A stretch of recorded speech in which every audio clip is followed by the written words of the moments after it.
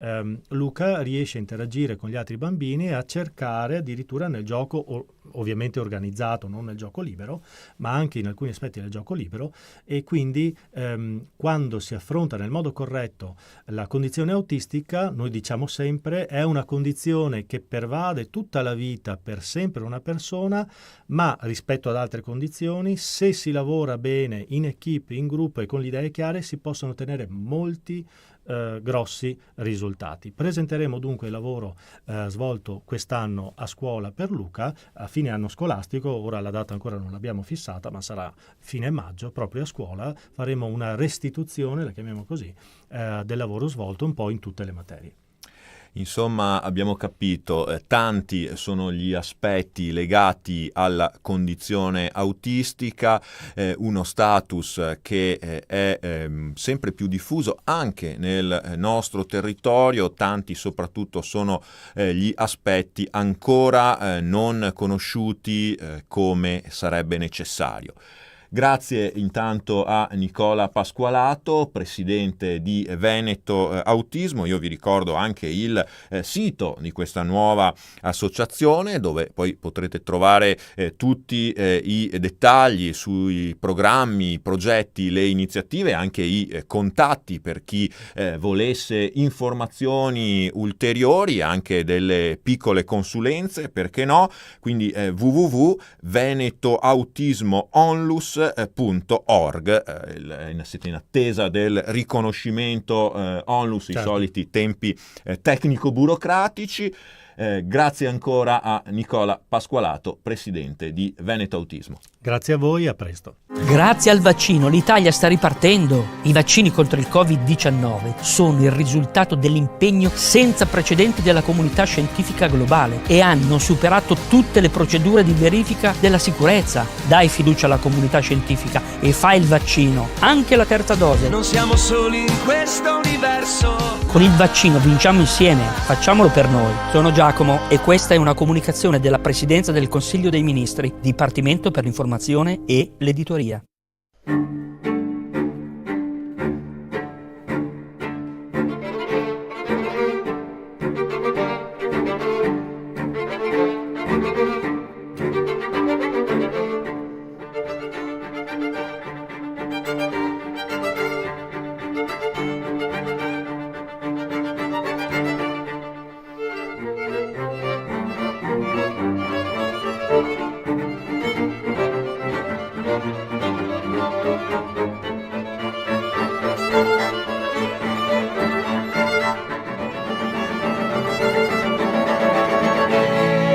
Benvenuti ad una nuova puntata del ciclo dedicato al Polo Museale della Grande Guerra di Vittorio Veneto.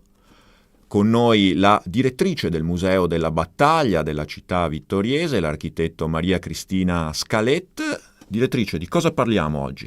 Oggi parliamo degli eroi della Grande Guerra, questi personaggi che hanno vissuto in modo un po' particolare, e di eroi ce ne sono anche a Vittorio Veneto. Parleremo oggi di uno straordinario personaggio, Alessandro Tandura, e di questo personaggio ce ne parlerà una volontaria del Servizio Civile Nazionale, la dottoressa Francesca Daros, laureata in Scienze del Turismo all'Università di Udine. Andiamo a conoscere meglio la vincente storia di Alessandro Tandura. La Grande Guerra è fatta anche di atti di eroismo e di veri e propri eroi. Alcuni, come dicevamo poco fa, sono legati alla città di Vittorio Veneto. Uno di questi è Alessandro Tandura. E allora cerchiamo di scoprire un po' di più chi era questo personaggio. Francesca Daros, chi era allora Alessandro Tandura?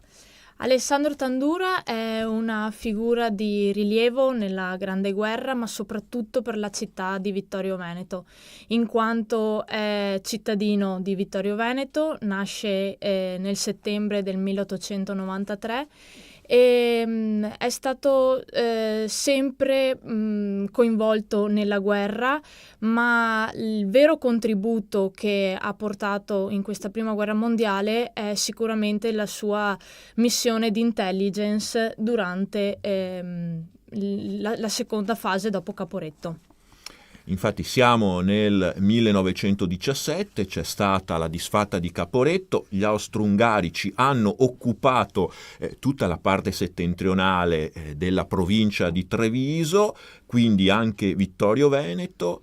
C'è bisogno di qualcuno, come dire, che capisca qual è la situazione oltre le linee e passi le informazioni all'esercito italiano, ai nostri comandi, e Alessandro Tandura viene scelto proprio per questo. Esattamente, diciamo che le azioni di spionaggio al tempo non erano molto sviluppate, sono proprio le prime azioni queste, quindi con ancora molte incertezze nello sviluppare queste missioni. Alessandro Tandura viene scelto proprio perché, essendo nato a Vittorio Veneto, conosceva il territorio, aveva sicuramente degli agganci a livello sia familiare sia di amicizia, e questo poteva permettergli di sviluppare la sua missione in tranquillità, anche se, come si sa, sviluppare una missione di spionaggio di sicuro non è da star tranquilli.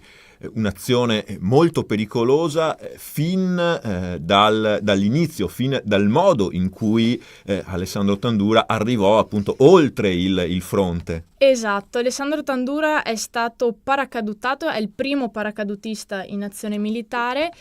Venne calato per sua scelta, non tanto per sua scelta in quanto venne proprio catapultato fuori da questo velivolo, e lui ha avuto la prima grande fortuna, è quella di atterrare sano e salvo, questo poco ma sicuro, e dopo l'atterraggio iniziava la vera missione, nascondere le sue tracce, nascondere il paracadute, trovare un rifugio, trovare del cibo e iniziare a tessere quei rapporti di aiuti che potevano costargli veramente le informazioni preziose. Infatti lui riesce a trovare aiuti grazie a la sorella Emma Tandura e la moglie Maddalena, le quali sono importantissime in quanto gli portano informazioni veramente importanti sullo spostamento delle armate austriache proprio nel comando di tappa presso Vittorio Veneto. Perché ovviamente la sorella e la moglie, come il resto della famiglia, erano rimaste a vivere nella città natale occupata. Tra l'altro, appunto, siamo nel 1917 e le comunicazioni sono molto complesse di per sé, non ci sono i mezzi attuali. Come passava queste informazioni Tandura ai suoi referenti nell'esercito italiano? Esatto, questa è una parte molto delicata perché raccogliere informazioni era molto, molto difficile, ma una volta raccolte bisognava mandarle, inviarle al di là del confine. Quindi c'erano due modalità concordate precedentemente la missione. La prima era tramite piccioni viaggiatori addestrati proprio per portare il messaggio di nuovo al di là del confine, e un'altra modalità era le lenzuola. Venivano stese delle lenzuola fuori da alcune abitazioni decise a priori, e queste lenzuola davano delle informazioni standardizzate soprattutto sul numero di armate nemiche. Questo era molto difficile perché bisognava trovare anche case di solito di contadini disposti a rischiare, proprio perché gli austriaci avevano inteso che c'erano persone che passavano informazioni, di conseguenza non era così semplice anche trovare persone che collaboravano insomma con Tandura, quindi è stata una missione veramente difficile. Tra l'altro anche gli stessi piccioni viaggiatori venivano paracadutati oltre le linee, anche qui c'era qualche disavventura. Esatto, era una disavventura anche quella, perché bisognava trovare il piccione e a legargli il messaggio alla zampa, però non era così semplice, non era così scontato che il piccione tornasse alla base, diciamo. C'è da dire che in tempo di guerra c'era anche molta fame e un piccione poteva essere un pasto per un contadino o per la famiglia, quindi non era così semplice trovare il piccione per poter reperire il messaggio, questo è certo. Sì, appena lanciati bisognava recuperarli in fretta, perché sennò qualcun altro poteva appunto metterlo allo spiedo o in forno. In questa missione, insomma, abbiamo capito davvero pericolosa per le modalità in cui si è svolta, e lo stesso Tandura ha rischiato personalmente anche alle volte. Tandura ha rischiato e è stato anche fortunato, perché una missione, affinché vada a buon fine, deve essere sicuramente ben organizzata, ma una buona componente si basa anche sulla fortuna. Infatti lui all'interno della sua missione venne catturato 2 volte. La prima perché ha tentato di entrare in Vittorio Veneto per andare a salutare i genitori, e viene fermato da due poliziotti dell'esercito austriaco e viene condotto in prigione. E di lì furbescamente riesce a scappare e tornare alla base dove era rifugiato presso il Visentin. Una seconda volta invece viene catturato proprio agli sgoccioli della sua missione e venne fatto prigioniero e portato in un treno che era diretto verso la Serbia, e lui riesce a scappare lanciandosi da un finestrino rotto, quindi anche lì un po' di fortuna, perché era capitato in un vagone proprio con questo finestrino rotto, e nel momento in cui il treno rallenta lui prende coraggio e salta fuori da questo treno e inizia a correre più veloce che può tra gli spari dei soldati austriaci, e riesce anche qui a mettersi in salvo. E alla fine riesce a portare a compimento la sua missione con buon esito. Le informazioni che ha fornito si sono rivelate preziose, tanto che poi appunto ha meritato anche un riconoscimento, una medaglia d'oro. Sì, certo, le informazioni che ha portato Tandura al di là del confine sono sicuramente state molto preziose per il buon esito della guerra, e questo le ha portato sicuramente questo riconoscimento molto importante, che è la medaglia d'oro al valor militare, proprio perché non ha mai rinunciato a portare a termine la sua missione, quindi questo gli rende onore sicuramente. Una figura davvero affascinante e forse non conosciuta come dovrebbe, quella di Alessandro Tandura, ufficiale degli Alpini Vittoriesi, medaglia d'oro al valor militare, primo paracadutato in zona di guerra. Noi ringraziamo Francesca D'Aros per avercelo fatto conoscere un po' di più. Grazie. Grazie a voi. E vi diamo appuntamento alla prossima puntata del nostro ciclo dedicato al Polo Museale della Grande Guerra di Vittorio Veneto, al suo patrimonio.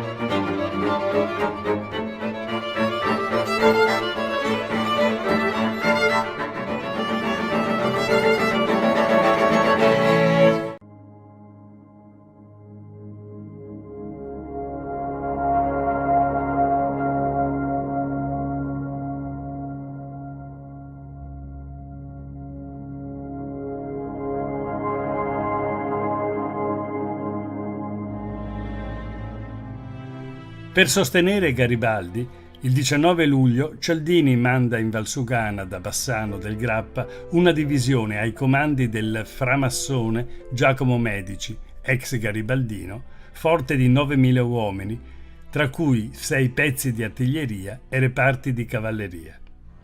Il 22 luglio occupa Primolano, tentando di accerchiare i circa 800 soldati asburgici di Franz Pichler, in inferiorità numerica di circa 1 a 10. Si tratta di episodi minori in quanto Vienna tiene a bada la fastidiosa incursione italiana con il grosso delle truppe spostato sul fronte settentrionale. Il generale Kuhn, intanto, attesta le truppe su posizioni strategiche intorno a Trento. Cialdini occupa Padova il 12 luglio, il 14 Treviso, San Donà di Piave il 18 luglio, Valdobbiadene ed Oderzo il 20, Vicenza il 21, Udine il 22, il 24 luglio Cadorna entra a Palmanova, ma ormai la guerra è finita. Dopo aver preso Borgo Vassugana e Levico Terme, il 27 anche le truppe di Medici si arrestano davanti al complesso fortificato di Civezzano e devono dire addio a Trento. Ormai, il 21 luglio 1866, nel castello di Nikosburg si firmano i preliminari di pace tra Austria e Prussia. Napoleone III allora scrive a Vittorio Emanuele II: Mio signor fratello, appresi con piacere che Vostra Maestà ha aderito all'armistizio ed ai preliminari di pace firmati tra Prussia ed Austria. È dunque probabile che una nuova era di tranquillità si aprirà per l'Europa. Vostra Maestà sa che io ho accettato l'offerta del Veneto per preservarlo da ogni devastazione e prevenire un'inutile effusione di sangue. Il mio intento fu sempre di renderlo a se stesso. Padrone del suo destino, il Veneto potrà esprimere la sua volontà col suffragio universale. Garibaldi è raggiunto dall'ordine di ripiegare. Vecchio e ferito, risponde al comando supremo con il famoso obbedisco, scritto su un telegramma spedito da Bezzecca il 10 agosto. A ricordo di tali fatti guerreschi c'è rimasta una canzone trentina che fa così. Quepel de Garibaldi, che faremo dei tamburi. Tiroesi, ste sicuri, Garibaldi non ven più.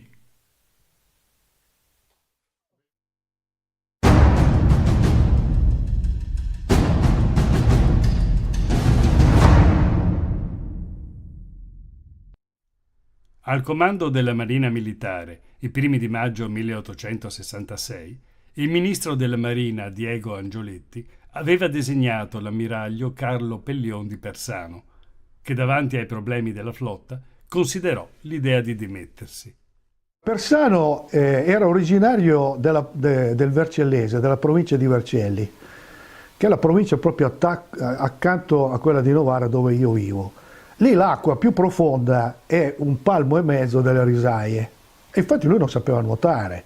Quando era sulla nave si faceva affiancare sempre da 2 marinai che le cronache precisano dovevano essere robusti, perché se per caso lui cascava in acqua ce ne voleva 2, quello che lo aiutava ed eventualmente una riserva per salvarlo. Ora, che un ammiraglio possa essere ammiraglio senza conoscere sufficientemente l'acqua è paradossale, ma è ancora più paradossale perché la sua esperienza di gioventù l'ha consentito di mettere a repentaglio per 2 volte la vita del re d'Italia, quando ancora era soltanto principe.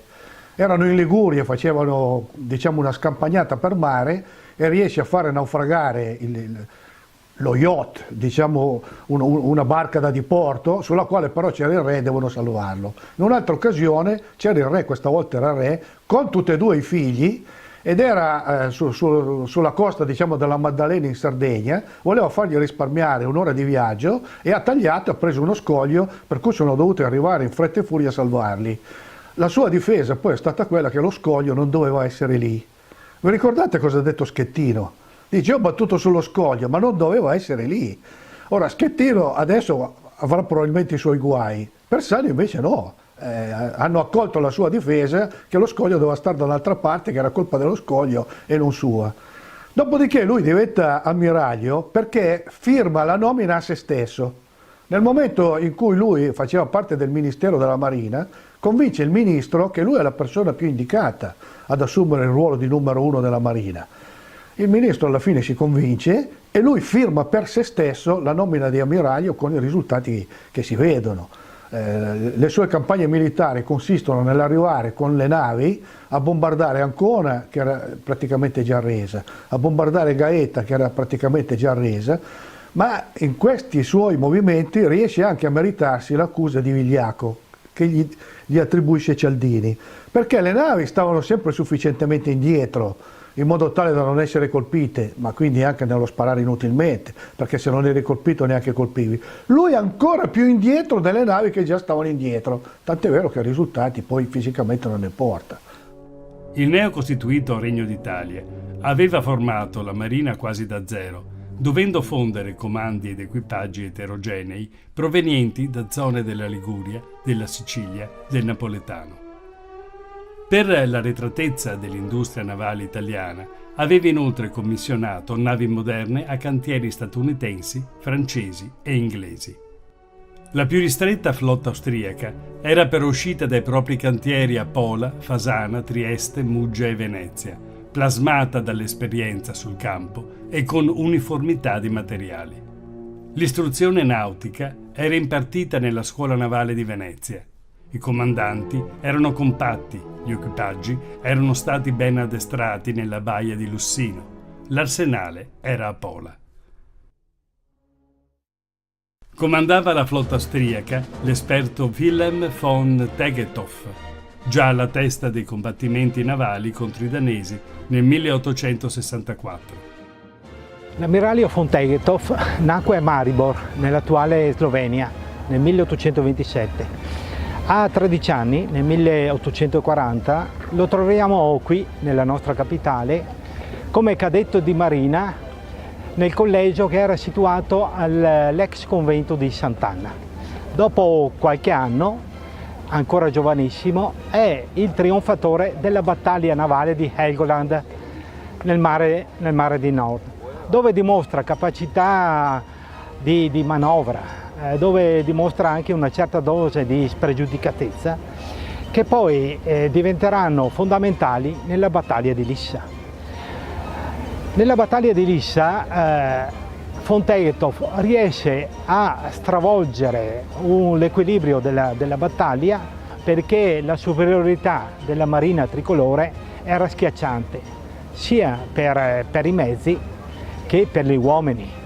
Ricordiamo che l'ammiraglio Persano, comandante in capo della marina tricolore, disse all'arrivo delle navi austriache: stanno arrivando i pescatori. Il 20 giugno 1866 si insediò il secondo governo Ricasoli con il nuovo ministro della Marina Agostino De Pretis, il quale sollecitò Persano a muovere le navi da Taranto. All'alba del 27 giugno 1866 fu avvistata una squadra nemica in avvicinamento. Persano fece uscire dal porto di Ancona 9 corazzate per inseguire le navi asburgiche, le quali si dileguarono. Dopodiché decise di procrastinare l'attacco. Il ministro della Marina De Pretis approvò. In una lettera del 4 luglio 1866 esortò Persano ad una vigile difensiva, in accordo con il primo ministro Ricasoli, propenso a non impegnare la flotta che con la sicurezza della vittoria. Saputo della vittoria prussiana a Sadovà, che metteva il governo italiano nell'urgenza di evitare che le Venezie fossero date alla Francia, la situazione si capovolse. Il 6 luglio 1866 il ministro della Marina De Pretis emanò nuovi ordini. Tenersi più che mai all'idea di combattere e di ricercare la flotta austriaca e di attaccarla. Il 7 luglio De Pretis ordinava di attaccare la costa vicina a Trieste per rompere la linea del telegrafo e il collegamento ferroviario tra Vienna e Venezia. Persano fece a modo suo. Dal 9 al 15 luglio scorazzò senza attaccare vicino alle coste dalmate. Così gli venne l'idea dell'attacco a Lissa. Quest'isola gli doveva sembrare un obiettivo alla sua portata. Il consiglio di guerra, tenuto a Ferrara il 14 luglio 1866, ingiunse all'ammiraglio Persano di agire, pena la destituzione. Persano disponeva di navi costose, ma aveva trascurato le istruzioni di tiro e le manovre di squadra. Il primo a peccare di inesperienza era proprio lui. Mai aveva affrontato una flotta nemica. Gli austriaci sembrano in svantaggio. L'inferiorità dei navigli è di circa 1 a 2 per tonnellaggio, mentre nell'armamento l'inferiorità si aggrava, perché la Prussia ha bloccato la fornitura dei nuovi cannoni a canna rigata della Krupp alla marina asburgica. Dovendo superare l'inferiorità di tiro, l'originale tattica di Tegethoff si basa sullo sperone. Bisognava lanciarsi in formazione contro lo schieramento avversario, circondare e isolare alcune navi nemiche e poi sfondare la loro chiglia. Tuttavia, qui entra in gioco un fattore umano fondamentale in guerra, l'esperienza, che va ben oltre i mezzi a disposizione. Gli equipaggi asburgici riflettevano la composizione della gloriosa flotta veneta. In gran parte era gente di mare proveniente dalla Dalmazia, dall'Istria, dal Veneto e dal Triestino. Tegethoff ha un forte legame con i suoi uomini e può dirsi veneziano d'adozione. A bordo i marinai parlano il veneziano. Le navi, per quanto non di ultima generazione, sono però ben costruite e maneggevoli. Le navi dell'Aquila Bicibite sono quasi prive di corazza, così Tegethoff dispone che i cantieri montino rotaie e catene sulle fiancate delle navi più grosse. In una lettera ad una baronessa triestina, l'ammiraglio alluse ai propri equipaggi scrivendo che anche dietro la fiancata di legno battono cuori di ferro.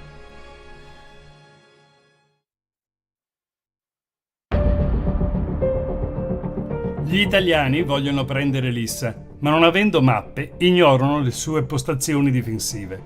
Nessuno dei comandi si decide a consultare i subalterni che conoscono l'isola. La ricerca di carte topografiche presso i rigattieri di Ancona va a vuoto, così il capitano di vascello D'Amico è mandato in ricognizione a fare dei rilievi e circumnaviga la costa battendo falsa bandiera britannica. D'Amico può comporre così tutti gli schizzi dei forti e batterie, ma il suo lavoro risulterà impreciso. Poiché i cavi telegrafici sottomarini sono stati spostati, le cannoniere mandate nell'isola di Lesina a tagliarli vi riescono solo in tarda mattinata del 18 luglio. Perciò l'attacco manca dell'effetto sorpresa. Tegethoff è avvisato dei fatti dai bollettini ricevuti. Pensa dapprima ad una mossa diversiva di Persano, ma l'indomani capisce che Lissa era l'obiettivo del nemico, quindi è autorizzato ad uscire con la flotta, avendo carta bianca sul da farsi. Persano mira a neutralizzare i forti di Lissa. L'armata si articola su 3 squadre. La prima, condotta da lui stesso, è la squadra da battaglia che attacca Porto San Giorgio. Poi c'è la squadra d'assedio sotto il vice ammiraglio Giovan Battista Albini, che deve sbarcare a Porto Manego. Infine, una squadra sussidiaria sotto il contrammiraglio Vacca. È composta da fregate e corvette ad elica e deve bombardare Porto Comisa, lanciando un secondo sbarco. Il 18 luglio le unità di Persano tempestano di ferro e fuoco le fortificazioni di Porto San Giorgio, ma le altre 2 squadre abbandonano il posto senza eseguire lo sbarco. Alla riunione serale, Persano rimprovera Albini e Vacca, che replicano tirando in ballo l'eccessiva altezza delle difese da colpire con le artiglierie. La vanagloria di Persano lo induce a cantar vittoria. Comunica ad Ancona che la Gibilterra dell'Adriatico è stata presa. Neppure il 19 fu lanciato lo sbarco, nonostante i rinforzi provenienti da Ancona. Arrivano l'agognato Ariete corazzato affondatore e nuovi reparti da sbarco che innalzano a 2200 le unità di fanteria italiana ormai superiori alla guarnigione isolana. Persano riprende a bombardare e ordina ad Albini di prendere Porto Carobert, ma l'azione è intrapresa solo alle prime ombre del tramonto, poi si arresta davanti alle fucilate delle truppe asburgiche. Persano si dice soddisfatto, quasi tutto il tempo davanti a sé obiettivi.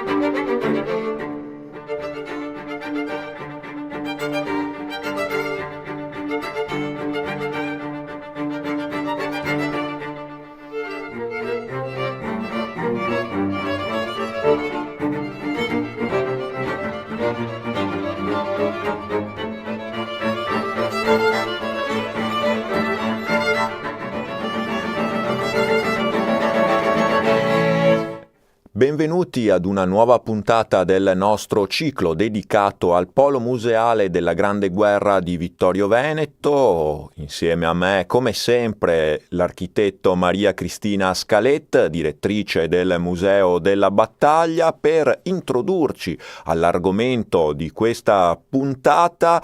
Parleremo di un personaggio, architetto Scalet, un personaggio molto particolare, legato naturalmente alla Prima Guerra Mondiale e a Vittorio Veneto. Certamente. Stiamo parlando di un personaggio che è stato una medaglia d'oro al valor militare, si chiama Giacomo Camillo De Carlo, e nel corso della sua vita, proprio partendo dalle vicende della Grande Guerra, ha intrapreso una carriera di agente segreto. Quindi parleremo dell'aspetto dello spionaggio durante la Grande Guerra e di questo particolare uomo, veramente un po' uomo da romanzo. E ce ne parlerà la volontaria del servizio civile, la dottoressa Francesca D'Aros. Andiamo a conoscere allora uno dei protagonisti della Grande Guerra sul fronte vittoriese, ma non solo naturalmente, e non solo della Grande Guerra, perché la sua storia poi si evolve anche negli anni successivi. L'abbiamo definito uno 007 ante litteram, Camillo De Carlo. Allora, Francesca D'Aros, insomma, chi era questo personaggio molto particolare? Sì, questo è un personaggio particolare e molto importante per questa tematica della Grande Guerra. Giacomo Camillo De Carlo nasce a Venezia nel 1892 e entrò molto presto in ambito militare. Infatti nel 1915 ottenne il brevetto come pilota ufficiale alla Scuola di Aviatori di Roma e l'anno successivo ottenne invece il brevetto come ufficiale aviatore del cielo. Questo brevetto gli permise di portare il suo contributo nella Grande Guerra come appunto fotografo ufficiale. Il suo compito era quello di scattare fotografie dai velivoli sul territorio nemico, in territorio friulano, quindi sul Carso. Proprio questa missione sul Carso portò a Camillo 2 medaglie d'argento al valor militare e una di bronzo. E poi c'è anche un'altra missione particolare che fruttò un'altra onoreficenza di alto valore a Camillo De Carlo, missione che toccò anche il suo territorio natale, possiamo dire. Esatto, la missione che valse a Camillo De Carlo la medaglia d'oro venne svolta proprio a Vittorio Veneto e occupò un breve periodo di tempo perché la missione iniziò nel maggio del 1918 e terminò i primi 10 giorni di agosto dello stesso anno. La missione fu da subito abbastanza movimentata in quanto anche Camillo De Carlo, così come Tandura, doveva atterrare in territorio nemico attraverso un velivolo, ma già dai primi istanti ha riscontrato delle difficoltà in quanto la missione prevedeva l'atterraggio presso Fontana Fredda, ma al momento dell'atterraggio il velivolo di De Carlo è stato scoperto e quindi è stato illuminato da un faro nemico e il pilota è stato costretto a riprendere quota per scappare dai nemici. Decidono di atterrare nell'aeroporto austriaco proprio, quindi nemico, presso Aviano, perché hanno un po' di fortuna in quanto in quel momento stavano decollando 2 velivoli e l'aereo di De Carlo ne approfitta per atterrare proprio perché nascosti dal rumore dagli aerei nemici, quindi riescono ad atterrare. Riescono perché De Carlo in questa missione viene coadiuvato da un'altra persona amica di De Carlo e che conosceva molto bene il territorio, e questa persona è Bottecchia, un amico appunto stretto di Camillo. riescono ad atterrare e il giorno dopo, dopo una lunga camminata, arrivano a Fregona, che è nelle colline vittoriesi, e qui iniziano a tessere i primi rapporti di fiducia che dovevano permettere una buona riuscita della missione. Una missione che appunto è quindi soprattutto di spionaggio per passare informazioni, come si dice, da oltre le linee nemiche all'esercito, ai comandi italiani, e quindi De Carlo utilizza anche delle tecniche particolari.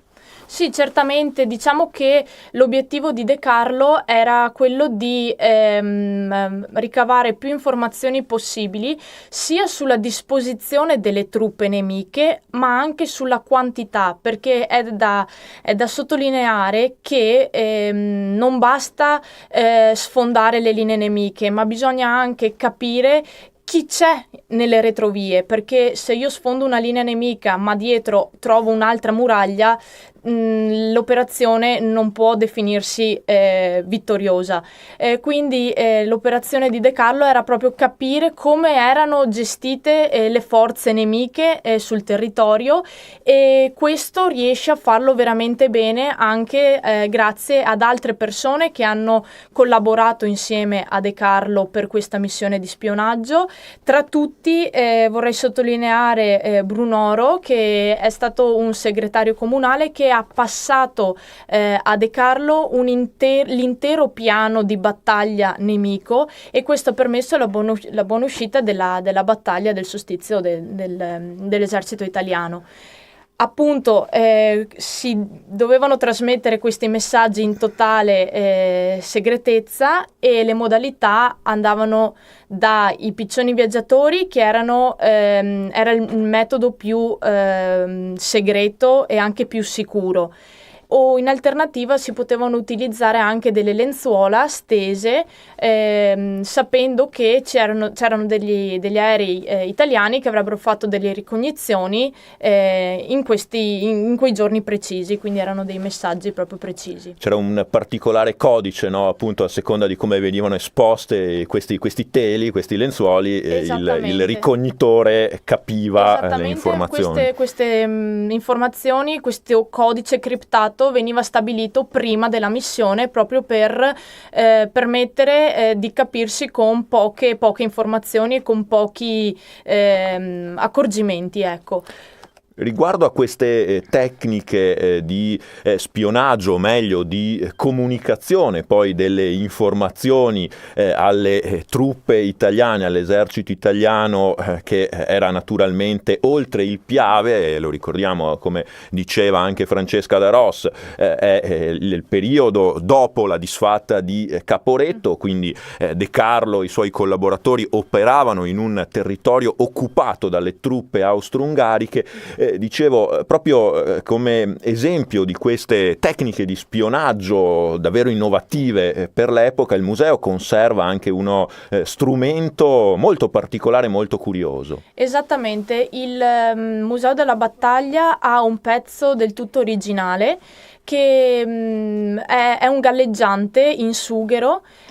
Questo strumento serviva per trasmettere i messaggi tramite il fiume Piave, in quanto i messaggi venivano inseriti all'interno di questo galleggiante che aveva una forma tonda, e erano più di uno ovviamente. Questi galleggianti venivano buttati sul fiume Piave e la corrente li avrebbe semplicemente portati al di là delle linee nemiche, quindi non serviva il trasporto della persona, ma seguivano la corrente, quindi buttando più galleggianti si aveva una speranza maggiore che alcune informazioni arrivassero presso l'esercito italiano. Quindi questa è una chicca del nostro museo veramente, veramente nobile. E poi naturalmente c'era chi li attendeva dall'altra parte, li raccoglieva, insomma, sperando che qualche nemico non li intercettasse, e non li ha intercettati, perché poi effettivamente la missione di De Carlo è andata a buon fine e le informazioni sono state molto utili. Grazie allora a Francesca Darós per averci presentato, raccontato un po' la storia di questo eroe vittoriese, medaglia d'oro al valor militare, davvero, come abbiamo detto, un James Bond che ha precorso i tempi, un pioniere dello spionaggio, dalla vita davvero avventurosa. Grazie. Grazie a voi. L'appuntamento è con la prossima puntata del nostro ciclo dedicato al Polo Museale della Grande Guerra di Vittorio Veneto.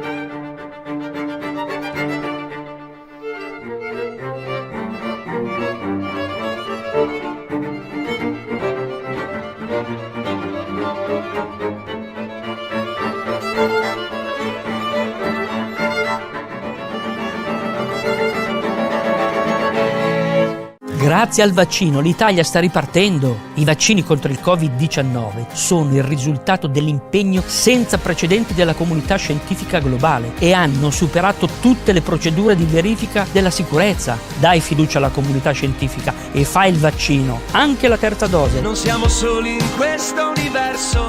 Con il vaccino vinciamo insieme, facciamolo per noi. Sono Giacomo e questa è una comunicazione della Presidenza del Consiglio dei Ministri, Dipartimento per l'Informazione e l'Editoria. Con noi troviamo il cantautore Alberto Cantone. Buongiorno e ben trovato Alberto. Ben trovata Alessandra, ben ritrovati tutti gli ascoltatori di Veneto 1. Alberto Cantone ci ha portato il nuovo album Breve danzò il Novecento, una raccolta di 13 brani che diremmo affondano, hanno le...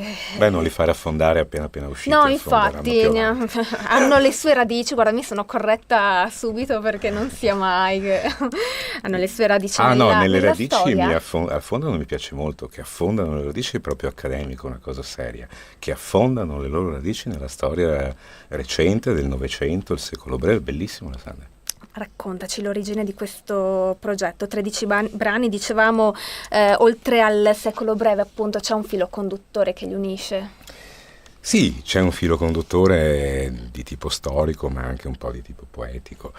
E il filo conduttore storico, come hai detto giustamente tu, è quello di essere una narrazione del Novecento, del secolo in cui, ahimè, io sono nato e sono cresciuto, e anzi mi sono fatto crescere di più la barba per dimostrare che sono proprio un uomo del Novecento, con la barba ormai imbiancata, e una narrazione del secolo, grosso modo secondo quell'indicazione storica dell'identificazione del Novecento come un secolo breve di Eric Hobsbawm, che parte grosso modo con la Prima Guerra Mondiale e finisce con la caduta del muro di Berlino e del mondo che abbiamo conosciuto diviso nei due blocchi. Il disco si articola tra queste due date, grosso modo, con alcuni diversivi, con alcune scorciatoie e alcune prospettive sul futuro. E dall'altra parte il Novecento è raccontato attraverso, com'è un po' nella tradizione anche degli album precedenti, attraverso l'ottica di racconti, personaggi e storie un tantino a margine rispetto al centro, al fuoco della narrazione storica principale. E qui riprende forse anche il filone del viandante, o forse anche proprio il filone della tua poetica, diciamo, appunto sì. Le figure al margine. Sì. Ci vuoi presentare qualcuno dei protagonisti di cui racconti nelle tue canzoni?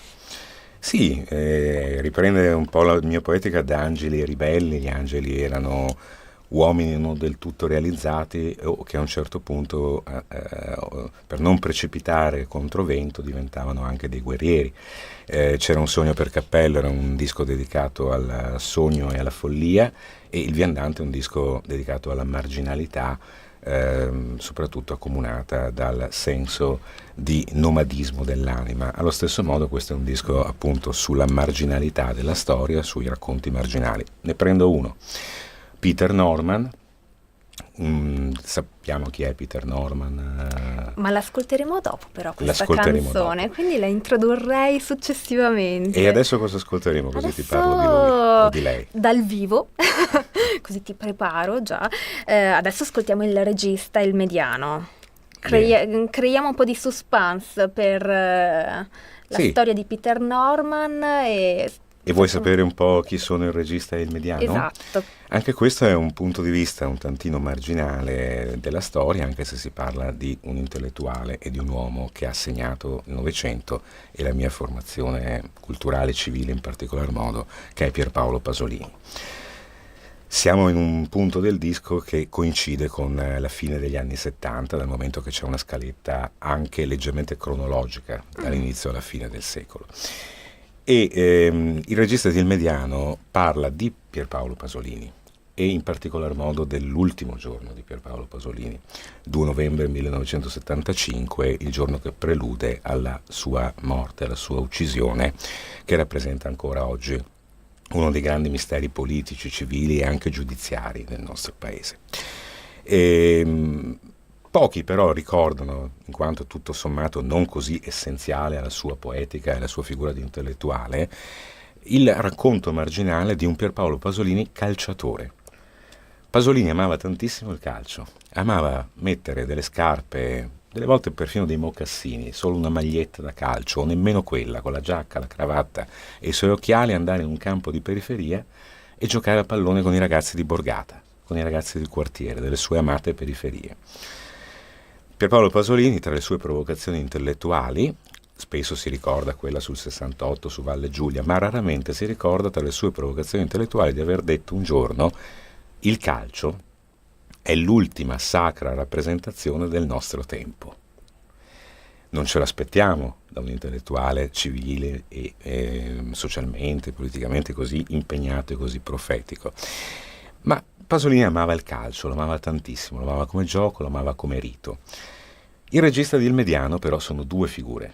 Il regista è Pierpaolo Pasolini, ruolo nella vita, nel cinema, ma anche un ruolo nel calcio. Il numero 8, il numero 10 del calcio di un tempo, insomma, chi dirige la squadra. Ma il mediano chi è? E qui entriamo in una storia ancora più marginale.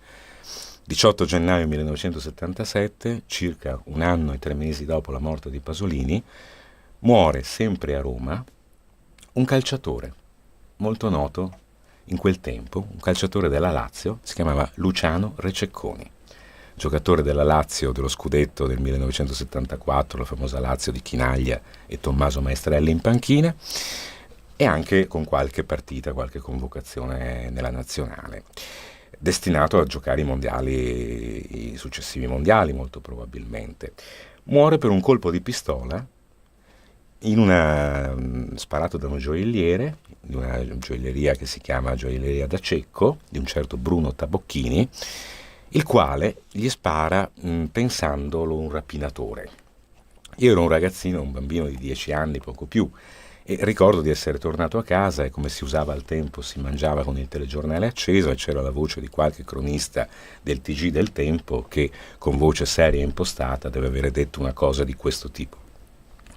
Questa mattina a Roma, nell'ambito di uno scherzo finito male, è stato ucciso il noto calciatore Luciano Rececconi della Lazio, il quale sarebbe entrato in una gioielleria al grido di "fermi tutti, questa è una rapina". Il gioielliere, impaurito, ha estratto una pistola e ha freddato il noto calciatore, che è giunto cadavere all'ospedale Gemelli. No? Okay.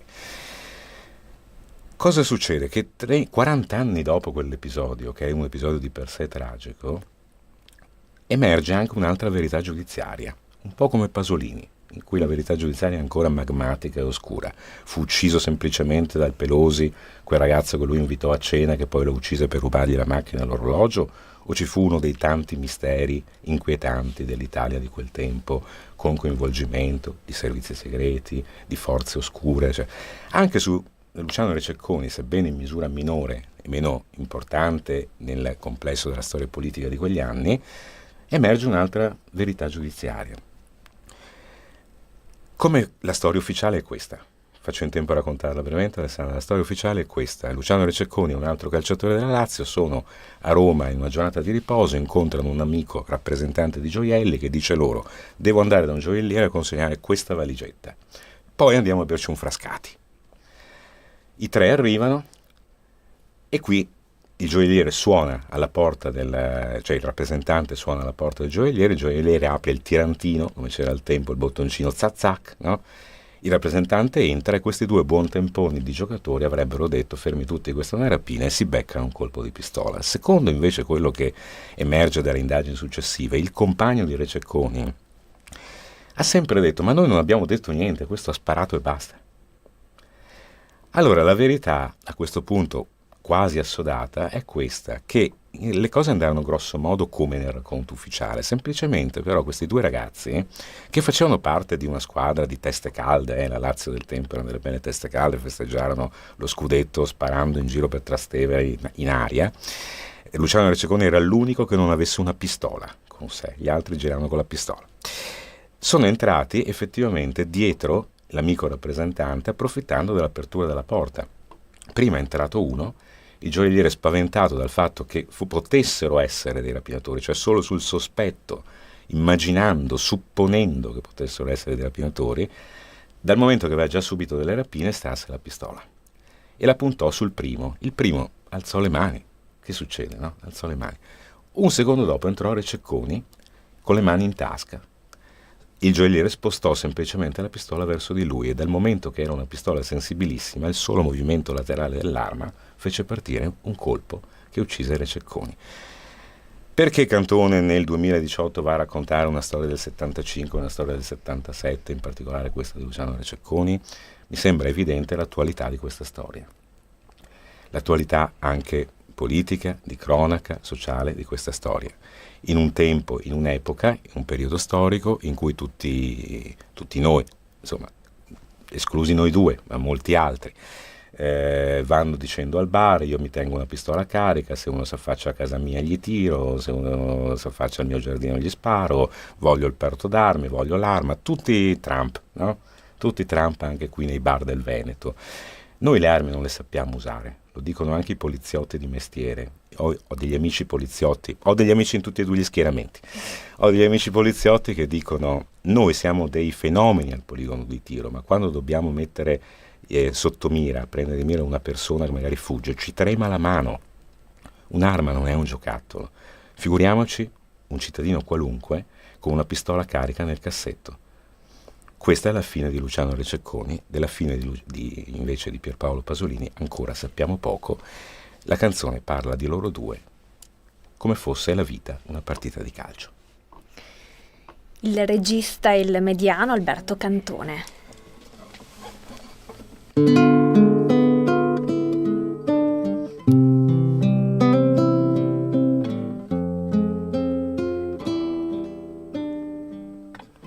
La mattina pioveva un poco a Roma, fin da mattina presto.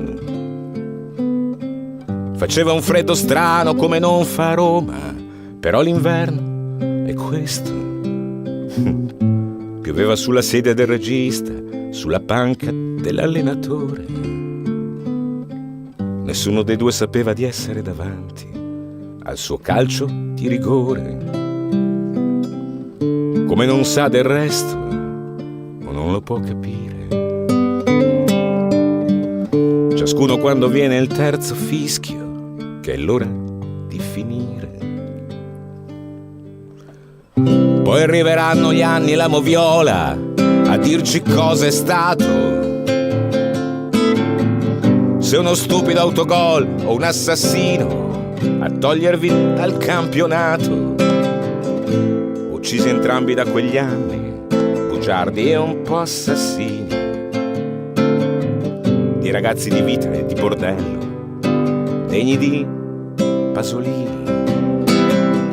Eccoci all'ultimo passaggio, l'ultima inquadratura, sorpresi in mezzo al campo da un'azione, sbagliando marcatura. E il calcio non è vita, il calcio è una passione. Potremmo dire al nostro tempo la nostra religione. A calcio non si vince, non si perde, né bomber né terzini. Si scende in campo che palle, lo sai, per rimanere bambini. La vita è un'altra cosa quella, la vita porta via. C'è un viale, un centro e dopo un nulla, che è la periferia. E il nulla è andarsene da soli, fuori dalla memoria. Senza un regista un po' mediano, che narri un'altra storia. Però la prossima partita saranno entrambi assenti. La rosa titolare mancherà di ben 2 elementi. E non c'è da prenderli al mercato di gennaio di riparazione. Giocherà senza il regista ed il mediano la tua generazione.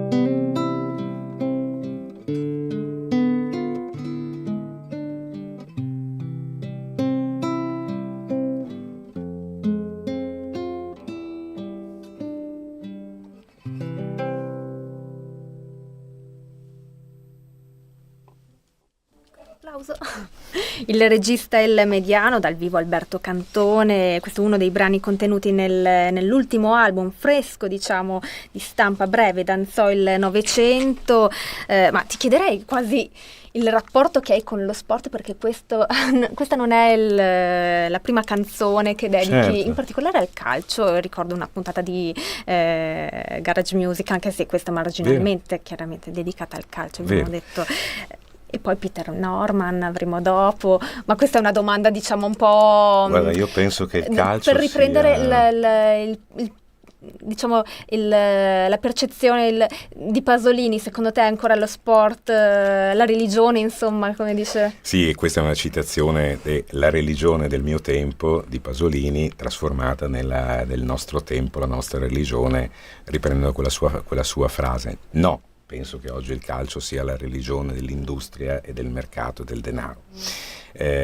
Certamente il calcio è ancora uno sport molto divertente nei campetti di periferia, quando si gioca per il vero spirito e il vero motivo per cui si deve giocare, quello di divertirsi, imparare a giocare in squadra, ad essere il giusto individualisti e il giusto altruisti. Poi è vero, hai ragione che io ho scritto molte canzoni sul calcio, soprattutto perché è una fonte di storie.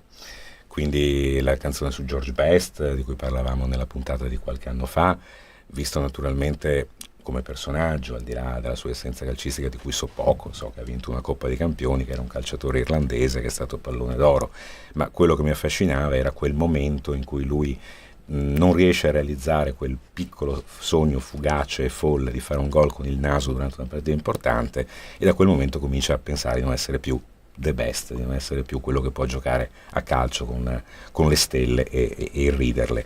Il calcio e lo sport in generale sono una fonte di storie conosciute dalle persone, e attraverso queste storie conosciute dalle persone, magari di più di quanto non possa essere la vicenda di un sociologo, di un antropologo o di una astrofisica, purtroppo, queste storie molto conosciute dalle persone possono essere una chiave di narrazione, di racconto di alcuni significati, di alcuni valori che mi viene più facile raccontare attraverso la cultura popolare, cioè di chi, e siamo tanti, la mattina si alza e legge la Gazzetta piuttosto che il Sole 24 Ore. Cultura popolare, non di massa.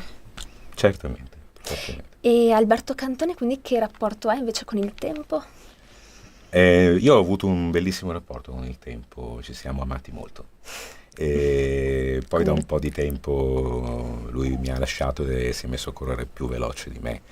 Il tempo per me, soprattutto, al di là della battuta, è il tempo. No, ma penso che no, è la verità. Infatti in questo disco io guardo indietro un po' sorridendo, cioè guardo avanti un po' preoccupato e guardo indietro sorridendo. Questo è lo spirito della copertina. Il tempo, quando si ha 51 anni, è soprattutto qualcosa che comincia a essere dietro di noi.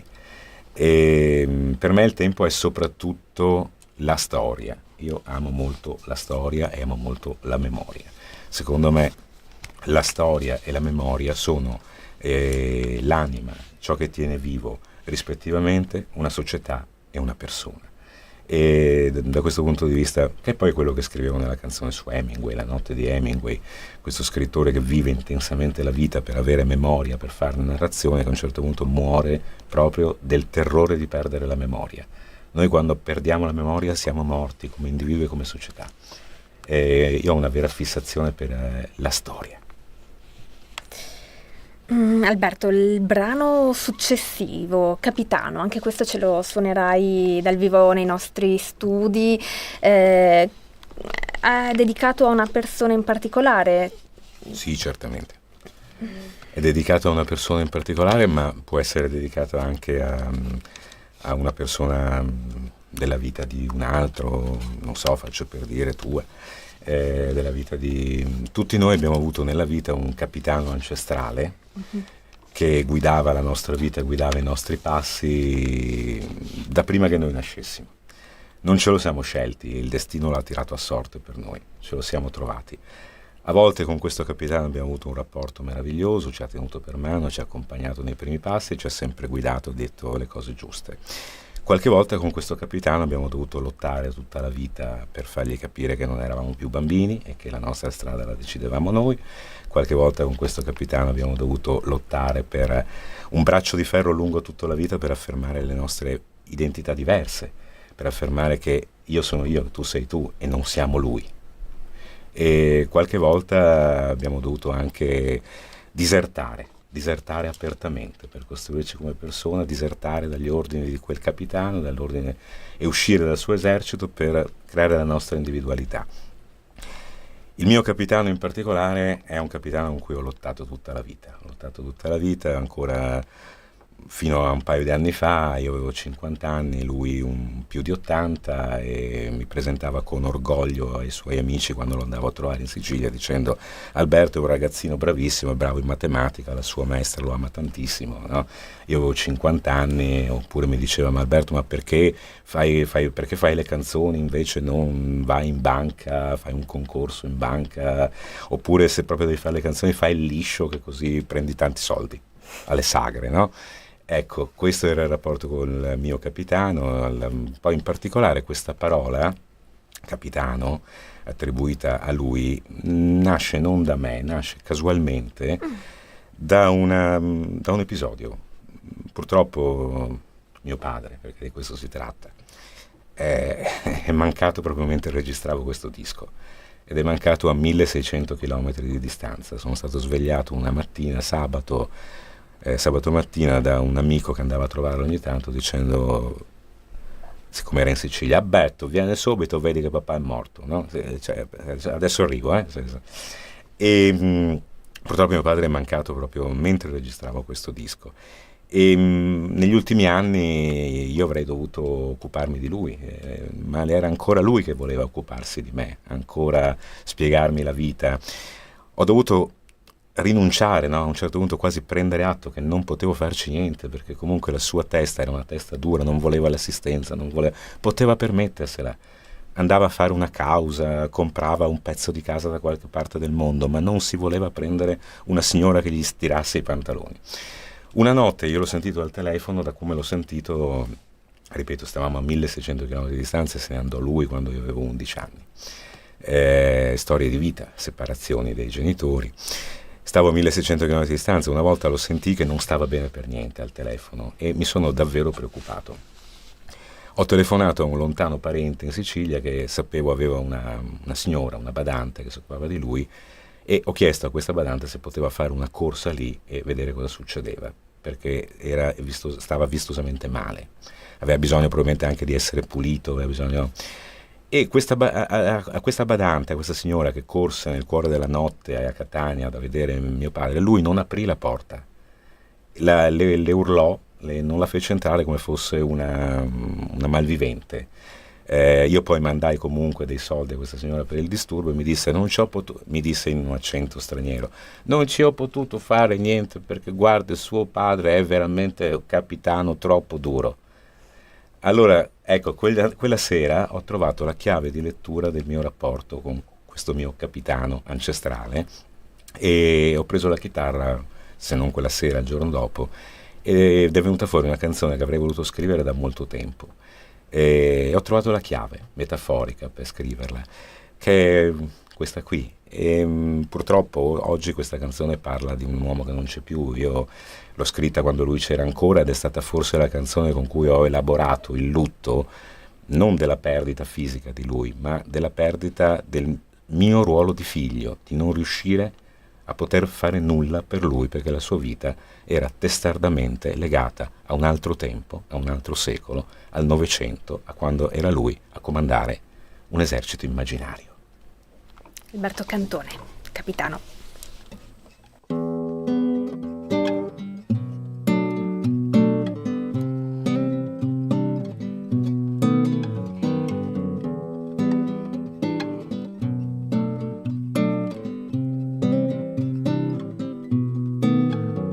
Capitano di lungo corso, capitano per me da sempre, da quando ancora non ero al mondo, da quando il mondo non era niente. Capitano, questa vita è già un difficile mestiere, e tu mi insegni riesce meglio a chi non è bandiere. Capitano di brigata, capitano di reggimento, troppo vecchio, troppo usato anche per il Novecento.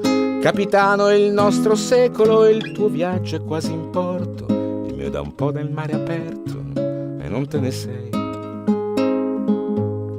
quasi accorto. Capitano di bastimento, capitano di fregata, la tua vita dalla mia vita si è presto separata, ma rimani il capitano e lo rimarrai per sempre. Non c'è niente più da fare, non c'è da fare niente. Capitano di lungo corso, capitano di fregata, capitano le tue medaglie di merda e cioccolata. Capitano che fai il duro e che sei duro con la gente, forse un po' ti rassomiglio e non ci posso far più niente. Capitano,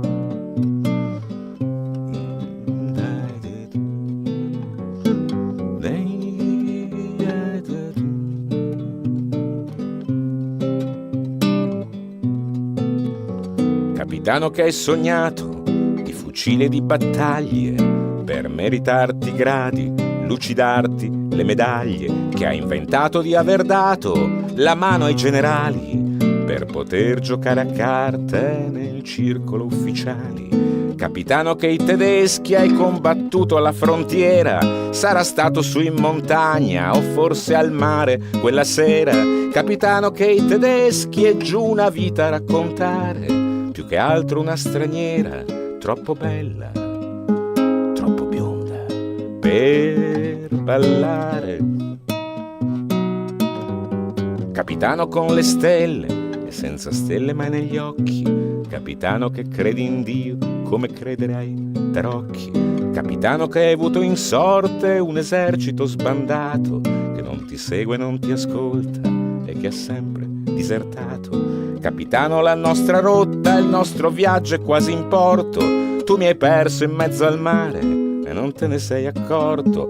Capitano, mi perdoni, magari un po' ti rassomiglio, ma se non sai essere un padre, io non ho saputo mai essere tuo figlio.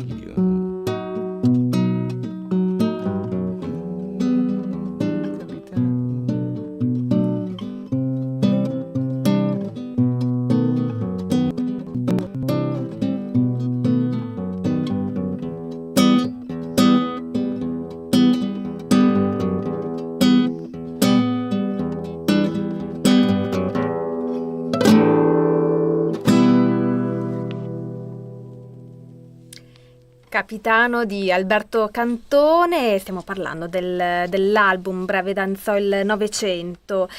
Non abbiamo detto le date, so che Cosa saranno mai le date? Tutti ti conoscono ormai, tutti ti seguono No, anche su soprattutto Facebook, tutti conoscono le date, cioè conoscono le date. oggi che giorno è? Esatto, di sempre riferimento al tempo, le al date, rapporto. Tutti conoscono le date, a parte negli anni bisestili si fa un po' di confusione, Esatto. però in genere le sappiamo tutte, 365. Vabbè, il 7 aprile, quindi siamo fra 2 giorni, no? Il 6 aprile mi pare, No, venerdì, sabato. no, non mi fai confusione. Sabato 7 aprile. Ecco, allora. Già non mi ricordo io che devo fare la mattina, no? Mamma mia. 7 aprile tra l'altro è una data importante del Novecento. È la data del Per Treviso. bombardamento di Treviso, 7 aprile 1943, e quindi è una data cruciale per la nostra città nel Novecento. Il 7 aprile faremo pomposamente la presentazione del disco al Teatro del Pane, qua a 2 passi da Treviso. Io dico pomposamente in modo ironico, nel senso che è semplicemente la prima data, la prima occasione di incontrare le persone dopo l'uscita del disco. Non è il tour di presentazione del disco, è una cosa a cui tengo molto, perché tu, Alessandra, no, possiamo dirlo, hai un bimbo, no? Hai una bimba, no? E non è che quando fai un bimbo o una bimba nuova poi fai un anno di tour di presentazione del figlio, no? Continua la tua vita, non sto dicendo a te, dico all'immaginario delle persone, continuiamo la nostra vita, ci abbiamo un figlio in più, si andrà al mare, in montagna a fare una passeggiata, poi lo si porta a scuola, cioè.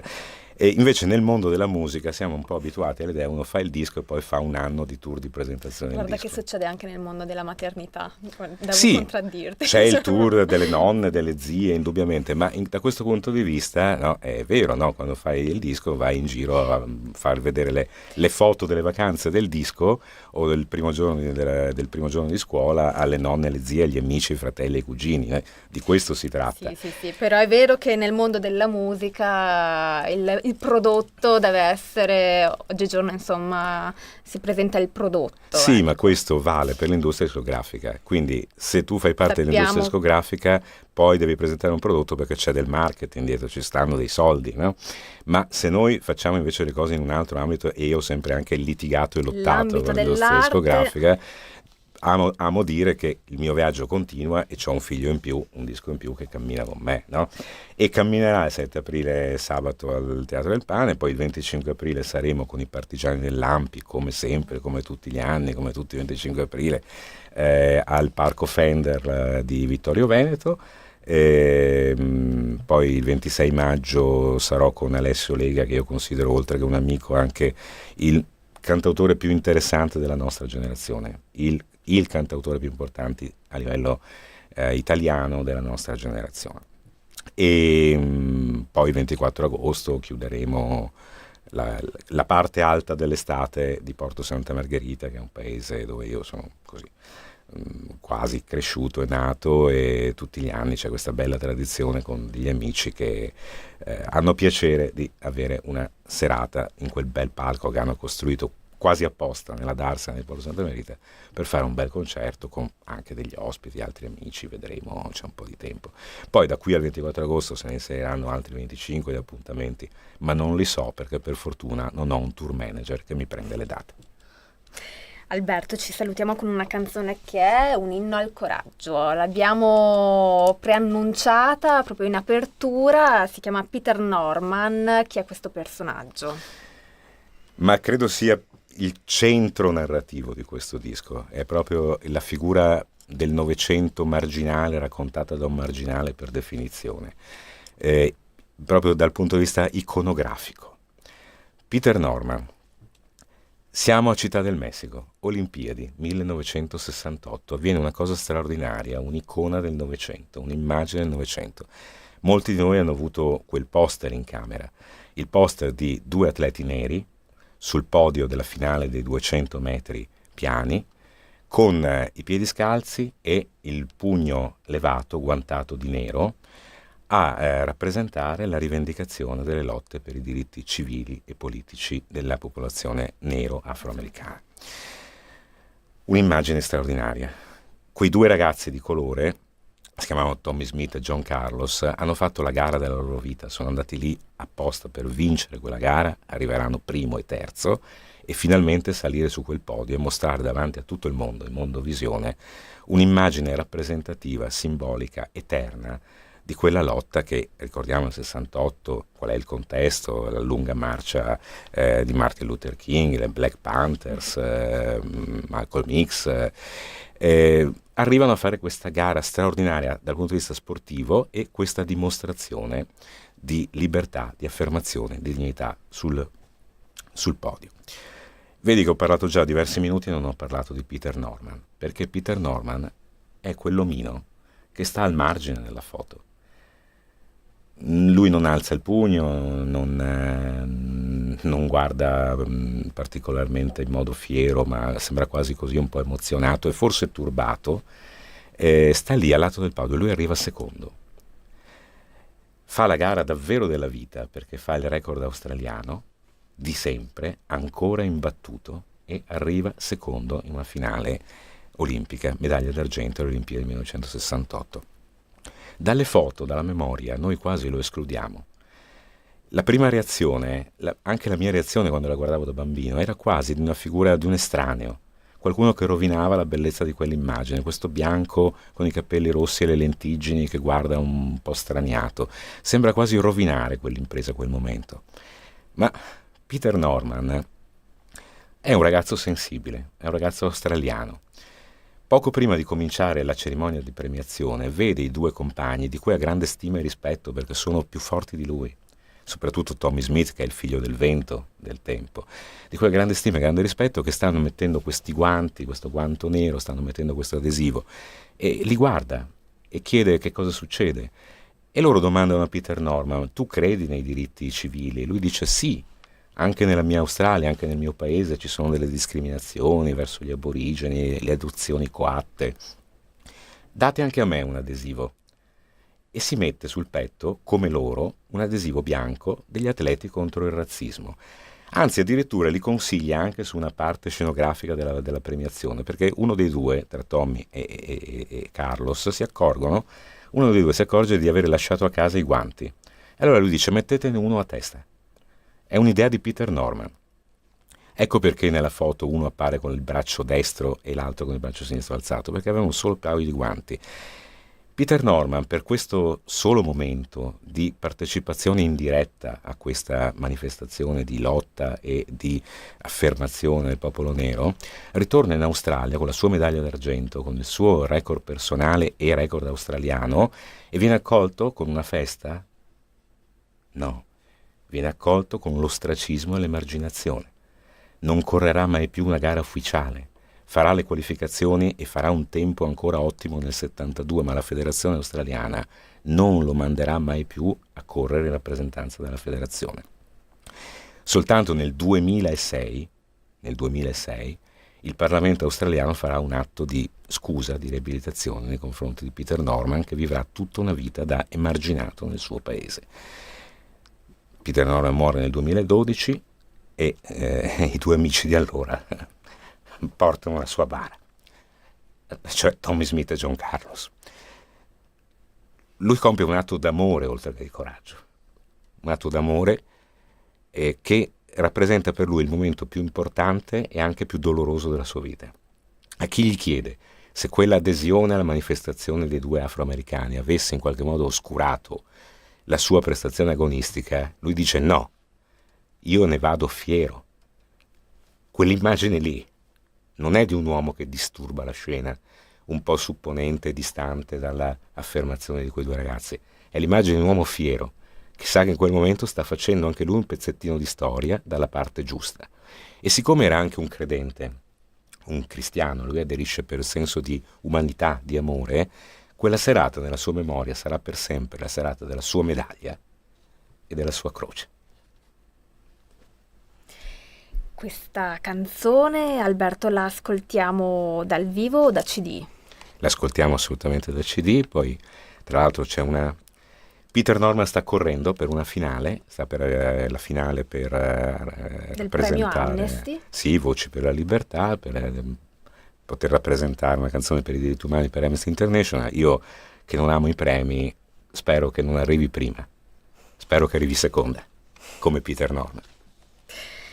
Ringrazio Alberto Cantone per essere stato con noi, per averci presentato l'album Breve Dancehall Novecento. Grazie Alberto. La presentazione dell'album sarà sabato 7 aprile al Teatro del Pane a Villorba e ci salutiamo con Peter Norman. Ciao Alessandra. Ciao. Io lo sapevo che non era il vento che mi sfidava quella sera, quando Tommy, che era il più forte, mi sfilò accanto come una corriera. E lo sapevo che non era il vento.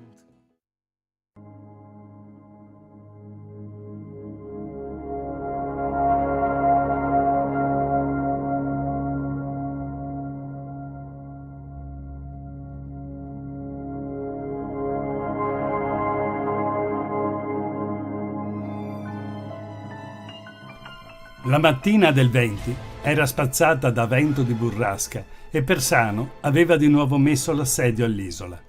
Di colpo è segnalata la flotta nemica.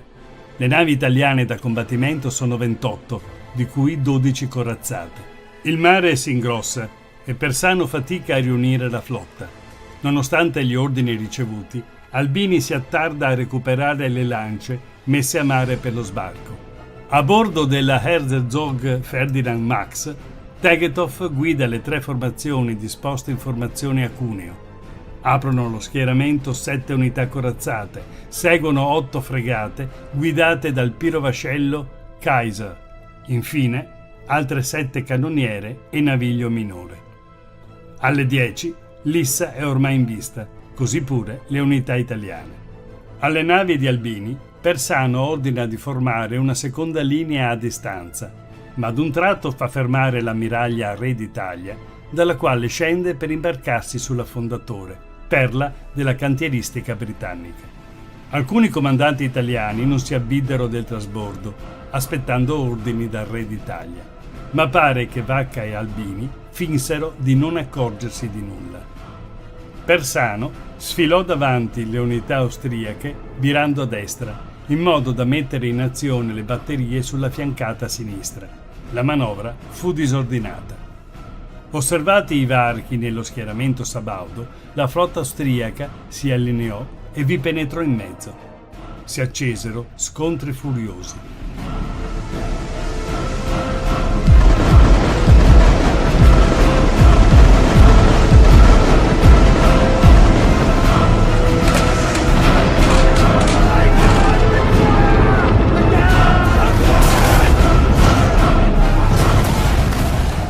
La Drache, sull'estremità destra dell'ala austriaca, fu colpita 17 volte da proiettili pesanti. Perdette l'albero maestro e rimase quasi senza propulsione. Il comandante von Moll restò poi decapitato da un proiettile, ma il secondo in comando, Weiprecht, riportò la nave in combattimento. Sono le 11. Il contrammiraglio Vacca cerca di aggirare la squadra nemica accostando sulla sinistra per assalire le navi in legno.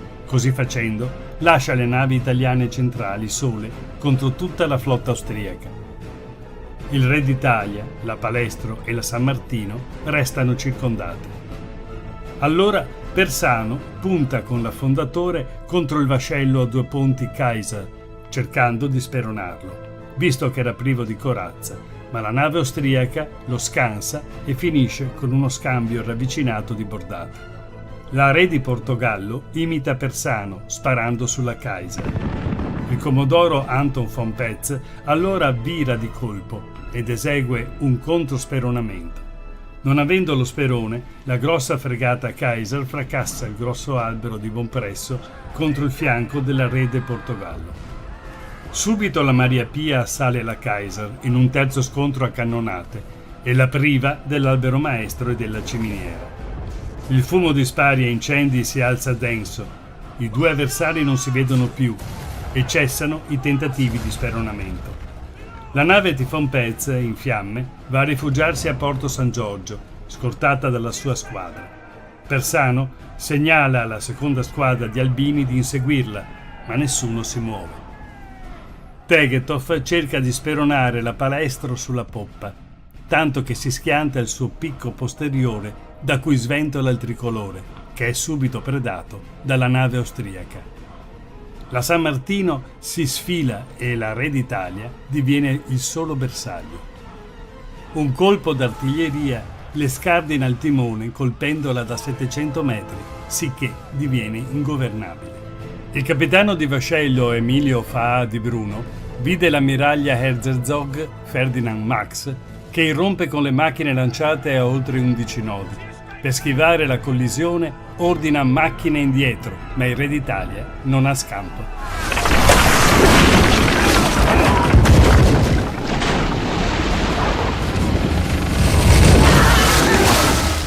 Lo sperone austriaco centra la fiancata sinistra della nave italiana, che sbanda prima a dritta per l'impatto, poi a babordo per l'arretramento della nave austriaca. L'acqua inonda l'enorme squarcio ed il Re d'Italia in breve affonda, inabissandosi con gran parte dell'equipaggio. L'unità austriaca Kaiserin Elisabeth cerca di prestare un pietoso soccorso, ma la Palestro e la San Martino la prendono a cannonate, facendola desistere. La corazzata Ancona punta contro la Herzog Ferdinand Max, ma l'ammiraglia austriaca la schiva. Le due fiancate si sfregano in uno stridore assordante. Poi l'Ancona si scaglia contro il ricognitore Elisabeth, ma termina la sua folle corsa addosso ad un'altra unità italiana, la Varese.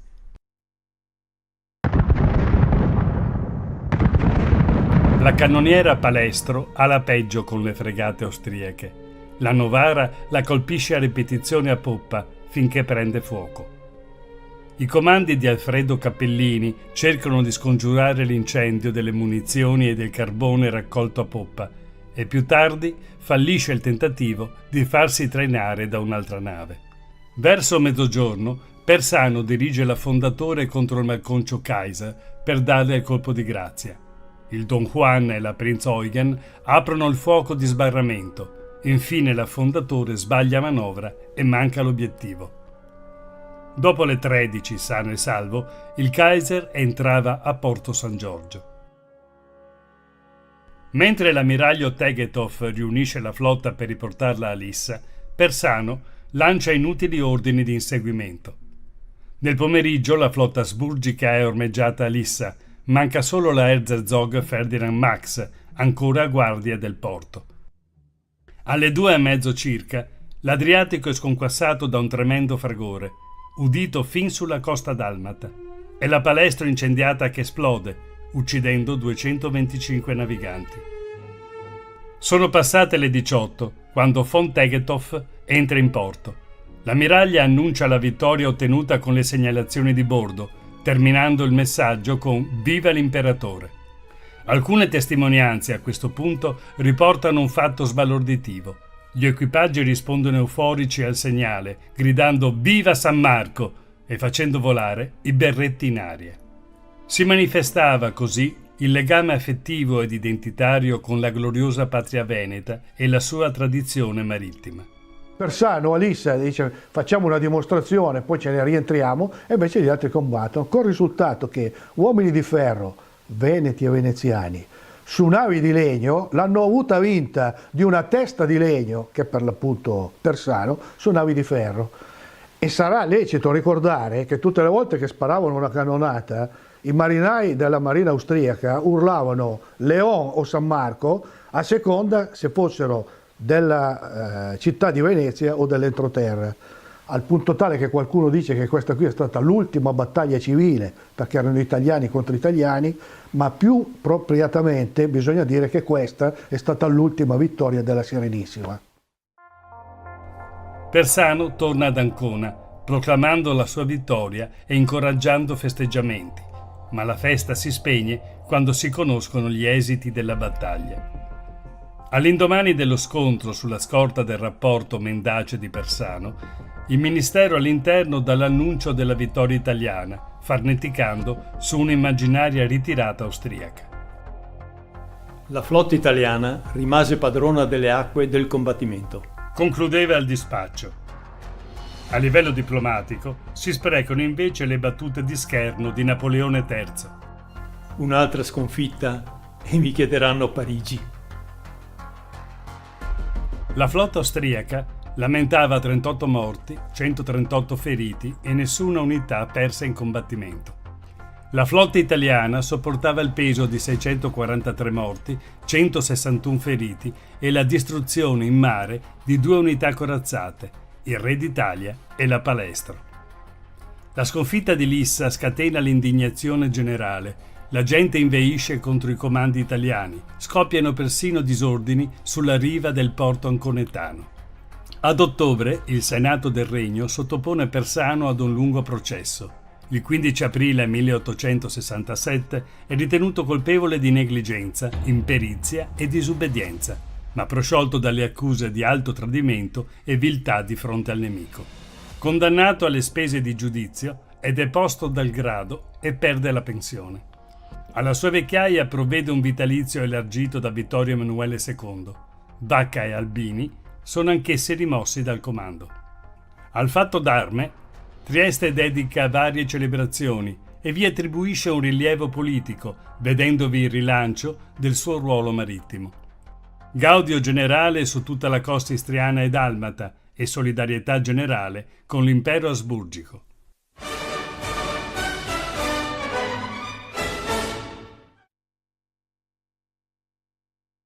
Dagli elenchi dei decorati e dei feriti emerge la composizione etnica della flotta austriaca. La provenienza prevalente è dagli ex domini della Serenissima. Un articolo del 78 di Pietro Giorgio Lombardo enumera 2 medaglie d'oro e ben 47 d'argento, concesse dall'impero ai marinai delle province di Venezia, Rovigo e Padova. Oltre alla medaglia d'oro conferita al timoniere chioggiotto Thomas Penzo, va ricordato il marinaio di Pellestrina Vincenzo Vianello, detto Gratan. Il contrammiraglio von Petz lo ha decorato con medaglia d'oro per aver afferrato il timone dalle mani del timoniere Lenaz, colpito a morte, e per aver condotto con maestria la fregata Kaiser allo speronamento della Re del Portogallo. Questo alle nostre spalle è sicuramente uno dei monumenti meno conosciuti della nostra capitale. È dedicato all'arciduca Massimiliano e fu eretto in Pola all'indomani della battaglia di Lissa nel 1869. Fu poi portato qui a Venezia nel 1919, dopo la Prima Guerra Mondiale, nonostante le fortissime proteste della popolazione di Pola. Un altro monumento eretto nel cimitero di Lissa fu trasportato, anche quello dopo la Prima Guerra Mondiale, nell'Accademia Militare di Livorno. Qualcuno si chiederà perché a Livorno, ma è una domanda che è destinata a restare nel vuoto. E mi è caro ricordare come un grande intellettuale veneto del secolo scorso, Guido Piovene, che citava spesso Lissa nei suoi appunti come l'ultima vittoria della Marina austro-veneta, tutte le volte che andava o per lavoro o per svago a Vienna si recava al monumento a Tegethoff e portava un mazzo di fiori proprio per omaggio a questo grandissimo ammiraglio, a questo grandissimo condottiero.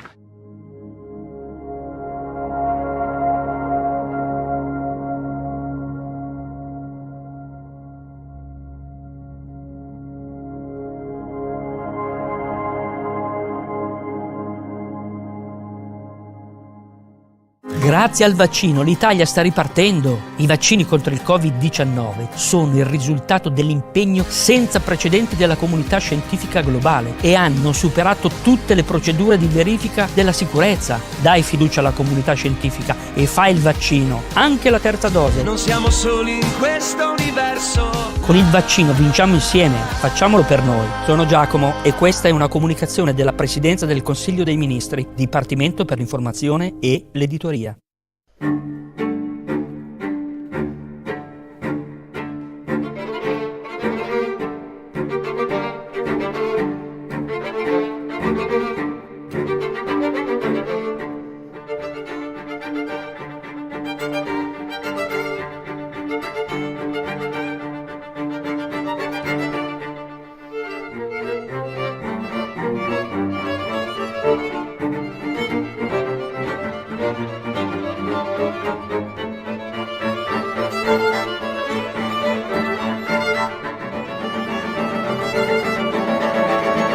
Benvenuti ad una nuova puntata del nostro ciclo dedicato al Polo Museale della Grande Guerra di Vittorio Veneto.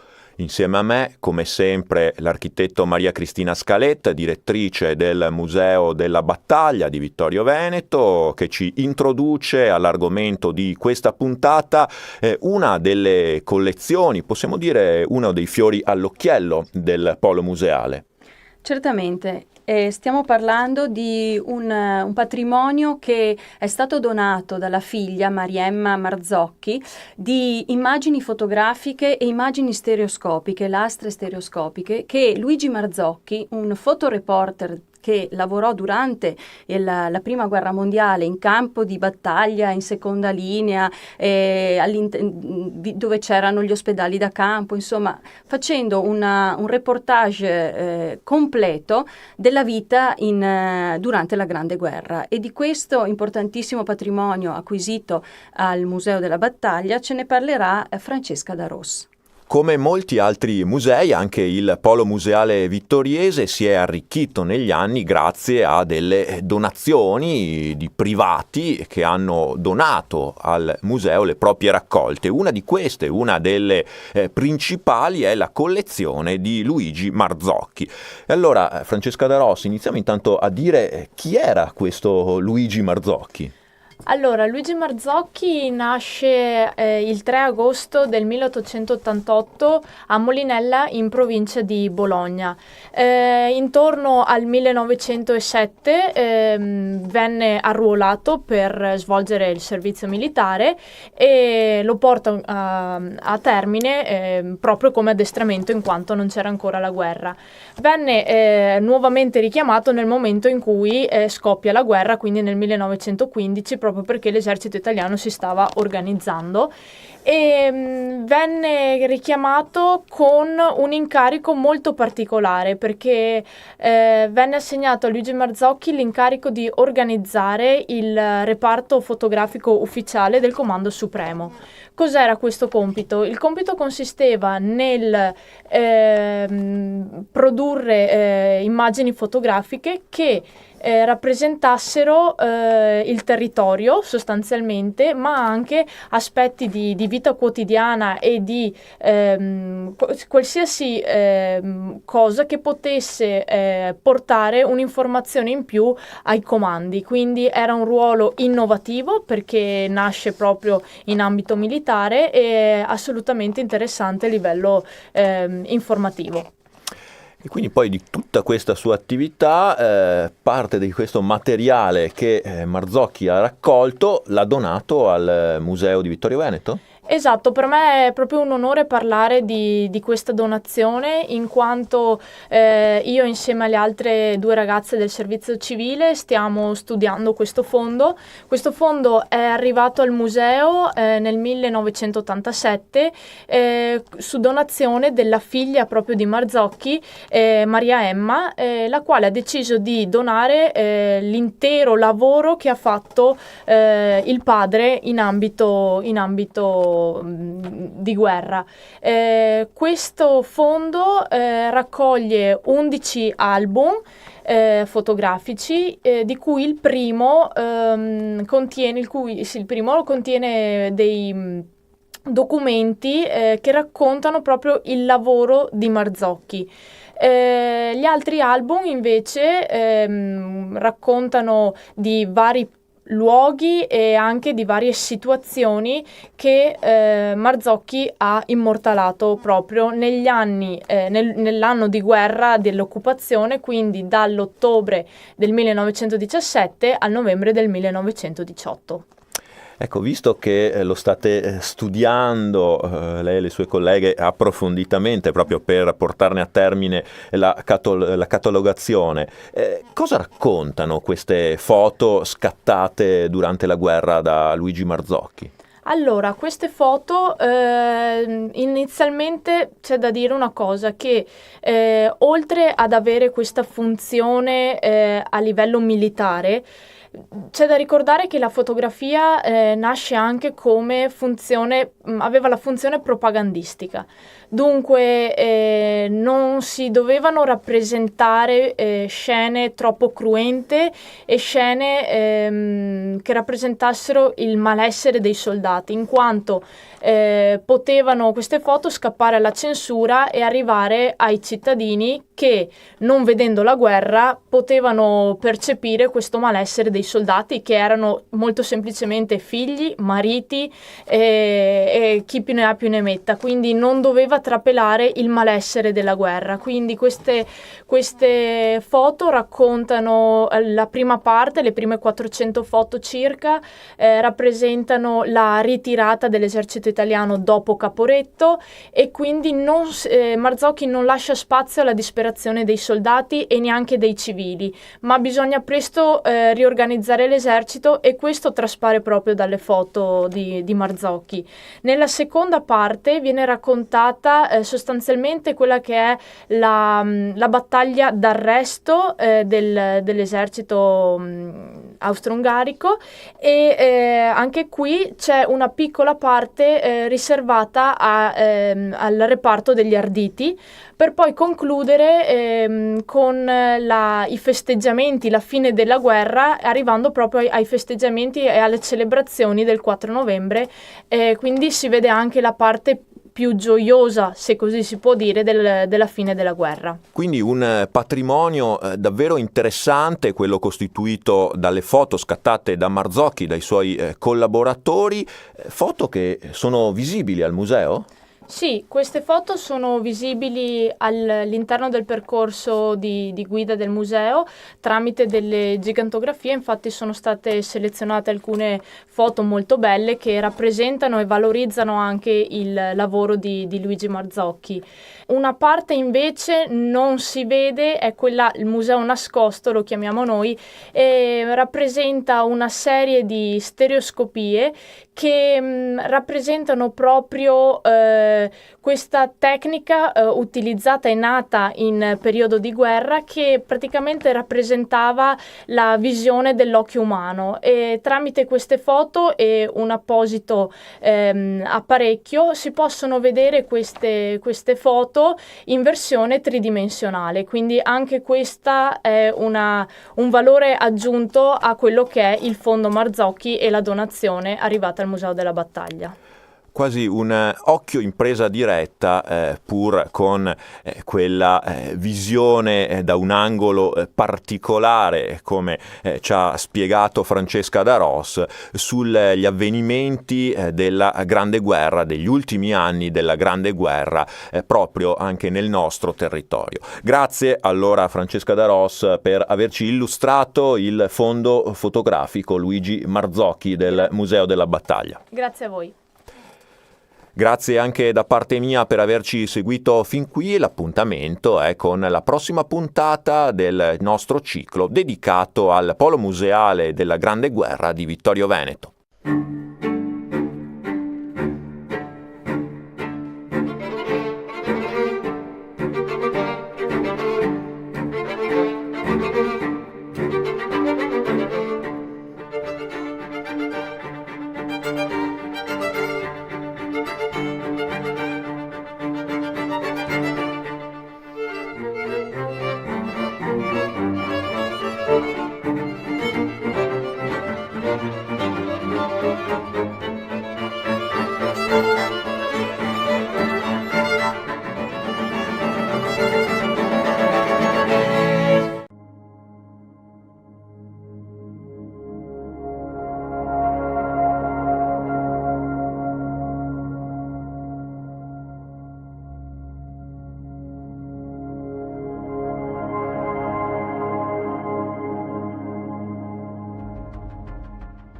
Dopo la disfatta italiana di Lissa, l'armistizio di Cormons è stipulato il 12 agosto 1866 dal generale Agostino Petitti Bagliani e dal generale Carl Möning.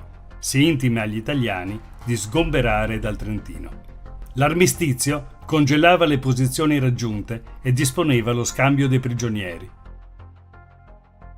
Gli austriaci si mantenevano nei settori fortificati di Venezia, Gradisca e del quadrilatero di Mantova, Verona, Legnago, Peschiera. Il destino delle Venezie era rimesso al trattato di pace definitivo.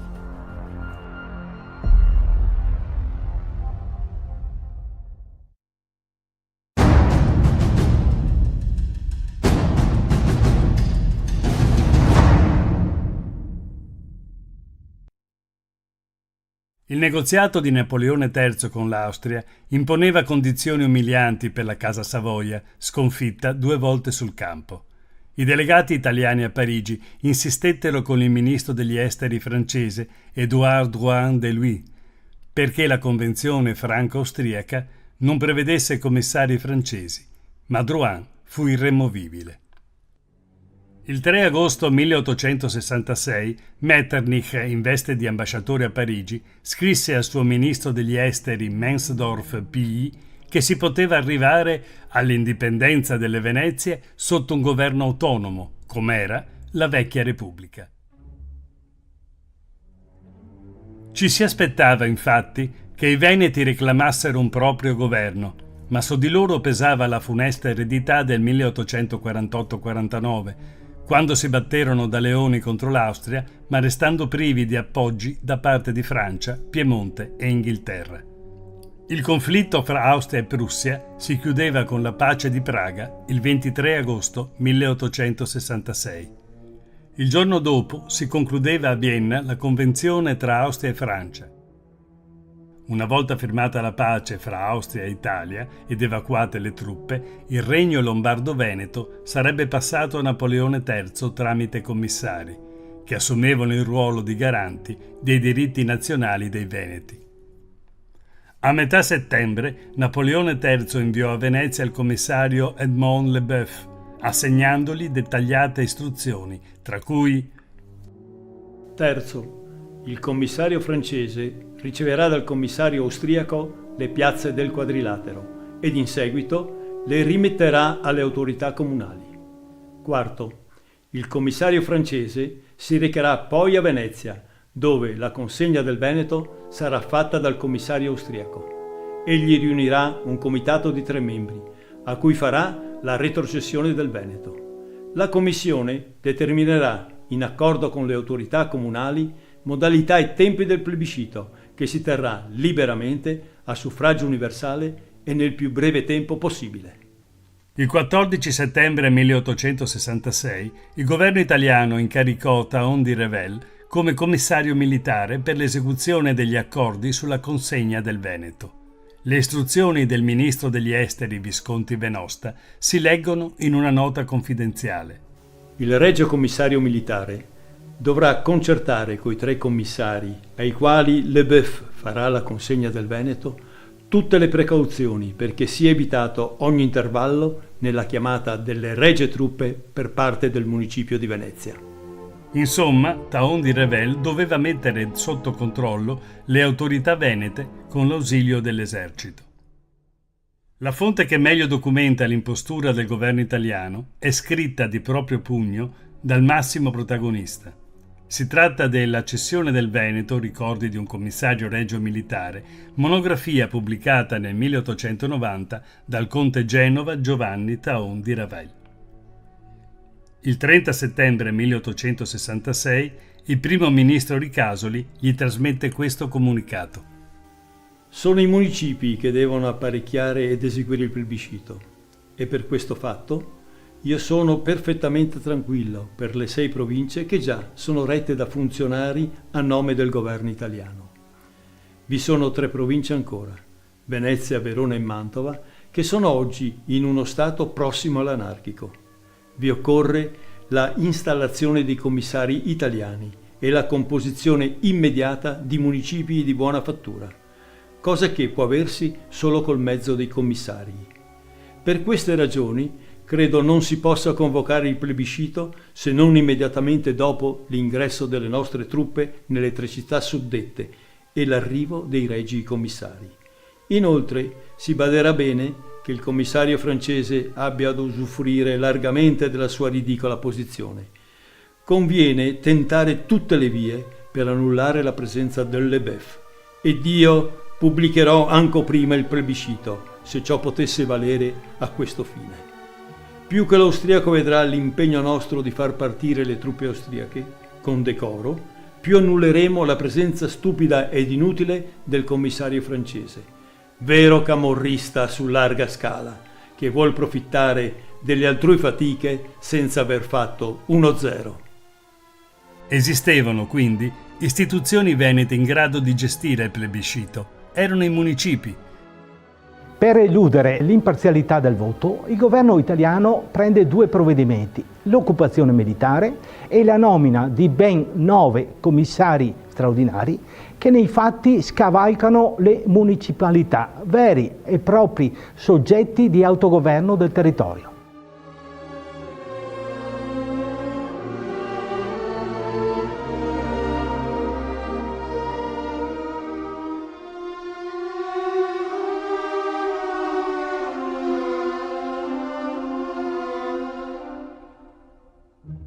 Il 3 ottobre 1866 si firma a Vienna una convenzione tra Francia, Austria e Italia. Quanto ai confini, l'arciduca Alberto si oppose a frontiere diverse da quelle del Regno Lombardo-Veneto, quindi niente Trento e Trieste. Tra le clausole generali si stabilisce che Sua Maestà l'Imperatore dei Francesi si dichiara pronto a riconoscere la riunione del detto Regno Lombardo-Veneto agli Stati di Sua Maestà il Re d'Italia, sotto riserva del consenso delle popolazioni debitamente consultate. Nell'occasione, l'Austria restituì al generale Menabrea la corona ferrea, risalente ai tempi di Teodorico. La corona ferrea era, per tradizione, conferita presso il Duomo di Monza a chi deteneva il titolo imperiale di Re d'Italia. Con il gesto di rimettere la corona si ribadiva un principio di sovranità, per secoli appartenuto in prevalenza alla Veneta Serenissima Repubblica.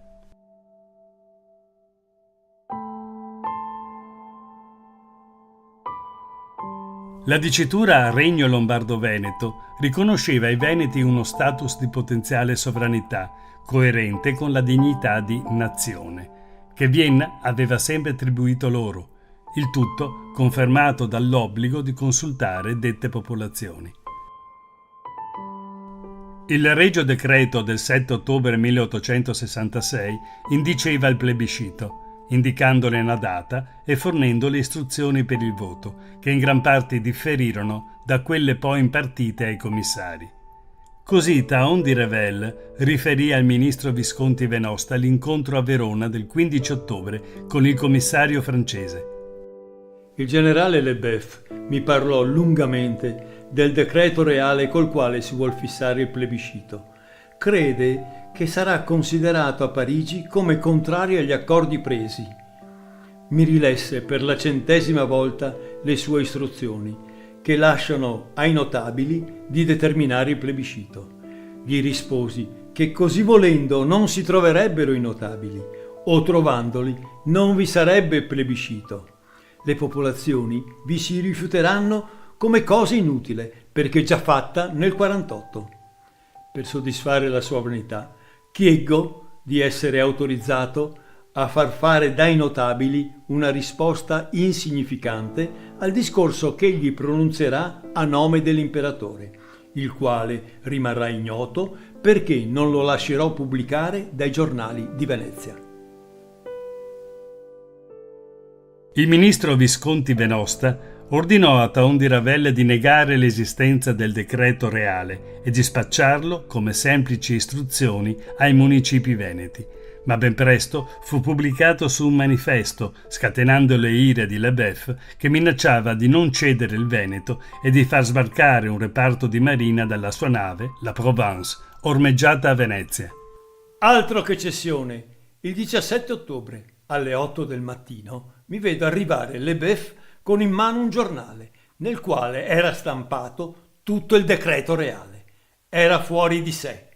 Urlava che era una violazione del trattato, un insulto alla Francia, e protestava che senza un ordine preciso del suo imperatore non cedeva il Veneto.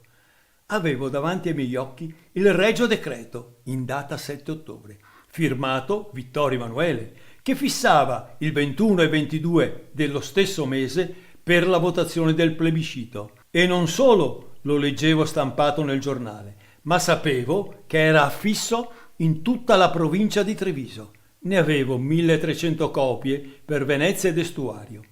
Leboeuf me ne aveva portato una copia e si voleva che dicessi al commissario francese che egli si sognava un Regio Decreto che non esisteva.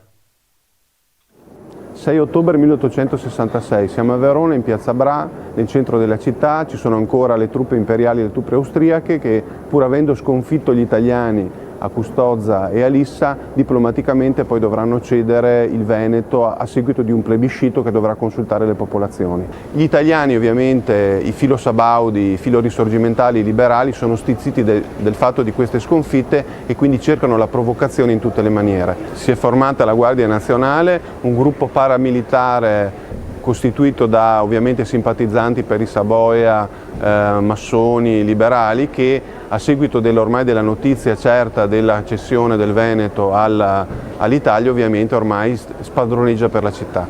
Anzi, addirittura cercano la provocazione, vogliono la rivalsa a seguito della sconfitta, e qui avviene l'episodio che ha visto come vittima innocente Carlotta Schieri, una giovane veronese che aspettava un bambino, e il proprio marito. In buona sostanza i garibaldini, i mazziniani vanno a provocare i soldati e gli ufficiali austriaci che si trovano presso il Caffè Europa, che era proprio il caffè militare dove appunto questi ufficiali pacificamente stavano aspettando le notizie dell'eventuale ritirata verso il Tirolo, e qui avviene il parapiglia, il tumulto, le provocazioni, gli insulti che poi porteranno accidentalmente alla morte di Carlotta Schieri, che morirà appunto colpita da un calcio, non si sa se dagli austriaci piuttosto che dai garibaldini. Questo episodio è stato poi enfatizzato dalla propaganda risorgimentale, sono state poste delle lapidi, si sono scritti anche dei testi, quando invece la situazione oggettiva invece della città era di tutt'altro tenore. Vari documenti raccolti nel libro L'arciprete e il cavaliere di Federico Bozzini descrivono la condotta dei commissari distrettuali. L'11 ottobre le truppe austriache si ritirano dalla Bassa Veronese. Di conseguenza, dal 12 corrente, lo scrivente ufficio assume la rappresentanza e l'ingerenza del governo italiano. Con tal giorno tutti i pubblici documenti dei comuni, notai, ingegneri e istituti dovranno essere intestati con l'indicazione Regno d'Italia. E da tal giorno la Chiesa ha l'obbligo di non più invocare la benedizione divina sopra un governo straniero e legalmente cessato. Raccomando alle deputazioni comunali di invigilare a ciò che la consociazione di questa nostra esistenza nazionale sia festeggiata nel pubblico col dovuto onore, al grido festante di Viva l'Italia! Leboeuf era preoccupato riguardo ai notabili da scegliere come rappresentanti del Veneto, ma Thaon di Revel così lo raggira. Qual è la base sulla quale poggiate il vostro criterio per scegliere i notabili? Avere delle persone notabili che rappresentano il Veneto, mi interruppe Leboeuf. Benissimo, ma come potete essere sicuro della buona scelta? Chi ve ne dà informazioni sicure, certe, coscienziose e che non si rinchiudano in città ma comprendano tutto il Veneto? Mi ammetterete che le 3 città di Venezia, Verona e Mantova costituiscono la parte più importante del Veneto. Chiamate i rappresentanti di queste 3 città. Sono naturalmente i capi dei loro municipi. A loro retrocedete il Veneto. In realtà, i 3 notabili suggeriti da Thaon di Revel erano già stati istruiti dagli emissari della monarchia. Erano De Betta per Verona, Emi Kelder per Mantova e Michiel per Venezia, e questi ultimi 2 non erano neppure potestà. Per far posto a Michiel, Gaspari fu fatto dimettere.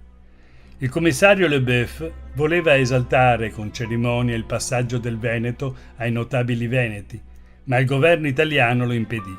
Bisognava impedire all'opinione pubblica di sapere che la sovranità del Veneto doveva passare alle municipalità.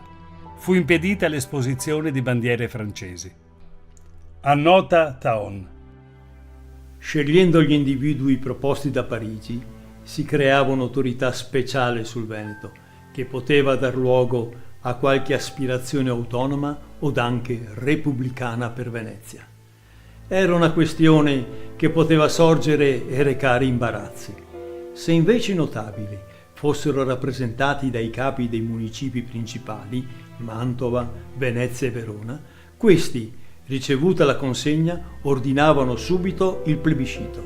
L'azione governativa non rimaneva sospesa e gli animi naturalmente portati a votare per il Regno d'Italia non rischiavano di essere disturbati da faccendieri politici ai quali, all'uopo, l'autorità municipale, rinforzata dalla militare, avrebbe imposto il silenzio. Miniscalchi, Strozzi, Giustiniani ed altri erano degnissimi e perfettamente adatti per tale scelta, se non vi ostassero le considerazioni sovraesposte. Perciò pensai bene di esporre le mie idee a ricasoli, fra le quali vi era quella di far sentire a quei signori che sarebbero richiesti dalle BEF, direttamente o per intermediario, che il governo desiderava che essi declinassero l'invito. Mi riservavo poi di condurre le BEF a richiedere Michiel, De Betta e De Michelder. Il commissario militare italiano avvicinò attraverso agenti segreti sabaudi i rappresentanti veneti su cui stava cadendo la scelta di Leboeuf, mandandogli a dire di farsi da parte. Valendomi del comitato segreto, feci sapere a chi era necessario essere volontà del re che non si accettasse l'invito, salvo comunicazioni speciali da me trasmesse.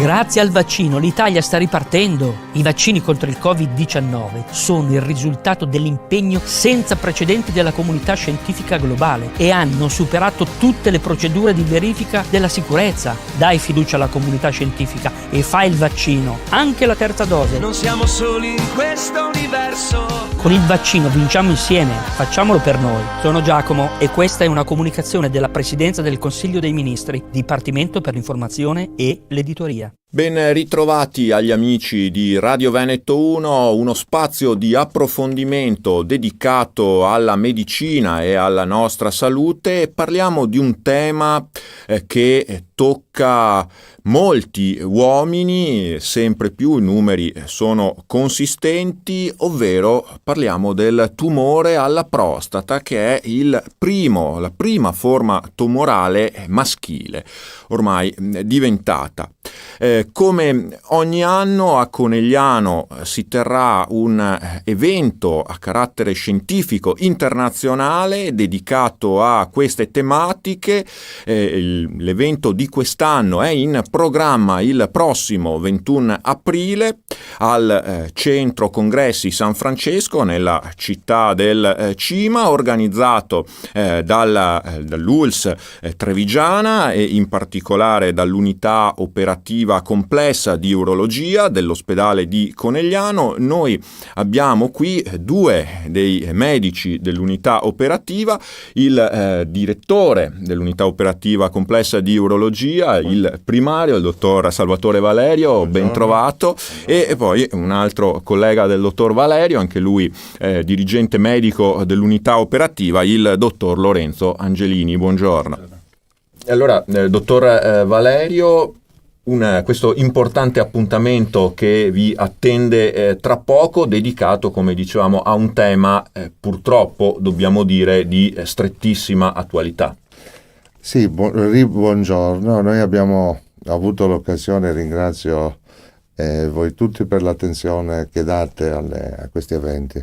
Abbiamo organizzato questo evento il 21 di aprile perché ormai il tumore della prostata è il primato nel sesso maschile e poi crediamo in un confronto continuo con i colleghi, i più autorevoli tra l'altro, sia nel territorio nazionale sia dall'estero. Verrà un collega dagli Stati Uniti, proprio perché l'autoreferenzialità in medicina non esiste, per cui sono confronti culturali che sono molto importanti soprattutto per gli addetti ai lavori, ma anche per la popolazione che è ormai direttamente coinvolta in queste tristi vicende patologiche. Vi dedicherete a una tematica specifica tra le tante sfaccettature di questo campo di cui vi occupate? Sì, perché ormai la storia naturale del tumore della prostata è totalmente cambiata.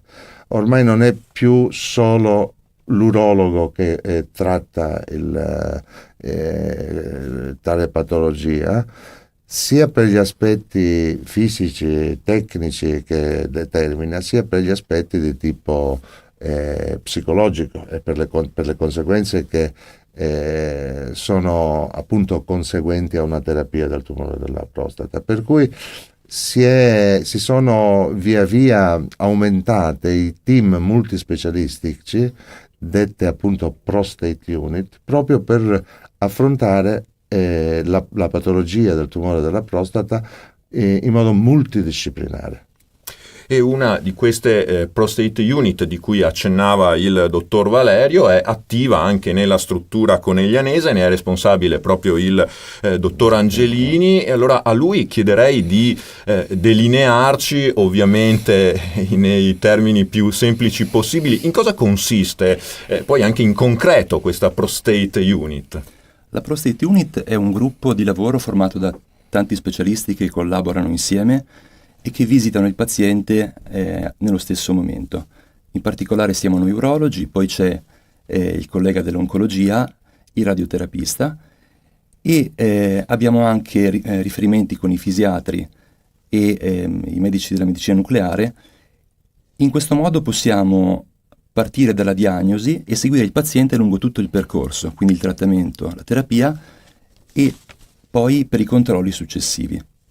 Questo permette quindi di ridurre i tempi di attesa, avere una presa in carico del paziente che quindi non deve più rincorrere lo specialista, ma ha le visite che vengono prenotate direttamente, e permette di avere delle indicazioni terapeutiche più rispondenti alle linee guida internazionali. Questo modello organizzativo è attivo a Conegliano ormai da circa 3 anni, dal 2015, quindi vi consente di avere già un minimo di bilancio, insomma un'attività che si sta facendo sempre più consistente? Assolutamente, abbiamo un numero di pazienti in aumento e ci siamo l'anno scorso attestati a fronte di oltre 350 biopsie prostatiche. Abbiamo seguito circa 220 pazienti lungo il percorso e siamo arrivati a fare più di 65 prostatectomie radicali e la stragrande maggioranza in laparoscopia. Ecco, quindi dottor Valerio, un approccio multidisciplinare che è fondamentale ormai, indispensabile. È fondamentale, sì, perché lei sa che un paziente affetto da tumore della prostata ha negli aspetti terapeutici prevalentemente 2 conseguenze. Primo di ordine psicologico legato alla diagnosi, perché sentirsi dire che c'è un paziente affetto da tumore non è assolutamente piacevole. Numero 2 sono gli aspetti conseguenti alla terapia, cioè la potenza sessuale e la incontinenza. Per cui le scelte terapeutiche vanno sempre più condivise, si parla di una terapia come abito su misura richiesto dal paziente, proprio perché è condivisa con lo specialista, e per questo motivo il consenso a una terapia è sempre più una società, un patto che si sviluppa fra il paziente stesso e lo specialista che dovrà aiutarlo, insomma. Di fatto noi abbiamo nella Prostate Unit anche un sostegno psicologico da parte di uno specialista che aiuta i pazienti ad affrontare questa decisione. Ecco, dottor Angelini, abbiamo citato dei numeri prima, si diceva che questo nuovo tipo di modello organizzativo, di approccio appunto in team, consente anche dei vantaggi per il paziente, anche proprio dei vantaggi pratici. I risultati che si stanno raggiungendo, forse la domanda è banale, ma è quello che poi il paziente chiede, insomma, quando deve affrontare questi problemi, insomma, i risultati di cura sono in miglioramento? I risultati di cura sono in miglioramento e il tumore alla prostata ha la caratteristica di essere tra i tumori con una percentuale di cura più alta. Parliamo di oltre il 70% di pazienti guariti a 5 anni dalla diagnosi. Quello che poi bisogna anche spiegare è che tanti pazienti arrivati a un'età avanzata, pur avendo una neoplasia alla prostata, non hanno poi nessun tipo di fastidio da questa neoplasia, quindi bisogna essere molto attenti a selezionare i pazienti giusti da trattare per non eccedere nei trattamenti. Ormai l'abbiamo capito un po' tutti, molto importante nella cura delle neoplasie, non solo, ma soprattutto per le neoplasie, dottor Valerio, è la diagnosi precoce. Da questo punto di vista ci sono anche delle novità diagnostiche che state mettendo in atto anche a Conegliano? Assolutamente sì, nel senso che la prima cosa che bisogna affermare è che il paziente al di sopra dei 50 anni bisogna che vada dall'urologo, perché la prevenzione parte da lì. Purtroppo esistono ancora dei vincoli di ordine psicologico. Sono ancora degli scrupoli che è bene abbandonare. È bene abbandonare perché è una patologia in costante aumento. Dal punto di vista tecnologico, poi noi e in particolare l'azienda ha voluto rafforzare sempre di più il percorso diagnostico terapeutico, cioè la prostate unit, proprio per l'attività con cui che svolgiamo con questo numero crescente di pazienti, e alcuni di questi vanno seguiti anno per anno. Ad esempio abbiamo una risonanza magnetica che è multiparametrica, che si avvale di specialisti quale il nostro primario radiologo, il dottor Piccoli, molto ma molto bravo per questa attività, e siamo in attesa dell'ulteriore salto di qualità che si chiama una tecnica fusion, la fusion biopsy, cioè è una tecnologia che utilizza un sistema misto ecografico e risonanza magnetica, questo per poter mirare ancora di più le biopsie.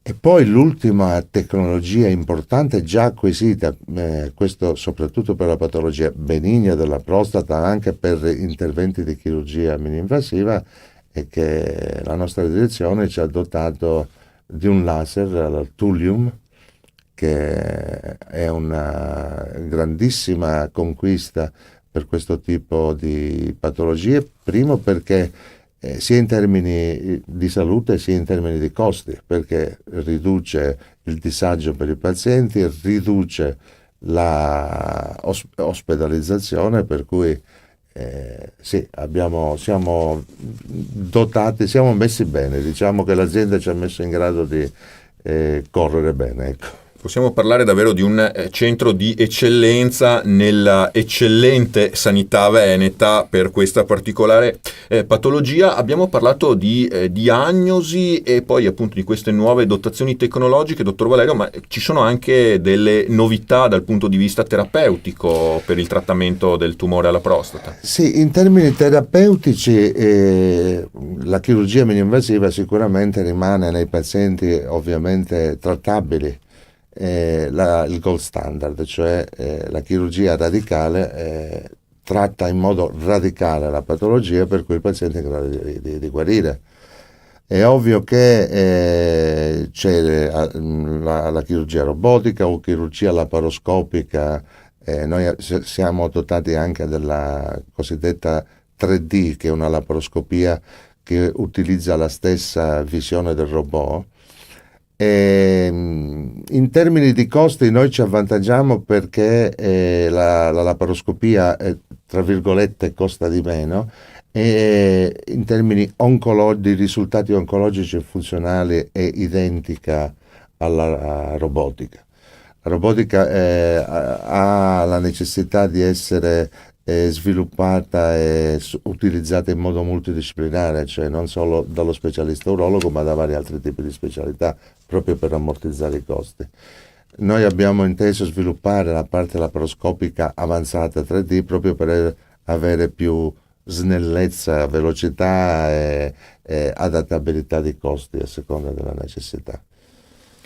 E di tutti questi argomenti, poi naturalmente anche di varie altre problematiche, si parlerà appunto il 21 aprile in questo convegno, in questo grande convegno di rilevanza internazionale organizzato a Conegliano, al Centro Congressi San Francesco, dall'Unità Operativa Complessa di Urologia. Un appuntamento naturalmente per specialisti, dottor Valerio, ma che si rientra anche in quell'opera di sensibilizzazione e di informazione al grande pubblico, alla popolazione, che state portate avanti da tempo. Sì, lei come sa da anni agiamo sul territorio con le varie associazioni, in particolare la Lega Tumori, la LILT, è coinvolta nelle nostre attività sia cliniche che di tipo di informazione riguardante la prevenzione.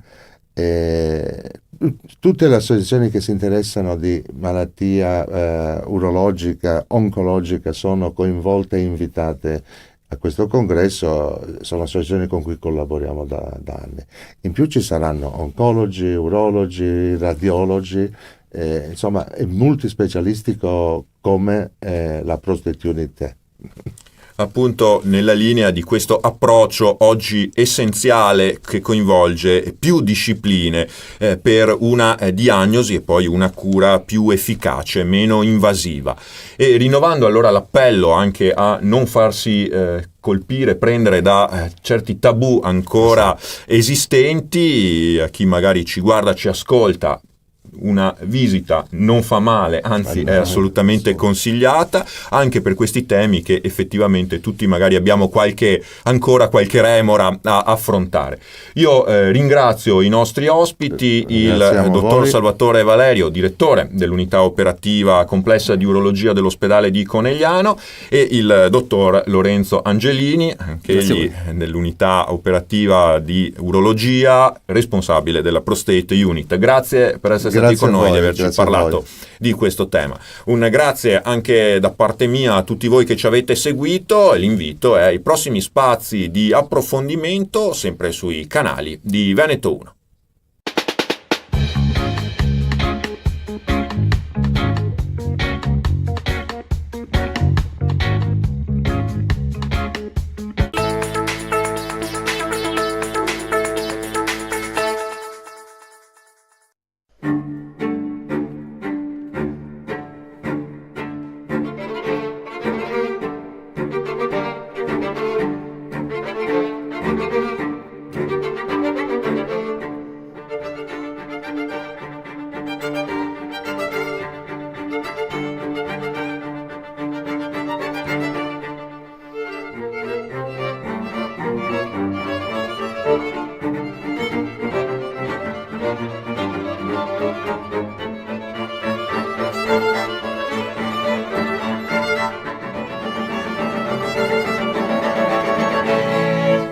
Benvenuti ad una nuova puntata del ciclo dedicato al polo museale della Grande Guerra di Vittorio Veneto. Con noi ritroviamo ancora una volta la direttrice del Museo della Battaglia, l'architetto Maria Cristina Scalet. Allora, direttrice, oggi quale argomento affrontiamo? Oggi affrontiamo un argomento un po' particolare, un modo di fare la guerra non solo con le armi ma anche attraverso i mass media. In particolare ce ne parlerà la dottoressa Marta Covre, laureata in turismo e territorio presso l'Università di Milano, relativamente ai giornali di trincea. Vedremo che cosa sono.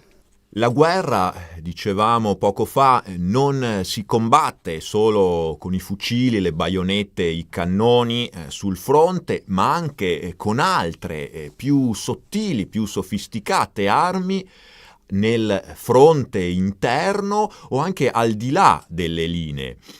Marta Covre, nasce forse proprio con la prima guerra mondiale o comunque viene impiegata in grande stile la propaganda. Sì, è vero. Effettivamente con la prima guerra mondiale c'è una spinta molto forte nel settore proprio della propaganda, ma non da subito. Questo avviene con la rotta di Caporetto, come molte altre innovazioni appunto apportate con la Grande Guerra. Prima, diciamo nei primi 2 anni e mezzo del conflitto, la propaganda viene sostanzialmente ignorata dal Comando Supremo, non la si ritiene uno strumento importante. Si punta più che altro a comizi tenuti magari da politici interventisti o da personalità interventiste, ovviamente civili, che quindi non sapevano concretamente nulla di ciò di cui andavano a parlare e quindi non ottenevano alcun risultato nei soldati, anzi provocavano reazioni contrarie, proprio perché i soldati si sentivano quasi presi in giro da queste persone estranee che volevano insegnare a loro cosa fosse la guerra. Dopo la rotta di Caporetto invece si capisce che bisogna intervenire concretamente sul morale dei soldati, quindi è necessario utilizzare la propaganda e utilizzarla bene. I soldati non possono più essere lasciati alla mercé dei volantini nemici, della propaganda nemica che ovviamente spinge per una resa dei soldati. Il Comando Supremo quindi capisce che deve intervenire e quindi vengono create le sezioni P, dove P ovviamente stava per propaganda, ma senza dirlo in modo diretto, per non causare diffidenza nei soldati, diffidenza appunto come era prima. E appunto vengono scelti degli ufficiali P, che sono, li chiameremo oggi gli opinion leader, coloro che per il loro carattere, il loro carisma guidavano le opinioni dei loro commilitoni e che vengono appunto incaricati di diffondere idee patriottiche, idee di resistenza, ma si capisce anche che la propaganda più efficace è quella scritta, perché resta, si può rileggere, si può rivedere, si può diffondere in modo molto più ampio. E quindi nell'ultimo anno di guerra le trincee italiane sono letteralmente invase di volantini, opuscoli, cartoline e giornali di trincea.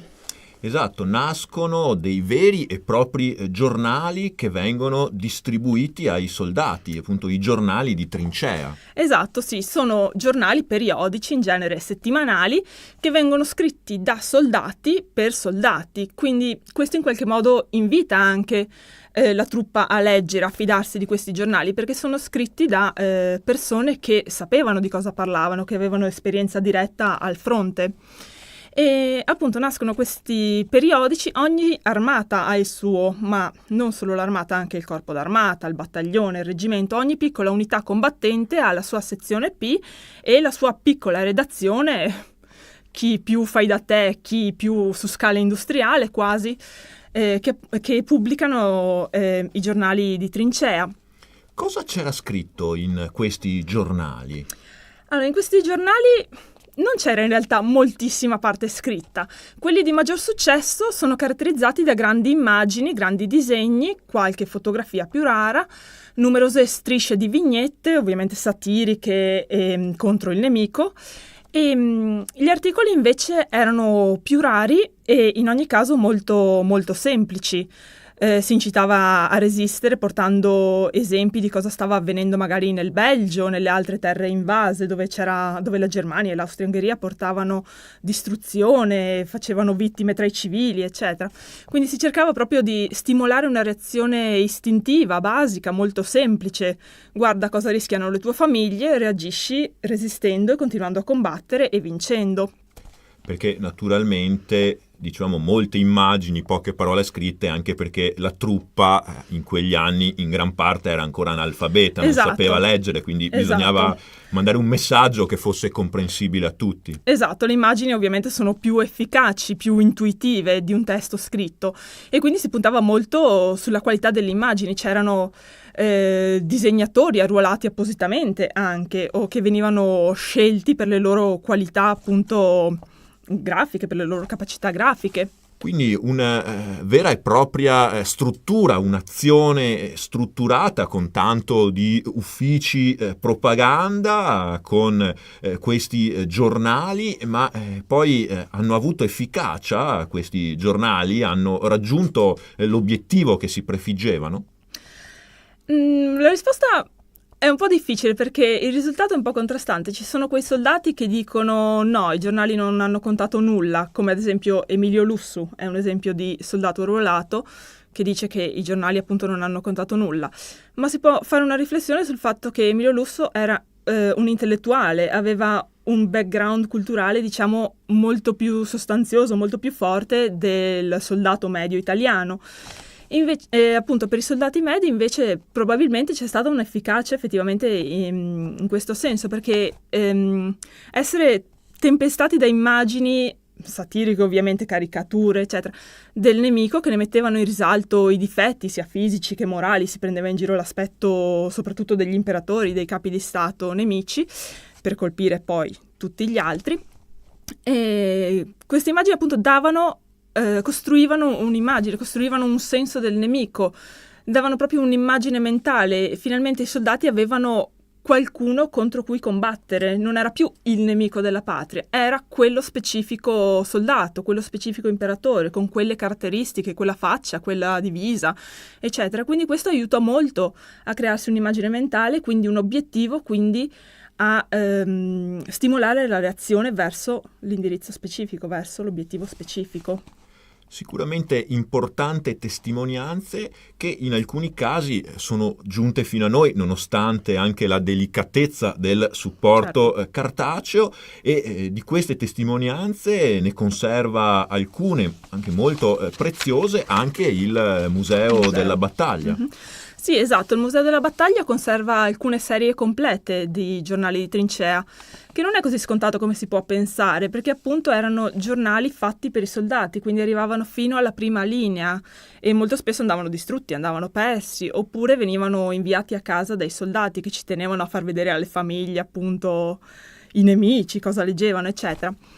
E il museo comunque ne ha alcune serie complete, ad esempio della Tradotta, che è il giornale della Terza Armata, ed è un po' il giornale simbolo dei giornali di trincea, perché è quello più elegante, quello più raffinato, più completo. Infatti vi lavoravano dei professionisti della stampa, ad esempio Antonio Rubino e Renato Simoni, che erano dipendenti del Corriere della Sera prima di essere arruolati, quindi conoscevano bene il loro lavoro. La Tradotta era anche molto illustrata, aveva delle grandi tavole in copertina e in controcopertina, aveva un impatto bellissimo a livello visivo e grafico. Il museo appunto ha la serie completa di 25 numeri e 3 supplementi, e anche la ristampa del 1933, perché questo giornale è stato appunto ristampato da Mondadori nel 1933 e nel 1966, proprio per il grande successo che aveva avuto anche tra la popolazione civile del territorio, insomma.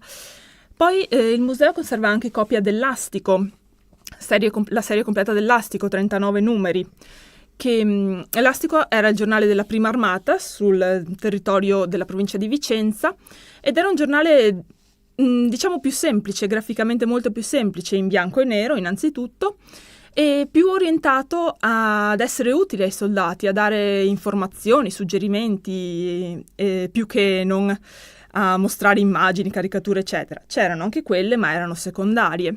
Un giornalismo di servizio, un giornalismo di servizio, sì, esatto, che tentava di coinvolgere il maggior numero di soldati possibili, diversificando i temi trattati, lo stile e appunto i destinatari. Ad esempio l'Astico ha proposto un concorso per la cottura del riso.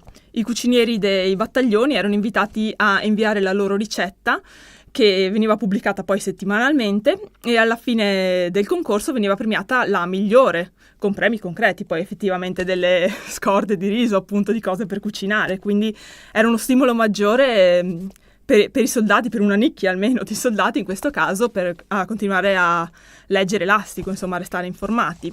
Ed è davvero incredibile, insomma, che in quella situazione spesso drammatica di una vita di trincea poi ci fossero anche queste iniziative che magari servivano anche a non pensare al drammi e alle atrocità quotidiane, no? Esatto, erano piccole strategie che servivano a distrarre appunto dalla pesantezza della vita in trincea, ma allo stesso tempo a fornire una qualche utilità. I cucinieri leggevano le ricette altrui, magari prendevano spunto, si miglioravano, era uno stimolo continuo a migliorare anche la propria condizione di vita, effettivamente, per quanto dura in trincea.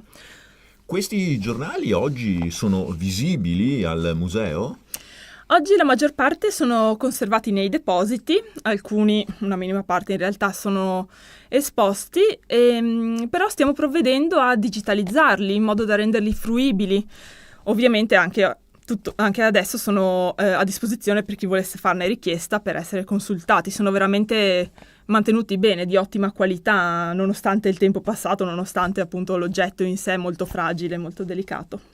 Sicuramente un aspetto, anche questo, forse poco noto, della guerra, della vita in trincea, ma davvero interessante, come ci ha raccontato Marta Covre. I giornali di trincea, la vera arma della propaganda. Grazie. Grazie. L'appuntamento è con la prossima puntata del nostro ciclo dedicato al Polo Museale della Grande Guerra di Vittorio Veneto.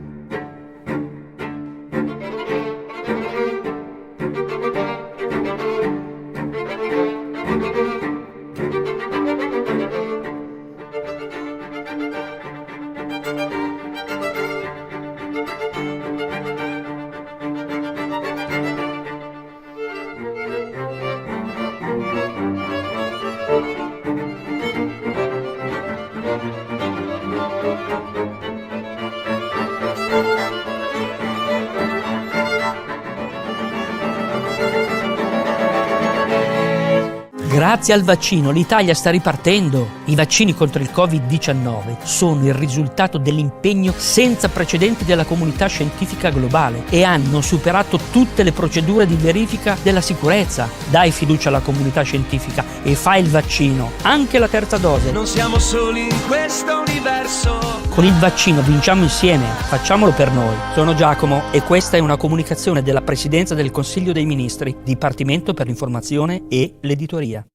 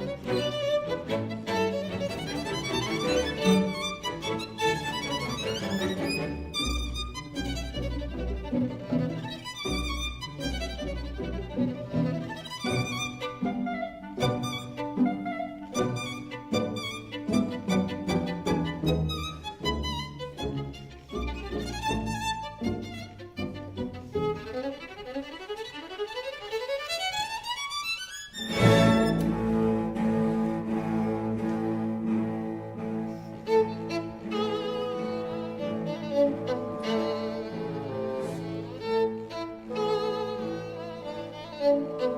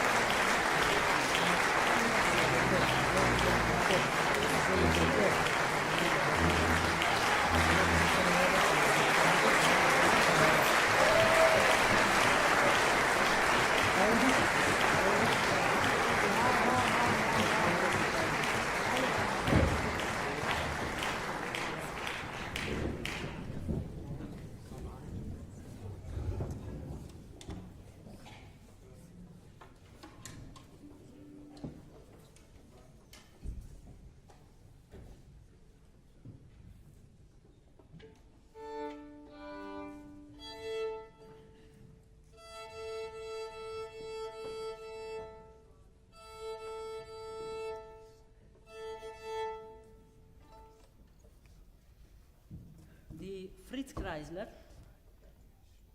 in imperiale austriaco su un tema di Franz Joseph Haydn.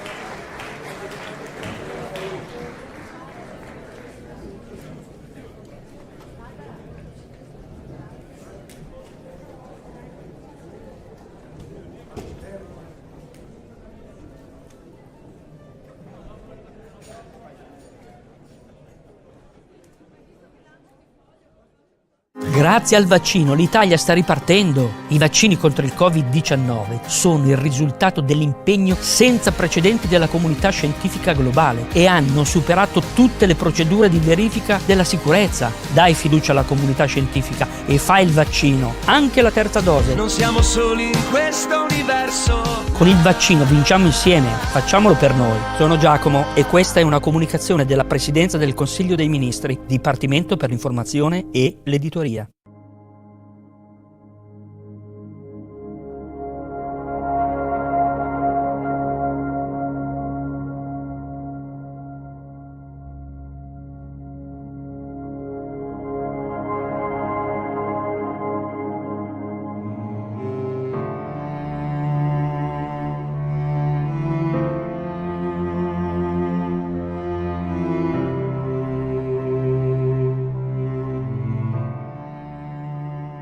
Un trafiletto del 20 ottobre 1866 de La Gazzetta di Venezia annunciava che il mattino precedente, in una camera dell'Albergo Europa, si è fatta la cessione del Veneto. Il 19 ottobre, infatti, chiusi nella stanza vicina a Canal Grande dove alloggiava Leboeuf, ebbe luogo la consegna del Regno Lombardo-Veneto dalle mani del commissario austriaco Karl Möning a quello francese. Di seguito ci fu la retrocessione del Veneto dalla Francia alle autorità municipali, nelle persone di Michiel, De Betta e Demi Kelder. Addirittura al termine della cerimonia, il conte Michiel rilasciò al generale Leboeuf una presa d'atto dove si dichiarava che Venezia era rimessa a se stessa. Ecco che cosa appare nella Gazzetta Ufficiale del Regno d'Italia del 19 ottobre 1866. Al Presidente del Consiglio dei Ministri è pervenuta oggi, alle ore 10:15 antimeridiane, il seguente dispaccio da Venezia. La bandiera reale italiana sventola dalle antenne di Piazza San Marco, salutata dalle frenetiche grida della esultante popolazione. Firmato Generale Di Revel. Si glissa sul fatto che le frenetiche grida provenivano dai rappresentanti municipali e dalla Guardia Nazionale, unici presenti all'alzabandiera eseguito con un blitz. Secondo il piano di Taon, fatta la cessione alle ore 8, alle 9 dovevano issarsi 3 enormi tricolori Sabaudi in piazza San Marco e solo alle 11 la sua divisione sarebbe smontata dai treni in piazzale Santa Lucia. Ben 4.000 soldati avrebbero marciato verso piazza San Marco in 3 colonne, una su barche per il Canal Grande, una per l'Accademia ed una attraverso le mercerie. Durante la marcia per Ponti e Calli, i veneziani avrebbero accolto con giubilo le truppe sabaude, sicché tanti soldati si distrassero dai loro compiti e non raggiunsero piazza San Marco. Il plebiscito si svolse in 2 giornate, sabato e domenica 21 e 22 ottobre. Vi poterono votare gli uomini di età superiore a 21 anni, ma non ne ebbero diritto le donne. Su una popolazione di circa 2 milioni e mezzo di abitanti, votarono in circa 650.000. Domenica e lunedì 21 e 22 ottobre 1866 i veneti furono posti davanti a un quesito che non aveva precedenti nella storia dei plebisciti. Non fu chiesto loro di quale Stato volessero far parte, ma fu chiesto di aderire o meno al seguente testo. Dichiariamo la nostra unione al Regno d'Italia sotto il governo costituzionale di Vittorio Emanuele II e dei suoi successori. Una spiegazione per tale stranezza può venire da discorsi dell'epoca, riportati nel libro di Ettore Beggiato sulla grande truffa del plebiscito. Il comunicato del Presidente del Consiglio Bettino Ricasoli, datato 16 ottobre, poneva la seguente questione. Ma i veneti non hanno già scelto un re ed un governo proprio fin dal 1848, con solenne e spontaneo plebiscito? Gli emissari di Carlo Alberto, infatti, tra il 30 maggio e il 5 giugno 1848 avevano chiamato al voto le sole città di Treviso, Padova, Vicenza e Rovigo che avevano il nemico alle porte. Tale pronunciamento di 20 anni prima fu parziale e rimase privo di efficacia, in quanto gli austriaci subito occuparono di nuovo quelle città. Proprio il 1848 aveva infatti dimostrato che i Veneti volevano rifondare la Serenissima. Nel 1866 il governo Ricasoli era preoccupato dalle possibili reazioni dei Veneti, perciò li fece votare su una dichiarazione preconfezionata che non ammetteva alternative. Il concetto di plebiscito non fu democratico, bensì napoleonico.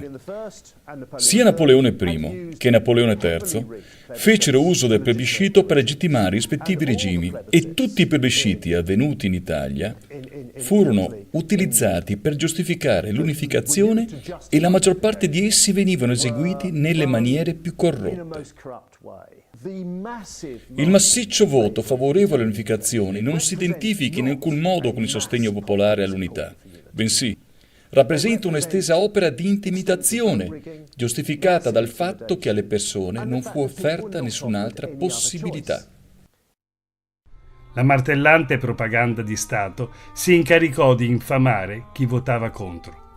La natura coercitiva del plebiscito emergeva dai manifesti affissi sulla via pubblica. In uno di questi si legge: Chi dice sì mostra sentirsi uomo libero, padrone in casa propria, degno figlio d'Italia. Chi dice no, la prova d'animo di schiavo, nato al bastone croato. Il sì lo si porta all'urna a fronte alta, sotto lo sguardo del sole, con la gioia nell'anima, con la benedizione di Dio. Il no, con mano tremante, di nascosto, come chi commette un delitto, con la coscienza che grida, traditore della patria.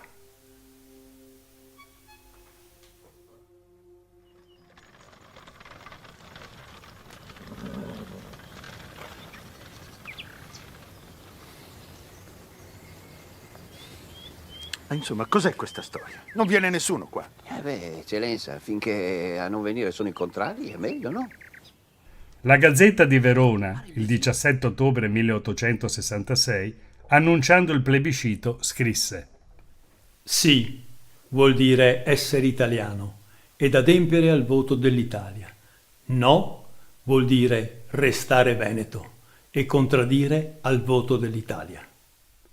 L'espressione restare veneto dice tutto. Il clero cattolico fu reso oggetto di minacce, con frasi di questo tenore. Ricordino i parroci che ove in alcune parrocchie questo voto non fosse sì aperto, sì pieno, quale lo esige l'onore delle Venezie e dell'Italia, sarebbe assai difficile non farne mallevadrice la suddetta influenza clericale e contenere l'offeso sentimento nazionale dal prendere contro i preti qualche pubblica e dolorosa soddisfazione. Queste cautele, adatte ad una terra da sottomettere a forza, facevano a pugni con l'unanimità di consensi che fu sbandierata. L'occupazione militare era in corso a Venezia dal 19 ottobre. Il sì era già un dato di fatto che nulla poteva mutare. Generalità. Angelo Pavan fu Giuseppe e Agnese Mazzon, 22 settembre 1803. Intenzione di voto? No. Che cosa? Ci prendi in giro? Abbiamo forse un anti-italiano qui? Io veramente... Ignorante! Ecco che cosa sei. Ci farai vergognare di fronte a tutti i seggi della provincia. Rideranno di noi! Sì! Va bene. Mi scusi, Ser Gradinigo, mi scusi. Scrisse Taon di Revel. Le autorità comunali avevano preparato e distribuito dei biglietti col sì e col no, di colore diverso. Inoltre, ogni lettore, presentandosi ai componenti del seggio, pronunciava il proprio nome e consegnava il biglietto al presidente, che lo depositava nell'urna. Il fatto che ci fossero urne separate nelle quali venissero inserite le schede dimostra quanto tutto ciò rese più facile identificare chi fosse contrario. La gente percepì di non aver scelta e alla fine non ebbe scelta perché erano presenti anche soldati armati di baionetta. Qualcuno doveva pur consegnare il biglietto da votare e ciò permetteva ai funzionari di segnalare quello più gradito. Verso i tanti analfabeti di allora, la procedura negava sia ogni margine di scelta che segretezza nel voto. Altre istruzioni recitavano: vi devono essere 2 urne separate sopra un tavolo. Sopra una sarà scritto ben chiaro il sì, sopra l'altra il no. I protocolli sono 2, uno per i votanti che presentano il biglietto del sì, l'altro dei votanti che presentano il biglietto del no. Così i dissidenti restavano schedati. Per non farsi mancare nulla, le istruzioni di un commissario del Veronese disponevano che la commissione quindi conclude il presente protocollo gridando: viva l'Italia unita sotto lo scettro della Casa di Savoia. Il giorno 27 ottobre 1866 il presidente della Corte d'Appello di Venezia, Tecchio, dichiarò al mondo i seguenti risultati: votanti 647.495, favorevoli 647.426, contrari 69 e voti annullati 567. Il plebiscito del 1866 fu chiaramente fasullo, fu organizzato in maniera molto maldestra e di fatto il risultato era già noto in anticipo. Non si può dar credito ai risultati ufficiali. Però è interessante che quel voto abbia avuto luogo. Ed ebbe luogo perché le potenze riunite a Vienna il 3 ottobre decisero che il passaggio del Veneto all'Italia dovesse trovare una sua legittimazione nella volontà del popolo veneto. Anche allora le diplomazie decedevano, ma avevano bisogno di un sostegno appunto popolare, di una legittimazione. È interessante tutto questo perché 150 anni dopo siamo messi in un certo senso peggio. Una legge decisa dal Consiglio regionale Veneto che indiceva un referendum perfino solo consultivo è stata prima rigettata dal governo nazionale e poi addirittura bocciata dalla Corte Costituzionale. In altri termini, nel 1866 fu tenuto un referendum fasullo, ma almeno si finse di chiedere alle popolazioni venete se volevano stare in Italia oppure no. Oggi siamo in una situazione perfino più illiberale. Il 4 novembre 1866 a Torino le rappresentanze municipali consegnarono a Sua Maestà il riscontro del plebiscito. Fu emesso allora l'imperioso decreto regio numero 3300 che così disponeva: le province di Venezia e quella di Mantova fanno parte integrante del Regno d'Italia. Un'amara ironia traspare oggi dalle battute finali del discorso tenuto dal podestà di Venezia, Giustiniani, nella Sala del Trono. Sire, quei 641.757 sì raccolti nelle nostre province offrono all'Europa tutta una novella testimonianza della concordia italiana e danno alla nazione la certezza che l'era dei sacrifici è chiusa per sempre ed incomincia quella di uno sviluppo progressivo di tutte le nostre forze. Furono le classiche ultime parole famose, prima di lacrime e sangue. Alcuni storici importanti sono arrivati a giustificare le falsità, gli imbrogli del referendum del 1866 sulla base di una sorta di contestualizzazione. Cioè dicendo che in fondo era normale nell'Ottocento che fossero le diplomazie soltanto a decidere, che fossero i poteri e che le popolazioni fossero consultate così in maniera puramente formale. Non credo che questo sia vero. Non stiamo parlando di quale età strana, stiamo parlando del 1800, cioè di un'età nella quale il principio di nazionalità stava affermando e le idee democratiche da molto tempo circolavano ovunque. Se il 3 ottobre a Vienna fu deciso di far votare i veneti è perché nello spirito del tempo non c'era in realtà possibilità di ignorare questo passaggio. Era importante per l'Italia e per altre potenze che ci fosse davvero l'appoggio dei veneti, un appoggio, come dire, che fu allora puramente formale, ma che era ritenuto fondamentale per legittimare l'italianizzazione del Veneto. Il 7 novembre faceva trionfale ingresso a Venezia Vittorio Emanuele II. Come per Bonaparte, fu preparato un grande corteo acqueo, al quale seguì l'immancabile Te Deum in Basilica di San Marco e un discorso dalla balconata. Furono elargite 100.000 lire alle famiglie povere dei patrioti, che avevano fiancheggiato il nuovo ordine, ma non furono disimpegnati i beni dei poveri presso il Monte di Pietà, che coprivano debiti ammontanti a 765.128 fiorini. Era arrivata l'Italia.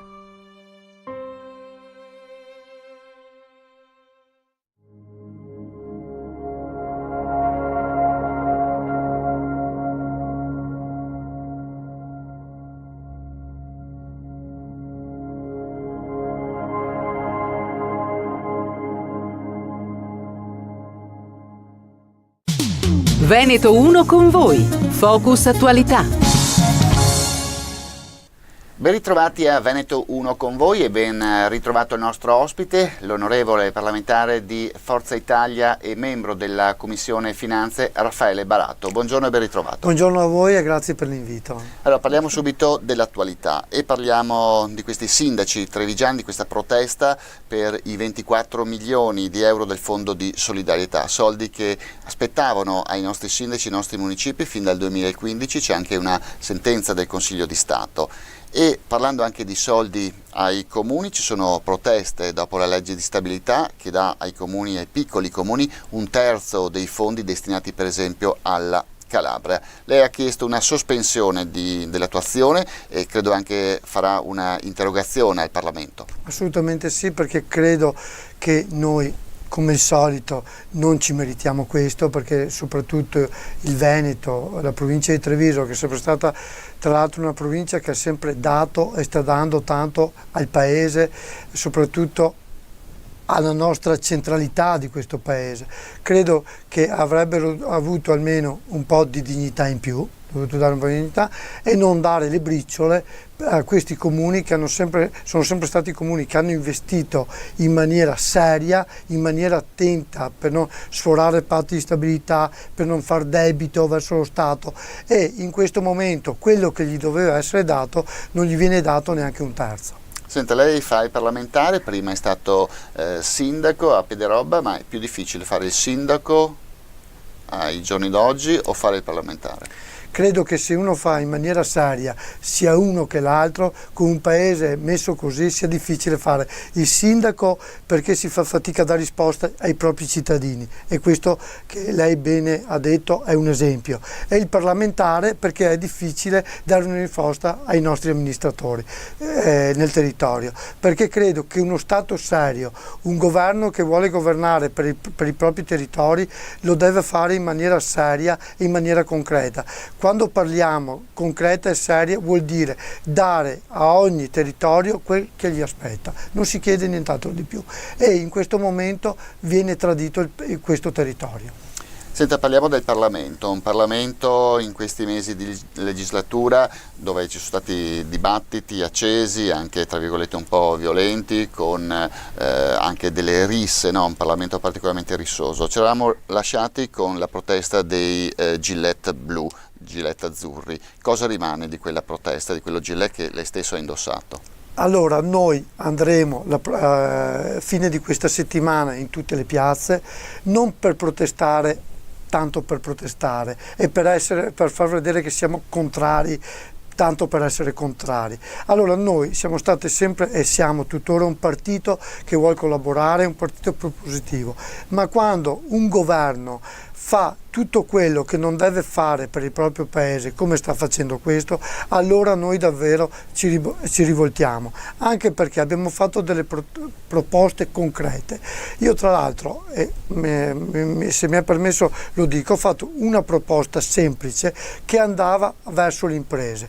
Quale? Una proposta che un imprenditore, okay, che ha il proprio partner che fallisce, okay, almeno l'IVA gli venga restituita una volta che quell'imprenditore fallito porta i libri in tribunale, perché oggi ci vogliono almeno 10-12 anni e ci sono queste piccole e medie aziende che magari esposti 40-50 mila euro di IVA gli farebbe bene per investirla, per cui sono tutti soldi che vanno investiti, allora si fa lavorare altre aziende, si portano in casa nuovi dipendenti. Ok, la risposta è stata assolutamente negativa. Allora io dico, quando vengono fatte delle proposte che vanno nel verso giusto, che mi interessa la titolarità, l'unica cosa che interessa è che vadano in porto, perché è un bene per l'Italia, un bene per chi fa azienda, per chi lavora. Allora quando su una proposta che con 400-500 milioni di euro poteva portare nel territorio almeno 1 miliardo di euro,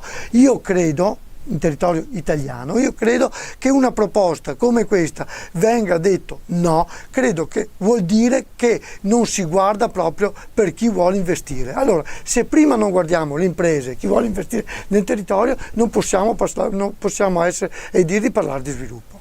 E però stiamo parlando di un governo, almeno il 50% è un governo amico, tra virgolette, di Forza Italia. Sappiamo che lei nel suo collegio è stato eletto e mandato a Roma anche con i voti ovviamente della Lega. Assolutamente sì, ma io dico agli amici della Lega, e l'ho detto più volte, noi dobbiamo lavorare per il territorio, dobbiamo lavorare per essere trasversali, come fanno al sud, come fanno in tutti i posti dove interessa il territorio.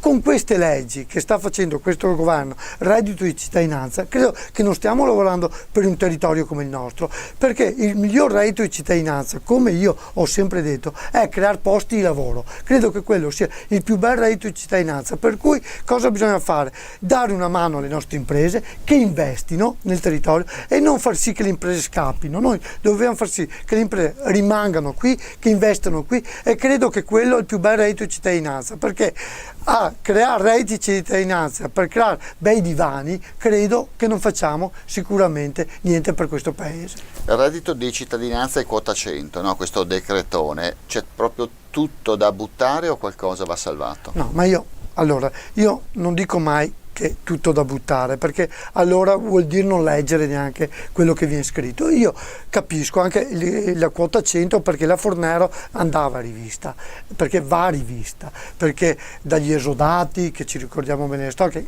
tuttora ancora quella situazione non è proprio risolta, dalle situazioni che magari c'è gente che è una vita che lavora magari a oltre 65 anni, non capisce ancora la sua pensione come vada a finire. No, questo assolutamente andava rivisto. Ci sono delle cose fatte bene, però credo che nel contesto vada rivista la situazione del reddito di cittadinanza, perché come è messa sicuramente non andiamo da nessuna parte. Tuttora oggi capiamo che ci sono ancora delle modifiche da fare. Inutile che vogliamo copiare la Germania, che sono decenni che portano questo. Lì ci sono una situazione totalmente diversa. Noi non dobbiamo dire faremo come la Germania, perché è la situazione diversa che ha la Germania, che oggi non è l'Italia. Allora noi dobbiamo fare le cose in maniera concreta, e in concreta vuol dire farle subito. Così non si fanno subito. Senta onorevole, parliamo del decreto dignità. Lei anche nelle settimane, nei mesi scorsi, si è scagliato contro questo decreto dignità. Se noi dobbiamo guardare i numeri, ci sono delle incongruenze. Abbiamo il caso di alcune imprese che hanno detto noi quelli non li possiamo più assumere, quindi sono rimasti a casa anche recentemente. Abbiamo però Veneto Lavoro che ci fornisce dei dati. Nel 2018, grazie a questo provvedimento, 25.000 in Veneto posti di lavoro sicuri a tempo indeterminato in più. Come dire, dove sta la verità? Bisogna ancora attendere qualcosa per vedere, un po' di tempo per vedere gli effetti di questo provvedimento? Ma io sono convinto di sì. Per quanto mi riguarda, io l'ho sempre detto, non avrà sicuramente un effetto positivo. Io sono contento che ci siano dei dati come ha dato Veneto Sviluppo, perché credo che quando il lavoro per uno diventa una cosa sicura, sicuramente dobbiamo esserne tutti contenti. Però io sono convinto di un'altra cosa, che la flessibilità sia il futuro per questo paese, anche nel lavoro.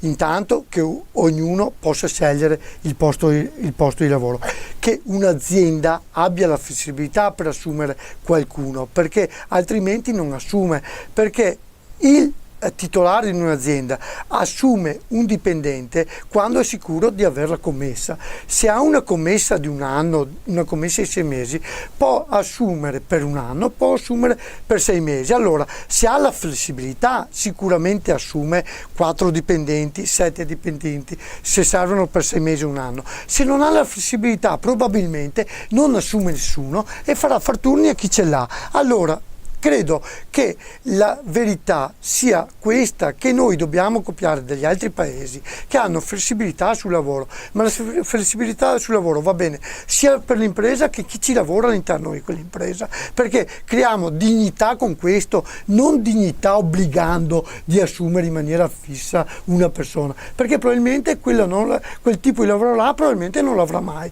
Ma io mi auguro che si giri per le aziende, si entri per le aziende come fa il sottoscritto tutti i giorni quando si è nel territorio. Allora si parla col titolare, con l'imprenditore, imprenditori seri che vogliono fare aziende, che vogliono investire nel territorio, e anche chi vuole investire in questi territori sicuramente va per questo verso, ma perché lo fanno dappertutto. Torniamo ai temi politici sul fronte elettorale. I sondaggi, la Lega è schizzata al 36%, Forza Italia ai minimi storici. Il centrodestra, così come l'abbiamo conosciuto, è morto in modo definitivo? No, secondo me no. Forza Italia deve lavorare tanto, soprattutto nei territori. Chiaro che oggi la Lega è un partito forte perché probabilmente ha lavorato meglio di noi sul territorio. Noi dobbiamo ritornare nei territori, io l'ho già detto all'interno di queste trasmissioni. Forza Italia ha degli amministratori seri, chi all'interno di Forza Italia lavora. Purtroppo abbiamo un periodo che non è stato il migliore della politica per quanto riguarda Forza Italia, non ha dimostrato il mio stesso, però io credo pancia bassa, correre, darsi da fare in mezzo alla gente, e credo che anche la Lega abbia bisogno che ci sia Forza Italia, un Forza Italia forte dove lavora insieme, dove si va a amministrare insieme, perché credo che un centrodestra forte, oltre che far bene alla Lega e oltre che far bene al territorio, ma fa bene anche alla nostra Italia. Berlusconi ha detto mi candido alle europee. Certo. Cosa positiva o rischia di essere una presenza tra virgolette ingombrante? Perché in questi 20 anni comunque Forza Italia ha significato Berlusconi. È vero, io credo che Berlusconi sia una presenza importante, se lui fa la scelta di campo di rientrare ben venga, però oltre che Berlusconi ci devono essere anche gli altri che però ci danno da fare, non si può sempre vivere di eredità, di grazia di Berlusconi, bisogna vivere di se stessi, correre, darsi da fare e far sì che Berlusconi veda che c'è qualcun altro anche che può far vedere che venire grande questo partito, Forza Italia. Chi può essere il nome per far risorgere Forza Italia in Veneto? Forza Italia che dopo l'addio al partito della Donat-Zan non ha neanche rappresentanti nella giunta regionale. Beh, io mi auguro che anche all'interno della regione che giustamente bisogna vedere come andrà adesso. Intanto aspettiamo le europee e vedremo quale sarà il dato, che sicuramente è molto importante. Dopo a livello regionale abbiamo tanta gente valida, abbiamo anche il nostro nuovo coordinatore che è molto bravo, Davide Bendinelli, tra l'altro un giovane molto grintoso, molto forte, e credo che lui possa portare avanti questo partito in maniera forte. Torniamo ai temi del territorio, Pedemontana e tratto veneto della TAV. Si vuole anche il referendum tra i cittadini per capire se sono opere davvero volute o necessarie. Qual è la sua posizione? No, beh, io sulle opere pubbliche sono sempre stato a favore, sono attualmente più che favorevole, credo che però bisogna date certe dell'inizio e date certe per la fine. Io dico sempre, quelle sono opere che bisogna trovare aziende che lavorino 24 su 24, 7 giorni su 7, così c'è il controllo certo dei costi, che è fondamentale per chi guarda, perché il cittadino non può vedere che un'opera inizia a costare 1 e alla fine costa 10, perché qualche variante ci può stare, però non può costare un'opera sempre 10 volte tanto, ok? Se no, credo che facciamo la fine del Mose e la politica non è più credibile. Allora, perché la politica sia credibile? Perché chi fa politica deve essere credibile, perché far politica vuol dire far per il territorio e fare il bene per la propria gente, perché far politica non lo obbliga nessuno, ok? Allora io credo che la politica su questo si debba un po' rivedere, e io sono convinto che se questo succede anche queste opere pubbliche non sarebbero più un problema, perché sarebbero solo un bene per il paese.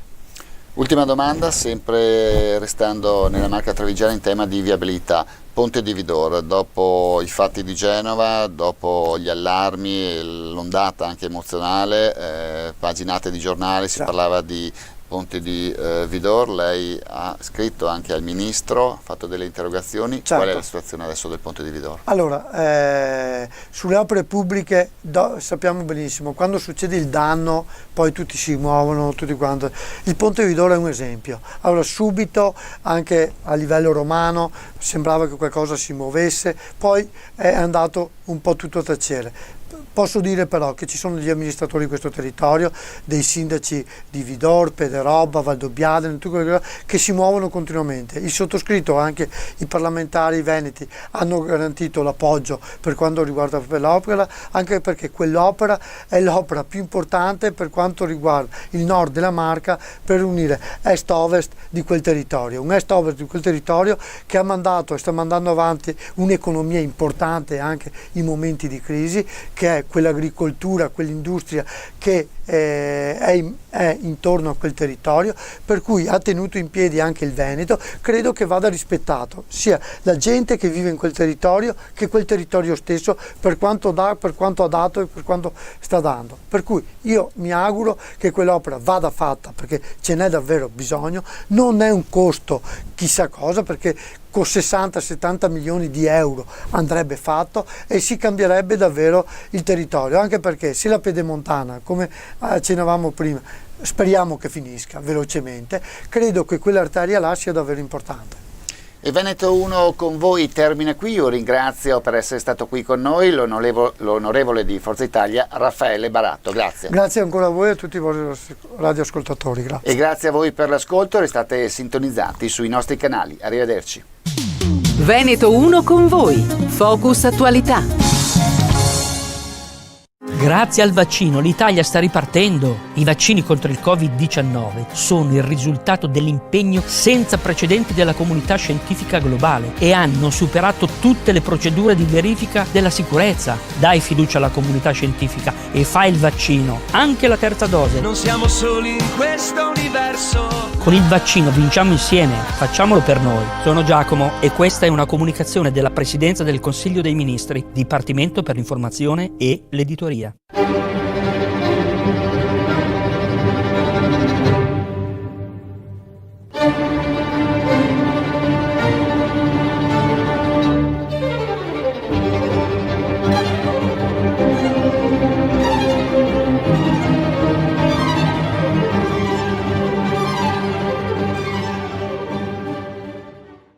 Cari ascoltatori, benvenuti nella puntata di Veneto 1 Classica, una puntata direi straordinaria, perché dagli studi di Radio Veneto 1 abbiamo un ospite di grande valore, un pezzo di storia, diciamo, organistica del Veneto e rappresentato poi in tutto il mondo la nostra forza artistica. Abbiamo qui il maestro Sergio De Pieri. Grazie per questa introduzione, non aspettavo così tante belle parole. Porca miseria, non si scherza qui.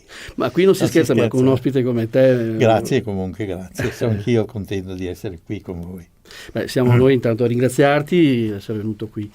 Ma insomma, potremmo iniziare con un curriculum, no? Poi tra l'altro enorme, perché insomma hai una carriera alle spalle che...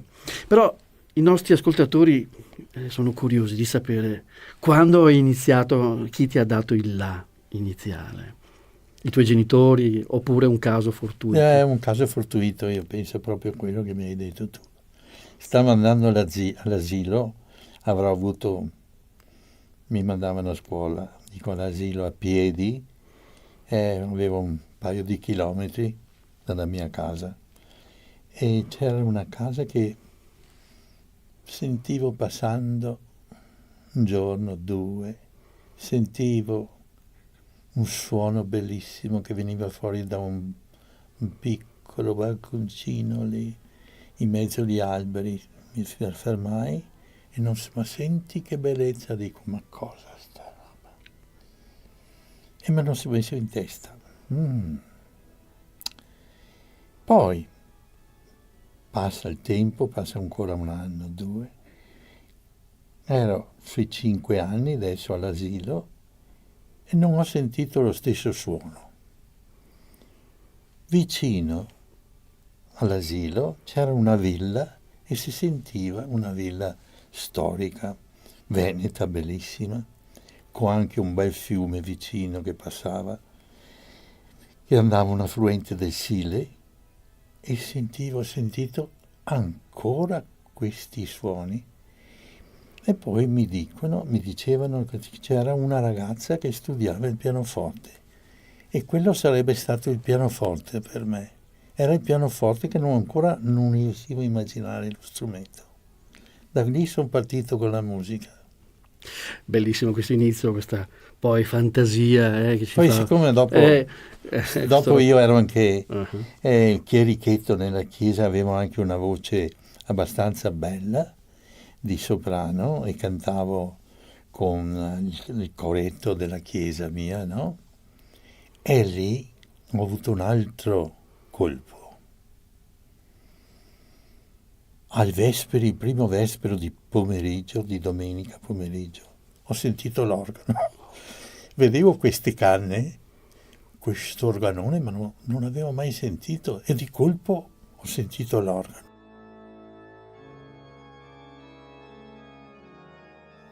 E quello è stato uno shock tremendo, perché ho sentito dei suoni, non ti dico stupendi, ma la continuità del suono, no? Questi accordi che si ripetevano, erano una cadenza, uno che sa la musica un po', facevamo la cadenza perfetta, primo, quinto, cioè la tonica e la dominante, e andava giù sulla tonica, e la dominante do, sol, ma con l'armonia grossa. E questo qui perché erano tutti attaccati i suoni, mentre il pianoforte, che mi ricordo, si sentiva la percussione, invece qua, e stava fermi. E questo, caro mio, dico, questo è lo strumento che voglio suonare anch'io. E allora tra questo e quello ho cominciato. Quindi tu sei conosciuto in tutto il mondo come, insomma, un organista straordinario, eccetera. Però la mia passione era il pianoforte, capisci? Perché prima di tutto i primi suoni l'ho avuti. Poi un altro shock l'ho avuto sempre passando vicino a questa casetta. Ho sentito l'orchestra. Mamma mia, dico, non riuscivo a capire questi suonerini del violino così acuti. Ma cosa sono? Sembrava i fischi di un venticello. Ma cosa? Non riuscivo a immaginare. Finalmente mi hanno detto che erano i violini. Forse il violino. E dopo che l'ho sentito ho capito cos'era il violino che avevo sentito. Anche lì è stato un colpo tremendo, no? Sentire l'orchestra. E così è stato il mio inizio alla musica. Cioè un colpo, ma diciamo un amore a prima l'amore. Vista con la musica, sì. Perché come racconti si sente che hai questa... Sì, non volevo fare più niente, volevo solo imparare a suonare.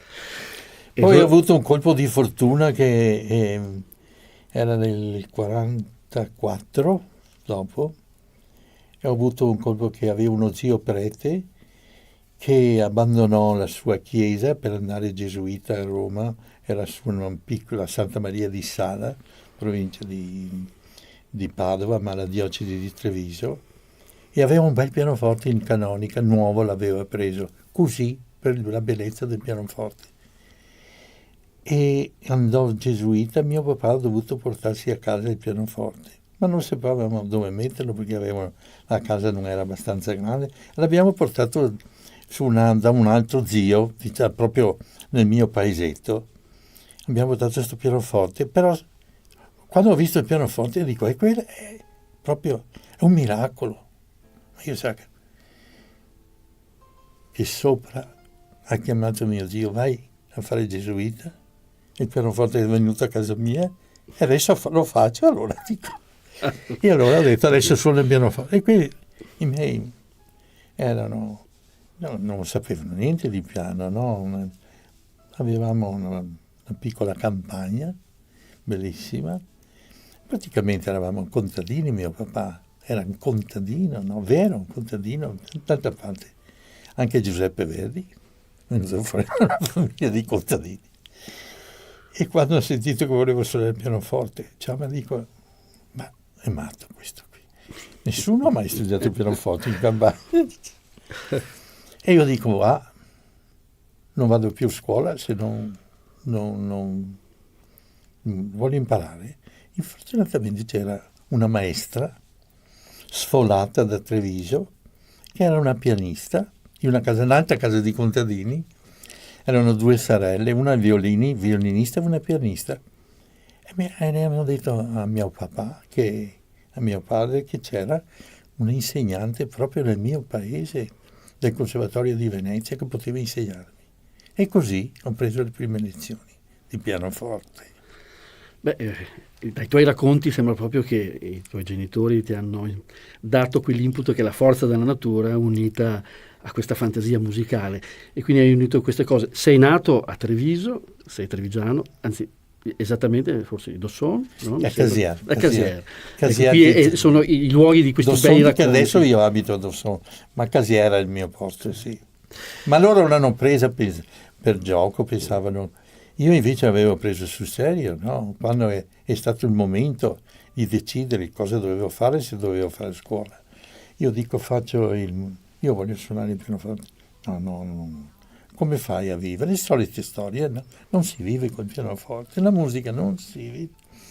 E dico, caro mio, io voglio suonare il pianoforte, insomma. Insomma, a un certo momento hanno ceduto, mi hanno lasciato andare avanti. Ma è stata dura. È stata dura. Ma a questo punto, insomma, dai tuoi racconti qua, vedo anche negli studi, Cameraman, eccetera, sono tutti presi da questa cosa, da questa fantasia, e sono racconti poi, tra l'altro, del tuo vissuto. Volevo chiederti un piacere, una cortesia, infatti siamo tutti curiosi di sentire un tuo brano al pianoforte, lo suoniamo con il pianoforte, questo magnifico pianoforte degli studi di Radio Veneto 1, un brano che... Ti faccio un piccolo, io adesso, a proposito, io sono ritornato dopo tanti anni, sono ritornato al pianoforte e ho fatto un disco anche di Bach, e adesso lo inciderò fra poco. Ma anche Federico Chopin suoni? Sì. Adesso sono ritornato al pianoforte, e poi qui è un'altra storia. È un'altra storia che poi... Un'altra volta te la racconto. Un'altra volta, sicuramente. Io quando ero studente al Conservatorio di Venezia, no? Ho vinto una borsa di studio del Conservatorio, ogni anno davano a un studente che si distingueva, e quell'anno però sull'organo, studiavo organo. Avevo già fatto il diploma, però, a parte, diciamo. E ho vinto un premio Rubinstein, e un anno me l'ha dato questo premio, e è venuto a darmi questa pergamena, no?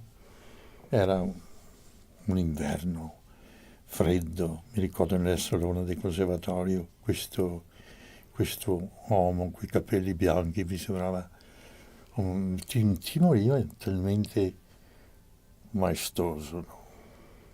Mi consegna questa pergamena e dopo mi fa, finito tutto, mi accompagneresti, dice, che io vado a prendere un caffè in piazza San Marco. Mamma mia, io dico. Il mio maestro, che era maestro dalla Libra, dice, vai. Va bene, maestro, dice, ha visto che era un certo imbarazzo, no? Camminiamo, dice, ma io ho letto qua su che tu studiavi il pianoforte, come mai sei passato all'organo? E dico, maestro,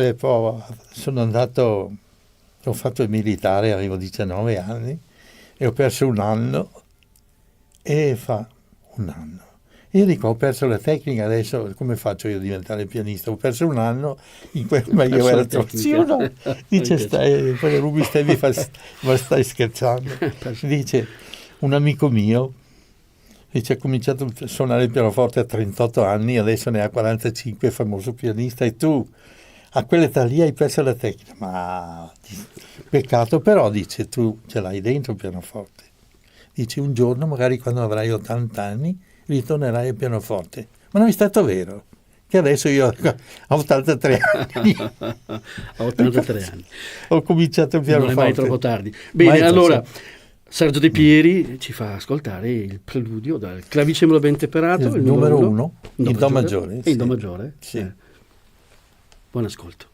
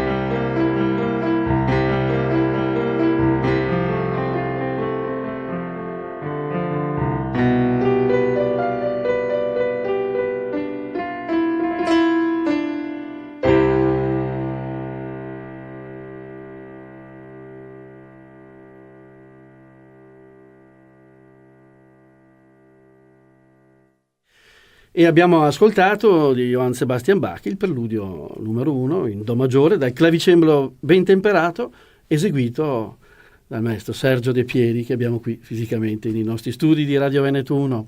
È veramente un onore. Questo preludio in Do maggiore è uno dei brani, diciamo, più famosi. E perfino Gounod hanno fatto l'Ave Maria, l'Ave Maria di Gounod. Sarebbe Bach, insomma. Ma immagino che questo brano tu lo abbia anche suonato negli organi di tutto il mondo, anche a Sydney, perché spesso tu vai in Australia, no? Questo sarebbe più difficile adesso, quando Bach scrisse questo il clavicembalo ben, cioè quel tempo il claviere in inglese, ma il clavicembalo ben temperato, l'ha fatto per tastiera per tastiera. In quel tempo di Bach le tastiere erano il clavicordo, il clavicembalo, vari clavicembali. Non c'era il pianoforte, però c'era la tastiera dell'organo. Però se tu trovi un organo meccanico di quel periodo che ha non tanti registri, ma le sonorità splendide, viene fuori stupendamente sull'organo anche quello. Perché per tastiera non c'è pedale. Ma lei ha suonato non tanto tempo fa, mi sembra, anche, no? Sì. Una serie di preludi. Sì, io ho fatti 3 o 4 concerti per 12 preludi a fughe, e la toccata a fuga, col pianoforte, però, col pianoforte. È stato un divertimento, perché passare dall'organo al pianoforte sembra, però, dà molta soddisfazione anche il pianoforte, La tua scuola viene dalla scuola di Germania, di quella tradizione, diciamo, organistica di virtuosi organisti di grande fama internazionale. Sì, proprio il primo mio maestro. Cominciamo con i miei maestri prima.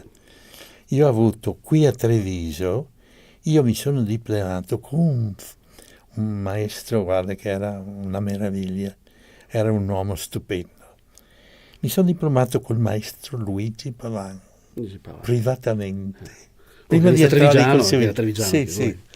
È stato il maestro di tutti i musicisti di quel periodo lì nostro. Quanti ne ha insegnati, quanti diplomi ha fatto il maestro Pavan, non hai neanche l'idea. Perfino il maestro Pasut. Dopo tutti quanti sono stati allievi nella sua scuola. E dopo io sono passato all'organo. Poi ha insegnato per molti anni invece nel nostro Conservatorio Benedetto Marcello. 20 anni. Hai fatto 20 anni al conservatorio. Sì. E lì hai sfornato tantissimi grandi, bravissimi allievi. Sì. Penso che ne hai. Ma mi sembra che avevo avuto un allievo che si chiamava Giorgio Sini. Abbiamo scoperto, sì, sono stato tuo maestro. Sei stato il mio maestro. Eri tu quando mi hai detto io adesso devo continuare a suonare il pianoforte, perché io avevo in mente anch'io il pianoforte, ti ho lasciato andare.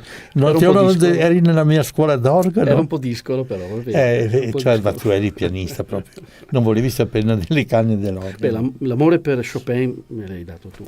Almeno quello. No. Maestro Sergio De Pieri, tu hai sfornato tanti allievi, eccetera, però tra l'altro sei anche artefice, oltretutto, anche di festival anche importanti, tra cui anche questo importantissimo internazionale che è in Australia. Sì, so che sei più in Australia che a volte qui in Italia, a metà sei in Australia. Quasi 9 mesi adesso, ho cominciato con 3 mesi, poi 4, poi 5, poi 6, adesso sono arrivato a 7 mesi in Australia, 7-8 mesi. E quindi è un mondo io ho un anche... festival, però mi sono rifatto col pianoforte anche, perché ho un festival, ho inventato il mio festival. Che si chiama, scusa, diciamo Beethoven Festival a Melbourne. Oh. A 15 anni, ma il grande mio festival di tutta la musica, diciamo, qualsiasi genere, orchestre, cori, tutto, dal 1200 fino ai tempi nostri. È il festival di Ballarat. Sì. Che mi dicevi addirittura si fanno 2 concerti al giorno? 3. 3 concerti al giorno, sì. Mattina, pomeriggio e cucina la sera. E cucina. Vorrei anche informare 30 concerti in 10 giorni. I nostri ascoltatori, che sei tra l'altro anche appassionati di cucina, sì, no? Ma 25 anni l'anno prossimo. 25 anni ha fatto questo festival. L'anno prossimo sarà il 25esimo. Quindi sarà un grande... Perché tutti dicevano il festival di musica classica dura 10 anni e poi 25 anni. Dopo 10 anni cresceva, dico no, il mio festival non finisce adesso. Chissà quando finirà, siamo arrivati a 25 anni adesso. 25 anni, quindi con programmi poi vastissimi. Sì, sono aperti anche con i concerti d'organo, concerti di pianoforte, organo, orchestra, passioni di Bach, sì. Tutto. Gli organi in Australia sono degli organi che hanno una buona sonorità, come sono? Certo, sono organi inglesi naturalmente, ma però abbiamo avuto anche un organaro a Melbourne nel 1850-60, dove ho ucciso anche io un disco lì, e questo organaro studiò in quel tempo lì in Francia proprio l'organaria e ha fatto dei bellissimi organi con la timbrica francese un po'. E ne ha uno speciale, proprio l'organo di César Franck, bellissimo. Però proprio faceva organi meccanici con impronta un po' di sonorità tipiche inglesi, no? Ispirate un po' anche a qualche organo italiano antico di Ma quel è tempo. in Australia che c'è anche l'organo più grande del mondo, mi sembra? Sì, uno dei più grandi del mondo, a Sydney. Quante canne ha? Avrà... non di 20.000. 20-30.000 canne. E questo sono organi tra l'altro che hanno Lui ha 64 piedi, la canna più grossa. 64 piedi? È grosso, un tubo così grande. Alto, e lì andrebbe bene sicuramente potrebbe suonare la famosa passacaglia, che poi è un tuo cavallo di battaglia, la passacaglia di Bach. Solo gli ultimi accordi, sino butti giù lontano. Si butta giù Melbourne, credo. Ho fatto un concerto ho fatto su quell'organo lì di Sydney, un concertone grosso, che alla fine ho fatto una fantasia fuga di Reger, e alla fine ho messo i 64 piedi e lampadario del Town Hall cominciava a muoversi. Si muoveva. Tutti che guardavano sopra, ho tirato via. Dico che lui mi venga a lampadario in testa. E poi tra l'altro sei conosciuto soprattutto per il virtuosismo del puntatacco, si dice, no? Andava molto di moda tanti anni fa. La pedaliera. Sì, andavano in moda, gli organi meccanici non esistevano gli organi antichi, con meccanici belli, no? Che li abbiamo preservati, come quello di Calido. Poi l'arte organaria è arrivata la luce elettrica, e dico è meglio che facciamo la meccanica elettrica, cioè con un contatto elettrico. Che disastro. No, è come suonare un campanello elettrico e uno a mano che tiri. Ma non si capiva, dice che bellezza, però andavano forse bene per un certo repertorio romantico moderno. Ma dopo si è capito che non doveva essere più, difatti non fanno più, rarissimi fanno organi adesso. Io ti ho sentito suonare più di qualche volta appunto la passacaglia di Bach, che è un grande capolavoro, credo, insomma. Sì, lo hai inciso, qui vedo che c'è un'incisione anche di questa passacaglia. Un organo stupendo. Che organo è questo? È un organo Radetzky fatto a Meolo di Venezia, vicino qua a Treviso anche. È uno dei più bei organi che sono stati fatti negli ultimi, 20 anni.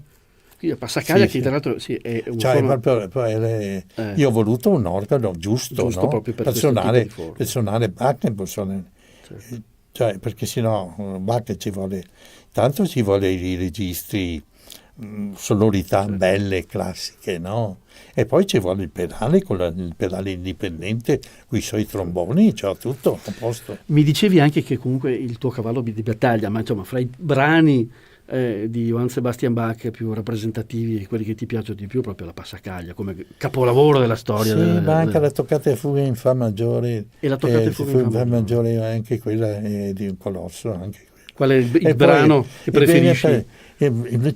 Dopo c'è anche quella, la fuga tripla, quella, con 5 voci la fuga, con 5 voci la fuga, ma poi il preludio è triplo, perché rappresenta il Padre, il Figlio e lo Spirito Santo, che poi arrivano sul finale della fuga. Quella è la più grande fuga, preludio e fuga, naturalmente. La chiamano gli inglesi la Sant'Anna Fugue. Però il preludio è proprio la Santissima Trinità. E poi c'è il preludio fuga in Re maggiore, quello che è il pedale. Difficilissimo poi anche questo, bisogna calibrare bene puntatacco. Io l'ho fatto con un organo elettrico pneumatico sull'organo di Melbourne Town Hall. E ho inciso anche quello, fortunatamente l'hanno ripreso. È interessante sentire Bach con un organo pneumatico di quei tempi, no? Si usava, avevi quello se volevi suonare qualche Bach.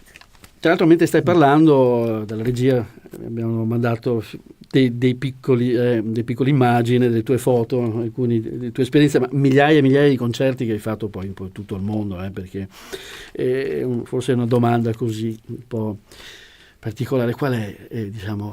Qual è l'organo che ti dà veramente vibrazione, che ti ha lasciato dipende, un organo dipende. In una città o di un paese o che mi dà proprio, cioè io sono innamorato dell'organo di San Nicolò per le musiche. Stiamo a Treviso. Sì, per le musiche italiane, però non avendo un organo, diciamo, bacchiano, c'è uno bacchiano, ma ancora non ho avuto... Scusa, l'organo di Treviso di San Nicolò è cos'è? Una china? No? Un callido. Io ho fatto diversi. Quindi il callido è che, insomma... è il mio organo, diciamo, di Treviso. Poi c'è un bellissimo organo in Duomo di Treviso fatto da Radeschi, che ha fatto quello di Meolo, però non ho avuto ancora l'opportunità di suonarlo in pubblico. Bene, allora ancora un piccolo gioiellino che ci regala il maestro Sergio De Pieri, ci fa emozionare. Ho visto qui tra i tuoi CD addirittura che spazi, perché sei poliedrico in tutto, parti appunto anche dalla musica antica fino ad arrivare ai nostri giorni. Ligeti è un mio autore. Ligeti. Ho visto una volta, ero un ragazzino, era il tuo allievo. Il mio pezzo forte. Ho visto che c'era un brano che tu avevi suonato all'organo, c'erano le matite che si incastravano, sì, che si incastravano nei tasti. Era una fantasia per elettronica, musica elettronica. Sì, c'era la synthesizer, si chiamava. Synthesizer. Ho visto una matita che avevi collocato era i colori, era una fantasia di colori. Sei sempre stato aperto, voglio dire, a ogni... Sì, a me piace molto il Ma qui vedo, tra l'altro, Sergio De Pieri suona Morricone, al pianoforte naturalmente. Sì, perché quando sono ritornato, un mio amico che suona la chitarra e che aveva famoso Massimo Scatulin, abbiamo avuto ospite anche qui. Mi mette sopra il pianoforte un giorno, viene lì, mi mette sopra il pianoforte dei spartiti di Morricone, degli arrangiamenti di Morricone, e dice: guarda un po' se ti interessa sta roba. E io ho provato, dice, ma mi sono ricordato tutti i film che ho visto, no, di Sergio Leone. Mamma mia, l'armonica, quello che suona l'armonica, sì, mi metto a suonare, mamma, mi sono immagato subito. Col col mi, la diesis, mi, la diesis. E col pianoforte facevo un certo, poi tiravo via il pedale, mi sembrava di suonarlo io, no? Mi sembrava quello che... Mi è venuto in mente, ma dico, guarda, mi sono informato, non c'è nessun disco per pianoforte, perché tutti gli arrangiamenti sono con l'orchestra, capisci? Non ha lui pezzi, nessuno che sappia io. Mi sono informato, ho guardato anche su YouTube, non c'è niente. Qui vedo appunto una decina di brani che tu hai registrato di Morricone. Senti, allora ci fai questo di ascoltare un brano al pianoforte. Una volta c'era in America. Io con questo pianoforte posso farti solo sto pezzetto. Con questo pezzettino. E qui devi avere un'idea, no? E quindi Sergio De Pieri. C'era una volta all'America al pianoforte. È un film di Morricone, di Morricone si chiama, uno dei film sui in America. Buon ascolto.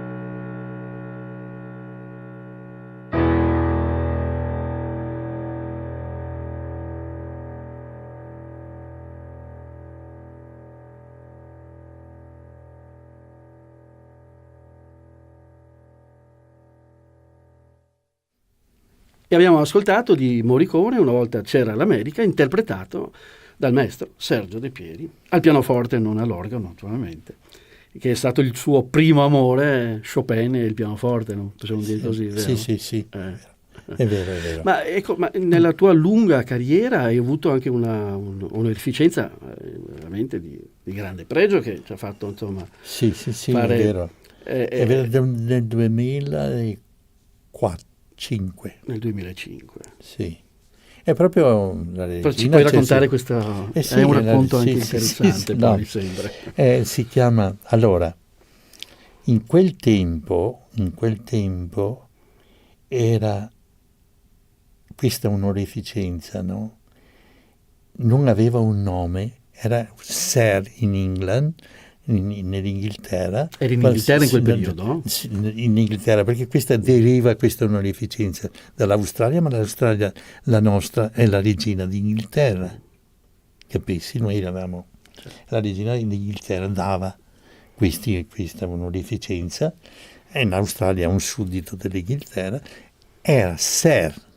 Ma gli australiani adesso l'hanno cambiato, che si chiama OAM, che vuol dire Ordine Australia Medaglia, che è una roba che nessuno capisce niente, no? Questi testoni. Non era molto meglio lasciare Sir? Allora qualcuno, per vendicarsi, qualche mio amico, nel YouTube ha messo Sir Sergio De Pieri, perché OAM corrispondeva a questo titolo. E quando io ho visto, forse qualcuno si ricorda di quei tempi, perché è stato io credo che non credo che ci sia un altro italiano in Australia, forse sono l'unico che ha avuto questo. L'unico che ha avuto questa. Che io sappia, può darsi che dopo che ne salta data fuori. Mano dalla regina. Sì. Ecco, naturalmente è stata una non festa. È cosa da poco, No, una festa, perché ti chiamano quando ti danno questa onorificenza. Ho dovuto andare a Sydney, no? Su un parco stupendo, del governatore, nella casa del governatore. Era una donna in quel periodo, e lì ti fanno una festa, c'è un concerto prima, poi ti chiamano uno per uno, ti raccontano le storie che hai fatto. Me l'ha dato perché ho promosso tanti autori che erano sconosciuti, musicisti italiani, per esempio Frescobaldi, i Gabrieli, Merolo, eccetera. Conoscevano Vivaldi, ma tutti gli altri grandi musicisti del 600, del 500, Monteverdi per esempio. E io li ho fatti conoscere organizzando questi festival. E poi ero insegnante all'università per 10 anni a Melbourne, e ero potuto, attraverso la mia scuola, anche impostare gli esami di questi organisti, nei diplomi, preparandoli anche con la musica veneziana e italiana, soprattutto Frescobaldi, che era il mago dell'organo, Frescobaldi, nel 600, organista a San Pietro in Roma. Aveva in un concerto Frescobaldi 30.000 persone in quel tempo. Adesso ci sono 30.000 persone che ascoltano le grandi Beatles. E questa è una cosa che a volte non sappiamo il motivo, oppure, vabbè, tra virgolette, forse si può anche capire, però la musica è partita qua è iniziata quasi dal Veneto, da Venezia. Venezia ha dato i natali a molte forme musicali anche. Sì, vuoi vedere la prima toccata per organo l'ho incisa io? E 2 paginette stupende di Andrea Gabrieli. Prima incisione mondiale di Andrea Gabrieli, per tastiera. Meravigliosa. Non esisteva. Nessuna toccata prima, è la prima toccata e è arrivato e ha messo il nome. Perché Bach ha imparato sicuramente anche. Bach conosceva tutti, conosceva Frescobaldi, ma Bach anche Vivaldi. Bach e Vivaldi hanno preso poco lo stesso periodo più o meno, ma Bach ha copiato 5 concerti di Vivaldi trascritti per organo, si li ha trascritti lui, Bach ha trascritto. I famosi concerti appunto di Bach e Vivaldi. Bach e Vivaldi, sono bellissimi. Vedi che bellissimi, lui se li ha trascritti per capire anche lo stile del concerto e come scrivevano gli italiani. Dopo lui è andato avanti per conto suo con quelle toccatone e fughe e tutto il resto, e tutto il resto che per me manca il più grande genio che sia mai esistito per me. Bene. Per me, va bene. Caro Sergio De Pieri, il maestro di Farmen Internazionale, per noi è stato un onore averti qui, siamo giunti un po' al termine di questa trasmissione. Poi hai parlato di musica con una simpatia, ma poi soprattutto con un'anima, una profondità meravigliosa. E questo è il messaggio, il tuo messaggio. Ecco, grazie Giorgio, grazie. No, grazie a te maestro di essere venuto qui a trovarci.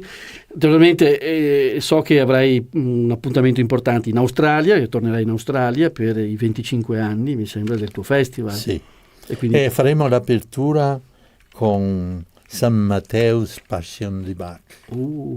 Capolavoro, la passione. Secondo San Matteo. Aprirai con questa... Sì, l'apertura del festival. Va bene. Del mio festival. Del tuo festival, verrai a parlare qui poi dopo. E pensa che faremo la chiusura nella cattedrale di Ballarat.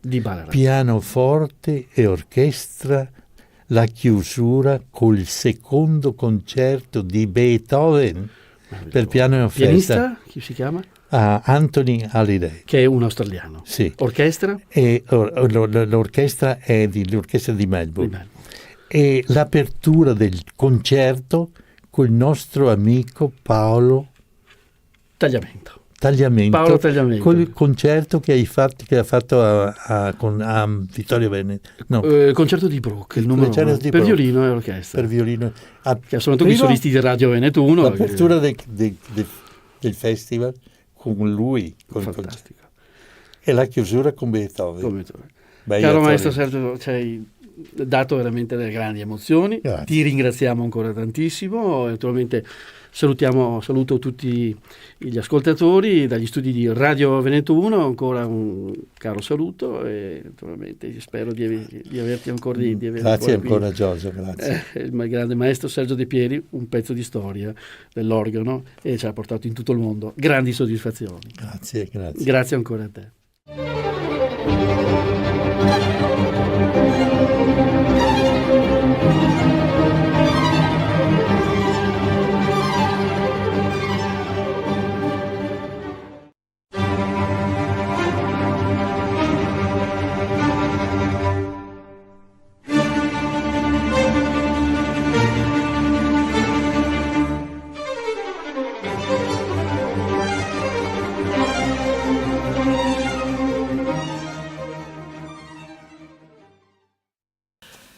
Il più caro saluto a voi tutti, cari amici della Terza Pagina, l'Elzeviro della cultura di questa vostra emittente che informa il territorio.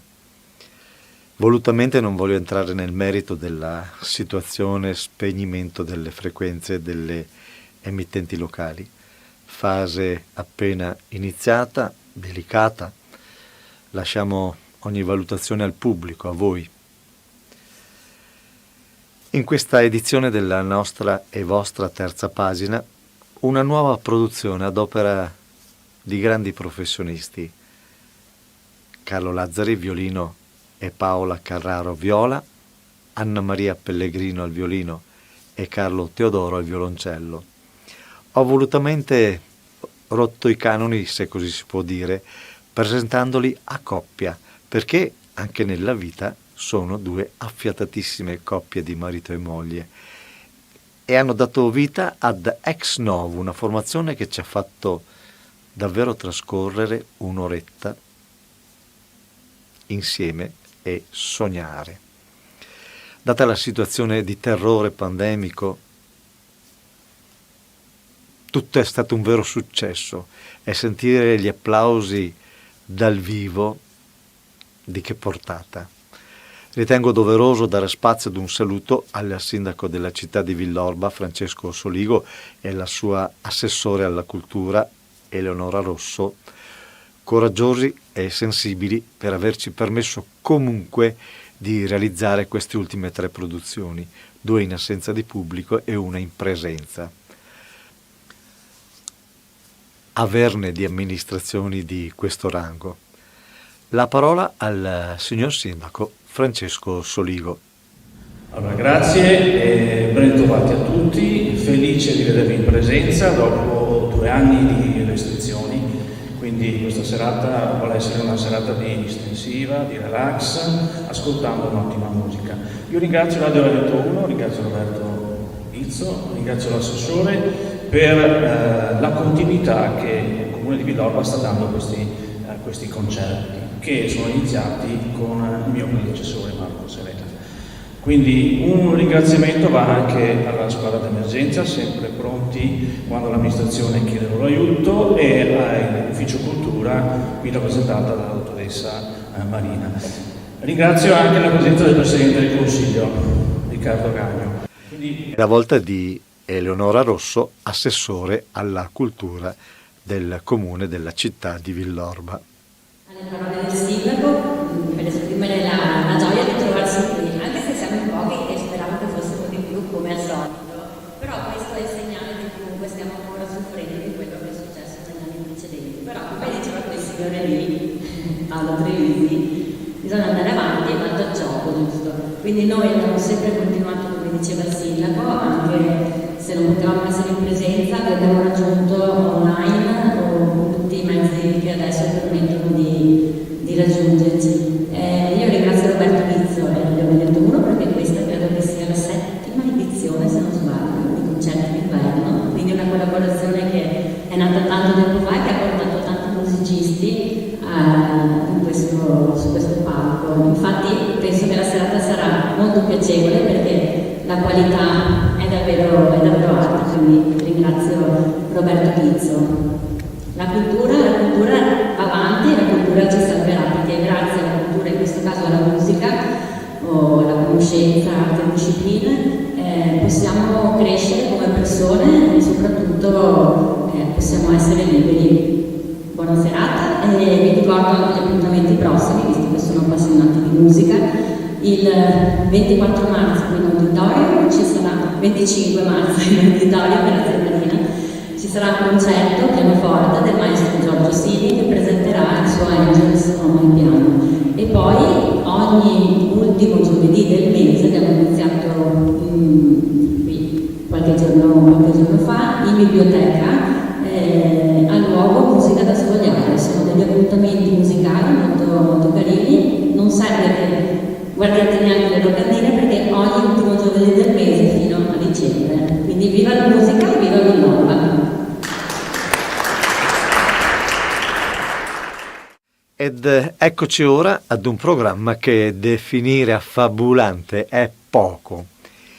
Inizieremo con il quartetto in sol maggiore K156 di Wolfgang Amadeus Mozart.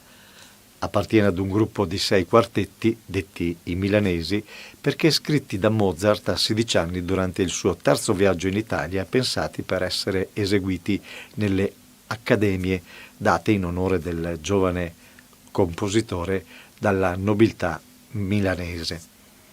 Il gusto italiano pervade il copioso ed agile materiale tematico del primo movimento e del minuetto, ma il movimento più interessante è però l'adagio centrale nella tonalità Mi minore, il cui pathos può ricollegarsi all'atmosfera Sturm und Drag, che segna una netta rottura rispetto al gusto italiano.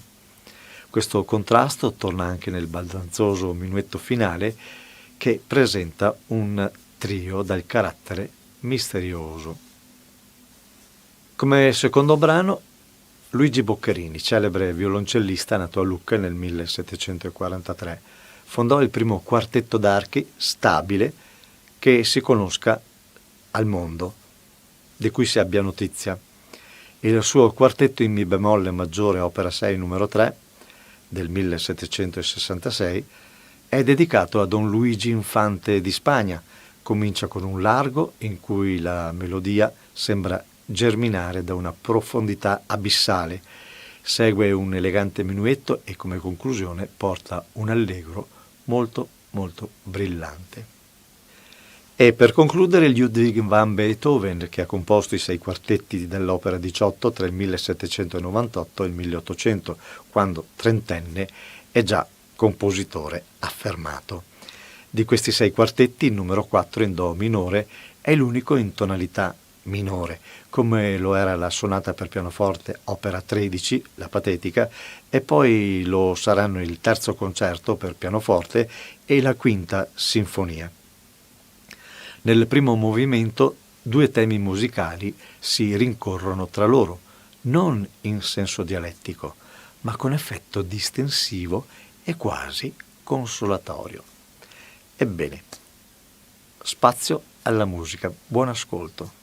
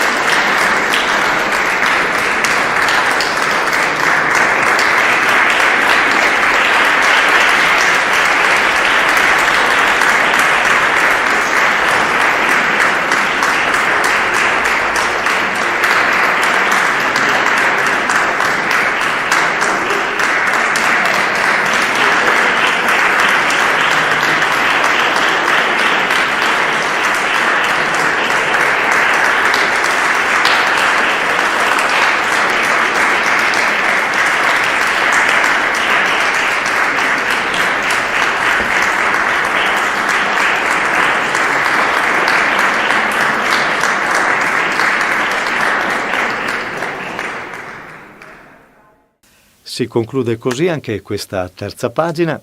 Abbiamo avuto un grande quartetto di ex novo, Carlo Lazzari e Paola Carraro, Anna Maria Pellegrino e Carlo Teodoro, due coppie, Carlo Lazzari al violino, Paola Carraro alla viola, Anna Maria Pellegrino al violino e Carlo Teodoro al violoncello. A questi grandi professionisti i nostri ringraziamenti e un supplemento di applausi anche da casa. Un applauso anche al sindaco e all'assessore alla cultura della città di Villorba, Francesco Soligo ed Eleonora Rosso. Grazie per aver avuto fiducia ed averci dato l'opportunità di realizzare queste produzioni che quasi l'Italia intera, anzi l'Italia intera sta vedendo, perché copriamo anche la Sardegna, sostanzialmente tutta l'Italia. Bene, grazie.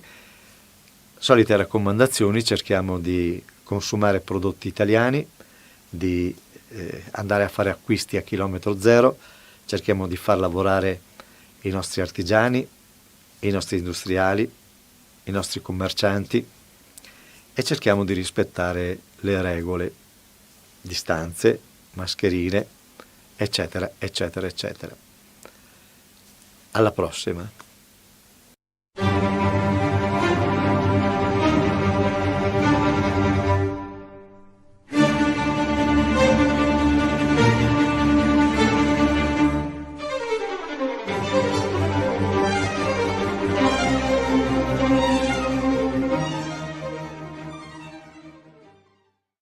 Grazie al vaccino l'Italia sta ripartendo. I vaccini contro il Covid-19 sono il risultato dell'impegno senza precedenti della comunità scientifica globale e hanno superato tutte le procedure di verifica della sicurezza. Dai fiducia alla comunità scientifica e fai il vaccino, anche la terza dose. Non siamo soli in questo universo. Con il vaccino vinciamo insieme, facciamolo per noi. Sono Giacomo e questa è una comunicazione della Presidenza del Consiglio dei Ministri, Dipartimento per l'Informazione e l'Editoria.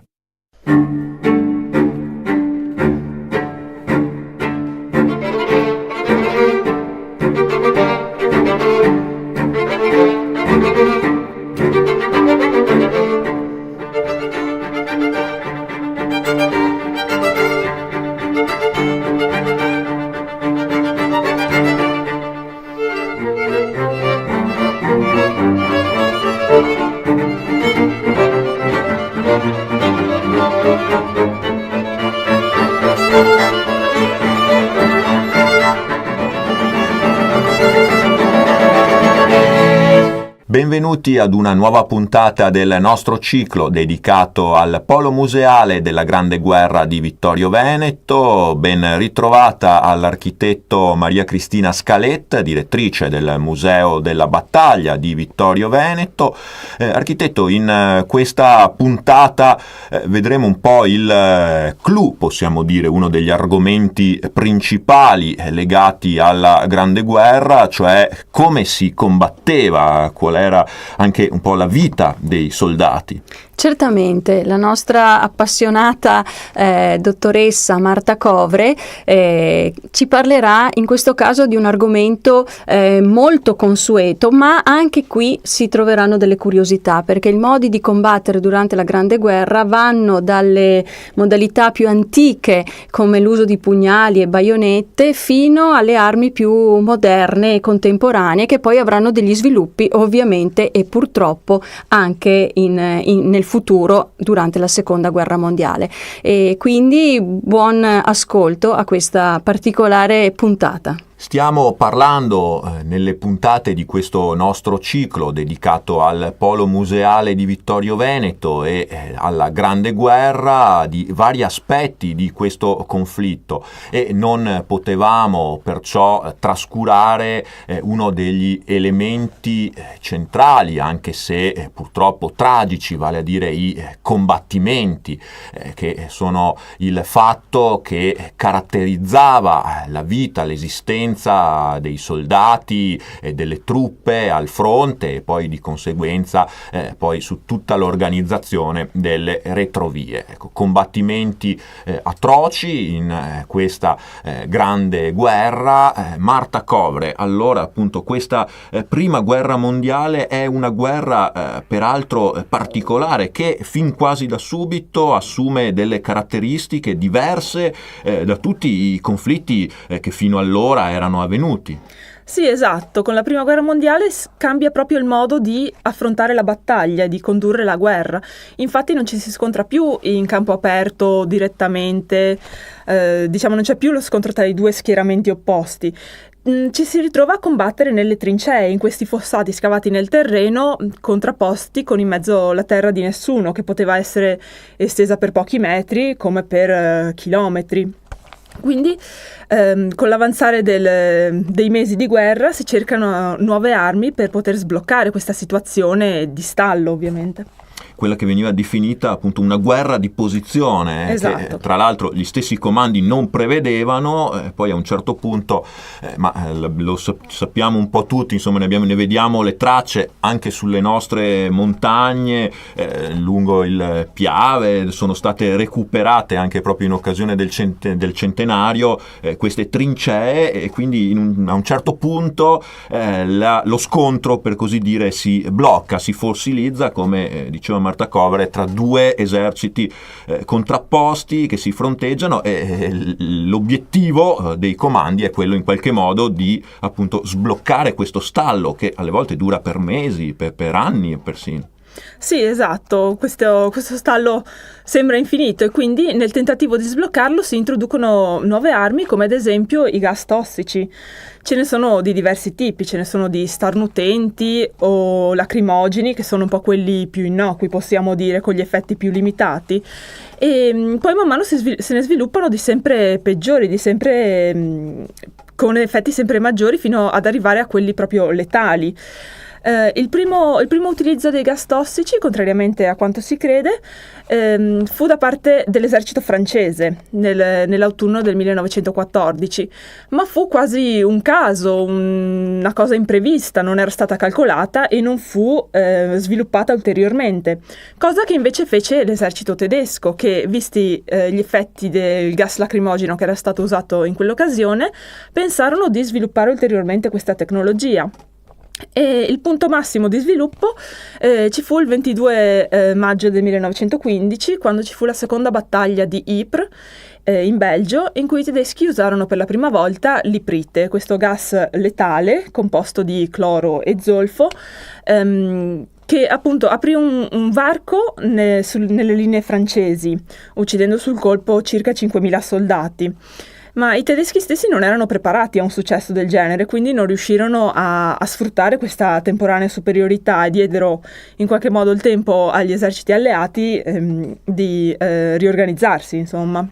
Di tappare questa falla, possiamo dirlo, perché poi appunto diciamo gas per sterminare le truppe avversarie, quindi rompere la resistenza di queste linee, ma poi c'erano forse quelli che conosciamo tutti anche nell'epica proprio della Grande Guerra, gli assalti, no? Le truppe a un certo punto uscivano dalla trincea e andavano alla conquista del fronte avversario. Ho sentito tante volte l'assalto alla baionetta, ma poi c'erano tante armi, alcune quasi, oggi ci viene da pensare, quasi medievali, insomma. Sì, esatto, strettamente legati appunto ai gas tossici ci sono le mazze ferrate, di origine appunto molto antica, anche precedenti al Medioevo persino, che inizialmente venivano usate addirittura dagli stessi compagni dei soldati colpiti dai gas, per dare loro il colpo di grazia, per alleviare le loro sofferenze, e in modo un po' utilitaristico per non sprecare munizioni. Si utilizzava questo sistema che sembra barbaro, che è barbaro, per appunto raggiungere l'obiettivo senza sprecare preziose munizioni. Ma ovviamente queste armi erano usate anche durante gli attacchi. Infatti dopo il lancio dei gas, una volta disperso l'effetto diciamo più immediato, e i soldati nemici dotati di maschere antigas per proteggersi dai residui andavano all'attacco, come è successo effettivamente a Caporetto. Una cosa che riguarda l'Italia, un attacco ai gas che riguarda proprio l'Italia.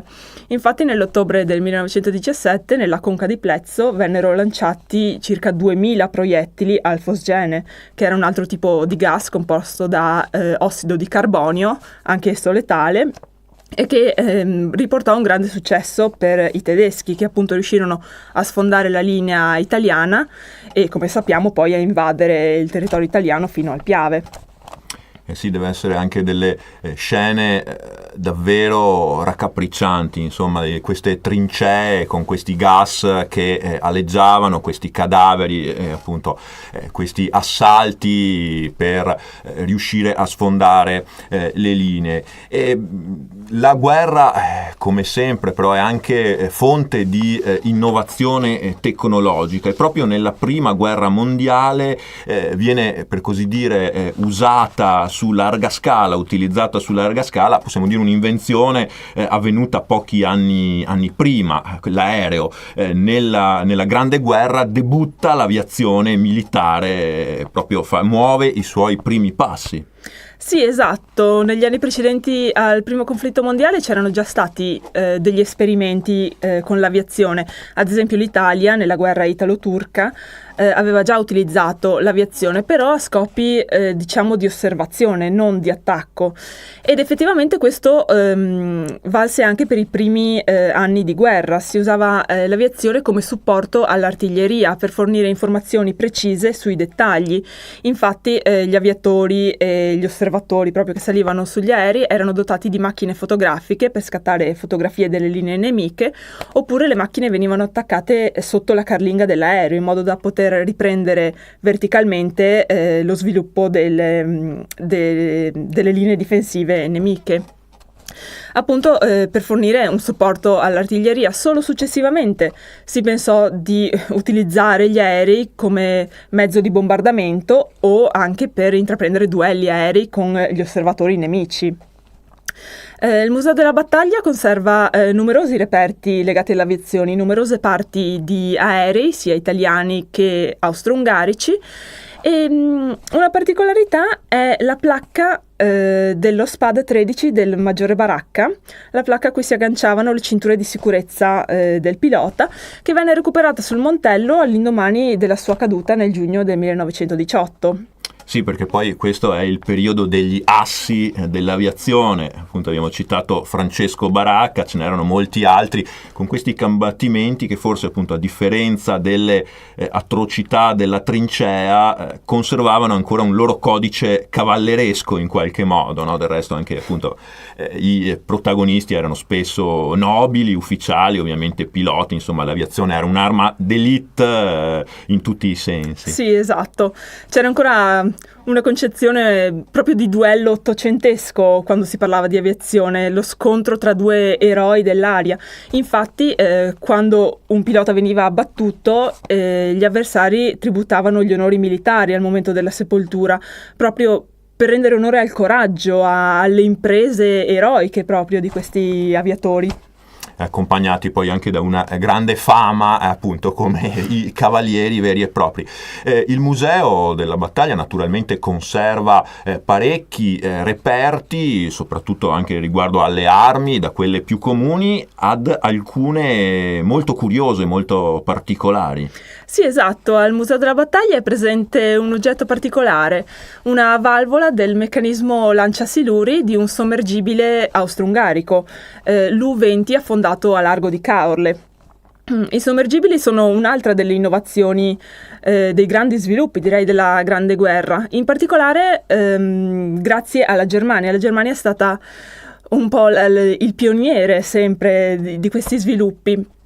E fin dal 1915 la Germania infatti inizia una guerra sottomarina indiscriminata, che verrà poi dichiarata ufficialmente solo nel 17, ma già dai primissimi mesi di guerra comincia ad affondare anche le navi civili che tentano di raggiungere la Francia, la Gran Bretagna. E in particolare è famoso l'episodio dell'affondamento del transatlantico Lusitania, che trasportava appunto civili, tra i quali 123 americani, e questo fu proprio l'episodio che diede il via alla discussione negli Stati Uniti riguardo alla guerra, se entrare, con quali modalità, eccetera. Sì, perché noi quando ci riferiamo alla Grande Guerra pensiamo sempre, appunto, agli scontri via terra, o forse, come abbiamo parlato, accennato poco fa, ai duelli aerei, ma ci fu anche una guerra per mare e alle volte sotto il mare, e alcune testimonianze si trovano anche proprio al Museo della Battaglia di Vittorio Veneto. Grazie intanto a Marta Covre per averci parlato delle tecniche di combattimento della Prima Guerra Mondiale. Grazie a voi. E grazie a tutti voi anche da parte mia per averci seguito fin qui. L'appuntamento è con la prossima puntata del nostro ciclo dedicato al polo museale della Grande Guerra di Vittorio Veneto.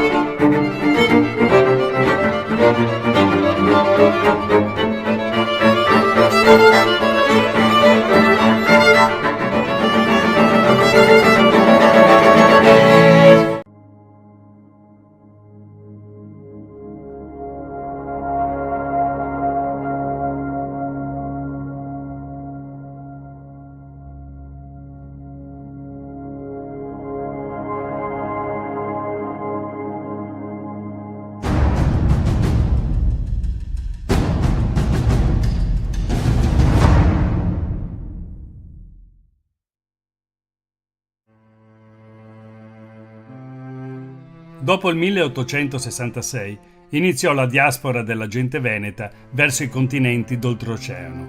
Ma chi e cosa cagionò la fuga dalla terra tanto amata? L'unitarismo italico si rivelò il paradiso del burocrate di Stato, a discapito della gente comune. Scrissero sull'Arena di Verona: il governo italiano, a confronto dell'Austria, ha 3 volte tanto di regolamenti, 3 volte tanto di personale di pubblica sicurezza, di carabinieri. C'è anche una dichiarazione di Rustov, Wilhelm Rustov, che era un prussiano, però aveva indossato la camicia rossa con Garibaldi. E quando gli hanno chiesto un commento su Custoza, dà una spiegazione che in qualche modo interessa anche l'Italia. La dichiarazione è precisamente questa: l'amministrazione non è il forte dell'esercito e non è il forte dell'Italia. Enorme, lui sottolinea, è il numero delle persone assunte, ma la quantità non si traduce in efficienza. Ora, questo 1866 chissà se vale anche oggi. In Italia, nota ancora Rustov, è gigantesca la quantità di persone che desiderano campare a spese dello Stato, ma senza restituirgli i servigi per cui percepiscono uno stipendio.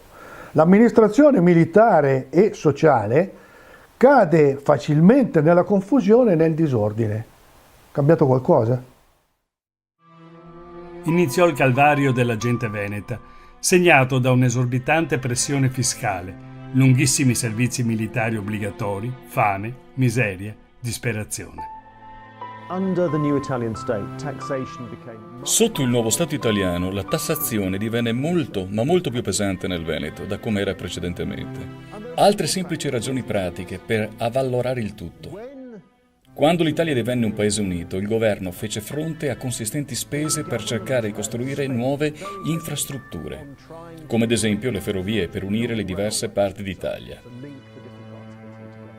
Inoltre, spese moltissimo per le armi e la flotta e spese enormi somme di denaro per reprimere coloro che ancora resistevano all'unità in questa parte d'Italia. La guerra del 1866 fu estremamente costosa. Quindi, quando il territorio veneto divenne parte del nuovo Stato italiano, divenne parte in realtà di uno Stato in bancarotta.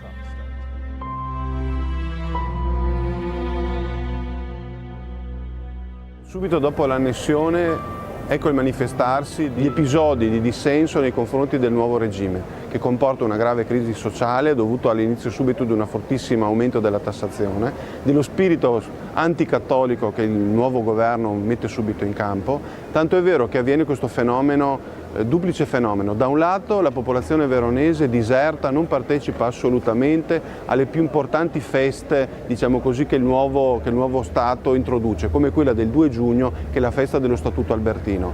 A Verona e nei paesi dove viene celebrata la festa viene completamente disertata dalla popolazione, e dall'altro lato per reazione invece si partecipa in massa alle processioni cattoliche che caratterizzavano la vita, diciamo così, cultuale dei cittadini. Ad esempio la più importante è quella del Corpus Domini.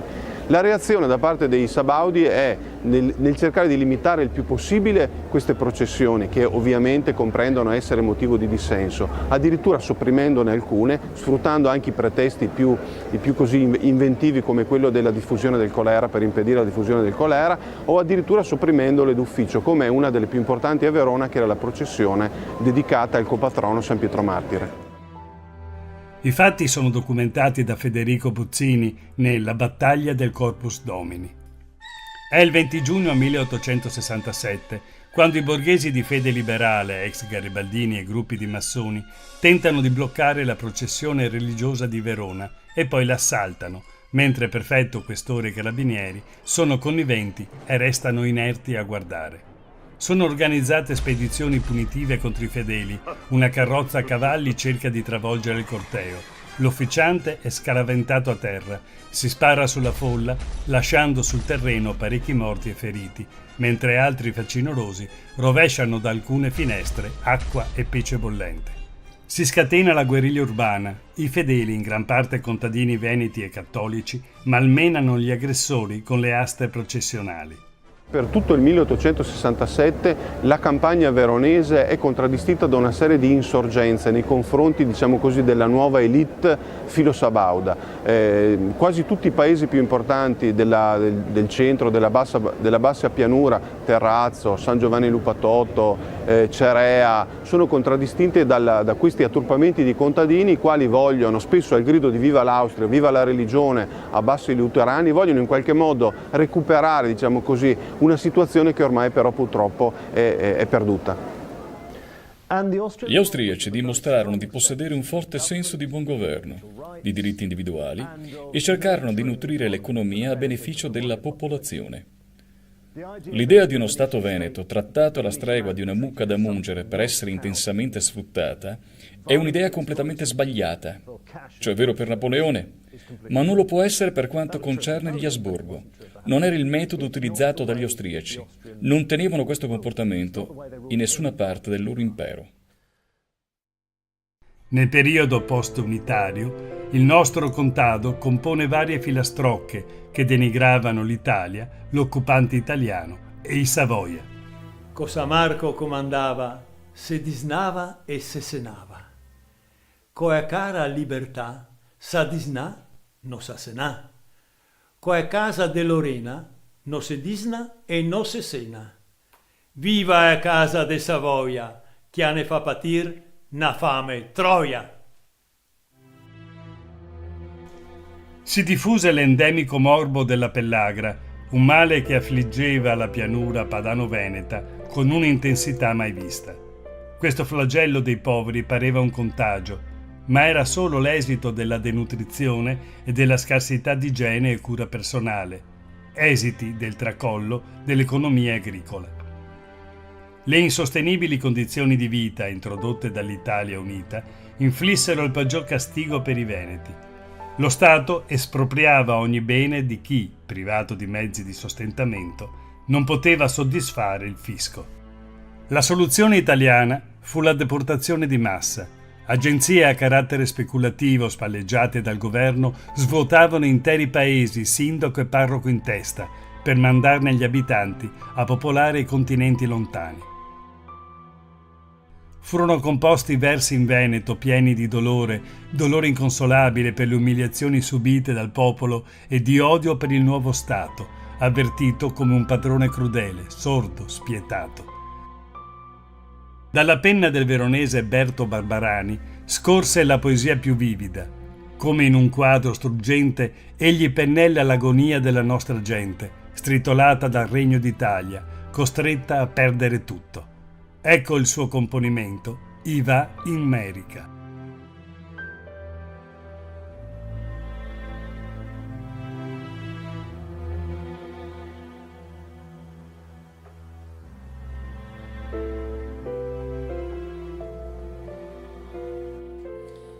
Fulminati da un fraco de tempesta, l'erba dei pre parna a metà passia.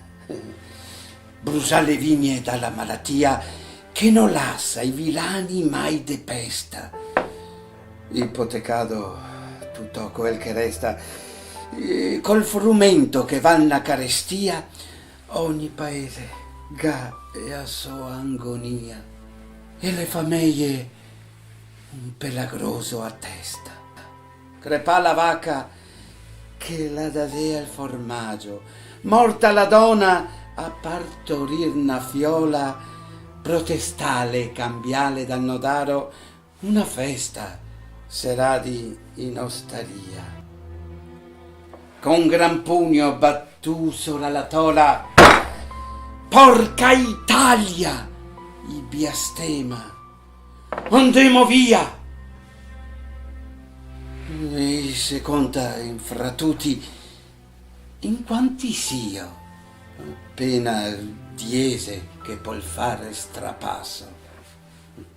Nel resto donne coi putini in brasso, il resto veci coi puteletti a drio, ma star qua non se magna, no, pardio. Bisognerà pur far sto gran passo. Se l'inverno Se l'inverno ne capita col giasso, porino altri e ne fa un desio. Drento l'ottobre carghi de fagoti, dopo aver dito mal di tutti i siori, dopo aver fusiato 3-4 goti, coi a testa sbarlota, imbriagata, i se dà due struconi intra de ori, e tontonando i giappa sulla strada.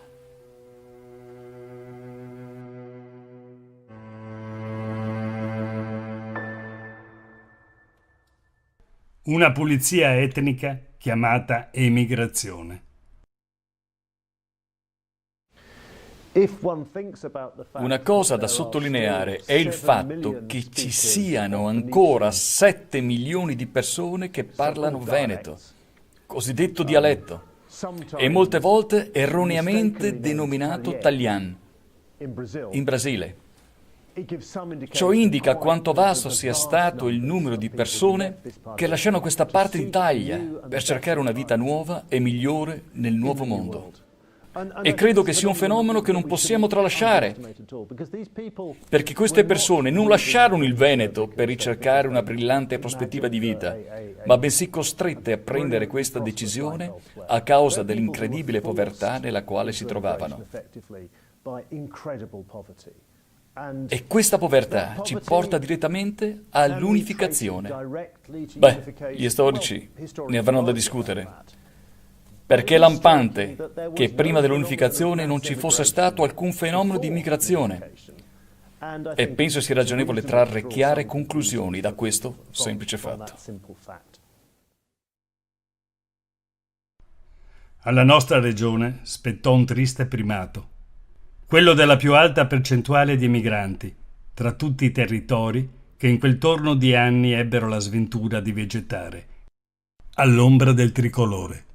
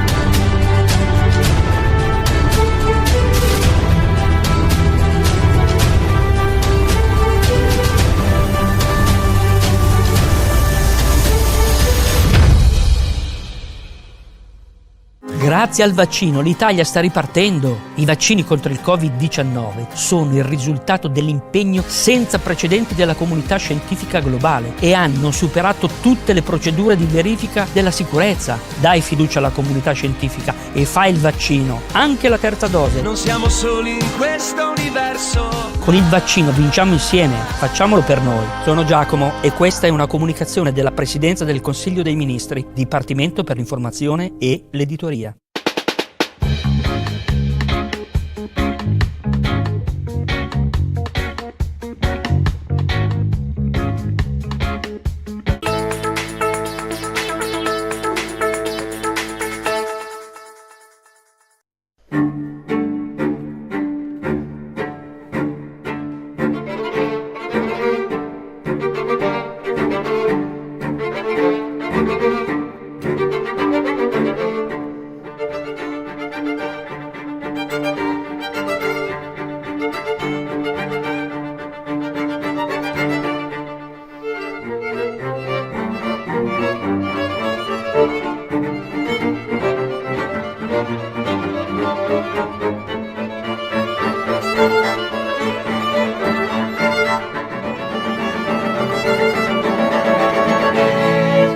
Siamo nel pieno del centenario della Grande Guerra, della Prima Guerra Mondiale, con quegli avvenimenti che un secolo fa coinvolsero proprio il nostro territorio, l'attuale provincia di Treviso, il Veneto, la disfatta di Caporetto, la battaglia di Arresto sul Piave, i combattimenti sul Monte Grappa, sul Montello e poi la controffensiva vittoriosa. I sacrifici dei soldati nelle trincee, ma anche le sofferenze della popolazione civile nell'Alta Marca occupata nel 1917 dagli austro-ungarici e nei paesi del resto della provincia diventati prima retrovia del fronte. Vogliamo raccontarvi questa pagina di storia, le sue conseguenze, attraverso il racconto di una delle prime e più importanti, più prestigiose strutture espositive dedicate a questi eventi, il Polo Museale della Grande Guerra di Vittorio Veneto. Un racconto in 10 speciali che seguirà anche un progetto che il Polo Museale sta portando avanti con alcune giovani ricercatrici, alcune giovani volontarie nell'ambito del servizio civile nazionale. E ad illustrarci proprio questo progetto abbiamo con noi la direttrice del Museo della Battaglia di Vittorio Veneto, l'architetto Maria Cristina Scaletta. Buongiorno. Buongiorno. Allora, direttrice, abbiamo detto un progetto che unisce il Polo Museale della Grande Guerra di Vittorio Veneto ai giovani. Certo, è stato un po' un tentativo vittorioso, per fortuna. Siamo stati classificati 12esimi nella regione del Veneto per un progetto culturale legato al servizio civile nazionale.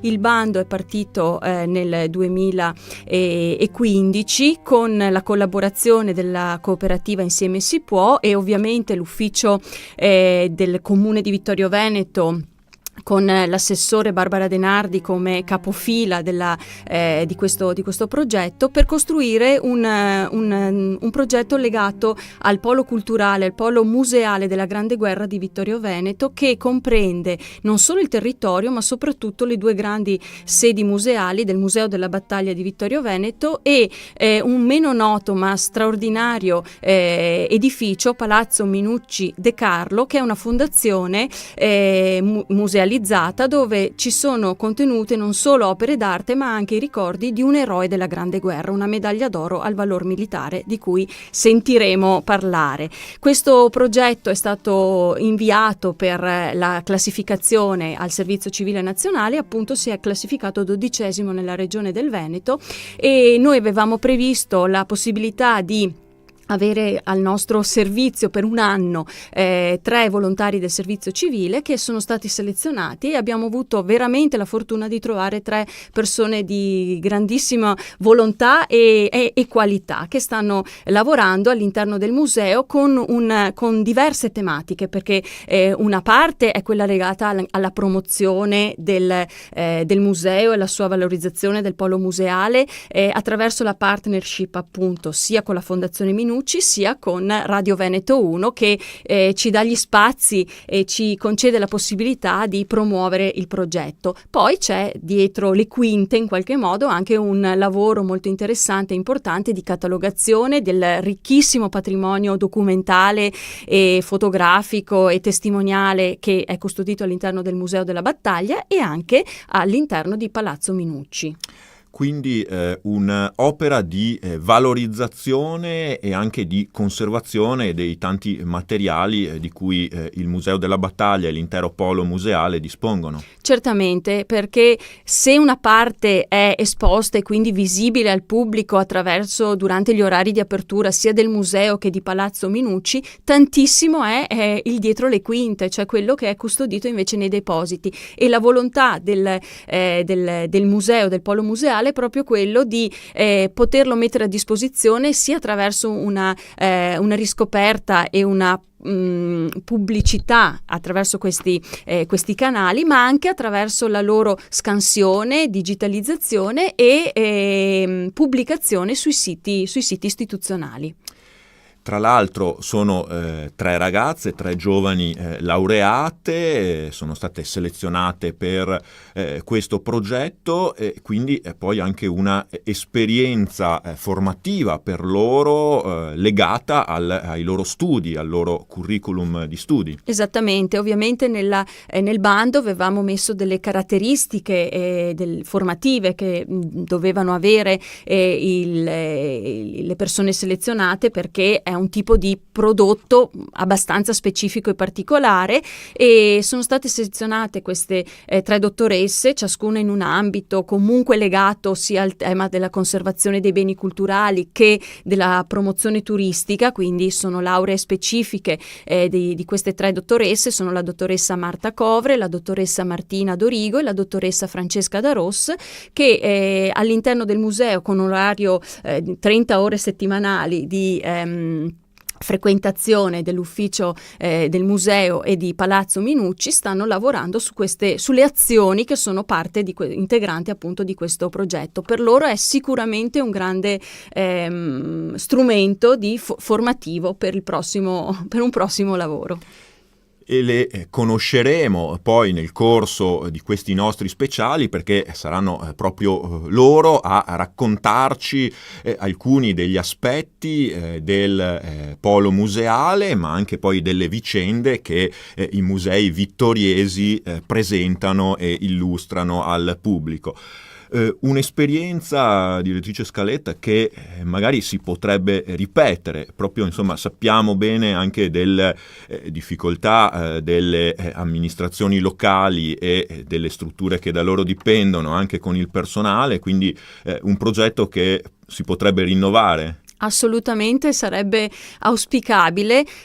Abbiamo provato anche con l'anno 2016 per il 2017 a costruire un progetto di questo tipo, sempre legato comunque al tema un po' più allargato sul territorio delle celebrazioni del centenario della Grande Guerra, perché è un anno che vedrà veramente questo territorio come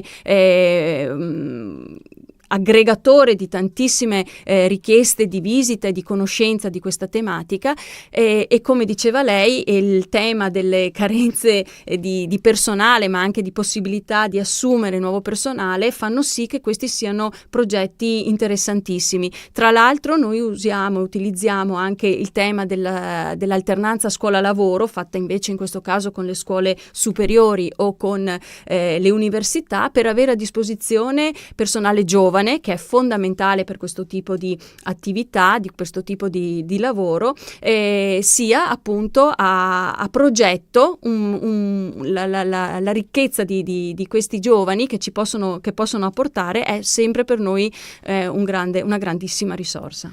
certamente anche nuove idee, nuovi punti di vista e di visuale, anche in un tema insomma storico come quello della Grande Guerra.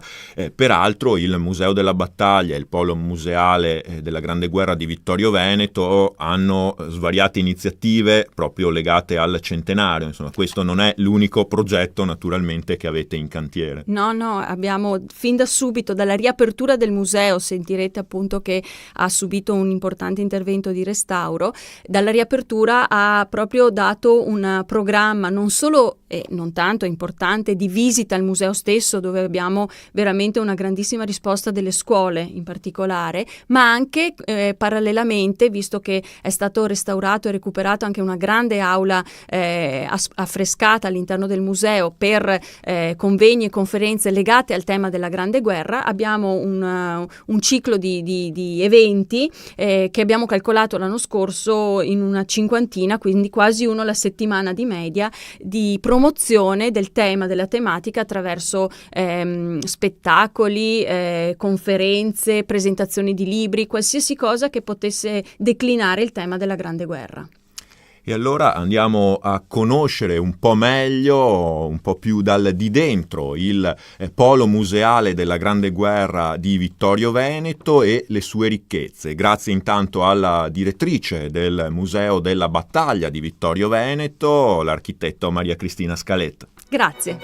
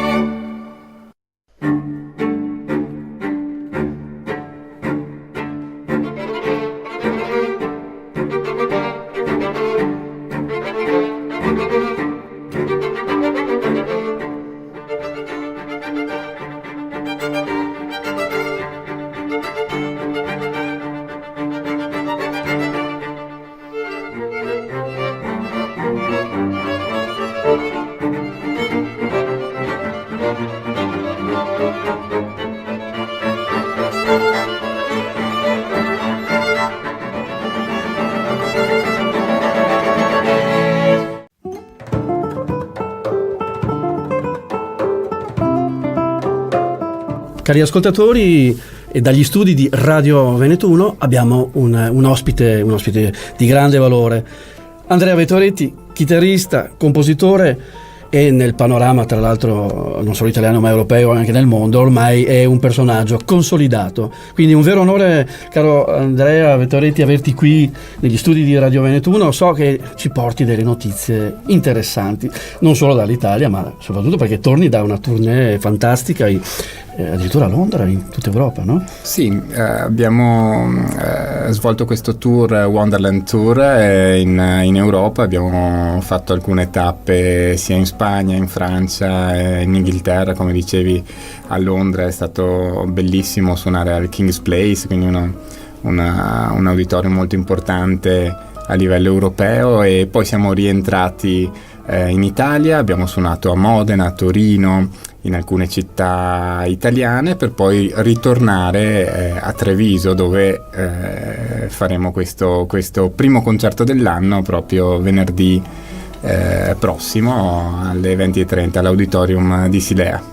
Beh, quindi insomma il pubblico trevigiano ti aspetta poi tra l'altro le tue performance, insomma, e con dei grandi successi internazionali, quindi sicuramente sarà numeroso. E ci puoi un attimo spiegare questo concerto esattamente, poi che hai molti anche collaboratori, sì. Tra l'altro ti presenti naturalmente come chitarrista, ormai di fama internazionale, ma anche come compositore, e tra l'altro mi sembra che questo è un tuo soggetto anche in qualche modo, no? Sì, parte tutto da quello che chiamiamo concept album, ovvero un'idea che parte da un libro, in questo caso, che è un libro di Lewis Carroll, che è un libro che magari l'autore non ce lo ricordiamo tutti, ma il libro sì, che è quello di Alice nel Paese delle Meraviglie.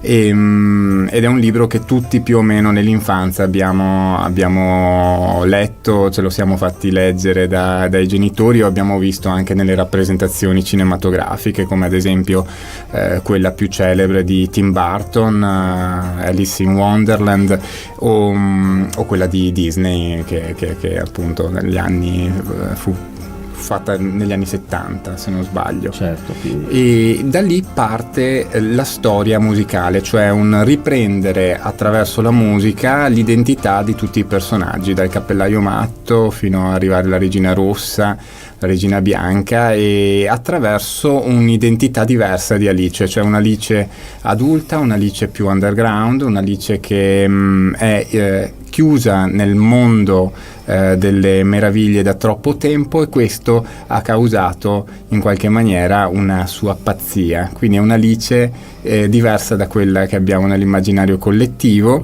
e che chiacchiera con il gatto invisibile, ma anche con altri personaggi che magari invisibili non erano nella storia, ma che lo diventano nella testa di Alice, che in qualche maniera si interroga sull'universo e sulla sua identità di personaggio reale o irreale, quindi resta anche questo punto interrogativo.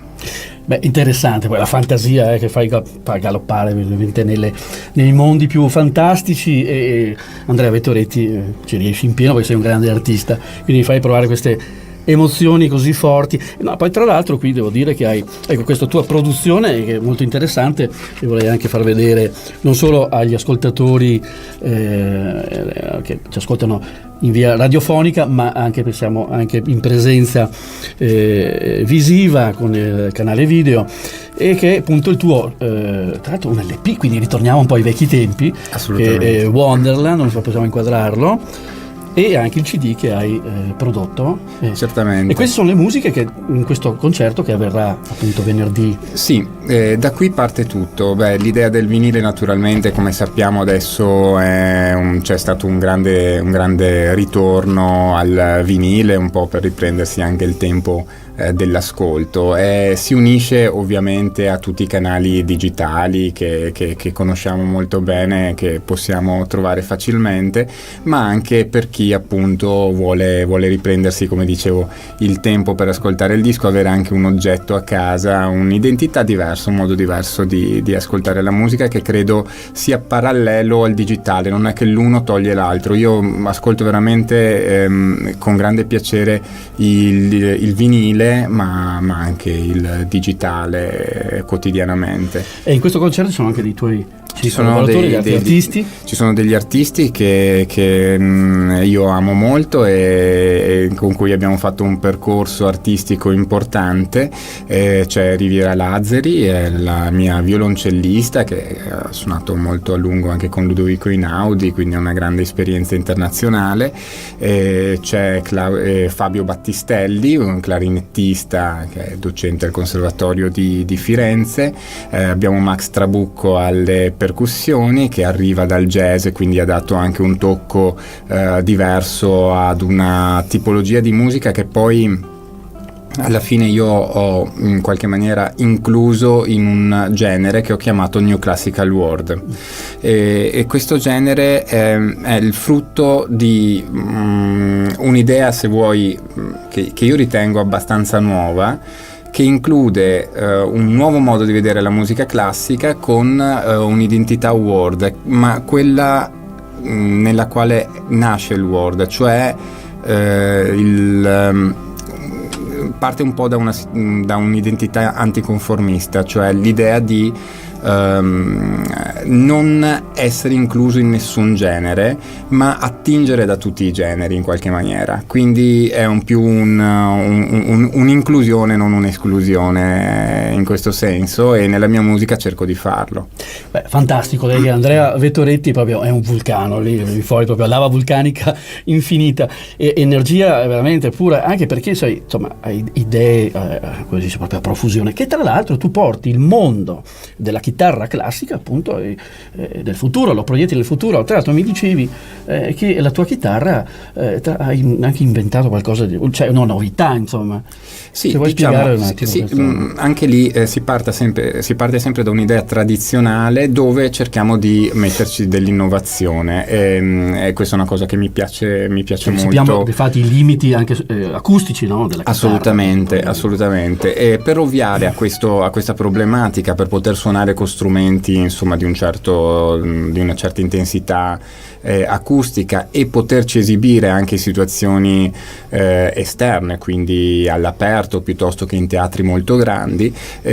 Abbiamo trovato con la tecnologia che fortunatamente a cui possiamo accedere oggi, un'amplificazione da inserire all'interno di uno strumento assolutamente tradizionale, che è uno strumento di liuteria che mi ha costruito il maestro Enzo Guido, che è qui nel Veneto, a Venezia, e attraverso un'amplificazione leggerissima, pesa qualche grammo, con una nuova tecnologia, un microfono americano di nuova concezione, abbiamo amplificato sostanzialmente uno strumento classico, mantenendo una qualità dello strumento e quindi la sonorità che distingue, come sai, nel mondo della classica un artista. Quindi il problema era anche questo, no? Non solo avere uno strumento che si potesse amplificare, questo è semplice, ma avere uno strumento che amplificasse anche l'identità dell'artista. Andrea Vettoretti è veramente interessante, quindi potremo vedere, perché no, Andrea Vettoretti all'Arena di Verona. Ma assolutamente, no? si può Impensabile per una fare. chitarra, perché sappiamo i limiti che ha questo strumento, no? Assolutamente. Questo è veramente una cosa interessante. Ecco, quindi dagli studi di Radio Veneto 1 una novità di Andrea Vettoretti, veramente uno scoop interessantissimo. Bene, per concludere, allora, tra l'altro, prima di chiudere, importantissimo, tu sei attivo anche nel campo anche della solidarietà, quindi usi anche in maniera positiva l'arte, la musica. Cerco di farlo questa notizia per quanto interessante sia possibile. Che è usita anche alla Repubblica, mi sembra. Sì, è uscita un po' ovunque la notizia di una campagna di cui io sono testimonial, di un'associazione, di un onlus anzi, che si chiama Dokita, che opera in 12 paesi nel mondo, e questa campagna si chiama Tutti Uguali ed si caratterizza per l'aiuto ai bambini disabili, e quindi è veramente una situazione che io sto portando avanti da alcuni anni, in questo caso sulla disabilità dei bambini, ma anche sull'educazione musicale, che ovviamente mi sta molto a cuore. Quindi abbiamo 2 progetti. Il primo si chiama Music Care, che è basato appunto sul far studiare i bambini che non potrebbero farlo altrimenti, e quindi diciamo anche fargli vivere un sogno che noi magari facciamo quotidianamente, fare ai nostri figli, ai nostri bambini, ma che in altri paesi non è possibile, e quello ovviamente più delicato, importantissimo, della disabilità dei bambini, e l'aiuto per questi bimbi, che è fondamentale. Si può fare un piccolissimo gesto, un SMS. Diamo difatti il numero. Diamo il numero, chi fa il numero 45582 è un numero che possiamo fare con qualsiasi telefono, e ci saranno appunto addebitati un paio di euro che andranno a beneficio di questa onlus, che è serissima e su cui metto la faccia, perché sono andato a visitare dove appunto operano questi favolosi addetti di Dokita. Bene, complimenti. Bravissimo. Andrea Vettoretti, è un onore averti qui, ci hai portato veramente delle notizie di grande rilievo e importante. Ti aspettiamo ancora presto per ulteriori, perché penso molto che tu non ti fermi, seriamente non ti fermi, quindi porti il messaggio anche dalla musica. C'è un artista nostrano, trevigiano, che sta portando e fa onore in tutto il mondo, e quindi vediamo ancora un attimo l'annuncio del concerto. Certamente, ci vediamo venerdì 18 gennaio alle ore 20:30 all'Auditorium di Silea. Noi saremo lì con Wonderland e vi aspettiamo. E concludo anche dicendo che stiamo anche sottofondo ascoltando la musica di Andrea Vettoretti, che sono tue composizioni. Vedo qui sono 12 brani che 12 brani originali, quindi ecco, le ascoltate qualche pezzo. Naturalmente, se poi andate al concerto venerdì, sentirete dal vivo la produzione di Andrea Vettoretti. Bene, grazie ancora Andrea di essere stato qui negli studi di Radio Veneto 1. Grazie a voi. È un onore, e ci sentiamo presto con altre notizie importanti. Assolutamente. Grazie ancora a tutti.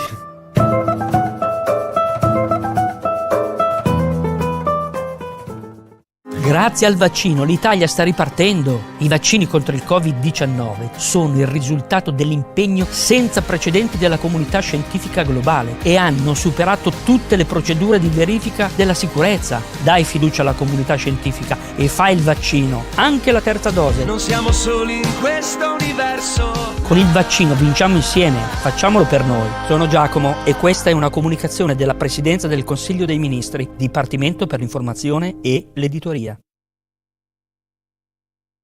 Vi ringrazio per essere qua alla serata organizzata e voluta da Raíso Veneto e dal Comitato 1866. Questa sarà una serata prettamente culturale e storica. Vogliamo cercare di fare un po' di chiarezza su una pagina di storia molto importante, determinante per noi veneti, che è appunto l'annessione del Veneto all'Italia avvenuta nel 1866 grazie a un referendum. Le popolazioni al tempo erano state chiamate a votare se volevano o meno essere annessi all'Italia. Questa è una cosa che è avvenuta in modo alquanto strano e questa sera appunto cercheremo di fare un po' di luce, fare un po' di chiarezza. Ilaria la chiama operazione verità. Appunto noi cerchiamo di fare verità, di dirvi quello che è realmente successo in quell'anno. Quindi questa sera abbiamo 4 relatori importantissimi per questo tema.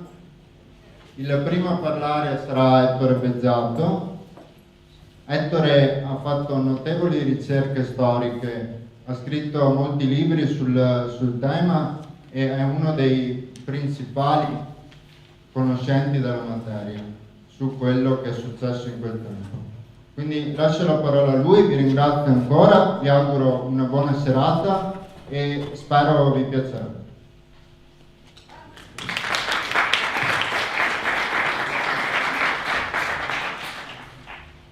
Sì, buonasera a tutti e un grazie veramente di cuore agli amici di Raíso Veneto e in particolare all'amico Mattia per l'organizzazione di questa serata. Mi torno sempre volentieri a Rovigo, mi arrivo dalla provincia di Vicenza, forse si capisce. E questa è una sede assolutamente prestigiosa.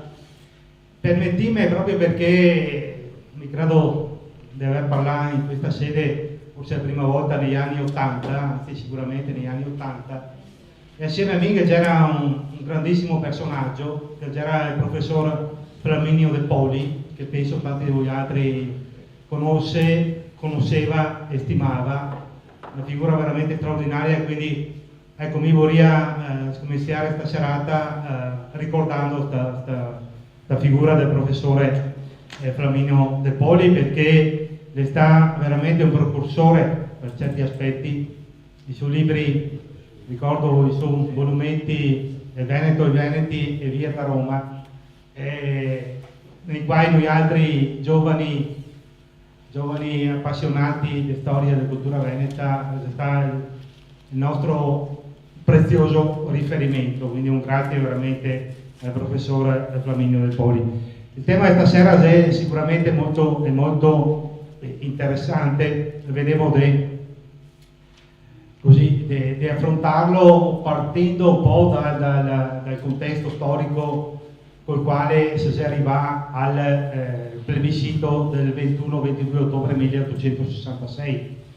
Siamo naturalmente nel 1866, terza guerra di indipendenza, viene scatenata dai Savoia, alleati della Prussia in funzione anti-austriaca, anti-asburgica.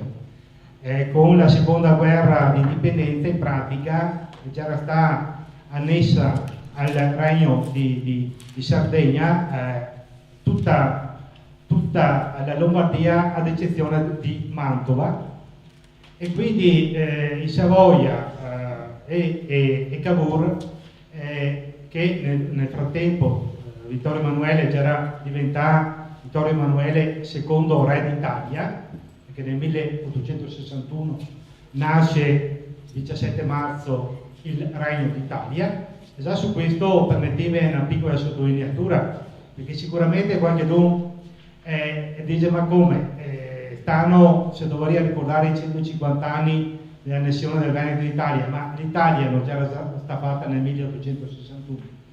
Certo che sì, però non c'era stata fatta coinvolgendo i Veneti, quindi l'unità d'Italia è stata fatta non nel nostro nome. E quando in occasione del 150° anniversario è stato fatto tutte quelle manifestazioni sui quali sarebbe interessante sapere quanti soldi che sono stati spesi nel 2011, fondamentalmente c'è un falso storico, o meglio, è assolutamente un falso storico, perché nel 1861 nasce il Regno d'Italia, però i Veneti non c'è, e non c'è neanche tanta altra brava gente, non c'è i Trentini, non c'è i Tirolesi. Mancava perfino Roma, pensiamo un po'. Nel 1861 Roma non fa parte del Regno d'Italia. Però ha cercato disperatamente di farmi credere che nel 2011 ci sono stati 150 anni di unità. Non nel nostro nome.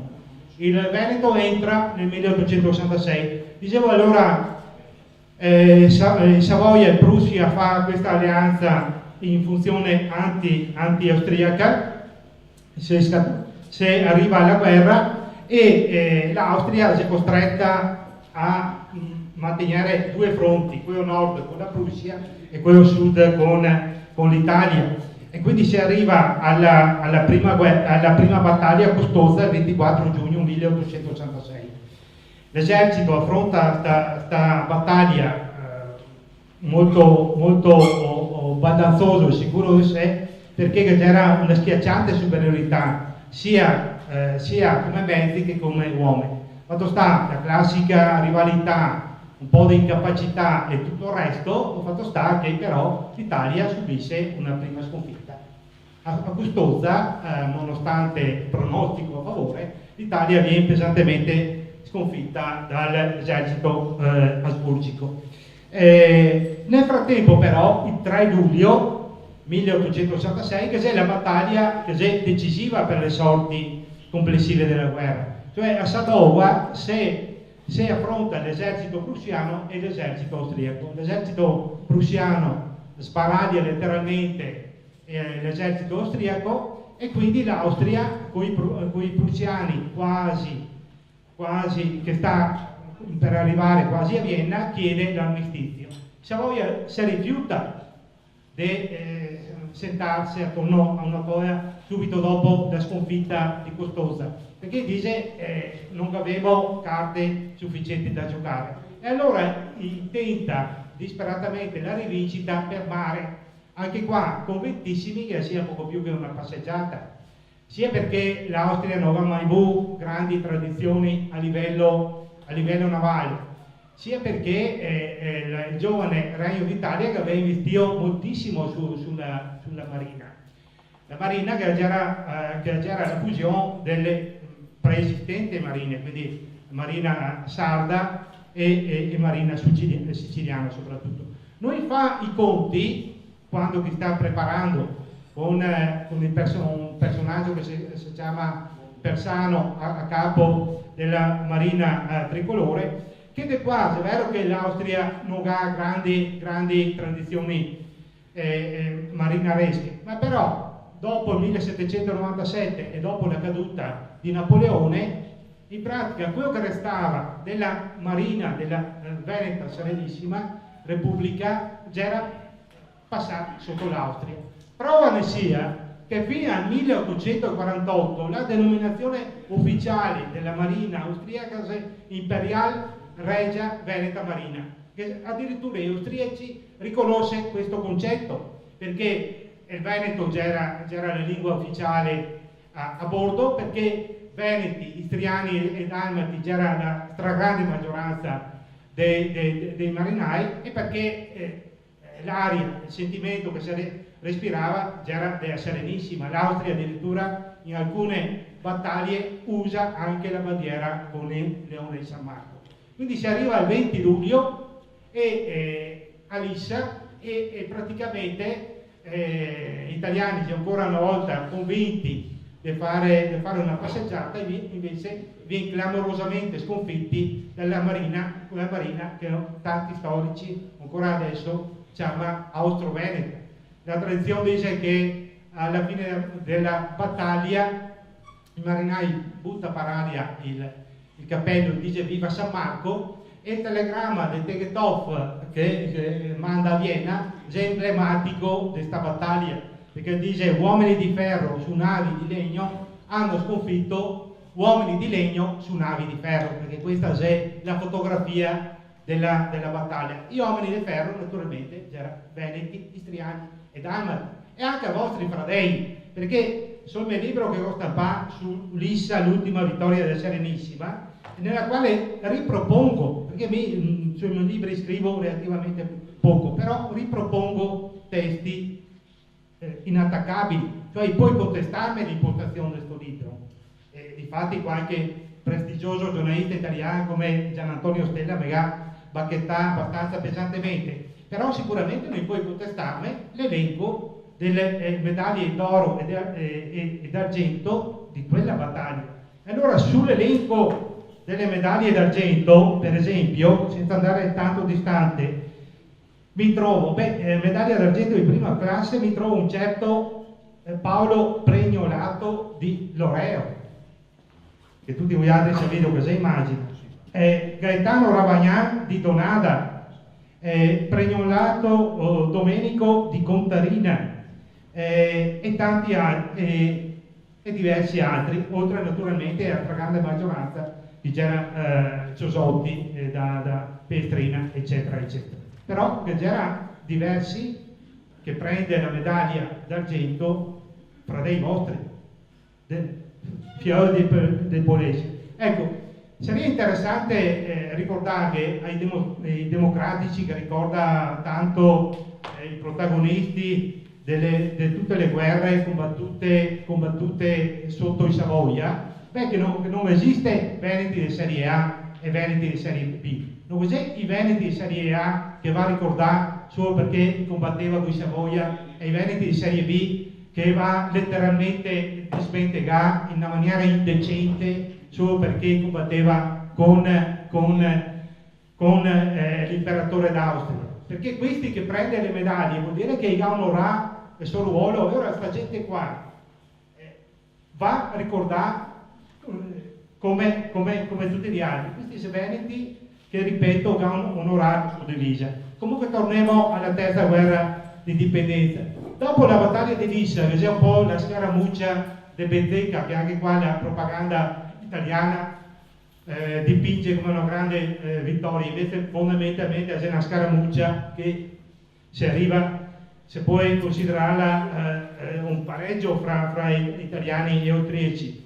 E comunque l'Austria continua a chiedere, e anche la Francia, che faceva da garante, continua a chiedere la pace, e quindi si arriva alla pace il 3 ottobre 1866. E questo è un altro passaggio, o forse il passaggio più importante e assolutamente centrale della questione.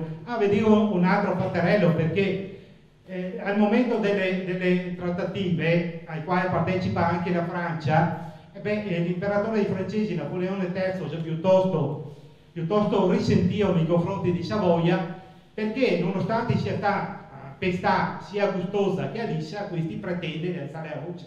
E allora Napoleone III, rivolto ai cancellieri e ai diplomatici dell'epoca, dice un'altra sconfitta e questi mi chiederanno Parigi, perché questo già era il prestigio che aveva l'Italia nelle cancellerie dell'epoca, no? che adesso sia tanto diverso, però è emblematico di questo. Comunque si arriva al trattato di pace fra Italia e Austria 3 ottobre 1866. L'Austria ammette di aver perso la guerra, perché l'aveva perso, ripeto, sta letteralmente distrutto l'esercito a Sadowa, però si rifiuta, giustamente per conto mio, di passare direttamente il Veneto ai Savoia, perché dice, in fin dei conti, abbiamo fatto due battaglie, li avevi perso tutte e due, cosa vuoi io? E allora come che prima che aveva fatto nel 59 con la Lombardia, tra l'altro. E allora passa il Veneto alla Francia affinché la Francia funzioni da garante internazionale. E nel trattato di pace del 3 ottobre 1866 c'è scritto proprio questo passaggio centrale: sotto consenso delle popolazioni debitamente consultate, tra virgolette. Questo è quello che cita il trattato di pace. Quindi il Veneto si riappassa ai Savoia e al Regno d'Italia solo dopo e solo attraverso il consenso delle popolazioni debitamente consultate.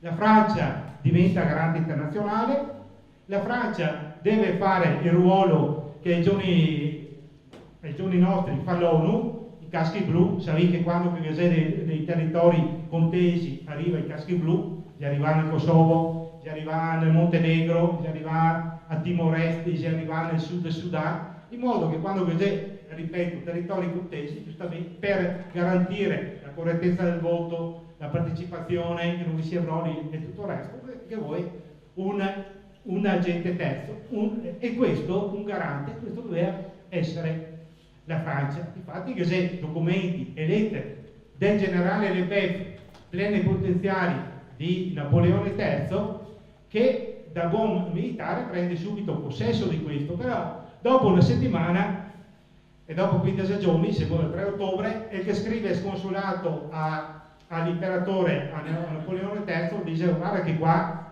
lui mi lascia fare il mio mestiere, qua no, pretende il governo italiano addirittura deve passare il plebiscito, eccetera, eccetera. Napoleone III dice: attento, più o meno, cerchiamo di farsi manco mai possibile e cavemmosi via, perché la Francia non aveva più interessi su questo punto, su questa parte del scacchiere europeo. Lui che aveva già portato a casa sia Nizza che la Savoia e quindi non interessava più niente. Così si arriva, secondo quanto previsto dal plebiscito, dal trattato di pace del 3 ottobre 1866, si arriva alla convocazione del plebiscito. Questo è un manifesto, questa è una copia che mi ho trovato l'originale, che mi ho 2 o 3 dei diversi soggetti, con il quale vi dico che vengo effettivamente convocato il plebiscito. Il plebiscito è fissato per i giorni 21 e 22 del corrente mese. Beh, vedi però una cosa, che praticamente se dice solo guarda Moretti che Gavina a votare sì e basta, però qua non si è messo che c'è la possibilità di votare sì, di votare no, di attenervi, no? Siccome che le prossime elezioni dicesse viene convocato i comizi e guarda che Gavina a votare tutti i parenti, no? Che si è votato distante, però eccolo qua, sì e basta in pratica. Questo è il manifesto ufficiale di convocazione. Ma non solo, cosa succede? Che il convegno viene sì convocato il 21 e il 22 ottobre, però su pressione soprattutto del governo italiano e del primo ministro Bettino Ricasoli, e in pratica il 19 ottobre, quindi 2 giorni prima del voto, in una camera dell'Hotel d'Europa lungo il Canal Grande, il Veneto passa, si trova generale Leboeuf, plenipotenziario della Francia, che in quel momento doveva tutelare il Veneto, si trova 3 notabili nominati dai Savoia, quindi immaginate che figure assolutamente terze, che c'erano anche queste, e il Veneto passa in una camera d'albergo praticamente all'Italia e Savoia. Immagino che qualcuno potrà anche dire: ma questo Gaio prove per dichiarare tutto questo? Beh, le prove le sé anche molto facili, sono riuscito a reperirle dopo anni di ricerche. Per esempio, questo è il dispaccio telegrafico col quale il commissario del re per la provincia di Udine ha ricevuto il seguente dispaccio telegrafico. Venezia, 19 ottobre 1866, ore 10:20 antimeridiano. Cessione della Venezia compiuta, la bandiera reale italiana sventola dalle antenne di Piazza San Marco. Il generale Count di Ravel, plenipotenziario di Savoia. Udine AD, 19 ottobre 1866. Questo si trova all'archivio del comune di Pordenone. Questa è una riproduzione. Ma ancora peggio, no, ancora meglio direi, dopo che aveva trovato questo, del tutto casualmente, perché lo avevo trovato su un libro di storia locale che si chiama Storia di San Michele al Tagliamento, un giorno, mentre ero su internet, mi sono imbattuto addirittura sulla Gazzetta Ufficiale del Regno d'Italia, datato venerdì 19 ottobre 1866, dal numero 288, nel quale viene riportato pari con le stesse parole questo dispaccio telegrafico. Quindi cessione della Venezia compiuta, la bandiera reale italiana sventola dalle antenne di Piazza San Marco.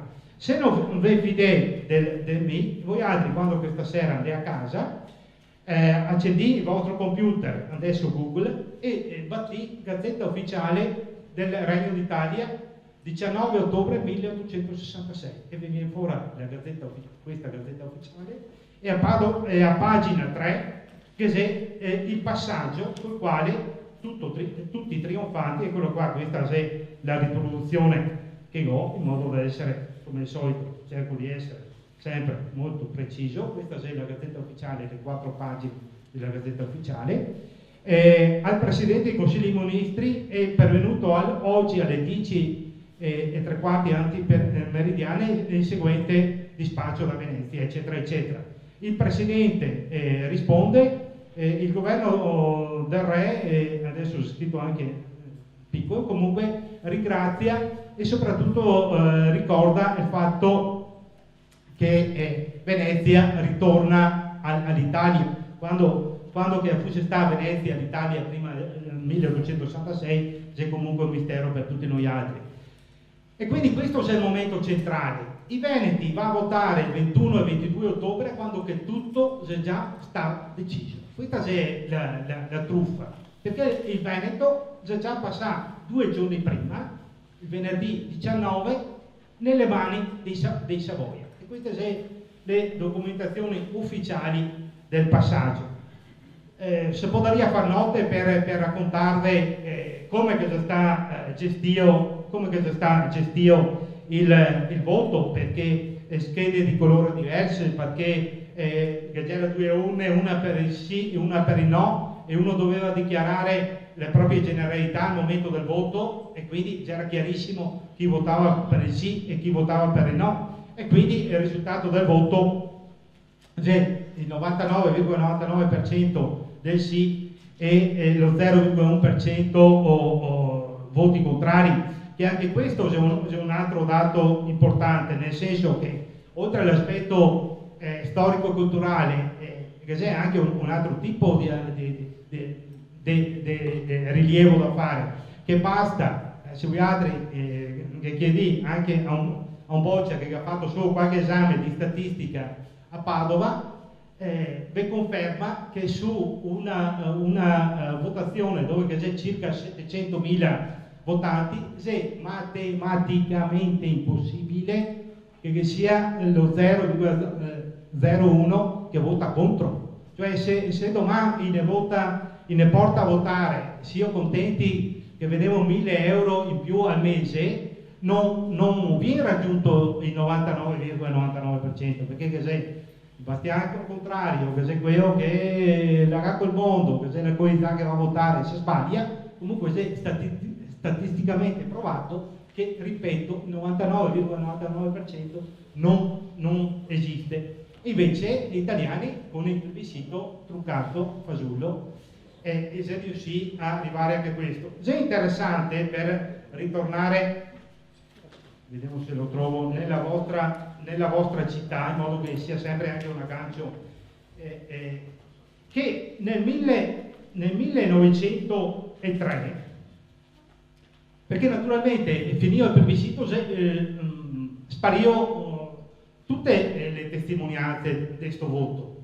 Evidentemente c'era la percezione che qualcosa di sporco già era stato fatto, e guardate che non è stato fatto solo nel Veneto, il Veneto è stato l'ultimo, e quindi tutta la macchina perversa di Savoia già era stata oliata e già era perfetta nel 66, ma già nel 1860 in Toscana mi ho trovato proprio studiando queste ultime settimane che il giornale La Nazione, che è ancora oggi il giornale più venduto a Firenze in Toscana, distribuiva quel giornale le schede per il sì, quindi immaginate quale parvenza il grande Tommaso di Lampedusa nel suo Gattopardo, che Tommaso di Lampedusa non è un pericoloso indipendentista veneto, vuol dire, no? Ma nel Gattopardo descrive le situazioni tragicomiche che si verificano nel plebiscito in Sicilia, e a donna fugata Ciccio Tumeo, mai me lo ricordo a memoria, a donna fugata Ciccio Tumeo disse: io eccellenza avevo votato no, e dopo dice: quei porci municipio mi trasformano il mio voto e dicono quello che vogliono loro. Questo è Sicilia, e Toscana, dappertutto, insomma, questa era la prassi dei Savoia. Però ecco, è interessante citare questo passaggio, perché riguarda lo storico Luigi Sutto della vostra città, che nel 1903, quindi si passa neanche 40 anni dal plebiscito, lei incarica di costruire, di mettere in piedi il Museo del Risorgimento Carlo Alberto, e però scrive testualmente: nelle mie ricerche e investigazioni ho potuto solamente conoscere i voti dei singoli comuni del Friuli. Nessun giornale del Veneto fece altrettanto, nemmeno la Gazzetta di Venezia, che neppure pubblicò i voti appartenenti alla provincia di Venezia. Ho voluto scrivere tutto ciò perché sarebbe interessante conoscere i voti del plebiscito dati nel 1867 a ciascun comune veneto, però da biasimare la nostra ignoranza e la nostra democrazia. È deplorevole che i comuni non conoscono i voti che essi hanno dato per il ritorno all'Italia. Ripeto, questo è uno storico del 1903, a riprova che c'è stato fatto volutamente sparire tutto, quindi è molto difficile trovare la documentazione solo adesso con tante ricerche, ma una documentazione in qualche modo alternativa, perché la storiografia ufficiale non che ne parla. Noi altri faremo un sondaggio nelle nostre scuole quando che il Veneto si passa all'Italia e come che si passa all'Italia, mi sono convinto che A, vi dice che il Veneto è sempre stato italiano, quindi B, che è passato nel 1861 naturalmente, e quei pochi che magari sa che si è passato nel 66, fa fatica a ricordare e avere le idee chiare su come che il Veneto si è passato. Ecco, vi ringrazio per l'attenzione e viva San Marco.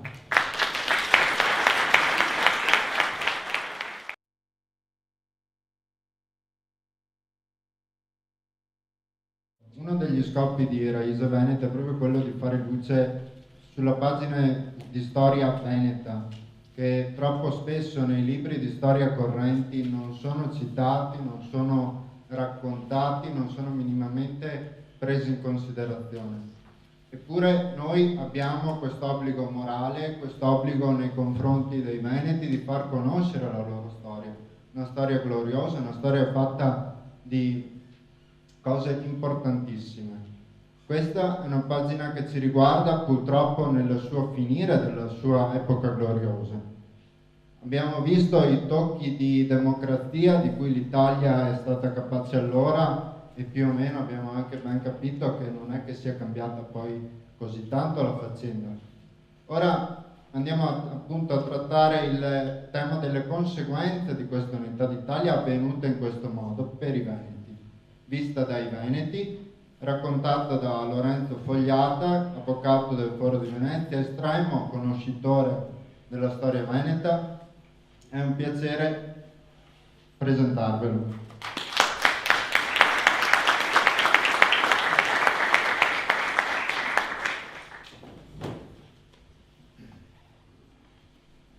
Disse Tegethoff ai suoi marinai: Messe Sieg von Lissa werden. Dobbiamo vincere la battaglia di Lissa. Lissa deve essere una vittoria. E questo, guardate, nonostante che, questo va sottolineato, le due flotte avessero una disparità spaventosa. Voglio ricordare alcuni dati. La flotta italiana a Lissa aveva 28 navi, delle quali 12 corazzate modernissime perché erano state acquistate dagli inglesi. Erano davvero l'ultimo ritrovato bellico, tant'è che montavano un cospicuo parco di artiglieria, cannoni modernissimi a canna rigata, mentre la flotta austriaca, che era costituita circa da 18 unità navali, non aveva le corazzate, anche se alcune navi di legno portavano una lieve corazza d'acciaio, ma non erano nate così e quindi non avevano la caratteristica di essere la corazzata in senso proprio, e avevano cannoni a canna liscia. Pensate che la flotta italiana era superiore almeno del 50% a quella austriaca, come tonnellaggio e come equipaggi. Le artiglierie italiane potevano sparare da 1000 metri di distanza, più di 1 chilometro, colpendo il bersaglio con proiettili pesanti 1,5 quintali. I proiettili austriaci non pesavano più di 13 kg. I marinai sulle due flotte erano circa 16.000 uomini sulla flotta italiana e 7.492 sulla flotta austriaca. Tegethoff sapeva tutto questo, era ben al corrente di questa situazione, tant'è che concepisce una strategia di battaglia fondata su 2 elementi, quelli tipici della organizzazione austriaca, quindi l'organizzazione e l'ordine della flotta, mette la sua flotta in linea e in modo molto ordinato, ma soprattutto il valore e la perizia nautica degli equipaggi, perché per condurre una flotta come la condusse Tegethoff ovviamente è necessario avere piloti e marinai d'eccellenza. Nella flotta italiana c'è questo Persano, il quale, pensate un po', addirittura ha la brillante idea, proprio per salvare la propria persona, non per altre ragioni, di lasciare la Re d'Italia, che era l'ammiraglia della flotta, la abbandona in vista della flotta austriaca dopo aver deriso la flotta austriaca, perché si dice che abbia detto ai suoi secondi: ecco che arrivano i pescatori, ridendo, sapendo che aveva una grande superiorità tecnologica. Dopo aver deriso il nemico, lascia la Re d'Italia e, in mezzo allo smarrimento dei suoi ufficiali che non capiscono che cosa stia facendo, si cala sulla scialuppa e si mette al sicuro nelle retrovie della flotta all'interno di un incrociatore che era il più moderno in assoluto, chiamato l'Affondatore, l'ultimo ritrovato della tecnologia bellica navale. Però questo non viene segnalato adeguatamente, viene calato il pavese, il gagliardetto, non so come chiamarlo tecnicamente, dell'ammiraglio, ma non viene sostituito da alcun altro segnale. Nell'affondatore, perché qua c'è l'aspetto comico della faccenda, nell'affondatore non c'è il segnale dell'ammiraglio, per cui non posso missarlo, c'è al massimo il segnale di viceammiraglio, peccato che viceammiraglio però sia un'altra persona. E quindi i comandanti della flotta italiana, alcuni anche di valore, guardano senza capire che cosa stia accadendo. Non guardano chiaramente l'affondatore per ricevere ordini, e se anche guardano l'affondatore lo guardano senza sapere cosa fare. La Re d'Italia, che era il fiore all'occhiello della flotta italiana, costata moltissimo, con i primi processi di corruzione e di peculato naturalmente sulla flotta, perché vi sono ufficiali e sottufficiali che si vendono anche le divise e tutte le derrate alimentari, la Re d'Italia viene abbandonata al proprio destino in una flotta che subito, in mancanza d'ordini, si sfilaccia, dopo che Persano, prima di abbandonare, dà l'ordine di metterla in linea di fila orizzontale rispetto all'avanzata della flotta austriaca. Quindi un disastro. Perché? Perché conta sulle artiglierie, ma senza ordini le artiglierie non fanno fuoco in tempo. Certo che se i cannoni italiani, con la differenza che vi ho detto di calibri, avessero potuto sparare e andare a segno entro il chilometro, probabilmente le sorti della battaglia sarebbero state molto diverse. Tegetov sa questo e lancia la sua flotta alla massima velocità possibile, perché conta sullo speronamento. Conta sullo speronamento. Per fare lo speronamento ci vogliono, ripeto, marinai di altissima classe e di grande coraggio. Si dice che Tegetov, la tradizione dice, come ci ricorda Ettore, la tradizione ci ricorda che Tegetov, allevato presso il Collegio di Marina di Venezia, conosca perfettamente il Veneto, anche perché probabilmente non poteva dare ordini a marinai che parlavano esclusivamente di Veneto, non poteva dare ordini se non in Veneto, e si rivolge al suo pilota, il famoso Bianeo, al quale dice daghe dosso Nino che la ciappemo, e prima gli chiede anche un'opinione, Nino che la femo, e Nino che risponde sì che la femo, Nino Ciosotto che la femo. La Re d'Italia viene speronata anche un'altra unità navale al secondo speronamento, perché prima viene speronata sulla poppa, cade e addirittura viene tranciata la parte della poppa, cade la bandiera e sarà proprio un veneziano dalmata a lanciarsi per prendere la preda della bandiera italiana su richiesta di Tegetov, e dopo viene speronata una seconda volta, questa volta al centro, si inclina, comincia subito ad affondare. Viene sottolineato da un cronista croato il valore dei marinai italiani, un po' la storia, no, degli eserciti italiani, i comandi inesistenti e soldati di valore. Il valore dei marinai italiani, i quali scaricano fucileria sulla flotta austriaca fino proprio, si dice, quando hanno praticamente l'acqua alla gola.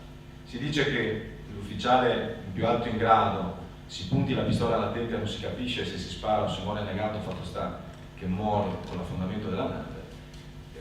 Morale della favola, la Re d'Italia affonda, e appunto la tradizione dice che dalle marinerie austriache si levi il grido viva San Marco. Una storia doppiamente, triplamente, quadruplamente gloriosa, perché oltre agli aspetti che vi ho detto finora, che già insomma lasciano molto perplessi, come vi ha detto Beggiato, la battaglia è stata voluta dagli italiani a tutti i costi, nonostante l'Austria, dopo la sconfitta di Sadova, che correggimi Ettore se sbaglio, del 4 luglio, se non voglio, del 3 e 4 luglio, una battaglia talmente cruenta da lasciare sul campo qualcosa come 50.000 uomini. Dopo la battaglia di Sadova, l'Austria offre ufficialmente, queste non sono dicerie venetiste, sono documentali, offre ufficialmente all'Italia la cessione del Veneto, naturalmente con la mediazione francese. No, dicono loro, non sia mai che noi accettiamo il Veneto dalla Francia, e quindi vogliono la riscossa di una guerra che avevano già perduto per terra, appunto a Custoza, la vogliono per mare. E questa è la storia bellica.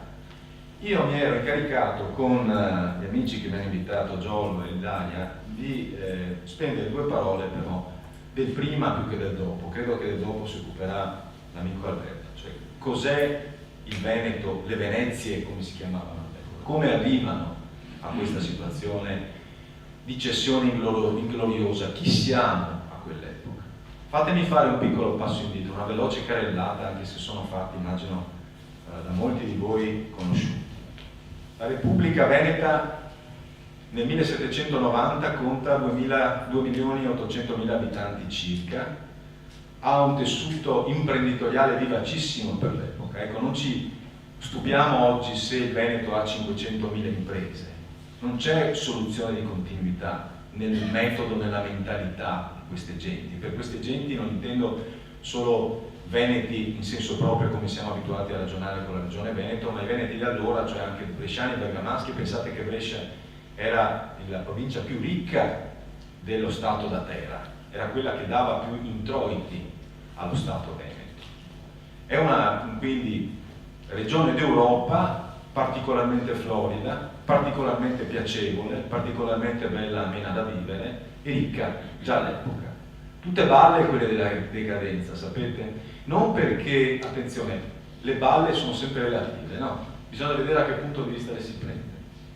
Il concetto di decadenza è stato sfruttato moltissimo e in malafede finora da moltissimi storici, universitari, politici, non ne parliamo, cioè Venezia, perché bisogna creare l'idea che fosse ineluttabile destino lo sparire dalle pagine della storia. Questo è il punto.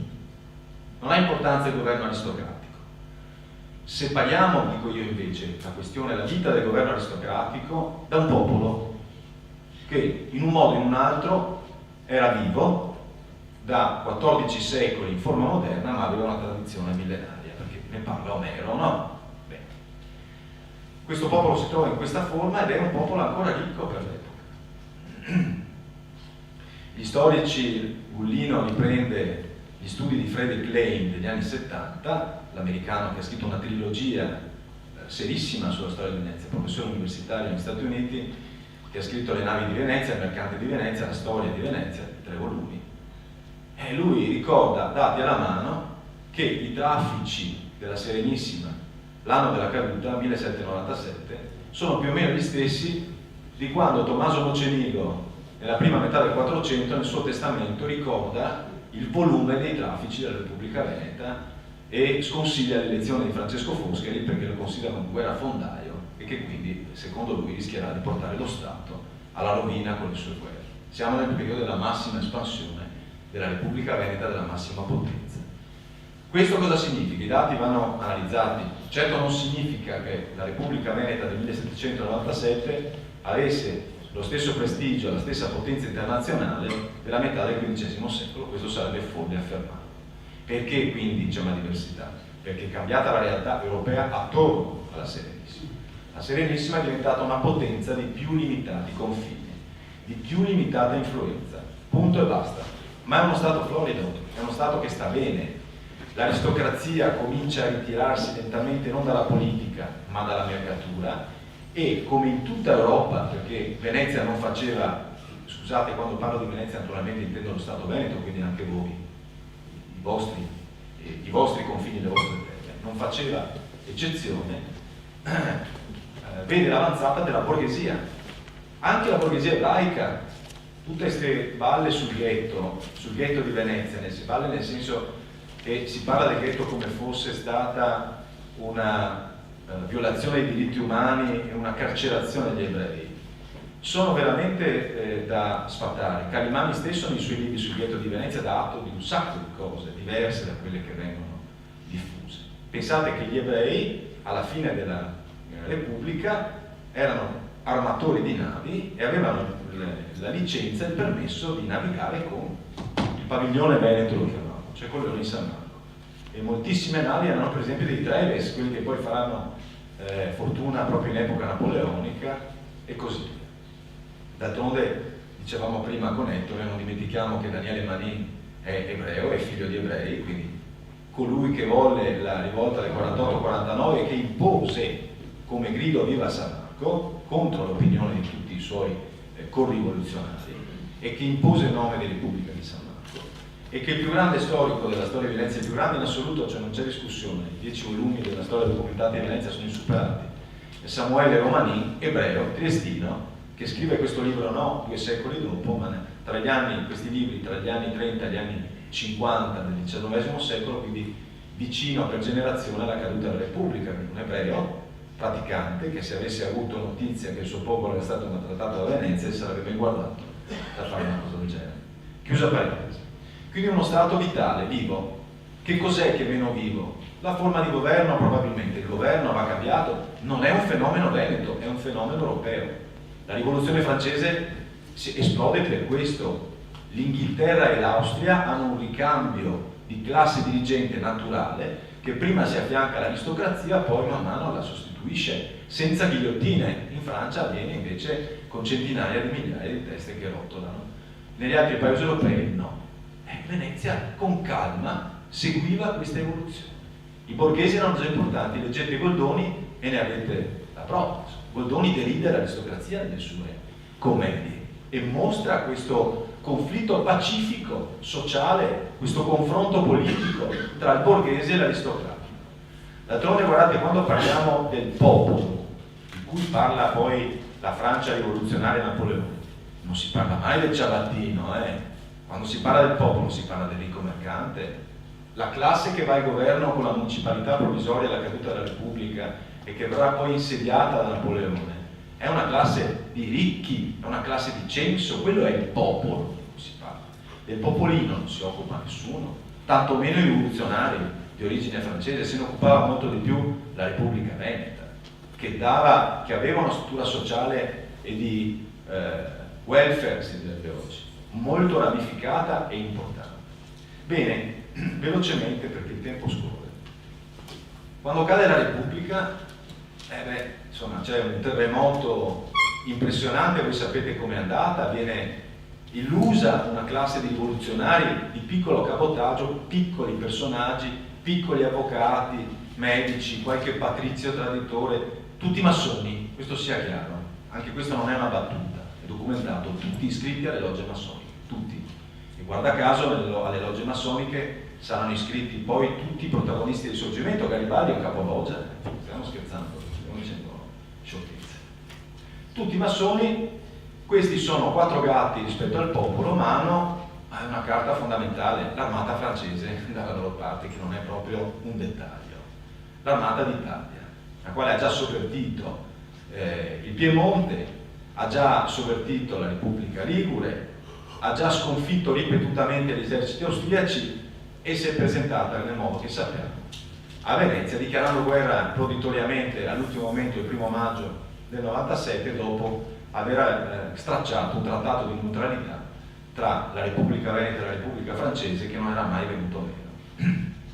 Bene, un tracollo dovuto alla velocità del succedersi degli eventi.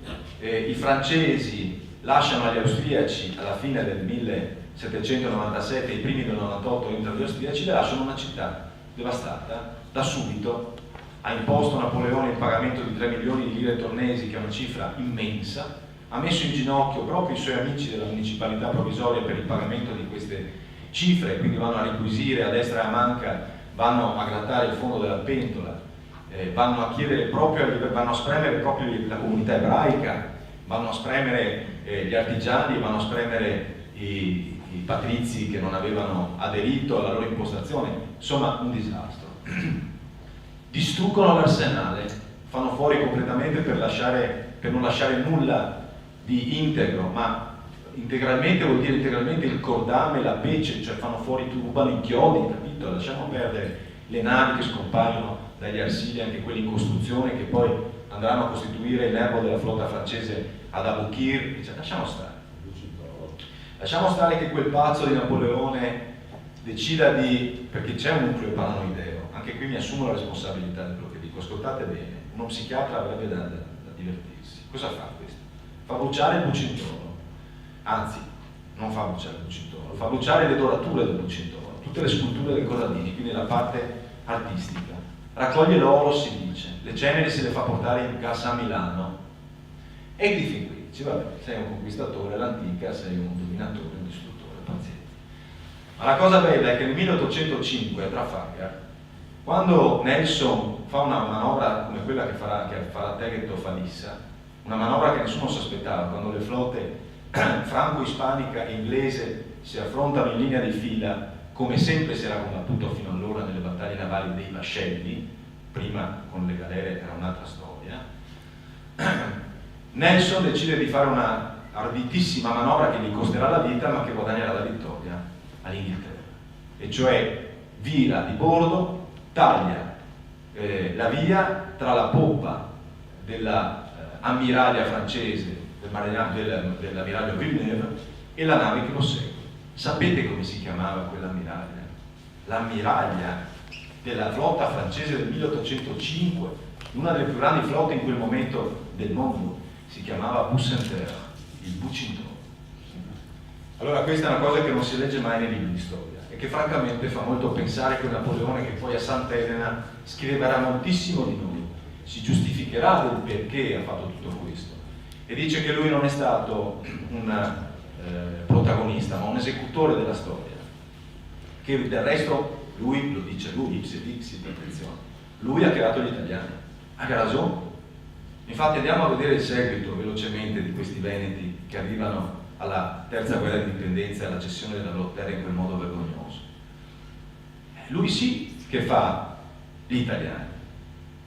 Lui lascia, pende con il rammarico di Foscolo e di tutti gli invasati come lui, mi prendo la responsabilità anche di questo, anche se mia figlia da poco ha portato Foscolo forzatamente a scuola, il quale segretario della municipalità provvisoria, quando sale la notizia, circola la prima notizia che Napoleone avrebbe venduto il Veneto all'Austria, invece di dire bel porco, cosa fa?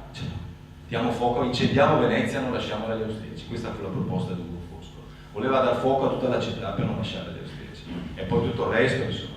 Ti ha venduto la città, che fai? Scappi nella Repubblica Cisalpina, cioè proprio dove c'è Napoleone Bonaparte. È chiaro che hai paura degli austriaci, è anche chiaro però che vai da quello che ha tradito tutti i tuoi ideali, la tua terra, ma non ti fermi qui, si arruola nell'esercito napoleonico, quindi diventa anche un soldato dell'esercito napoleonico, fino a quasi alla fine. Poi quando scriverà le lettere, le ultime lettere di Jacopo Ortis, un'opera peraltro plagiata da Werther di Goethe, quindi non è neanche originale, scriverà male di Napoleone, un uomo senza onore, un uomo eccetera, ma è troppo tardi. Bene, tornano i francesi nel 1806, dopo la pace di Presburgo, il sole di Austerlitz, una delle luminose vittorie di Napoleone, tornano nel Veneto e lì è la catastrofe.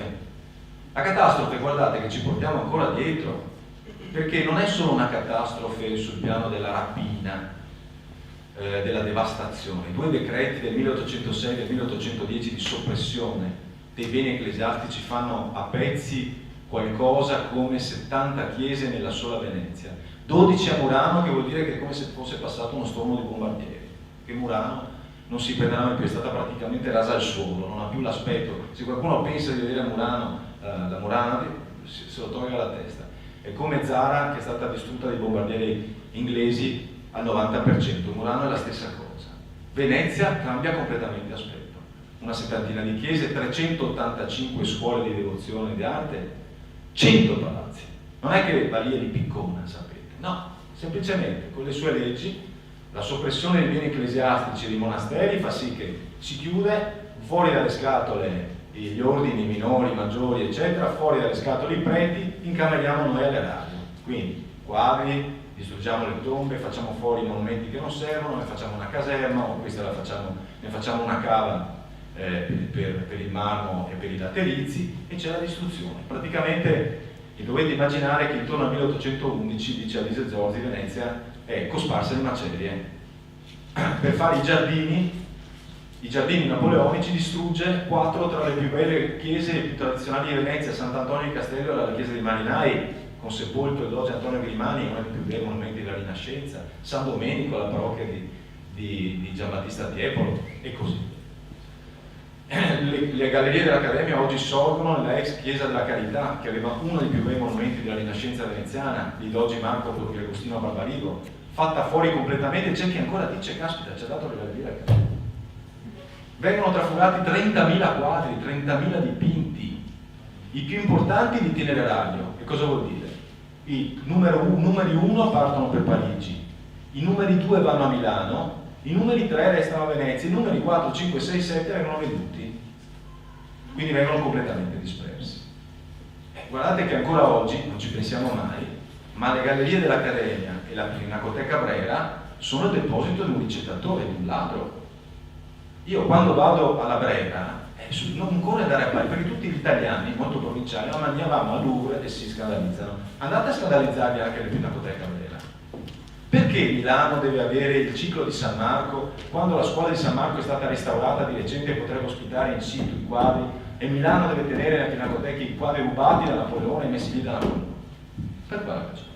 Perché certi quadri sono nelle gallerie dell'Accademia quando potrebbero tornare al loro posto? Che sono solo il deposito napoleonico, che ha creato la dispersione di tutto il resto, tutti quei grandi capolavori che qualche cretino di professore universitario dice ancora, ma lui ha creato i musei pubblici. No, esistevano già i musei pubblici, la Repubblica aveva già i suoi musei, uno scoop. Il museo di archeologia era già un museo pubblico, la collezione Grimani era già un museo pubblico, il Giardino di Ferro all'Arsenale, il museo delle artiglierie erano musei pubblici. le chiese erano musei pubblici all'aperto, i conventi erano musei pubblici all'aperto, le scuole erano musei pubblici all'aperto. Chiusa parentesi. Quanto tempo ho ancora? Quanto? 2 minuti. Chiudo velocemente. Quando quindi finisce questa distruzione, c'è la distruzione politica, l'assetto politico, la distribuzione politica del Veneto toglie a Venezia qualsiasi importanza.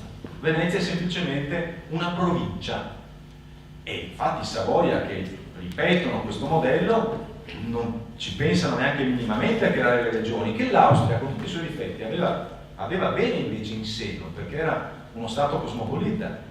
Quindi il Lombardo-Veneto, bene o male, è una regione con una sua capitale Milano, una seconda capitale Venezia, è una regione forte, ha il senso del federalismo, ha ragione Ettore, si chiamava Österreichische Venezianische Kriegsmarine, quindi attribuisce, mantiene delle tradizioni con tutti i suoi difetti, perché l'Austria ha portato dei dipinti, draga fiscalmente le risorse veneto-lombarde, ma non importa, ma lascia una tradizione, non è che fa fuori tutto. Quando i francesi invece hanno dominato, hanno distrutto la tradizione di centro di potere, di capitale culturale e di Stato.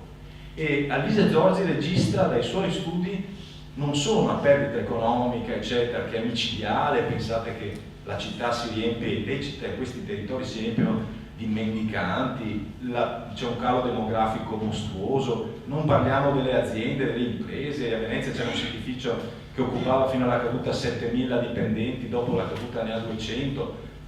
Lasciamo stare tutto questo, ma c'è una perdita di identità, una fortissima perdita di identità, cioè subito il Veneto viene stracciato, trattato come una provincia qualsiasi. Ci stavo cascando. All'arrivo degli italiani si ripropone questo modello, esattamente questo modello. Vi consiglio, se posso, per avere un'idea del quadro che sinteticamente vi ha dato Ettore Bigiatti, di cosa è stato l'arrivo italiano degli italiani nel Veneto, di come si è svolto, del clima che c'è nei giorni del cosiddetto plebiscito, di leggere Federico Bozzini, che purtroppo mi pare che non sia più tra noi, credo che sia mancato prematuramente. Ecco, mi dispiace molto, non sapevo, l'avevo saputo di recente. E L'Arciprete e il Cavaliere, che della zona racconta l'arrivo degli italiani a Cerea, racconta tutta la storia di Cerea. Guardate, giorno dopo giorno si legge il clima di intimidazioni, di minacce, di esaltazione, ai danni del prete, ai danni di quelli che erano tranquilli e che avevano tutto sommato nel regime austriaco, non perché fossero dei folli filostriaci, ma perché gli andava bene quell'ordine là, e di cosa accade dopo l'arrivo degli italiani. E la coscrizione e la tassa sul macinato vengono riprese, oltre all'ordinamento istituzionale, quindi all'annullamento del problema, al centralismo folle, che dice Zorzi verrà attenuato solo dalla Repubblica Italiana con l'istituzione delle regioni, e che invece, come vediamo, senza quasi che ce ne accorgiamo, sta per sparire di nuovo con qualche cretino locale che dice anche eliminiamo gli sprechi, eliminiamo le regioni, senza capire che sono l'ultimo baluardo, anche se debole, anche se difettoso, l'ultimo baluardo a un minimo di senso identitario. Chiudo perché il tempo è tirato.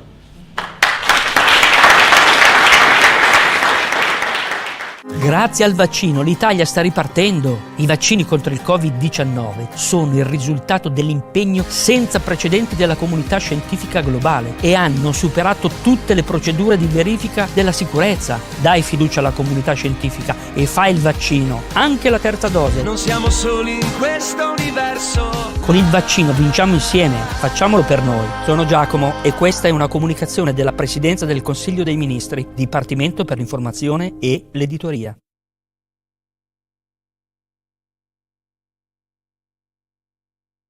Ora passo la parola al presidente di Raisa Veneto che abbiamo qua con noi, Alberto Montagnier, che eccolo.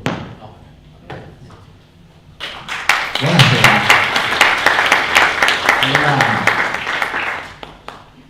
Parlare dopo quei eccellenti interventi, insomma, di Ettore e di Lorenzo mi dà una grande responsabilità per tenere alto il diciamo, il livello della serata. Me devo occupare purtroppo della parte più triste, una parentesi sul dopo. Siamo nel 1866 e è stato già citato Zorzi, l'avvocato Fogliata.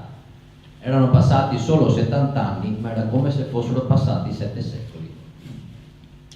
1797, facevi il conto, 1866, ma purtroppo dopo le devastazioni materiali, però c'era stata anche una grandissima devastazione morale, interiore, di popolo e di identità.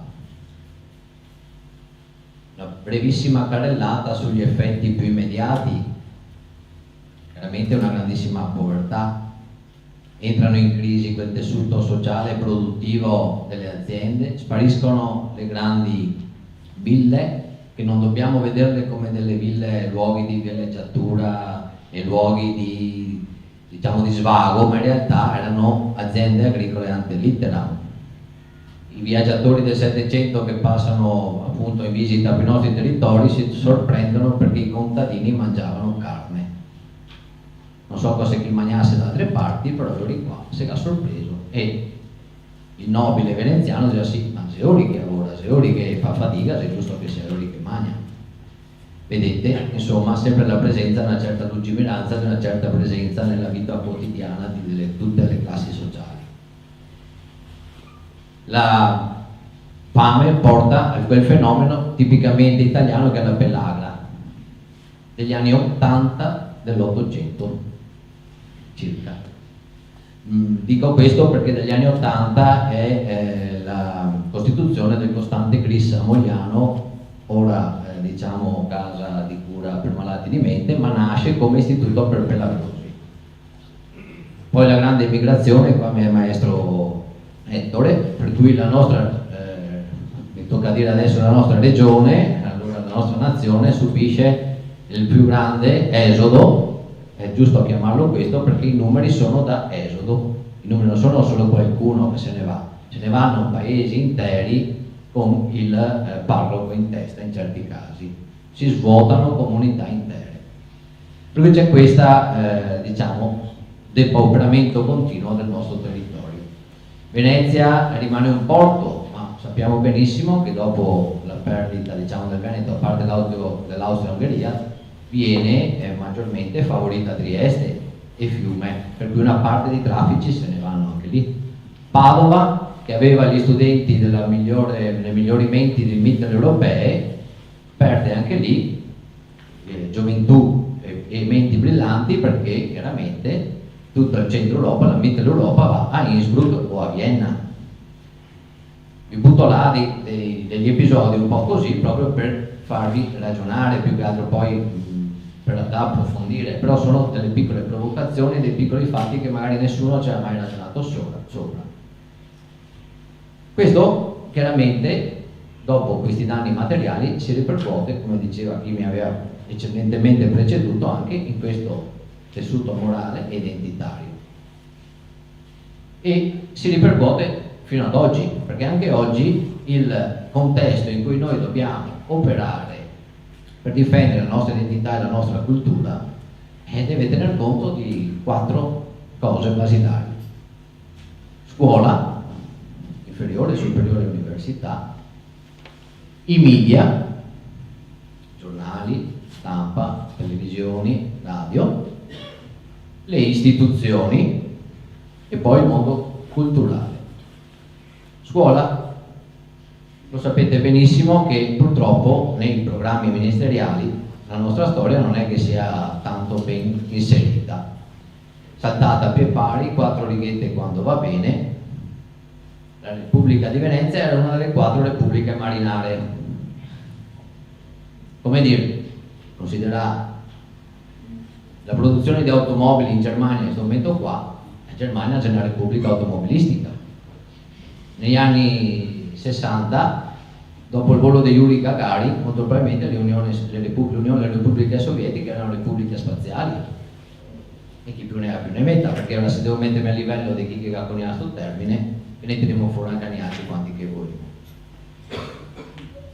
Ci sarebbe anche la possibilità adesso con la riforma dell'ultima della scuola di dedicare qualche ora facoltativa a materie diciamo non inserite nei programmi ministeriali, però purtroppo finché ci portiamo avanti questo retaggio non c'è la storia veneta a fare le materie facoltative, magari fa giardinaggio, fa culture estere, culture straniere, si inventa qualcosa, ma noi altri restiamo sempre fuori dalla porta. Non parliamo poi di quello che può essere il mondo accademico, il mondo dell'università, che ogni volta che tira fuori certi discorsi, addirittura che questi docenti universitari, questi cattedratici, si strappa i vesti, addirittura scrive lettere sui gazzettino, sui giornali locali, qua sui giornali nostri, di una pesantezza che sembra quasi che queste persone che sia sta, non so, con un fio, che vanno bene, cioè sembra quasi che si muovono a comando addirittura, cioè appena esce qualcosa da parte nostra ti gasta un mondo accademico che ti spara addosso delle bordate incredibili. E questo diciamo è il mondo della scuola. Non so che vada meglio tanto nel mondo dei media. La televisione, se sape benissimo, non mi sembra che venga tanto dedica spazio alla nostra cultura. I giornali addirittura, quando anche noi nel nostro piccolo facciamo qualcosa di decoroso, diciamo, ecco, non voglio incensarmi molto, ma insomma facciamo qualcosa di un certo livello, dica sempre il giornalista del turno che viene fuori con nostalgici, folcloristici e tutti questi epiteti qua che insomma cerca di derubricare, sminuire, rendere un qualcosa di grande che avevamo un qualcosa di piccolo. Per cui anche qua vedete che non abbiamo tanto da stare allegri. Istituzioni, vabbè, è chiaro, istituzioni non sono da parte nostra e pensa in maniera completamente, diametralmente opposta, si portano avanti chiaramente tutta la retorica patriottarda che nasce dall'Unità d'Italia, passa attraverso chiaramente il Risorgimento, poi in mezzo alle due guerre mondiali e ha dei voli pindarici di trasformare le cose, perché l'Italia è l'unico paese che nella sua storia recente della seconda guerra mondiale riesce a presentarti come 2 vittorie e 2 sconfitte, e con tutto rispetto per le vittime, per chi che ha sofferto e per chi che c'era purtroppo in quel momento, è che ha brutto dirlo, però se parliamo della ritirata della Russia e dell'Alamein. La retorica è arrivata fino a quel punto che quasi te festeggia, quasi te fa passare come 2 grandi vittorie, come 2 grandi mosse strategiche. Per cui vedete cosa dobbiamo chiamare calice e dobbiamo bere. Alla fine forse ci viene un po' in aiuto il mondo culturale, già citato dai miei precedenti relatori.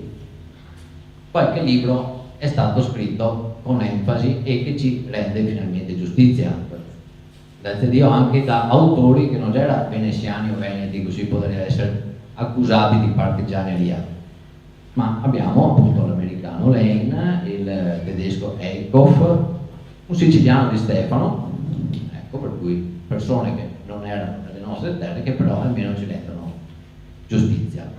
Rimane però un prodotto di nicchia, un prodotto da appassionati, non tutti vanno a prendersi un libro, purtroppo, e si appassionano se non fra di noi e sulla nostra sollecitazione ad addentrarsi nell'argomento.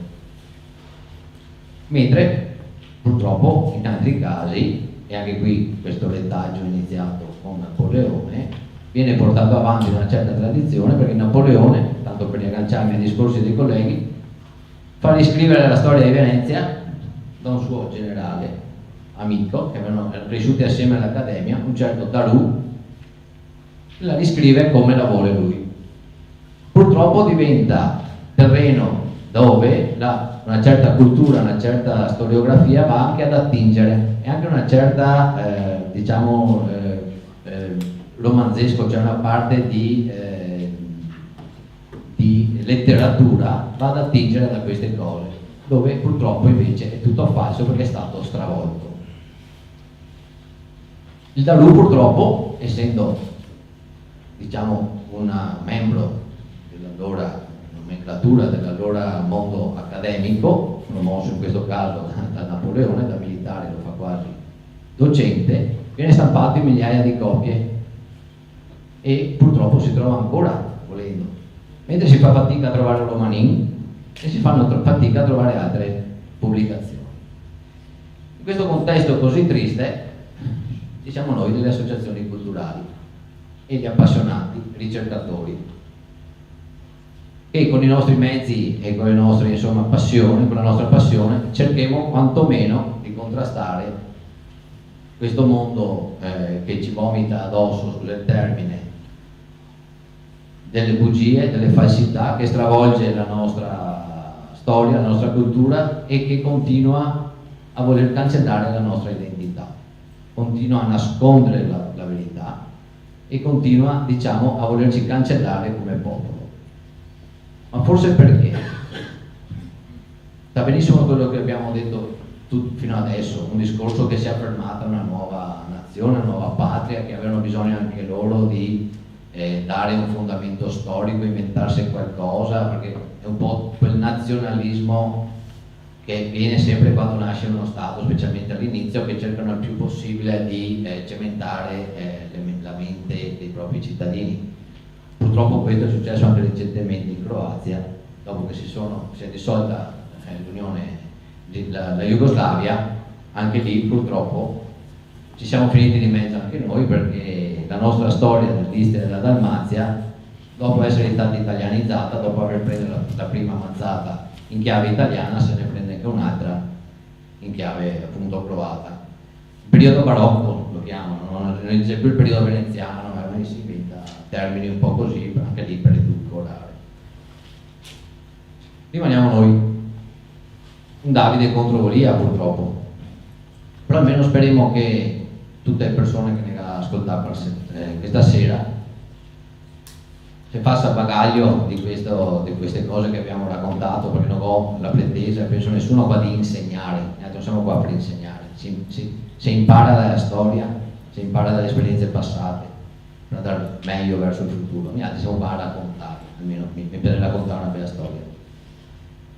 Fare il bagaglio e a vostra volta trasmettere a qualcuno con una certa, diciamo, sano orgoglio, perché bisogna metterlo, con una certa voglia di far raccontare a qualcun altro, e speriamo solo in quello, perché finché non arriverà in aiuto qualcuno che ne dà una mano, qualche stravolgimento geopolitico che ne metta in una posizione favorevole, ma purtroppo questi desideri, dobbiamo far conto sugli altri, su chi che ne ascolta e che a sua volta parla con altre persone. E forse quando saremo arrivati all'ultimo dei Veneti, perché contaste robe, forse cambierà. Non so se chi sarò quel giorno, se lo vedrò, ma insomma dico cominciare e qualche giorno spero che finirà. Grazie, San Marco.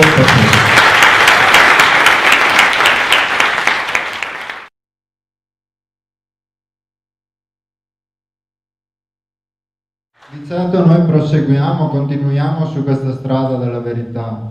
È vero, siamo piccoli, siamo magari anche pochi, ma certamente siamo tosti, siamo determinati comunque ad andare avanti. Una cosa voglio dirvi, se avete dei figli, soprattutto se sono in età delle elementari o delle medie soprattutto, guardate, leggete i loro libri, leggeteli, cercate di capire quanto viene scritto sulla storia locale, su quello che è l'aspetto della cultura locale, cose che realmente gli appartengono, cose che realmente gli vanno a segnare l'esistenza di tutti i giorni.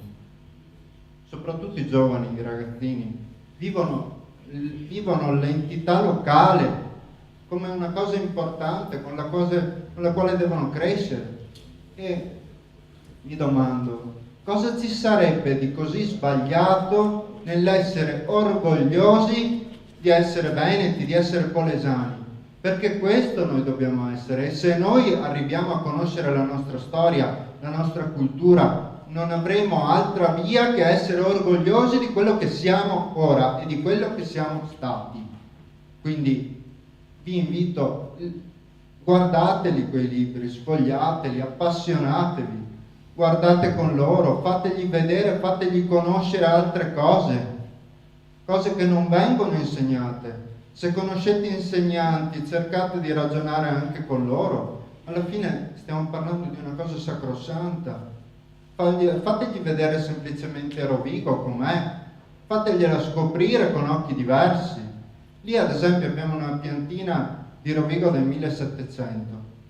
Era una città bellissima, si è totalmente stravolta, però ancora si vedono quei segni.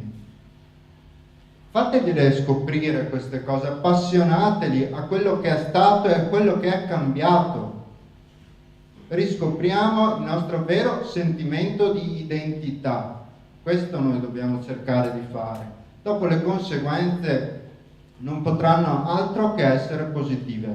Ora, una ragazza qua che ha avuto un'idea brillante per quanto riguarda il 1866 ha fondato un comitato qualche mese fa, appunto dedicato a questa operazione verità, a cercare di far conoscere a tutti, per quanto i nostri mezzi siano limitati, far conoscere questo aspetto storico fondamentale che noi dobbiamo per forza conoscere e sapere, per capire cosa siamo oggi e perché siamo trattati così. Ora passo la parola ad Ilaria, che appunto siamo tosti e determinati. Lei è una ragazza che corrisponde pienamente a queste caratteristiche. Grazie.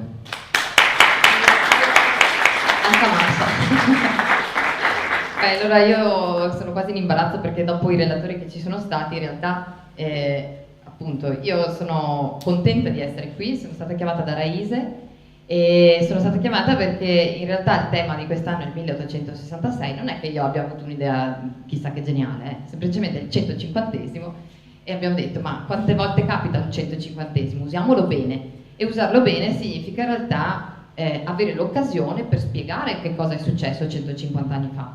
Quindi il motivo di questo comitato è proprio questo, sfruttare questo anno per rendere consapevoli i veneti di quello che è accaduto ai loro nonni. E il comitato non è nulla senza altre associazioni, quindi in realtà è semplicemente un modo per poterne parlare. Volevo chiedervi, visto che adesso sono le 10 passate, 10 e mezza, volevo chiedervi come mai siete venuti qua stasera? Cioè, tipo, perché volevate sapere, perché siete curiosi della storia? Non so, per la storia. Per la storia. La signora là che fa, perché ho visto una locandina interessante, perché Raise di solito fa cose belle. Non lo so, cioè avete, diciamo... Per sapere la verità. Per sapere la verità? E già sarebbe, no, già vorrebbe dire sapere di essere stati ingannati, perché non è mica detto che ci sia nemmeno questo. Ricordare il futuro in maniera più ottimistica. Quello mi piace. Ho sentito solo storia. Quello mi piace. Pessimismo e non ho sentito prospettive per il futuro. Noi dobbiamo preparare il futuro e i nostri figli. Ecco, allora, Questa base che bisogna... esattamente, in realtà, se ci pensate bene... Allora, qua siamo già molto con le idee molto chiare. In realtà, prima di arrivare alle risposte, la cosa interessante sono le domande che ci poniamo. Le risposte poi le dà ciascuno di noi. Ma il motivo per cui si studia storia, in realtà, è per avere una lettura saggia di ciò che sta accadendo nel presente e una visione chiara di quello che può essere il futuro. La storia serve a questo, al di là di quelli che possono amare, diciamo, mettere il naso dentro i libri. La storia serve a questo, a sapere chi si è, così sai dove puoi andare, quindi ad avere una lettura di quello che succede e di quello che potrebbe succedere. Quello che abbiamo sentito stasera, l'emigrazione, di cui parlava per esempio il presidente di Raise, se ci pensate bene è un fenomeno che adesso noi stiamo vivendo al contrario, in maniera massiccia. 150 anni fa erotti erano i nostri ad andare via. Allora le cose tornano e ritornano, ci sono delle modalità diverse forse che fanno la differenza, no? I nostri, per esempio, nel mondo sono stati ricordati come una buona immigrazione. Io mi ricordo la sindaco di Erechim, che è una cittadina, 90.000 abitanti, del Brasile, che quando ha accolto la delegazione di veneti, siamo andati a trovare le comunità venete nel mondo, ci ha stretto la mano e vi giuro mi sono venuti i penotti così, ha detto noi dobbiamo ringraziare la vostra gente, cioè aveva identificato nell'emigrazione veneta il nucleo che aveva fondato Erechim. 100 anni prima Erechim era mato, era foresta, ok? È diventata quello che è diventata per l'emigrazione nostra. che è una modalità di emigrare completamente diversa da quella che magari adesso viviamo qua. Quindi sapere come sono stati i nostri emigrati potrebbe farci riflettere e pensare come noi vorremmo e dovremmo pretendere che siano gli altri immigrati, no? Quelli di oggi. Questo significa sapere la storia. Parlando di immigrazione una cosa, parlando del 1866, inteso proprio cosa è accaduto quell'anno, il sapere che siamo stati ingannati ovviamente può fare, comunque fa venire fuori una sorta di reazione. Però in realtà, al di là del concentrarsi sul fatto che siamo stati ingannati, la cosa interessante è che in quell'anno là i veneti, in maniera diciamo un po' maldestra, perché dopo c'erano le 2 urne, perché dopo erano guidati e tutto quanto, in maniera un po' maldestra, ma i veneti quell'anno hanno esercitato il diritto di autodeterminazione. Era stato fatto e un po' mischiate le carte, ma di fatto la cosa interessante di quell'anno là che dobbiamo tenerci in mente è che ai veneti è stato chiesto: volete stare con l'Italia, con il Regno d'Italia? Allora, il motivo per cui è interessante venire a serate così è perché queste domande fatte 150 anni fa in realtà possono diventare un patrimonio di oggi. Quella domanda fatta allora può, in maniera assolutamente accettabile, diventare la domanda di un Veneto oggi, della serie: vogliamo ancora rimanere in Italia o per caso vogliamo qualcosa di diverso? Allora, quello che si propone il comitato è quello di far conoscere ciò che è successo, ma soprattutto di far riflettere le persone sul fatto che gli scenari non sono sempre guidati, non siamo dentro una scatola, siamo noi che dobbiamo farci le domande giuste per poter poi rispondere nella maniera che vogliamo noi.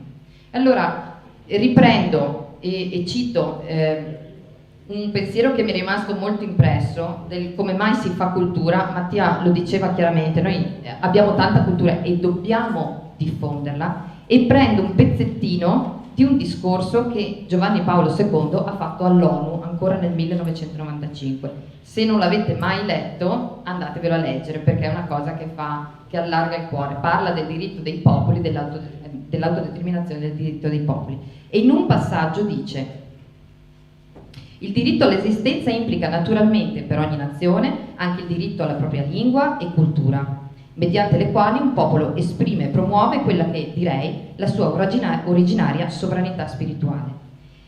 La storia dimostra che in circostanze estreme è proprio la sua stessa cultura che permette a una nazione di sopravvivere alla perdita della propria indipendenza politica ed economica. È questo il motivo per cui Raise fa cultura, per permettere ai veneti di superare questo momento nel quale noi non siamo liberi come lo eravamo, e permetterci di farci riflettere e magari di arrivare alla conclusione che potremmo di nuovo essere artefici del nostro destino. Lo siamo stati per tanti anni, potremmo assolutamente tornare ad esserlo. Vabbè, le parole sante sono queste.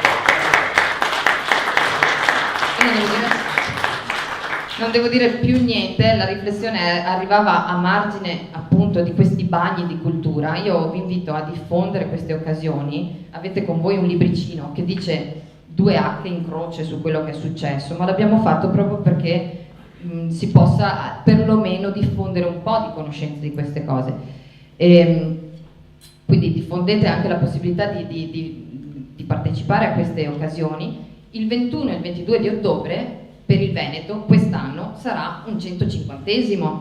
Allora, ci potrà essere chi vorrà pensare di festeggiarlo come qualcuno nel 2011 ha pensato di festeggiare qualcosa da altre parti d'Italia, però in realtà noi dobbiamo pensare di celebrarlo, e celebrarlo non significa per forza festeggiare. Celebrarlo vuol dire memorizzarlo, farlo diventare patrimonio dei veneti. Quella data lì è la data in cui noi abbiamo perso la libertà, di fatto l'avevamo già persa, ma insomma è stato ufficializzato il nostro in questo momento destino italiano. Allora dobbiamo riappropriarci di queste date, perché in queste date è giusto fare queste riflessioni. Io vi propongo, se vi abbiamo un po' toccato questa sera con queste informazioni, di andare sul sito del comitato. È scritto comitato 1866, l'ho scritto anche in grande, eccolo qua, comitato 1866.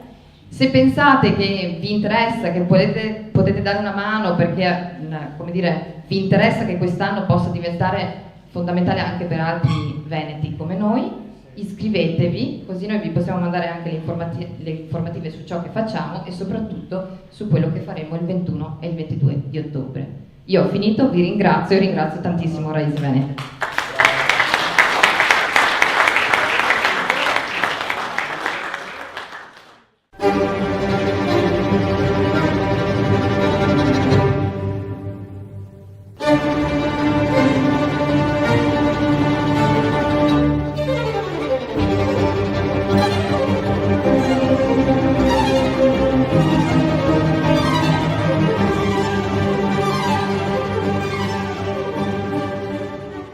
Benvenuti nel nuovo appuntamento di Veneto 1 Classica, l'appuntamento con la grande musica. E oggi avremo un ospite illustre che fra un po' vi presenterò, ma vi voglio anche ricordare che trasmettiamo per Radio Veneto 1 nelle frequenze di 97.500 e anche nel canale digitale 86 di Eden TV.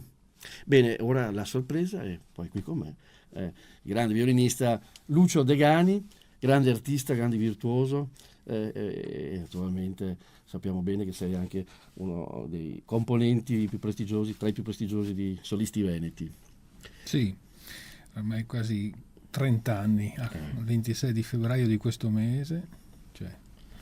30 anni di carriera con i Solisti Veneti, quindi penso che hai girato il mondo e visto parecchio. Largo, sì, da quando avevo 19 anni. Sì. 19 anni, ma penso un po'. Però insomma, andiamo un po' agli inizi. Qual è stato il tuo primo amore con questo meraviglioso strumento? Questo meraviglioso strumento che è un Don Niccolò Amati del 1731. 1731, trovato per puro caso in una soffitta triestina nel 92 e mi ha accompagnato fino ad oggi nei miei concerti. Mi ha fatto un po' penare per vari restauri, cose, però è uno strumento che dà molte soddisfazioni, soprattutto dal punto di vista della qualità. Certo che insomma da una soffitta è qualcosa di arcano, è qualcosa di particolare. Sì, apparteneva a una signora vedova, questo era del marito che suonava, poi quando è mancato il marito lei ha cercato di venderlo, ma siccome lo strumento presentava parecchie crepe ed era incollato, anzi più che incollato, attaccato sulle fasce con lo scotch, nessuno lo voleva. Ma d'altronde Trieste è una città in cui ci sono i termosifoni centralizzati, le temperature medie invernali degli appartamenti sono di 25-26 gradi, che per strumenti del genere sono la morte, in quanto il secco poi favorisce il formarsi di crepe e di scollature. Quindi nessuno... Io avendo visto questo strumento me ne sono subito un po' innamorato, poi tramite dei giri particolari sono riuscito a venirne in possesso, l'ho fatto vedere a Londra, e lì me l'hanno battezzato. Diciamo. E ti ricordi allora il primo concerto fatto con questo strumento? Forse? Allora, il primo concerto fatto non con 1731 questo... Non credo, ben lontano da... No, il primo concerto che feci con questo strumento era nel maggio del 1992. 1992. Io l'avevo preso a marzo. E ti ricordi il primo brano che hai eseguito con questo strumento? Con questo strumento feci un brano di Paganini. Ah, penso ricordo, sì. Probabilmente le streghe. Le streghe. Non ricordo se erano le streghe o il Mosè. Uno dei due, comunque col pianoforte. Quindi, insomma, inaugurato con un grande compositore, non da poco, Paganini, italiano, che rappresenta la scuola violinistica per eccellenza italiana.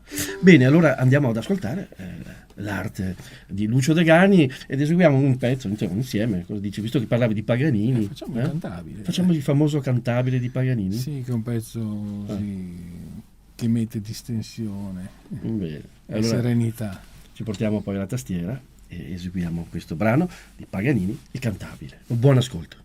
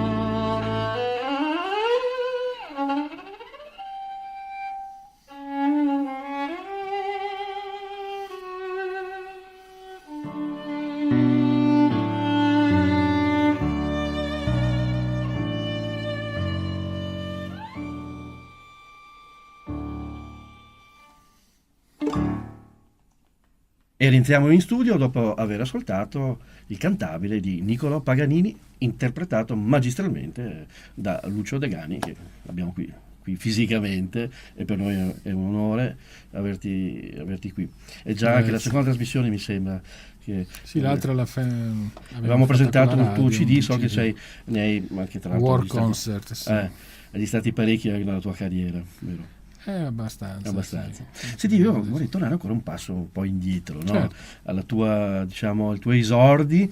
Abbiamo detto che qui hai un Amati, quindi uno strumento che viene dalla soffitta, che è venuto trovato così in circostanze fortuite. Sì. Ma invece i tuoi primi passi, insomma, anche gli inizi, chi è stato papà o la mamma? È stato in famiglia? L'approccio al violino? L'approccio al violino è stato una forzatura di mio padre, nel senso che io mai avrei voluto suonare il violino.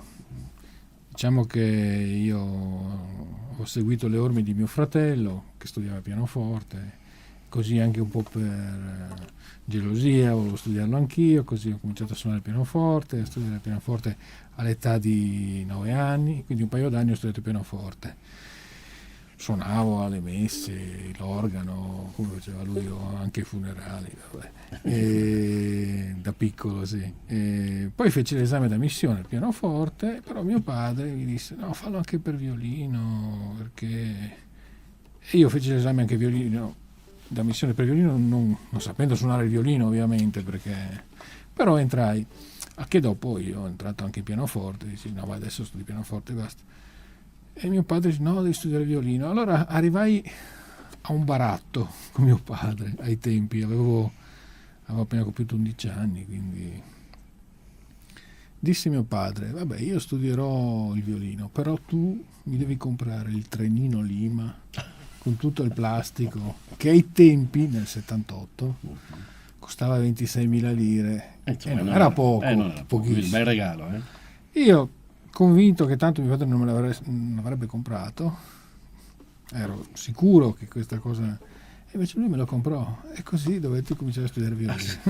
Quindi insomma benedetto quel trenino, in qualche modo. Sì, diciamo che quel trenino, all'inizio il violino è stato appunto frutto di quel trenino. All'inizio giocavo più col trenino e meno col violino. Poi devo dire che passando i mesi, appunto con questo mio primo insegnante di conservatorio, che ai tempi era un allievo di Lipitzer, tra l'altro. Ah, si chiamava Ernesto Leonardi. Ernesto Leonardi. Sì. Era un ottimo violinista lui. Insegnava appunto a Udine, io ho cominciato il conservatorio con lui. Infatti, ti interrompo, vorrei ricordare che appunto Lucio io Degani, sono friulano udinese, lontani origini ungheresi. Con lontane origini ungheresi, da parte di padre, bisnonni, sì, un nome italianizzato durante il periodo fascista. E comunque volevo dire appunto che cominciai a studiare violino con questo maestro. All'inizio lo feci quasi per gioco, poi invece nel tempo cominciai a appassionarmi a questo strumento e mi appassionai al punto che ascoltavo sempre tutte le lezioni. Io avevo una lezione di 3/4 d'ora e stavo in conservatorio 4-5 ore a ascoltare le lezioni degli altri, e questo mi fece crescere una gran voglia di studio verso questo strumento, e poi così fu che mi innamorai e bruciai un attimo le tappe. Sei entrato in conservatorio? Dove hai fatto? Ero in conservatorio. A Udine? Sì, in conservatorio Jacopo Tomadini. Il tuo primo insegnante era di Udine, il conservatorio? No, lui era goriziano, però insegnava a Udine. E feci infatti, bruciai un attimo le tappe, feci il 5º anno in 3 anni. Quindi già lì si vedevano subito le tue doti, insomma. Sì, poi durante un concorso che feci nell'82 conobbi il maestro Zanettovic, famoso violinista del trio di Trieste, e cominciai a studiare con lui da qualche mese dopo che feci questa conoscenza, anche tramite un aiuto del figlio Daniele, compositore famoso, e l'anno dopo mi trasferì appunto a Venezia, al Conservatorio di Benedetto Marcello di Venezia, dove seguì appunto le lezioni regolari del maestro Zanettovic. Poi mi diplomai da privatista a Firenze, al Cherubini, e poi perché la tua carriera, ma diciamo già prima, io mi diplomai nell'87, però già l'anno prima facevo la spalla dell'orchestra giovanile italiana a Fiesole. Fiesole, sì, importantissimo. Sì, dove c'erano i corsi, sì, e dove c'era il maestro appunto Farulli, con cui facevo quartetto, Zanetto, Ciderosa, musica da camera, e Principe appunto, io facevo la spalla, quindi c'erano le tournée estive, ma allo stesso tempo feci un'audizione nel febbraio appunto dell'86, esattamente il 26 febbraio, col maestro Scimone. Feci un'audizione al mattino, al pomeriggio lui mi fece fare una prova con l'orchestra, e il giorno dopo, il 27 febbraio, il mio primo concerto con i solisti veneti a Perugia. Già ricordo anche che lui, siccome io ai tempi non avevo il frac, non ho neanche pensato, mi prestò il suo smoking per il concerto. Di Scimone. Beh, questo è proprio interessante, tra l'altro, e poi tu sei diventato anche il primo violino solista diciamo che sì, dal 2000 ricopro il ruolo appunto di violino principale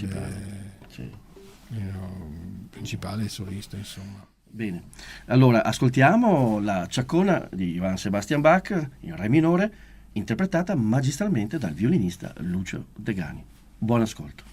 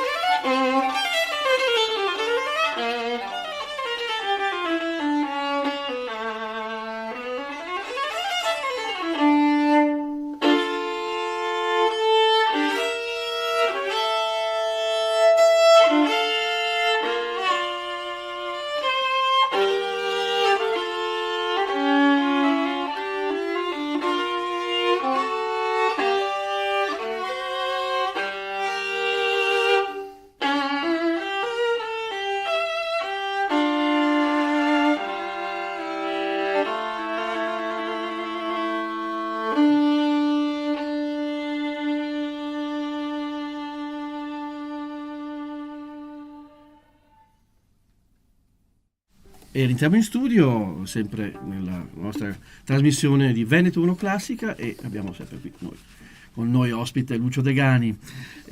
Insomma, tanti racconti, tanti aneddoti, tante cose, però anche tanta carriera, anche a livello insomma discografico. So che tu hai veramente un gran numero di CD registrati. Beh, diciamo recentemente appunto la Bongiovanni ha pubblicato un mio disco appunto dedicato alle trascrizioni di Jascha Heifetz, e il titolo è A War Concert, concerti di guerra.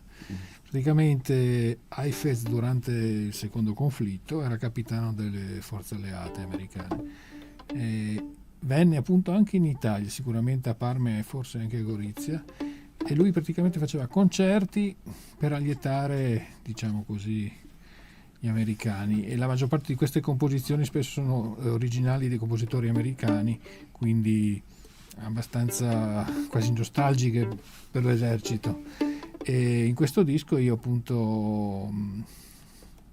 ho inciso quasi tutte queste trascrizioni, tipo Deep River, Jenny with the Light Brown Hair di Foster, Estrelita di Pons, che un brano per chitarra, poi, perché ho scritto molto per chitarra. Era messicano, ma Heifetz era spesso in Sud America o a Cuba, quindi poi pezzi di due brani di Castelnuovo Tedesco, che era molto amico di Heifetz, e C. Marmors, il tango.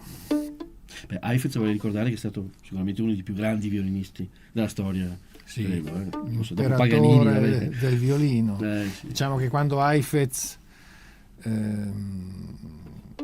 entrò in carriera, quando venne conosciuto, fece terra bruciata di tutti gli altri. Basta menzionare i suoi cachet. Quando Heifetz, quando Milstein o Stern prendevano $5.000 a concerto, Heifetz ne prendeva 30. Quindi insomma, una grande star. Sì, infatti Chrysler quando lo sentì dice qua è meglio far valigia, perché era un grande violinista che alla fine poi è morto solo anche nel 1980.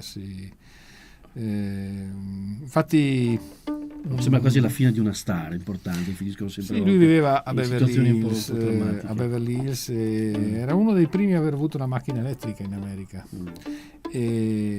Però infatti c'è anche un libro sulla vita così di Heifetz, di Alberto Cantù, che si intitola L'imperatore solo, perché era un imperatore del violino, ma nel fondo della sua vita è stato abbastanza solo, nonostante avesse avuto due matrimoni alle spalle così finiti malamente, però era un grandissimo violinista. Quindi insomma è stato anche questo un po' una tua tuo indirizzo anche a livello così di sì, io mito, perché insomma Oistrakh, i pianisti hanno Rubinstein, Oistrakh, certo, musicalmente Oistrakh diciamo, Heifetz è stato quello che ha creato una nuova tecnica moderna del violino, diciamo, ed è tuttora attuale. Bene, siamo giunti al termine di questa trasmissione con un ospite d'onore, pianista Lucio Degani, che ci ha fatto sentire la sua arte e anche di più, perché insomma c'è un grande vissuto, molti anni con un prestigioso gruppo orchestrale che sono i Solisti Veneti, dal quale volevo ringraziare anche il maestro Scimone, dal quale mi ha dato la carriera, mi ha dato tutto, l'insegnamento. Lo studio che io ho fatto prima è servito certamente, però nella vita è stato un maestro anche di vita lui. Certo, allora possiamo dedicare un brano che vorrei prendere dal nostro concerto che abbiamo fatto a metà gennaio. Lo dedichiamo un bis che mi era stato chiesto da una signora tra il pubblico, una scelta quindi che io non avevo minimamente preparato, che è stata una cosa così abbastanza simpatica da eseguire. Cioè, un diavolo, no? Mi ha chiesto un trillo del diavolo. Noi non avendo appunto preparato il trillo del diavolo, io ho suonato la cadenza che Fritz Kreisler ha scritto per quella sonata. Benissimo. Allora, intanto, grazie ancora. Grazie. Spero ancora di poi tornare qui con noi sempre. Senz'altro. Sarà un grande onore e piacere. Il piacere nostro. Bene, allora ascoltiamo nelle magiche note di Fritz Kreisler della cadenza del Trillo del Diavolo, e lo ascoltiamo sempre nella magistrale e artistica e forza interpretativa del violinista Lucio Degani. Buon ascolto e arrivederci alle prossime puntate di Veneto 1 Classica.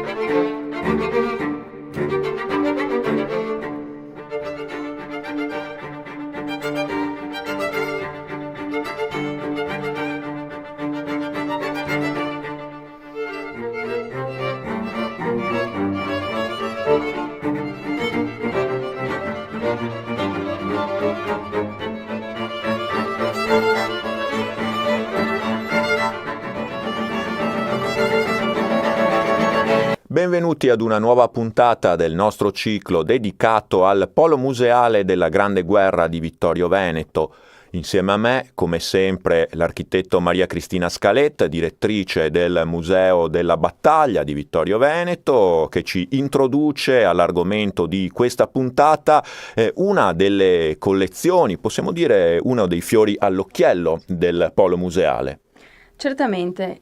Stiamo parlando di un patrimonio che è stato donato dalla figlia Mariemma Marzocchi di immagini fotografiche e immagini stereoscopiche, lastre stereoscopiche, che Luigi Marzocchi, un fotoreporter che lavorò durante la Prima Guerra Mondiale in campo di battaglia, in seconda linea, dove c'erano gli ospedali da campo, insomma, facendo un reportage completo della vita durante la Grande Guerra. E di questo importantissimo patrimonio acquisito al Museo della Battaglia ce ne parlerà Francesca D'Aros. Come molti altri musei, anche il Polo Museale Vittoriese si è arricchito negli anni grazie a delle donazioni di privati che hanno donato al museo le proprie raccolte. Una di queste, una delle principali, è la collezione di Luigi Marzocchi. E allora, Francesca D'Aros, iniziamo intanto a dire chi era questo Luigi Marzocchi. Allora, Luigi Marzocchi nasce il 3 agosto del 1888 a Molinella, in provincia di Bologna. Intorno al 1907 venne arruolato per svolgere il servizio militare e lo porta a termine proprio come addestramento, in quanto non c'era ancora la guerra. Venne nuovamente richiamato nel momento in cui scoppia la guerra, quindi nel 1915, proprio perché l'esercito italiano si stava organizzando, e venne richiamato con un incarico molto particolare, perché venne assegnato a Luigi Marzocchi l'incarico di organizzare il reparto fotografico ufficiale del Comando Supremo. Cos'era questo compito? Il compito consisteva nel produrre immagini fotografiche che rappresentassero il territorio sostanzialmente, ma anche aspetti di vita quotidiana e di qualsiasi cosa che potesse portare un'informazione in più ai comandi. Quindi era un ruolo innovativo perché nasce proprio in ambito militare e assolutamente interessante a livello informativo. E quindi poi di tutta questa sua attività, parte di questo materiale che Marzocchi ha raccolto l'ha donato al Museo di Vittorio Veneto? Esatto, per me è proprio un onore parlare di questa donazione, in quanto io insieme alle altre 2 ragazze del servizio civile stiamo studiando questo fondo. Questo fondo è arrivato al museo nel 1987 su donazione della figlia proprio di Marzocchi, Maria Emma, la quale ha deciso di donare l'intero lavoro che ha fatto il padre in ambito di guerra. Questo fondo raccoglie 11 album fotografici, di cui il primo contiene dei documenti che raccontano proprio il lavoro di Marzocchi. Gli altri album invece raccontano di vari luoghi e anche di varie situazioni che Marzocchi ha immortalato proprio negli anni, nell'anno di guerra dell'occupazione, quindi dall'ottobre del 1917 al novembre del 1918. Ecco, visto che lo state studiando, lei e le sue colleghe, approfonditamente, proprio per portarne a termine la catalogazione, cosa raccontano queste foto scattate durante la guerra da Luigi Marzocchi? Allora, queste foto, inizialmente c'è da dire una cosa, che oltre ad avere questa funzione a livello militare, c'è da ricordare che la fotografia nasce anche come funzione, aveva la funzione propagandistica. Dunque non si dovevano rappresentare scene troppo cruente e scene che rappresentassero il malessere dei soldati, in quanto potevano queste foto scappare alla censura e arrivare ai cittadini che, non vedendo la guerra, potevano percepire questo malessere dei soldati, che erano molto semplicemente figli, mariti e chi più ne ha più ne metta, quindi non doveva trapelare il malessere della guerra. Quindi queste foto raccontano la prima parte, le prime 400 foto circa, rappresentano la ritirata dell'esercito italiano dopo Caporetto, e quindi Marzocchi non lascia spazio alla disperazione dei soldati e neanche dei civili, ma bisogna presto riorganizzare l'esercito, e questo traspare proprio dalle foto di Marzocchi. Nella seconda parte viene raccontata sostanzialmente quella che è la battaglia d'arresto dell'esercito austro-ungarico, e anche qui c'è una piccola parte riservata al reparto degli Arditi, per poi concludere con i festeggiamenti, la fine della guerra, arrivando proprio ai festeggiamenti e alle celebrazioni del 4 novembre, quindi si vede anche la parte più gioiosa, se così si può dire, della fine della guerra. Quindi un patrimonio davvero interessante, quello costituito dalle foto scattate da Marzocchi, dai suoi collaboratori, foto che sono visibili al museo? Sì, queste foto sono visibili all'interno del percorso di guida del museo tramite delle gigantografie. Infatti sono state selezionate alcune foto molto belle che rappresentano e valorizzano anche il lavoro di Luigi Marzocchi.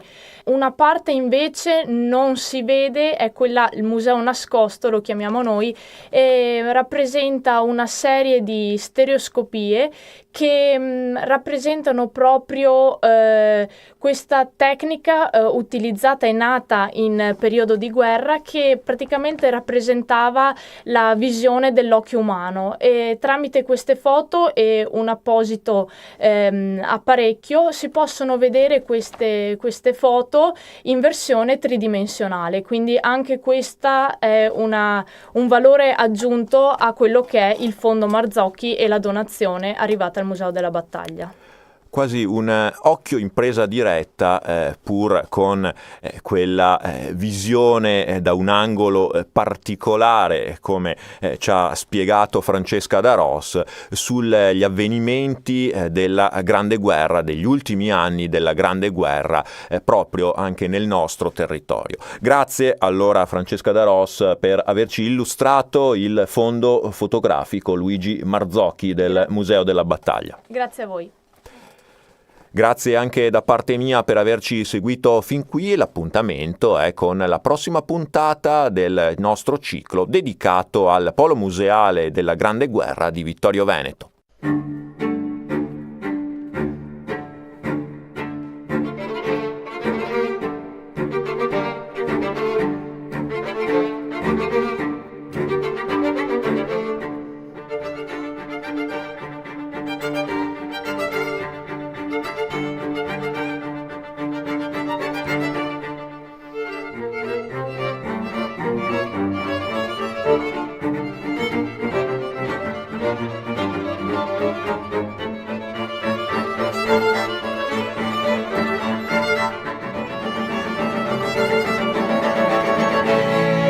Grazie al vaccino l'Italia sta ripartendo. I vaccini contro il Covid-19 sono il risultato dell'impegno senza precedenti della comunità scientifica globale e hanno superato tutte le procedure di verifica della sicurezza. Dai fiducia alla comunità scientifica e fai il vaccino, anche la terza dose. Non siamo soli in questo universo. Con il vaccino vinciamo insieme, facciamolo per noi. Sono Giacomo e questa è una comunicazione della Presidenza del Consiglio dei Ministri, Dipartimento per l'Informazione e l'Editoria.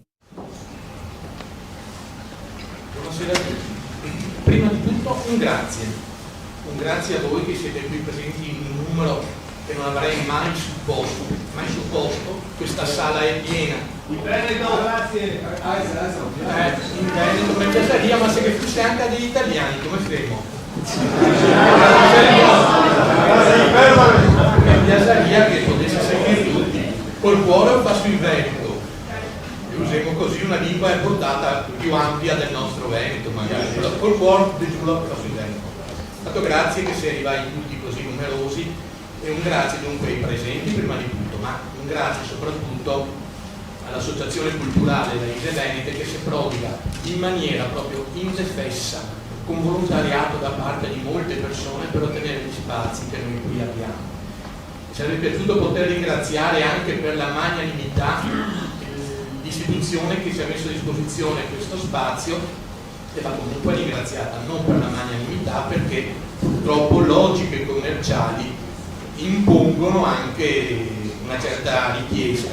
Proprio per questo, dato che l'associazione è una onlus, mi piacerebbe invitare, faccio a titolo personale, invitare tutti quelli che possono, che sono intenzionati a concorrere magari all'uscita a quelle che sono le spese che sono di poco conto per l'affitto di questo gruppo che come vedete è splendido, fenomenalmente splendido, che presenta questa sala o la sala della biblioteca con caratteri completamente diversi, ma che ci dà un'idea dell'ambiente in cui ci muoviamo dal punto di vista non solo monumentale e artistico, però anche proprio culturale. Insomma, il microfono. Non si sente? E così? Allora parlerò con la bocca vicinissima al microfono. Io vorrei leggere, mi sono portato una fotocopia, perché siamo qua innanzitutto. Ci sono tante occasioni in cui si parla di storia veneta, eccetera, però io vorrei tirar fuori una fotocopia che mi sono portato da casa di un testo che si usa nella scuola al liceo classico al penultimo anno per dare un'idea di come venga valutata la storia veneziana e comunque del nostro della nostra patria, ma tra l'altro in un modo che risponde purtroppo ad una logica, ad un punto di vista che non è il nostro e che quindi è inevitabilmente limitativo. Il testo è questo. Non faccio nomi perché forse non sarebbe elegante, ma è un testo questo grandemente diffuso nelle scuole pubbliche. Io parlo per esempio di liceo classico, quindi un tipo di scuola dove questo tipo di studio dovrebbe essere molto sostenuto, molto incoraggiato, molto diffuso. Allora, farò prestissimo. Una nuova crociata è il titolo. La questione dei moriscos in Spagna convince Filippo II che il mondo islamico rappresenta una minaccia e in effetti le azioni della flotta turca hanno creato molti grattacapi a Malta nel 1565 e nel 1570 poi i turchi attaccano Cipro sotto il dominio veneziano e la conquistano l'anno dopo, vero? Continua così. Le circostanze dunque danno forza all'appello del Papa, così che nel 1571 viene stabilito un accordo tra il Papa, Filippo II e la Repubblica di Venezia, cui aderiscono anche la Repubblica di Genova, i Ducati di Savoia e di Toscana, l'Ordine di Malta, finalizzato a una Lega Santa. Fine. Famagosta non esiste, non cade. Il 7 ottobre 1571 la flotta della Lega Santa comandata da Giovanni d'Austria, Venier probabilmente era in TV, fratellastro di Filippo II, ingaggia il combattimento con le navi ottomane al largo delle coste greche, arrivando al golfo di Patrasso. ottenendo una clamorosa vittoria, però anche questo. In Europa appunto viene celebrato, però poi cosa succede? Che alla vittoria non seguono altre azioni militari di rilievo, perché la Repubblica di Venezia, maledetta, preferisce sfilarsi dalla Lega e trattare una pace separata con la quale dal 1573, pur rinunciando a Cipro, ottiene dai turchi garanzie e franchigie per la propria flotta mercantile. Mi pare che sia sufficiente come trattazione di un evento come quello che ha rappresentato appunto la battaglia di Lepanto e il confronto tra mondo cristiano e mondo islamico, tra Europa e Venezia in primis e il mondo turco? A me parrebbe di no. Certo, risponde a un punto di vista, un'esigenza di chi si governa in questo momento, di chi determina le scelte culturali, la storia da raccontare, e io sento molto diverso.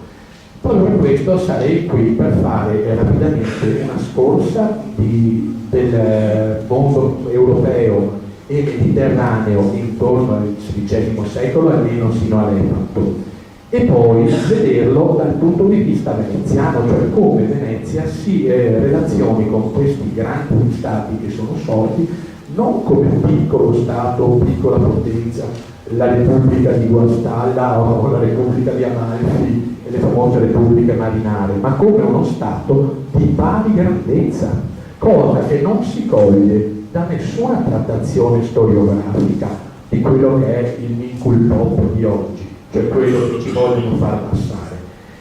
E quindi io ritengo che la storia vada anche sottratta, senza voler nulla togliere alle persone del mestiere, a quella conventicola di accademici che ritengono una cosa loro, ma deve diventare piuttosto, se non il dominio, almeno vada in mano a persone che la sappiano affrontare anche in termini più semplici, meno cattedratici, magari anche più partecipati. Allora, passerei direttamente a vedere quelli che sono gli elementi più significativi della storia europea, della storia del Mediterraneo, a partire dal 1500, anche perché si assiste ad una ridefinizione degli equilibri e quindi delle situazioni di possibile conflitto di relazioni completamente diverse rispetto al secolo precedente. Basti pensare che un punto importantissimo è la conquista, la caduta di Costantinopoli e quindi l'imposizione dell'impero turco su quello che era stato il resto dell'impero romano d'Oriente. Si creano in Europa delle grandi monarchie nazionali che quindi hanno delle possibilità in termini di risorse, di uomini e di estensione territoriale che sono di gran lunga superiori a quelle degli stati italiani tradizionali. L'equilibrio nel Mediterraneo risente di un altro elemento molto importante. Con il crollo dell'impero bizantino, anzi dell'impero romano si dovrebbe più correttamente dire, il mondo islamico si affaccia direttamente da Istanbul sui Balcani, e dopo c'è un altro elemento importantissimo che sarà determinante per la storia del Mediterraneo nel XVI secolo, come rilevava un grande studioso come Brodel, che è quello della caduta nel 1517 dello stato dei Mameluchi in Egitto nelle mani di Selim, detto Selim I il feroce, quindi vi lascio intendere che personaggi. Selim il feroce cosa fa? Dopo aver abbattuto lo stato dei Mameluchi, che pochi anni prima aveva garantito a Venezia casualmente il riconoscimento dei diritti di proprietà di Cipro in perpetuo, quindi non soggetto ad alcuna ridiscussione nel futuro. Ma la caduta di Alessandria e quindi dell'Egitto comporta anche l'estensione del mondo ottomano su tutto quello che è il Nord Africa, e noi sappiamo che di lì a pochi anni il mondo islamico, il mondo ottomano arriverà fino alle colonne d'Ercole. Questo è importante da considerare perché richiama la Spagna, che ha appena terminato la riunificazione, ad un problema che non è soltanto europeo, perché noi vedremo tra poco che la Francia sarà impegnata in una lunga lotta per l'egemonia in Europa con la Francia, prima Luigi XII e poi Francesco I, ma avrà aperto anche un fronte mediterraneo, perché dal Mediterraneo, precisamente dai cosiddetti stati barbareschi, ci sono delle incursioni piratesche lungo la costa della Spagna meridionale, e si creerà un ulteriore legame che impensierirà moltissimo prima la Spagna e poi tutte le potenze cattoliche, di un collegamento solo pochi decenni dopo, a partire dalla fine degli anni 20 del Cinquecento, tra uno dei due contendenti per la supremazia in Europa, Francesco I, che ratificherà un rapporto prima segreto con la Turchia e si costituiranno nel Mediterraneo intorno al 1530, due grandi poli di aggregazione di potenze. Da una parte abbiamo il polo franco-turco, anche se concretamente la Francia non invierà una propria flotta, ma garantirà le basi, tipo la base di Tolone, alla flotta turca, per esempio, per poter svernare. Voi vi rendete conto che la base di Tolone significa che con una breve navigazione sia su Barcellona e sulla costa mediterranea della Spagna. Tutto questo avviene perché questo tipo di contrasto si colloca in un contrasto molto più ampio, che è il conflitto tra la Francia di Luigi XII prima e la sua morte di Francesco I e la Spagna di Carlo V. Carlo V è una, senza dubbio, delle grandissime figure che improntano di sé il secolo XVI. Nasce nel 1500 a Gand, nelle Fiandre, e per questo è noto prima di ricevere il titolo di Carlo V come Carlo di Gand. E un'altra delle grandissime figure che improntano di sé questo secolo sarà la figura di Solimano il Magnifico, che coprirà buona parte della seconda parte della prima metà del 1500 e morirà combattendo nel 1566, quindi proprio pochi anni prima della vicenda di Cipro. Dall'altro abbiamo un grande sconfitto, che è la monarchia francese, prima nella persona di Luigi XII, poi nella persona di Francesco I, e abbiamo anche un grandissimo progetto che Carlo V, che ottiene appunto questo suo titolo a metà degli anni, non ha ancora 20 anni e diventa imperatore di Germania, perciò vi lascio immaginare, lui è del 500, nel 1520 lo diventa, ha un fratello che è imperatore d'Austria, diventa addirittura signore suo fratello di Ungheria e lui della Repubblica dello Stato Ceco, perciò della quella che si chiamava Boemia, quindi voi potete facilmente comprendere che l'intera Europa centrale viene sotto un'unica grande famiglia, la famiglia appunto d'Asburgo. In questo caso l'obiettivo che si prefiggeva Carlo V era quello di una renovatio imperi, cioè un rinnovamento del potere imperiale in chiave di ripresa del potere carolino di Carlo Magno e una parallela renovatio ecclesiae, perché si sente il bisogno di un rinnovo anche della Chiesa in Europa, perché nel 1517 si è verificato un altro avvenimento importante, che è iniziato lo screzio con Martin Lutero, la pubblicazione delle famose 77 tesi, e quindi buona parte della Germania, soprattutto i principi tedeschi, colgono questa opportunità come l'opportunità per sganciarsi da Roma, dal mondo cattolico, sosterranno le nuove idee protestanti di Lutero, e quindi anche l'Europa diventa un gran subbuglio, iniziano le lotte di religione. Delle lotte di religione ne sentirà tutta l'Europa centrale e si protrarranno fino alla prima metà del Seicento, ma ad esempio un altro Stato che inevitabilmente uscirà da una politica di grande potenza in Europa dopo la morte di Francesco I e di Enrico II di Francia sarà la Francia, perché anche lì si crea il problema delle lotte di religione con gli Ugonotti. L'episodio più famoso, la famosa notte di San Bartolomeo, e si arriva in cui vengono fatti fuori per le strade, prima a Parigi, poi in tutto il resto del paese, tutti gli Ugonotti, i supposti tali, cioè seguaci della confessione calvinista che passavano, e si arriverà fino alla fine di quel secolo, del XVI secolo, quando solo con un editto, il dito di Nantes, si arriverà a definire che ciascuno ha libertà di professare la religione che crede. Però dopo la metà del secolo, del XVI, la Francia esce.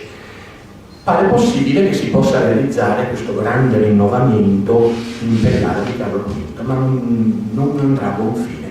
Le forze dei protestanti, dei luterani nel nord Europa non daranno tregua, addirittura spossato, malgrado avesse solo 56 anni, Carlo V si ritira e morirà poco dopo, addirittura in posizione di eremitaggio in Estremadura. Quindi quali sono le condizioni che a noi interessano? Noi da veneziani dobbiamo vedere quale sia stata la politica che Venezia, la Repubblica Veneta, adottò di fronte a queste grandi insorgenze di nuove civiltà, di nuovi rapporti politici e anche militari all'interno d'Europa. Noi teniamo presente che secondo gli studi di alcuni, soprattutto inglesi, Venezia fu definita il cardine d'Europa, ed è un'espressione che a me piace molto, cardine d'Europa dalla fine del 200 fino alla fine del 400. Perché mi sono chiesto proprio questa definizione cronologica? Perché intorno alla metà del 400 Venezia trova un interlocutore d'Oriente con l'impero ottomano che è molto molto coriaceo. La prima guerra, la guerra veneto-turca, è degli anni 60, dal 1463 al 1479, e vede Venezia ridotta sulla difensiva, perdere gran parte anche dei suoi domini leggeri. Poi abbiamo una interruzione e Venezia è comunque impegnata nella politica di terraferma. Noi sappiamo dell'acquisizione del suo stato da terra, sappiamo del tentativo da parte della Repubblica Veneta di governare direttamente i territori sui quali sfociava il Po, e quindi l'esigenza irrinunciabile di scendere a sud verso Cervia, verso Rimini, verso Ravenna. Continue erano richieste di aiuto da parte anche ad esempio degli anconitani e soprattutto delle città delle Puglie, che trovavano in Venezia un possibile difensore da quelli che temevano gli attacchi appunto turchi, come si sarebbe verificato, perché nel 1480 a Otranto i turchi fecero un massacro. Ma questo ovviamente metteva Venezia in pessima luce di fronte alle potenze peninsulari e anche di fronte al Papa e anche di fronte agli stati europei. E quindi noi sappiamo che il Cinquecento si apre da un certo punto di vista positivamente per lo stato da terra, con maggiore difficoltà per lo stato da mare. Questi studiosi inglesi che hanno approfondito la nostra storia in quegli anni ritengono che dalla guerra veneto-turca tra il 1499, conclusa con una pace del 1503, sancisca che Venezia non è più l'interlocutore, il nemico, l'avversario primario dell'impero ottomano nel Mediterraneo.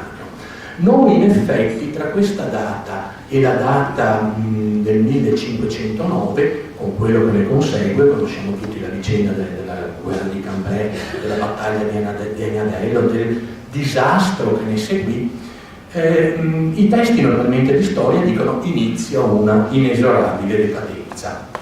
I portoghesi portano direttamente le spezie sul mercato di Lisbona e a Venezia fa la fame, non c'è niente. Io infatti vorrei contraddire questa che è una visione molto stereotipa. Venezia ovviamente non conserva più un atteggiamento offensivo, ma non comincia affatto la decadenza.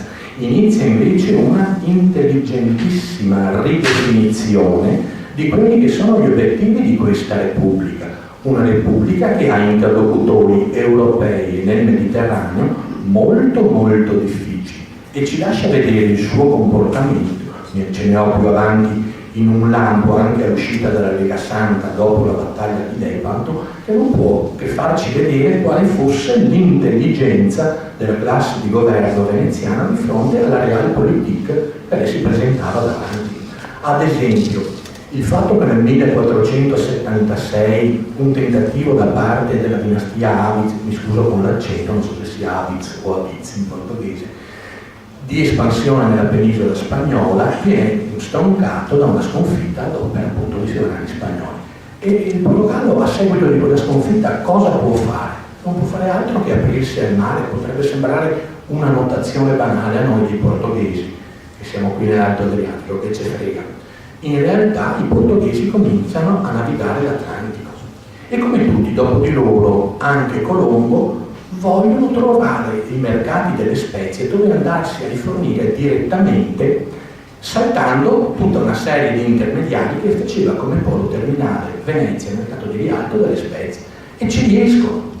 Il problema è molto sentito a Venezia, non solo a Venezia, ad esempio anche nella Repubblica di Ragusa, e c'è un fatto che in genere viene sottaciuto, che nel 1509 per la prima volta una flotta portoghese, dopo che nel 1498 Bartolomeo Diaz aveva aperto il periplo dell'Africa circumnavigando il Capo di Buona Speranza, noi abbiamo i portoghesi che cominciano a stabilirsi nella zona di Calicut, con Álvarez Cabral e altri, e i veneziani si rendono immediatamente conto che se è successo questa iniziativa di andarsi a rifornire direttamente dal produttore, loro non potranno più essere intermediari. E ad esempio nel febbraio, mi pare, del 1509, al largo di Calcutta, nelle acque di Diu, c'è una battaglia che vede da una parte la flotta portoghese armata di cannoni contro un assembramento di navi che erano prevalentemente del Sultano del Gujarat, erano di egiziani, c'era anche un supporto turco e almeno nominalmente c'era anche l'appoggio della Repubblica Veneta e di Ragusa. Perciò noi vediamo uno Stato che è straordinariamente attivo, che ha una visione assolutamente chiara del nuovo scacchiere che si apre. Quando le spezie arrivano sul mercato di Lisbona, Venezia giustamente deve ridefinire quello che è il proprio impegno e la propria ricchezza, e non ha alcun problema. Perché? Perché c'è ancora l'Egitto, e con l'Egitto si commercia e si accede all'Oceano Indiano attraverso l'Egitto. Quindi Venezia riesce ad aggirare, ma nel 1517 questa possibilità non c'è più. Quindi c'è un principio chiarissimo che i governanti di Venezia hanno in mente. Si può far fiorire l'economia solo se i porti del Mediterraneo, che ora sono controllati dai turchi, da Istanbul, Costantinopoli, sino alle colonne d'Ercole, sono resi accessibili ai mercanti veneziani. Quindi l'idea di una belligeranza ininterrotta è francamente improponibile per una città che vive del suo commercio. E quindi i veneziani devono cogliere le ragioni di questa realpolitik. Da un punto di vista della condotta militare della città, noi vediamo che dopo la conclusione dell'altra guerra, quella che vede nella battaglia di Zonchio del 1499, per curiosità, il primo scontro nel Mediterraneo in cui le navi montano l'artiglieria. Ci sono anche delle riproduzioni di stampe che ingenuamente riproducono i primi fucili e si vedono delle strane aste con un pennacchio di fuoco. È il primo scontro in cui si monta un rudimentale uso di cannoni e soprattutto di archibuggi. La cosa interessante è che anche l'introduzione del cannone nella marineria costringerà tutti gli stati che hanno una certa volontà di potenza a riconsiderare quelli che sono i loro strumenti sia di offesa. La Repubblica Veneta non considererà più ormai elementi di offesa, sia soprattutto di difesa. Quindi dopo quella guerra che porta Venezia a perdere tutto, tutte le isole dell'Egeo, salvo l'isola di Tino, però a conservare un lungo stato da mare, Venezia si rende conto che l'interlocutore è cambiato, ma nel momento in cui sta riconsiderando il suo approccio col suo impero o stato da mare, ecco che purtroppo nel 1509, prima vorrei concludere che per lo Stato da Terra nel 1508 a giugno si sancisce una tregua tra la Repubblica Veneta e l'imperatore d'Austria Massimiliano e in quel momento l'estensione territoriale dello Stato da Terra è la maggiore che Venezia abbia mai raggiunto. È molto interessante perché pochi mesi prima c'era stata la battaglia di Diu, vi dicevo, nell'Oceano Indiano. E i veneziani avevano sentore di questa loro grandezza e a me piace citare un'iscrizione, tra l'altro in una lingua italiana veneta, che potete tutti trovare in fondamenta dell'abbazia, dove c'è il grandissimo arco gotico, tardo gotico di Santa Maria Valverde. La cosa interessante qual è? Che dice del 1505, ogni mattina quando esco da casa, del 1505 furono principiate queste case, cioè delle abitazioni, a laude de Dio et della Vergine Maria e de Missier Leonardo Loredano, e la cosa più interessante è et de tutto il suo glorioso stato, che Dio felice lo conservi. 1505. Dio l'avrebbe ascoltato fino al 1509, anzi fino all'8 periodo della massima espansione, poi ovviamente scatta una ridefinizione globale. Gli anni che vanno dal 1509 al 1516, pace di Noyon, voi sapete che sono anni per Venezia durissima, per le scorrerie degli spagnoli qui a Mestre che la incendiano. Venezia deve salvarsi prima di tutto, non può dedicare l'attenzione che richiede anche lo Stato da mare. La situazione è sempre molto fluida, Venezia con una capacità diplomatica riesce a gestirsi in una situazione internazionale che è difficilissima e alla fine arriva al 1529 con la ratifica del 1530 della pace di Bologna, con una pace che le restituisce per intero quello che era lo Stato da terra, ovviamente esclusi i porti delle Puglie, che sono riandati al cosiddetto legittimo proprietario, escluse le Saline di Cervi, escluse Ravenna, esclusa Rimini e tutti quegli stati che sono entrati per parte dello Stato della Chiesa.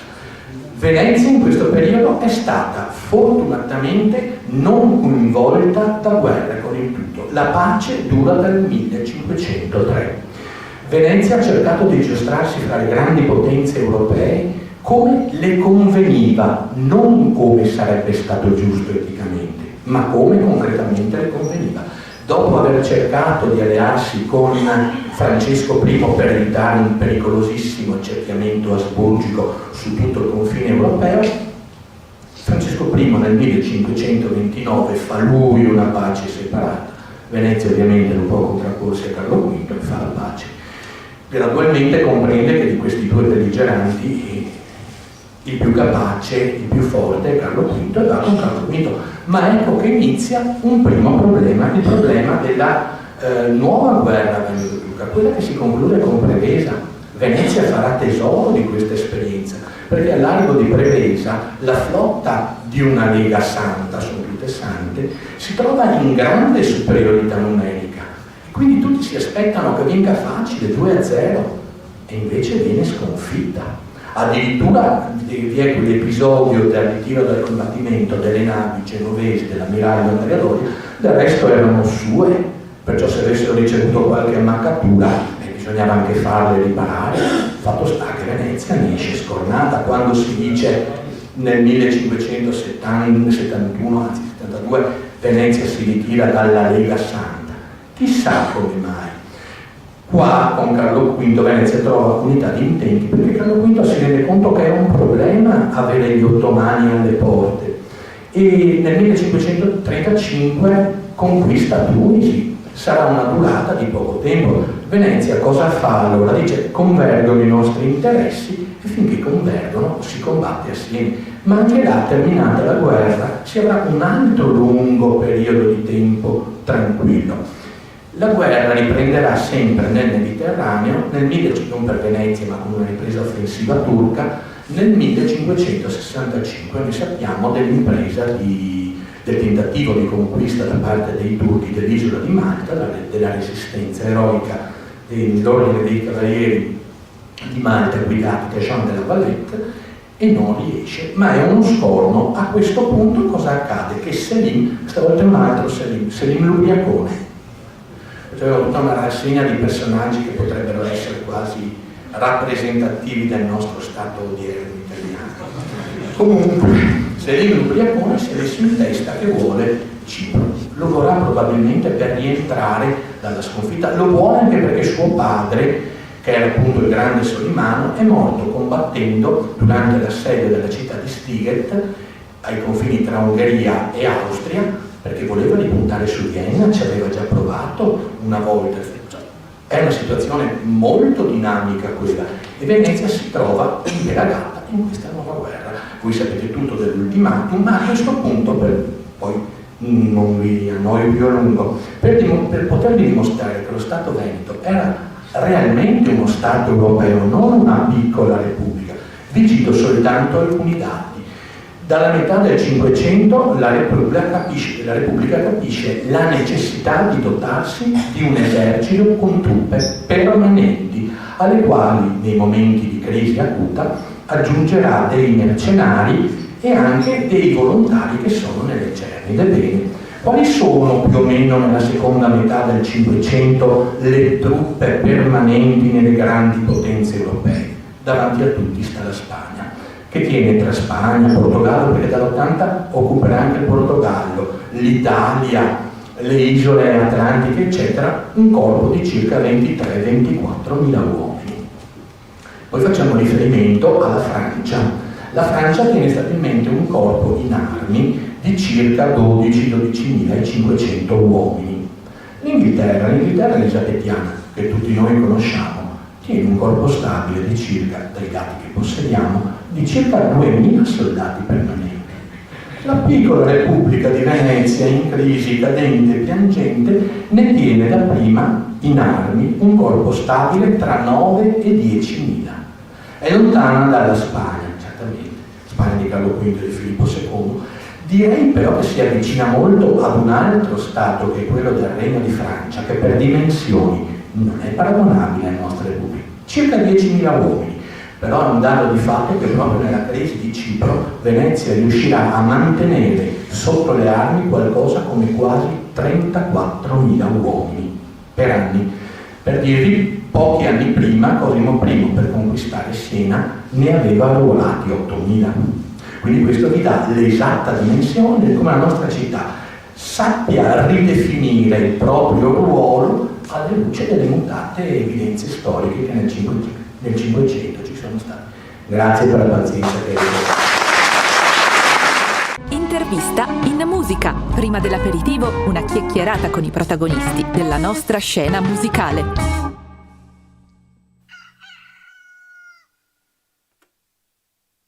Gotta get rid. You gotta get rid. Yeah, you gotta get rid. You gotta get rid.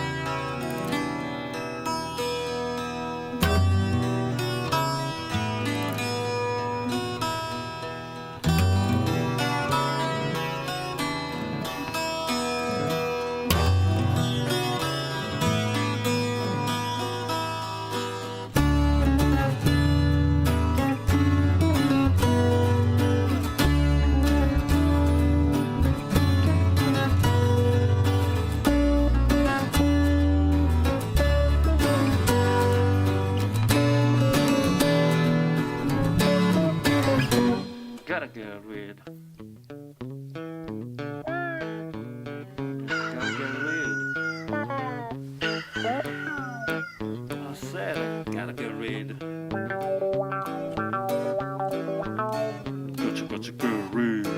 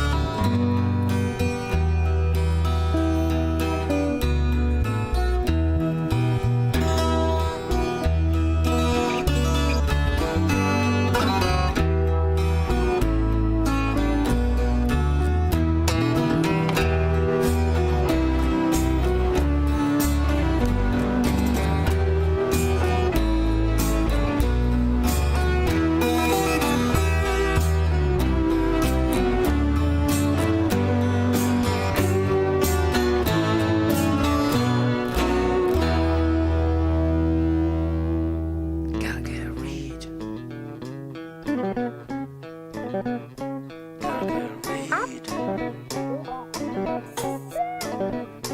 gotta get read. I said I gotta get read. I will never get rid. La musica non è molto diversa dalla vita, come nel vissuto. Ci sono attimi di felicità, incertezza, serenità, angoscia, mistero, dubbio, relax, demoni, imprevisti. Ecco, mentre tutto è calmo e si sta gustando una situazione ideale, può capitare qualcosa che cambia tutto in pochi istanti. Non l'avevamo previsto. È così che immagino la musica. Bene, ben ritrovati ai nostri ascoltatori e anche a chi ci sta guardando sul web, sulla nostra pagina Facebook e nel nostro sito internet Veneto 1. Benvenuti da Roberta Ghizzo e diamo il benvenuto anche caloroso a Tolo Marton. Buongiorno. Buongiorno, grazie dell'ospitalità. Fa molto piacere essere a Radio Veneto 1. E beh, a noi fa molto piacere averti qui in studio, siamo anche emozionati e... Io di più. Vabbè, faremo a gara dopo, insomma. Beh, io sono contenta di inaugurare questo spazio in musica proprio assieme a Tolo Marton. Tolo, che poi, insomma, sei un po' un inauguratore degli spazi di Radio Veneto 1. 4 anni fa, ben 4 anni fa, avevi inaugurato Garage Music, le nuovissime stagioni, e poi oggi in questo spazio di intervista in musica alla sera prima dell'aperitivo.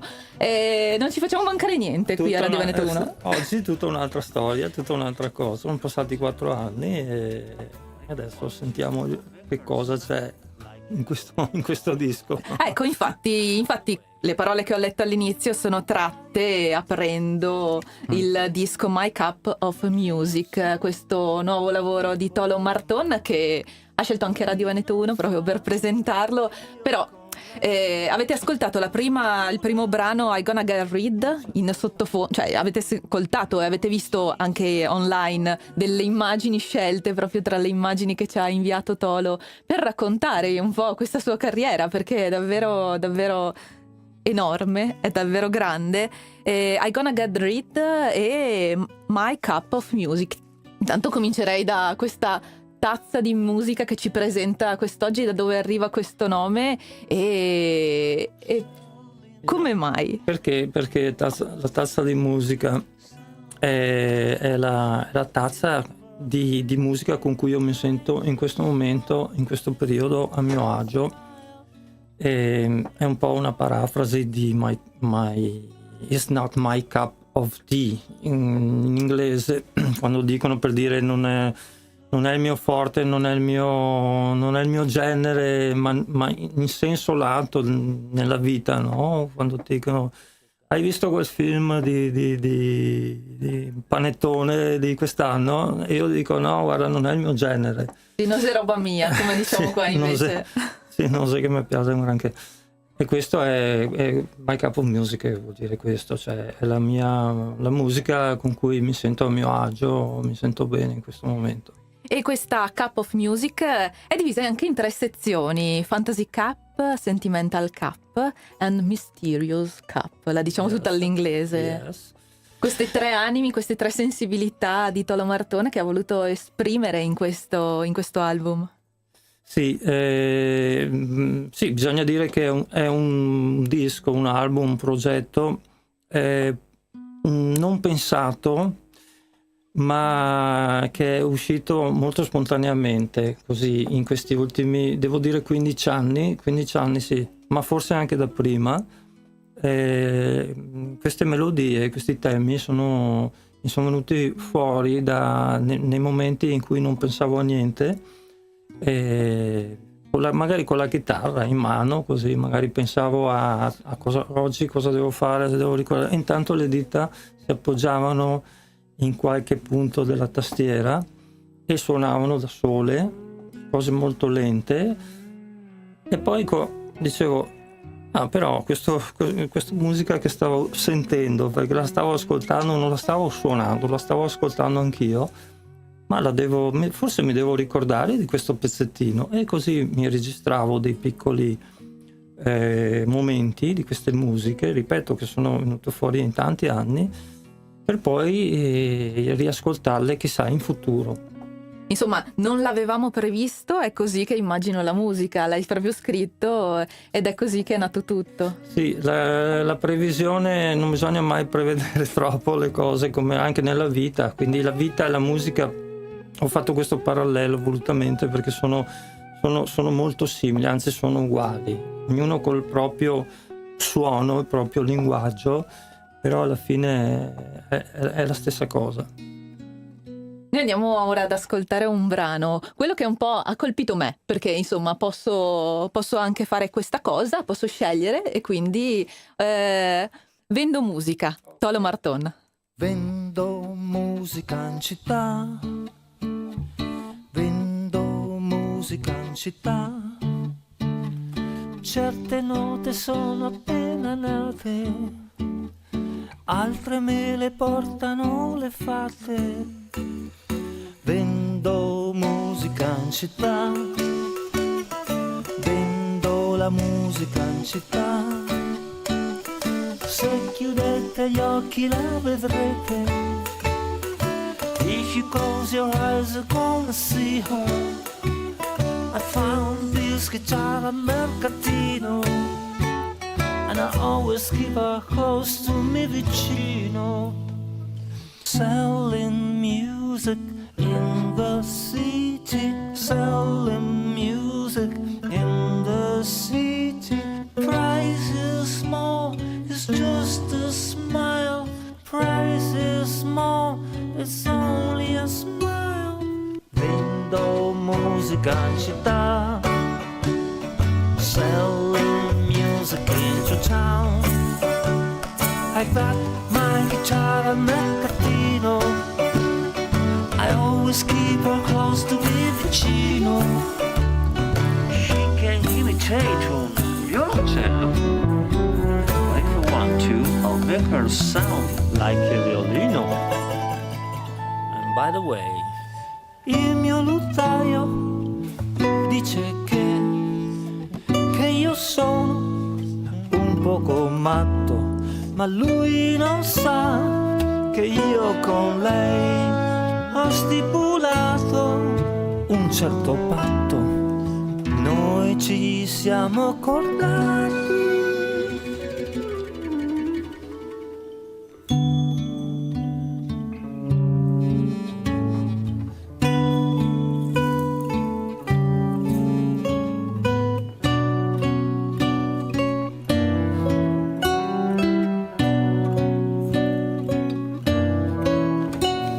Selling music in the city, selling music in the city. Price is small, it's only a smile.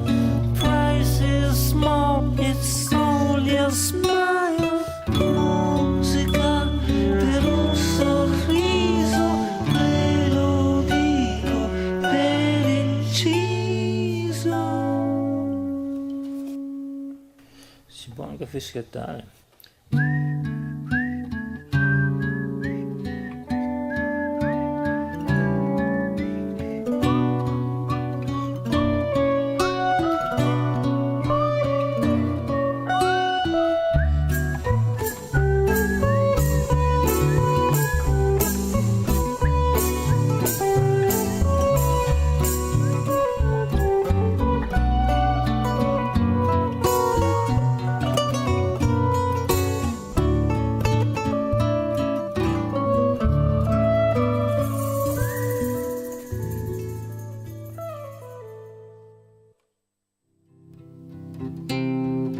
E noi torniamo in studio assieme a Tolo Marton che ci ha fatto ascoltare appunto questo brano dal suo album My Cup of Music. Questo era Vendo Musica e era una filastrocca, un brano dolcissimo, insomma, però insomma ricorda tante cose, perché poi ci ricorda quando cantiamo le canzoni, quando pensiamo a chiunque, insomma, nella sua vita è venuto in mente una filastrocca, un qualcosa, inventare le parole ad una canzone e metterci magari delle parole inglesi, mettere le parole in italiano, un po' tutti noi, e quindi è per questo che insomma mi emozionava. È molto spensierata questa canzone.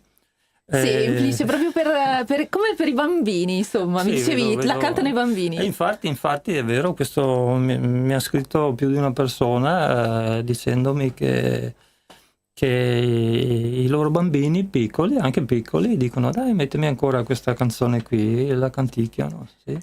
A me fa piacere. Questa è nata in un sogno, come spesso succede, perché si sogna anche musica, e mi ricordo che ho sognato una persona con un carrettino che cantava musica. Aspetta, lo facciamo vedere ai nostri ascoltatori. Forse è questa persona qui che è sì, disegnata quella lì. qui nell'album. Tra l'altro questo disegno è stato realizzato da Barbara Badetti, che poi ha realizzato anche tutto il progetto della copertina, che è una bravissima pittrice, e anche a lei è venuto in mente, sentendo questa canzone, le è venuto in mente un'immagine di questo genere, quindi vedi, tutto torna, no?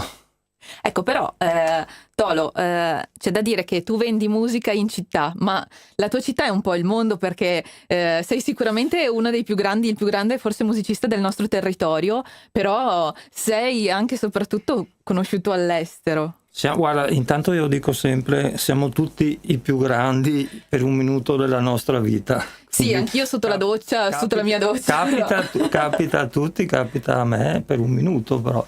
Sì, è il mondo, ma è anche un piccolo villaggio, perché a volte penso di essere, come diceva il mio amico David Serb, bassista americano con cui suonavo molto tempo fa, diceva, non so se siamo noi, il nostro gruppo, il massimo dei minimi o il minimo dei massimi.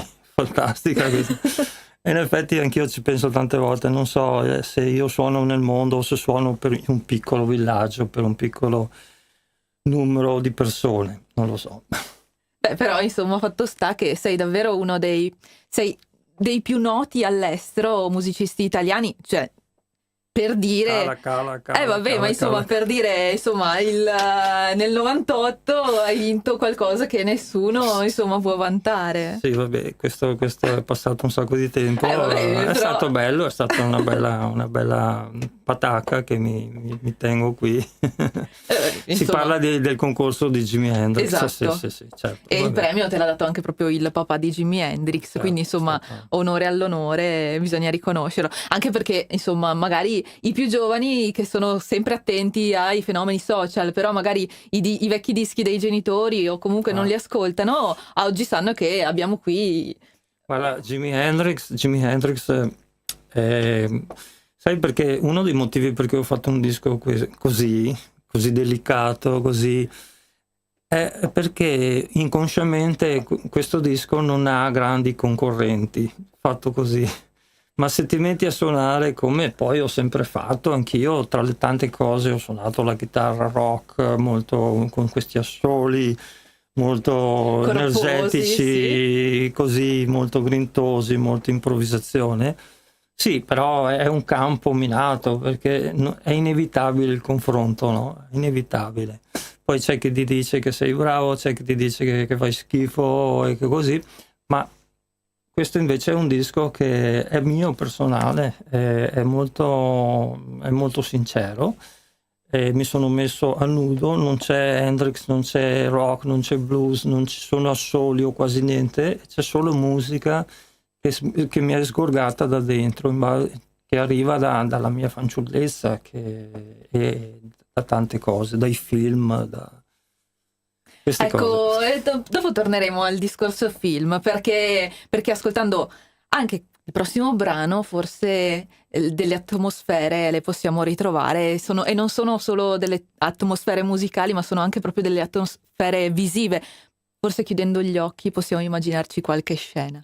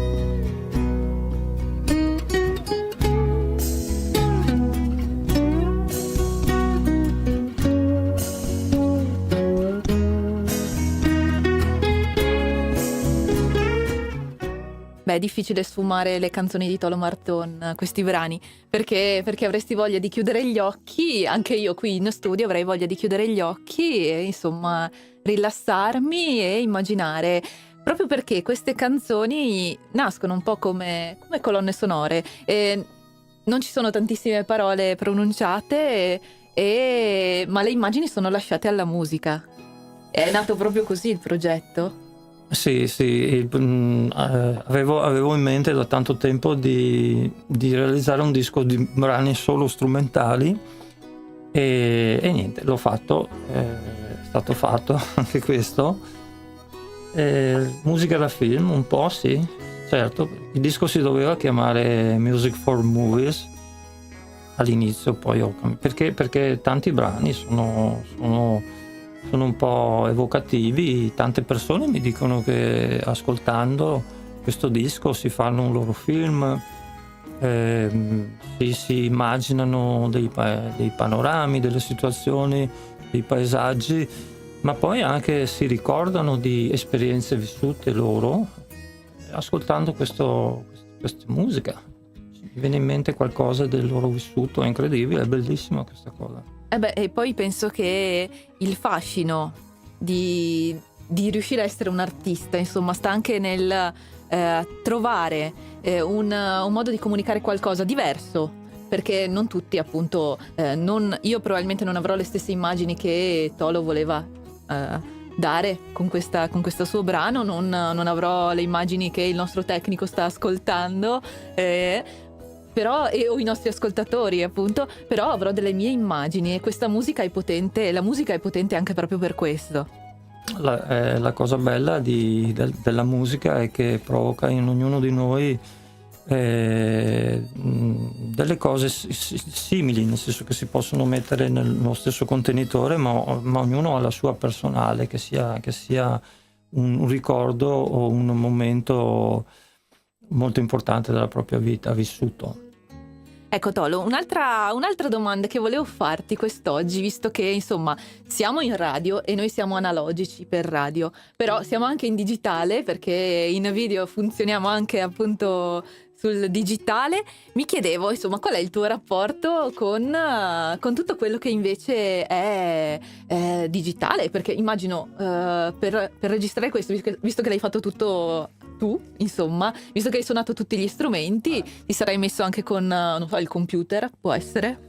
Ah, guarda, non ho usato mai il computer per registrare, uso un vecchio registratore che ho a casa. Ah, quindi proprio analogico. Sì, non è digitale, però per me non cambia nulla. Una volta registravo coi nastrini, coi primi registratori col geloso, col Philips a bobine. Cioè, l'approccio è sempre lo stesso, ovviamente la tecnologia va avanti e io non sono molto tecnologico, però cerco di sfruttare al massimo lo strumento che ho a disposizione, che sia un registratore o che sia anche una chitarra classica, acustica, elettrica. L'approccio è sempre di cercare di ottenere, di far venire fuori una potenzialità che ha quello strumento, che dia il massimo. Lo strumento va proprio, è un mezzo per ottenere uno scopo. Beh, e con quest'album tu hai voluto tirare fuori delle emozioni, tirare fuori delle immagini, dei racconti senza raccontare. Sì, sono molto contento di questo album. Forse sono più soddisfatto di questo album qua di quelli precedenti. Mi rendo conto che è anche spiazzante, tante persone che mi conoscono rimangono un po' perplesse, molto perplesse. Ad alcuni non piace perché si aspettano delle altre cose, però se poi si mettono ad ascoltarlo con calma in momenti diversi questa musica comincia a entrare. Beh, tornando sempre sul discorso digitale, visto che appunto noi siamo in internet, Tolo, tu magari ti rivedrai questa sera su Facebook, su YouTube, ma Tolo, quando vai online, cosa vai in cerca? Vai in cerca anche di ispirazione, vai in cerca di paesaggi, vai in cerca di fotografie, contatti, recensioni? Le ultime due cose che hai detto, sì, anche perché è un mezzo sociale, ma anche un mezzo per lavoro. Certo. Lavoro. Ma anche vado a scoprire su YouTube, vado in cerca su YouTube di musiche che una volta non si aveva la possibilità di ascoltare o vedere, perché adesso ci sono i video. Io sono un grande appassionato della musica della mia giovinezza, io sono nato nel 1951, quindi in più ho fratelli e sorelle più grandi di me e mi hanno fatto loro ascoltare le prime musiche, sia musica classica che rock and roll. Quindi vado anche a vedermi dei vecchi video di rock and roll, anche poco famosi, è una grande soddisfazione, oppure musiche nuove. Non sento più. Come non senti più? Ok. Così, ok. È finita forse il brano, ecco. Sì, mi sembrava che la mia voce stesse progressivamente, ma sono io. No, è il bello della diretta, poi dai Tolo. Sì, poi ci sono i Facebook, eccetera, eccetera, ma è diventato, secondo me i social networks, se sono usati con discrezione, anche con un po' di buon senso, sì, si può instaurare dei contatti, delle conversazioni interessanti, eccetera, eccetera. Ecco, il mondo è vario. E una bella scoperta che hai fatto sui social di recente, su YouTube, o che sei andato a vederti con gioia, possiamo, non so, c'è qualcosa che ti viene in mente? Non mi viene in mente niente adesso. Siamo un po' impallati tutti e due. Non mi viene in mente niente adesso, scusatemi. Vabbè, non c'è problema. Direi di concludere un po' quest'oggi con gli appuntamenti di Tolo per quest'estate. Sta cominciando l'estate ed è il momento più bello per tutti i concerti che ci sono, soprattutto in zona, speriamo.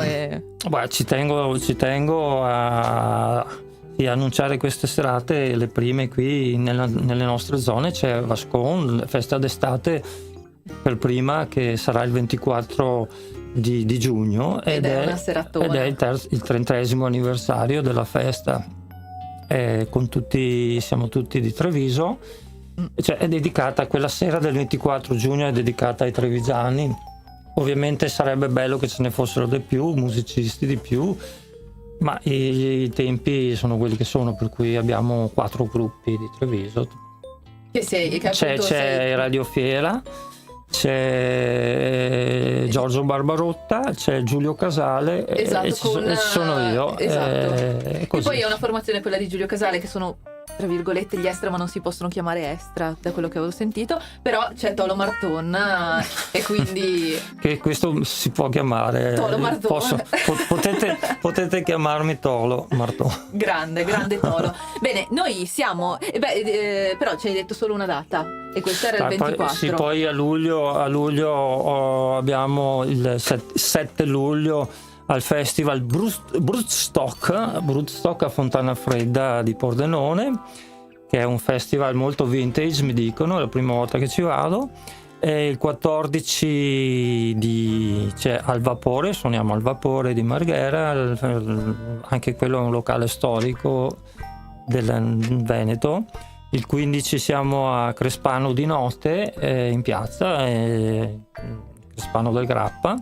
Il 16 siamo a Conscio di Casale sul Sile, la festa la sagra di Conscio. E poi a Valdagno il mini festival blues in provincia di Vicenza il giorno 19. E poi se volete andare su www.tolomarton.com trovate tutte le date. Sì, perché appunto prima abbiamo parlato di digitale, ma anche Tolo, c'è la pagina Facebook, c'è il sito internet, ci sono tutti i riferimenti per... E poi posso dire, questo disco potete anche questo trovarlo da qualche parte, certo. Nei negozi non tanto, ma no, ce n'è un negozio a Treviso che è il Mezzoforte a Treviso, e altrimenti lo trovate anche basta scrivere un messaggio sul sito mio www.tolomarton.com, lo trovate anche su Spotify. Ecco, si trova anche come si dice? In digitale. In digitale, sì. Certo. Bene, andiamo con l'ultimo brano che ascoltiamo in toto questa sera, Mero Mero. Da dove nasce questo titolo? Ce lo racconti? Mero Mero, anche questo è nato da un sogno, guarda caso. Io ho fatto tanti brani anche al Pine Valley, che è un brano mio vecchio che è sempre stato molto gradito. È lo stesso Mero Mero, nato da un sogno tanti anni fa, lo cantava mia figlia quando era bambina. Quindi il titolo nasce da un ricordo, insomma, affettivo, quello della tua bimba. Infatti Sentimental Cup, che è la parte centrale, è quella un po' della famiglia e del sentimentale. Bene, siamo in conclusione. Io ringrazio davvero Tolo Marton che ha presentato qui My Cup of Music, grazie. Andiamo ad ascoltare ora Mero Mero. Ok.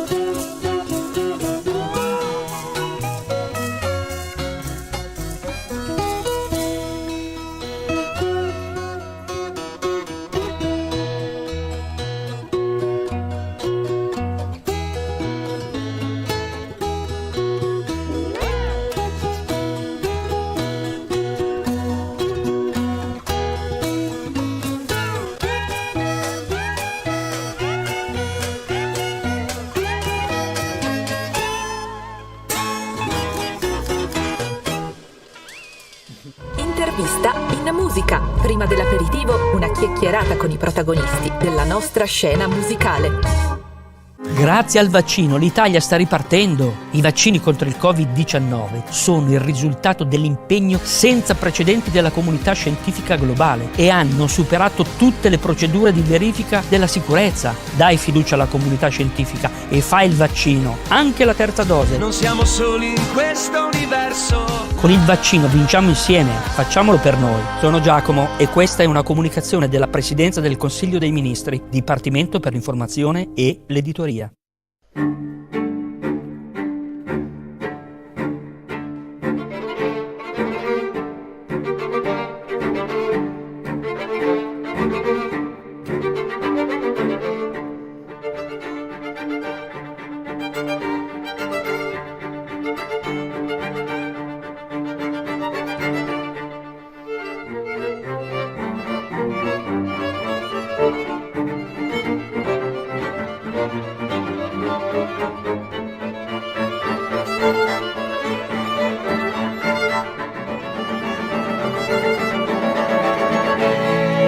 Benvenuti ad una nuova puntata del ciclo dedicato al Polo Museale della Grande Guerra di Vittorio Veneto. Con noi la direttrice del Museo della Battaglia, l'architetto Maria Cristina Scalet. Di cosa parleremo oggi? Allora, oggi partiamo dal Museo della Battaglia di Vittorio Veneto e quindi la storia di questo importantissimo museo dedicato alla memoria della Grande Guerra. Ce ne parla la dottoressa Martina Dorigo, laureata in Storia dell'Arte all'Università di Venezia, una delle volontarie del Servizio Civile Nazionale. Entriamo nel vivo della prima puntata di questo nostro ciclo dedicato al Polo Museale della Grande Guerra di Vittorio Veneto e partiamo proprio da uno dei cuori del Polo Museale, il Museo della Battaglia. Martina Dorigo, come è nato questo museo? Allora, noi oggi vediamo il museo in una veste nuova e rinnovata, ma la sua storia è molto più lunga. Il museo è stato inaugurato nel novembre del 1938, ma per capirne veramente l'origine dobbiamo ritornare ancora più indietro ai tempi della guerra e far riferimento a una figura importante, quella di Luigi Marson, che ne è stato poi il fondatore. Luigi Marson era un ragazzo vittoriese, un ragazzo del 99 che negli anni della guerra studiava al liceo a Belluno. Nel 17 si arruola come volontario tra i granatieri di Sardegna e combatte subito a Zenzon di Piave. Nel 18 vive dei mesi in trincea a Caposile. E questa fu un'esperienza che sicuramente lo segnò moltissimo, perché visse la guerra in prima linea, in trincea, quindi una guerra di posizione, logorante, anche da un punto di vista soprattutto personale e psicologico. È in quei giorni che Marson raccoglie dalle mani di un soldato ungherese morto un rosario che questo soldato stringeva tra le mani. E questo oggetto, che non è un oggetto bellico, ma un oggetto personale, è stato il cimelio, diciamo, che ha dato origine poi alla sua importante raccolta di oggetti. Infatti, alla fine della guerra, Marson si iscriverà all'università a scienze naturali e lavorerà poi nella ditta del padre. Negli anni però continuerà a coltivare questa sua passione di raccolta di cimeli della guerra, ottenendo anche delle autorizzazioni ufficiali della pubblica sicurezza e della prefettura di Treviso a raccogliere cimeli ed oggetti legati alla guerra.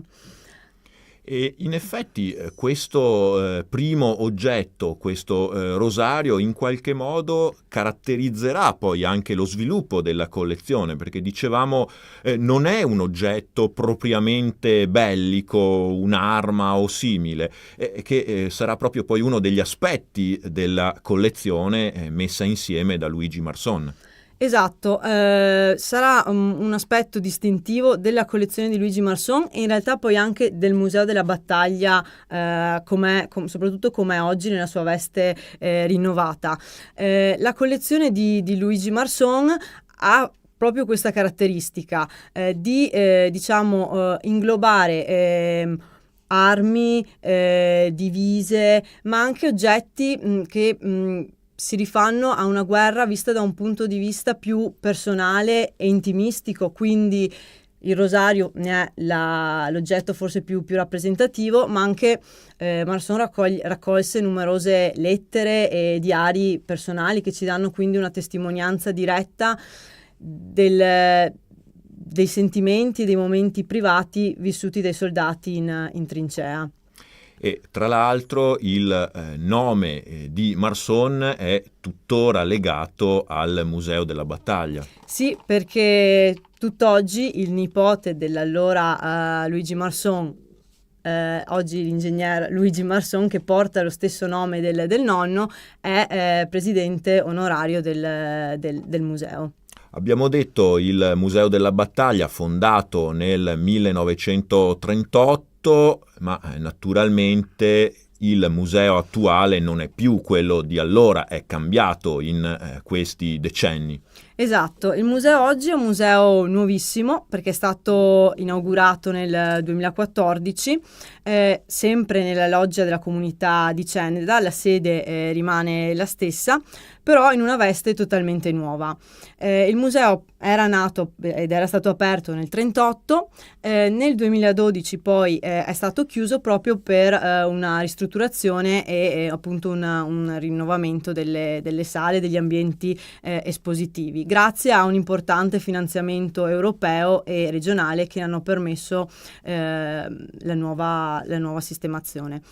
Il museo oggi è un museo molto moderno, contemporaneo, che invita a una visita interattiva e ha la caratteristica di essere particolarmente immersivo. Ho detto che è un museo molto moderno perché all'interno del percorso espositivo ci sono supporti audiovisivi, quindi video da poter vedere e ascoltare. È un museo interattivo perché ci sono proprio dei cassetti da aprire, da scoprire, con cimeli, lettere, oggetti, fotografie da poter guardare e approfondire. La sistemazione e la distribuzione delle sale è totalmente nuova. Il museo è oggi organizzato in tre piani. Al piano terra si è voluto riprodurre l'ambiente della trincea. La trincea è forse il simbolo della prima guerra mondiale, quindi una guerra di posizione, e la riproduzione di questo ambiente è stata fatta anche da un punto di vista molto sensoriale.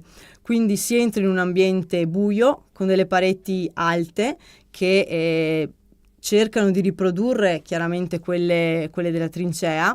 Anche il pavimento è sconnesso come doveva essere quella della trincea, e si sentono i rumori che sentivano anche i soldati in quei luoghi, quindi gli aerei che passano, le bombe, lo scoppio delle bombe che vengono lanciate. Quindi davvero un'esperienza multisensoriale. Poi invece, questo dicevamo al primo livello, poi si sale. Si sale al primo piano, dove una sala è dedicata alla storia, all'origine del museo. Quindi si è voluto riprodurre l'armeria di Marson, dove sono sistemate appunto una parte delle armi che inizialmente trovavano spazio nell'abitazione di Marson e poi nel museo, e è una raccolta veramente ricca perché ci sono le armi in dotazione all'esercito austro-ungarico, quelle in dotazione al Regio Esercito Italiano e anche agli altri eserciti belligeranti, armi bianche, quindi pugnali, baionette, ma anche armi da fuoco, quindi fucili, le pistole semiautomatiche piuttosto che i revolver. Nell'altra sala, che è ospitata al primo piano, si è voluto, diciamo, ricostruire degli ambienti che riguardassero l'anno dell'occupazione. E questo è forse uno degli aspetti più importanti del museo, perché questo piano è un piano dedicato al ricordo di un anno difficile, dell'anno della fame, visto proprio dal punto di vista della popolazione civile. Quindi all'interno di queste sale, attraverso principalmente i documenti audiovisivi e i documenti cartacei, si ripropongono le tematiche legate a quell'anno difficile, quindi la fame, le requisizioni, le difficoltà anche di comunicazione che c'era a Vittorio Veneto, perché arrivano i tedeschi e quindi anche i documenti nella doppia lingua testimoniano questa difficoltà anche semplicemente di comunicazione a volte. Quindi ecco, poi parleremo anche di questo aspetto nel corso del proseguo, davvero tanto da vedere in questo museo. Sì, tanto, anche perché poi oltre al primo piano c'è un secondo piano in cui si è voluto conservare l'aspetto del museo originario. Ossia, il museo è nato appunto nel 1938, in un momento anche importante di propaganda, diciamo, fascista molto forte, quindi era nato in un momento storico in cui il mito della Grande Guerra era particolarmente sentito. E si è voluto nelle sale del secondo piano conservare l'allestimento originario, quindi le bacheche originarie e anche l'aspetto che aveva il museo alle origini. Quindi troviamo la sala dedicata alla Vittoria, quindi una sala dedicata interamente alla battaglia di Vittorio Veneto, con le copie dei bollettini che giorno per giorno venivano emanate, e nelle altre sale, soprattutto attraverso i supporti, diciamo, cartacei, vengono celebrati gli eroi della Grande Guerra, da personalità meno conosciute come Ernesto Artico a foto di personaggi importanti come per esempio D'Annunzio.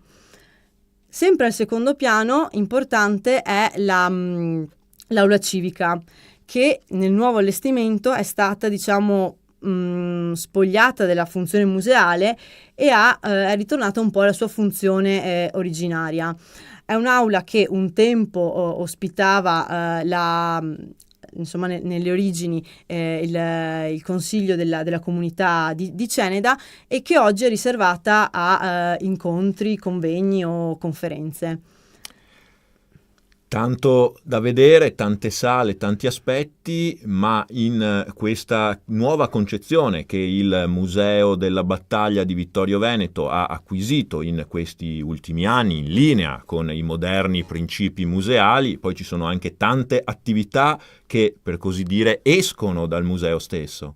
Sì, allora il museo, le persone che vengono a visitare il museo possono farlo in maniera autonoma.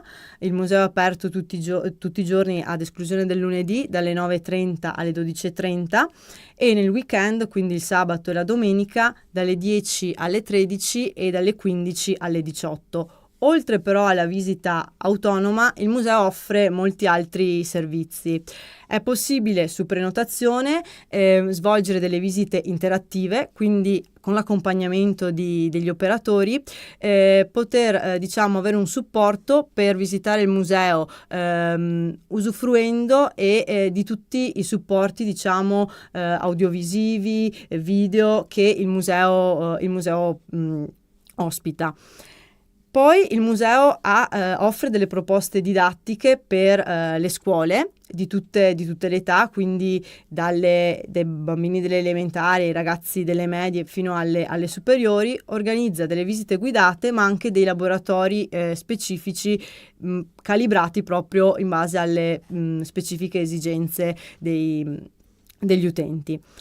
Oltre a queste attività, il museo ospita anche conferenze e convegni sul tema della Grande Guerra o comunque della storia locale, e anche delle mostre temporanee. Infatti un ambiente importante che fa sempre parte del museo è quello della chiesetta di San Paoletto, dedicata proprio alle esposizioni temporanee. E insomma, l'invito, se non l'avete ancora fatto, è di andare a visitare il Museo della Battaglia di Vittorio Veneto o di tornarci, perché come ci ha raccontato Martina Dorigo, ci sono sempre nuovi aspetti e nuove curiosità da scoprire. Grazie intanto alla dottoressa Martina Dorigo. E noi vi diamo appuntamento alla prossima puntata del ciclo dedicato alla scoperta del Polo Museale della Grande Guerra di Vittorio Veneto.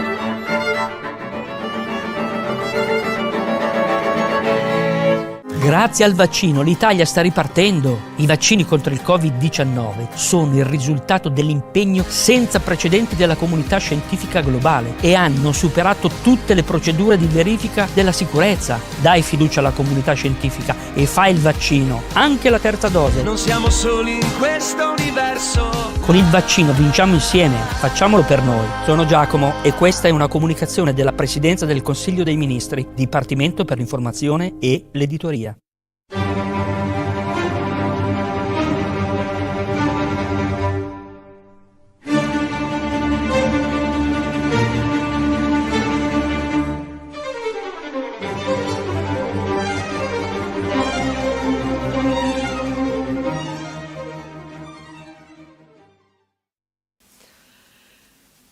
Il più cordiale dei saluti dalla terza pagina, leggeviro di questa vostra emittente di informazione. Il più cordiale benvenuti a tutti gli amanti della cultura. Anche la proposta di oggi, di questa puntata, anche l'appuntamento con questo fine settimana, è con uno dei concerti d'inverno all'Auditorium Mario del Monaco di Catena di Villorba. Siamo in provincia di Treviso.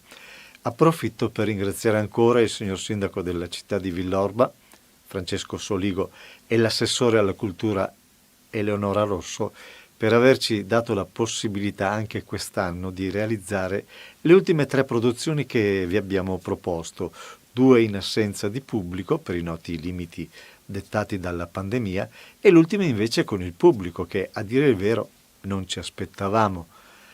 Ma invece coraggiosamente è venuto e più numeroso di quello che era ragionevole aspettarsi.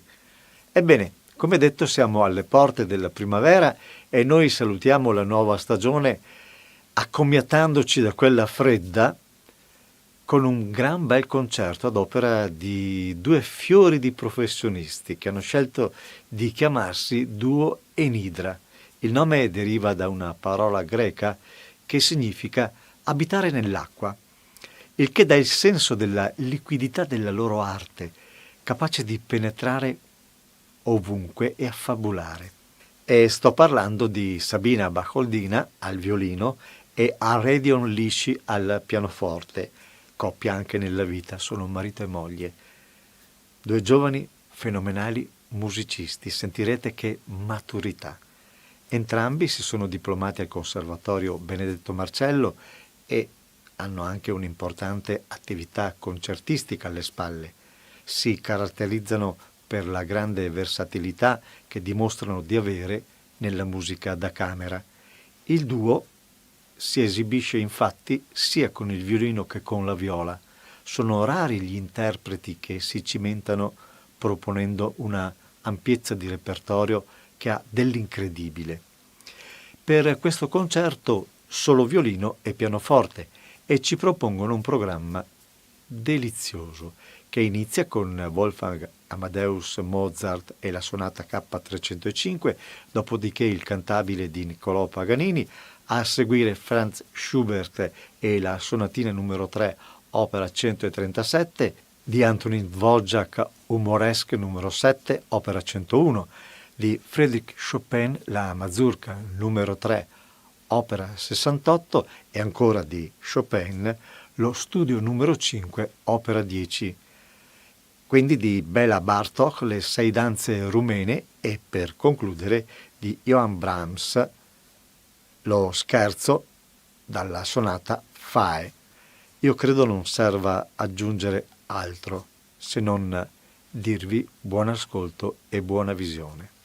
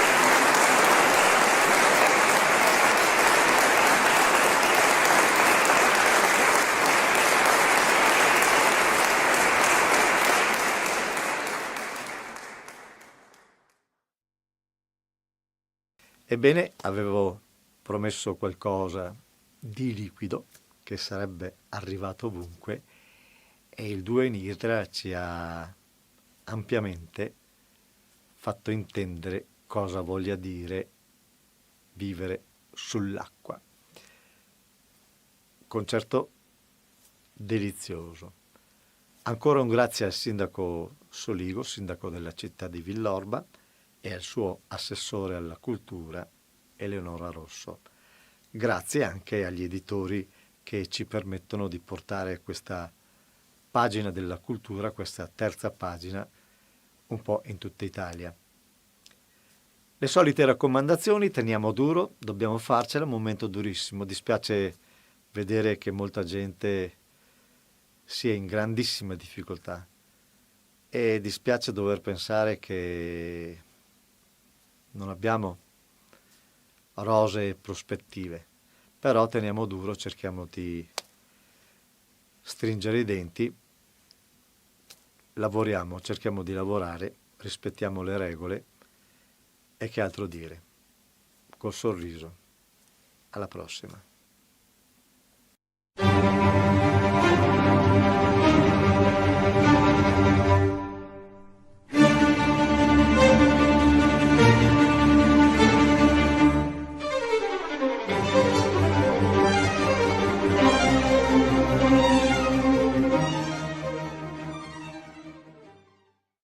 Grazie al vaccino l'Italia sta ripartendo. I vaccini contro il Covid-19 sono il risultato dell'impegno senza precedenti della comunità scientifica globale e hanno superato tutte le procedure di verifica della sicurezza. Dai fiducia alla comunità scientifica e fai il vaccino, anche la terza dose. Non siamo soli in questo universo.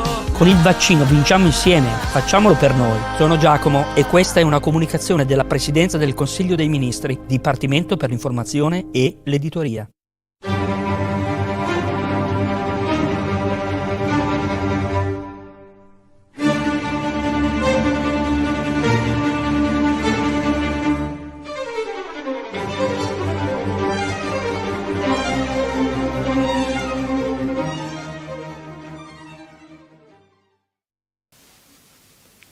Bentrovati cari amici, bentrovati agli amanti della musica classica.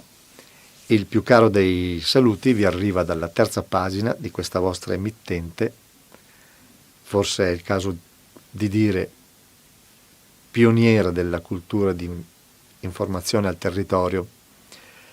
Stavo riflettendo sulla proposta da inoltrare a tutti voi, amanti della buona musica, e mi è venuto in mente che qualche anno fa, proprio di questi tempi, a marzo, sul Gazzettino, il quotidiano del Nord-Est, era apparso un bell'articolo a firma del grande Mario Messinis, il quale in poche righe ha dato il giusto risalto ad un gruppo e ad un concerto straordinari. Parlo del Quintetto Barutti e del loro concerto al Gran Teatro La Fenice di Venezia. Il Quintetto Barutti ha una peculiarità unica. È l'unico al mondo composto da professionisti della musica classica di fama internazionale, tutti appartenenti alla stessa famiglia, tutti fratelli, tutti con lo stesso prestigioso cognome.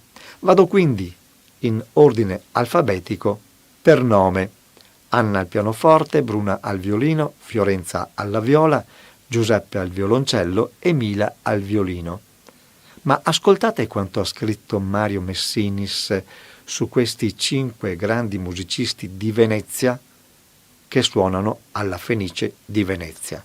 Folla alla Fenice per i 5 fratelli Barutti, brillante concerto tra Brahms e Schumann. I Barutti sembrano evocare le pratiche artigianali e familiari del buon tempo antico. Sono 5 fratelli, tutti interpreti militanti, 4 archi e una pianista. Alla Fenice, per la Società Veneziana di Concerti, hanno presentato 2 capolavori della letteratura romantica: il quartetto per archi e pianoforte numero 3 di Brahms e il quintetto per archi e pianoforte di Schumann. L'interpretazione è prevalentemente intimistica, governata e concertata dal poetico violoncellista Giuseppe.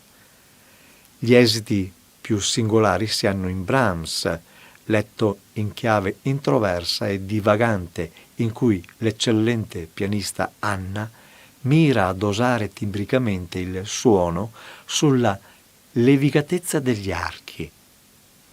Nell'andante, il fraseggio del violoncellista si inarca con toccante tenerezza. Mai vista la Fenice così affollata per un concerto cameristico. Mario Messinis, Il Gazzettino, 21 marzo 2015, ed è stato un trionfo. Ero presente qualcosa di affabulante. Bravo Mario, sintesi perfetta, raro esempio di giornalismo, è proprio il caso di dire adeguato. E tutto questo perché siamo particolarmente orgogliosi di presentarvi la produzione che segue. È un omaggio dei fratelli Barutti, un incitamento alla nostra iniziativa di promuovere la musica classica con queste produzioni.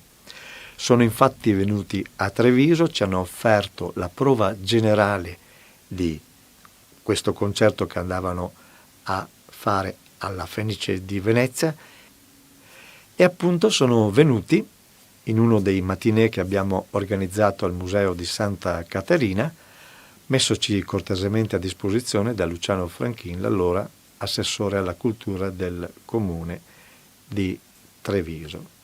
Sentirete che meraviglia. Di Johann Brahms, il quintetto in fa maggiore per pianoforte e quartetto d'archi, opera 34, nei tempi allegro non troppo, andante un poco adagio, scherzo allegro, finale poco sostenuto, allegro non troppo. Di Antonin Dvořák, il quintetto numero 2, opera 81 per pianoforte e quartetto d'archi, nei tempi allegro ma non tanto, Dumka, andante con moto, scherzo Furian molto vivace. Buon ascolto.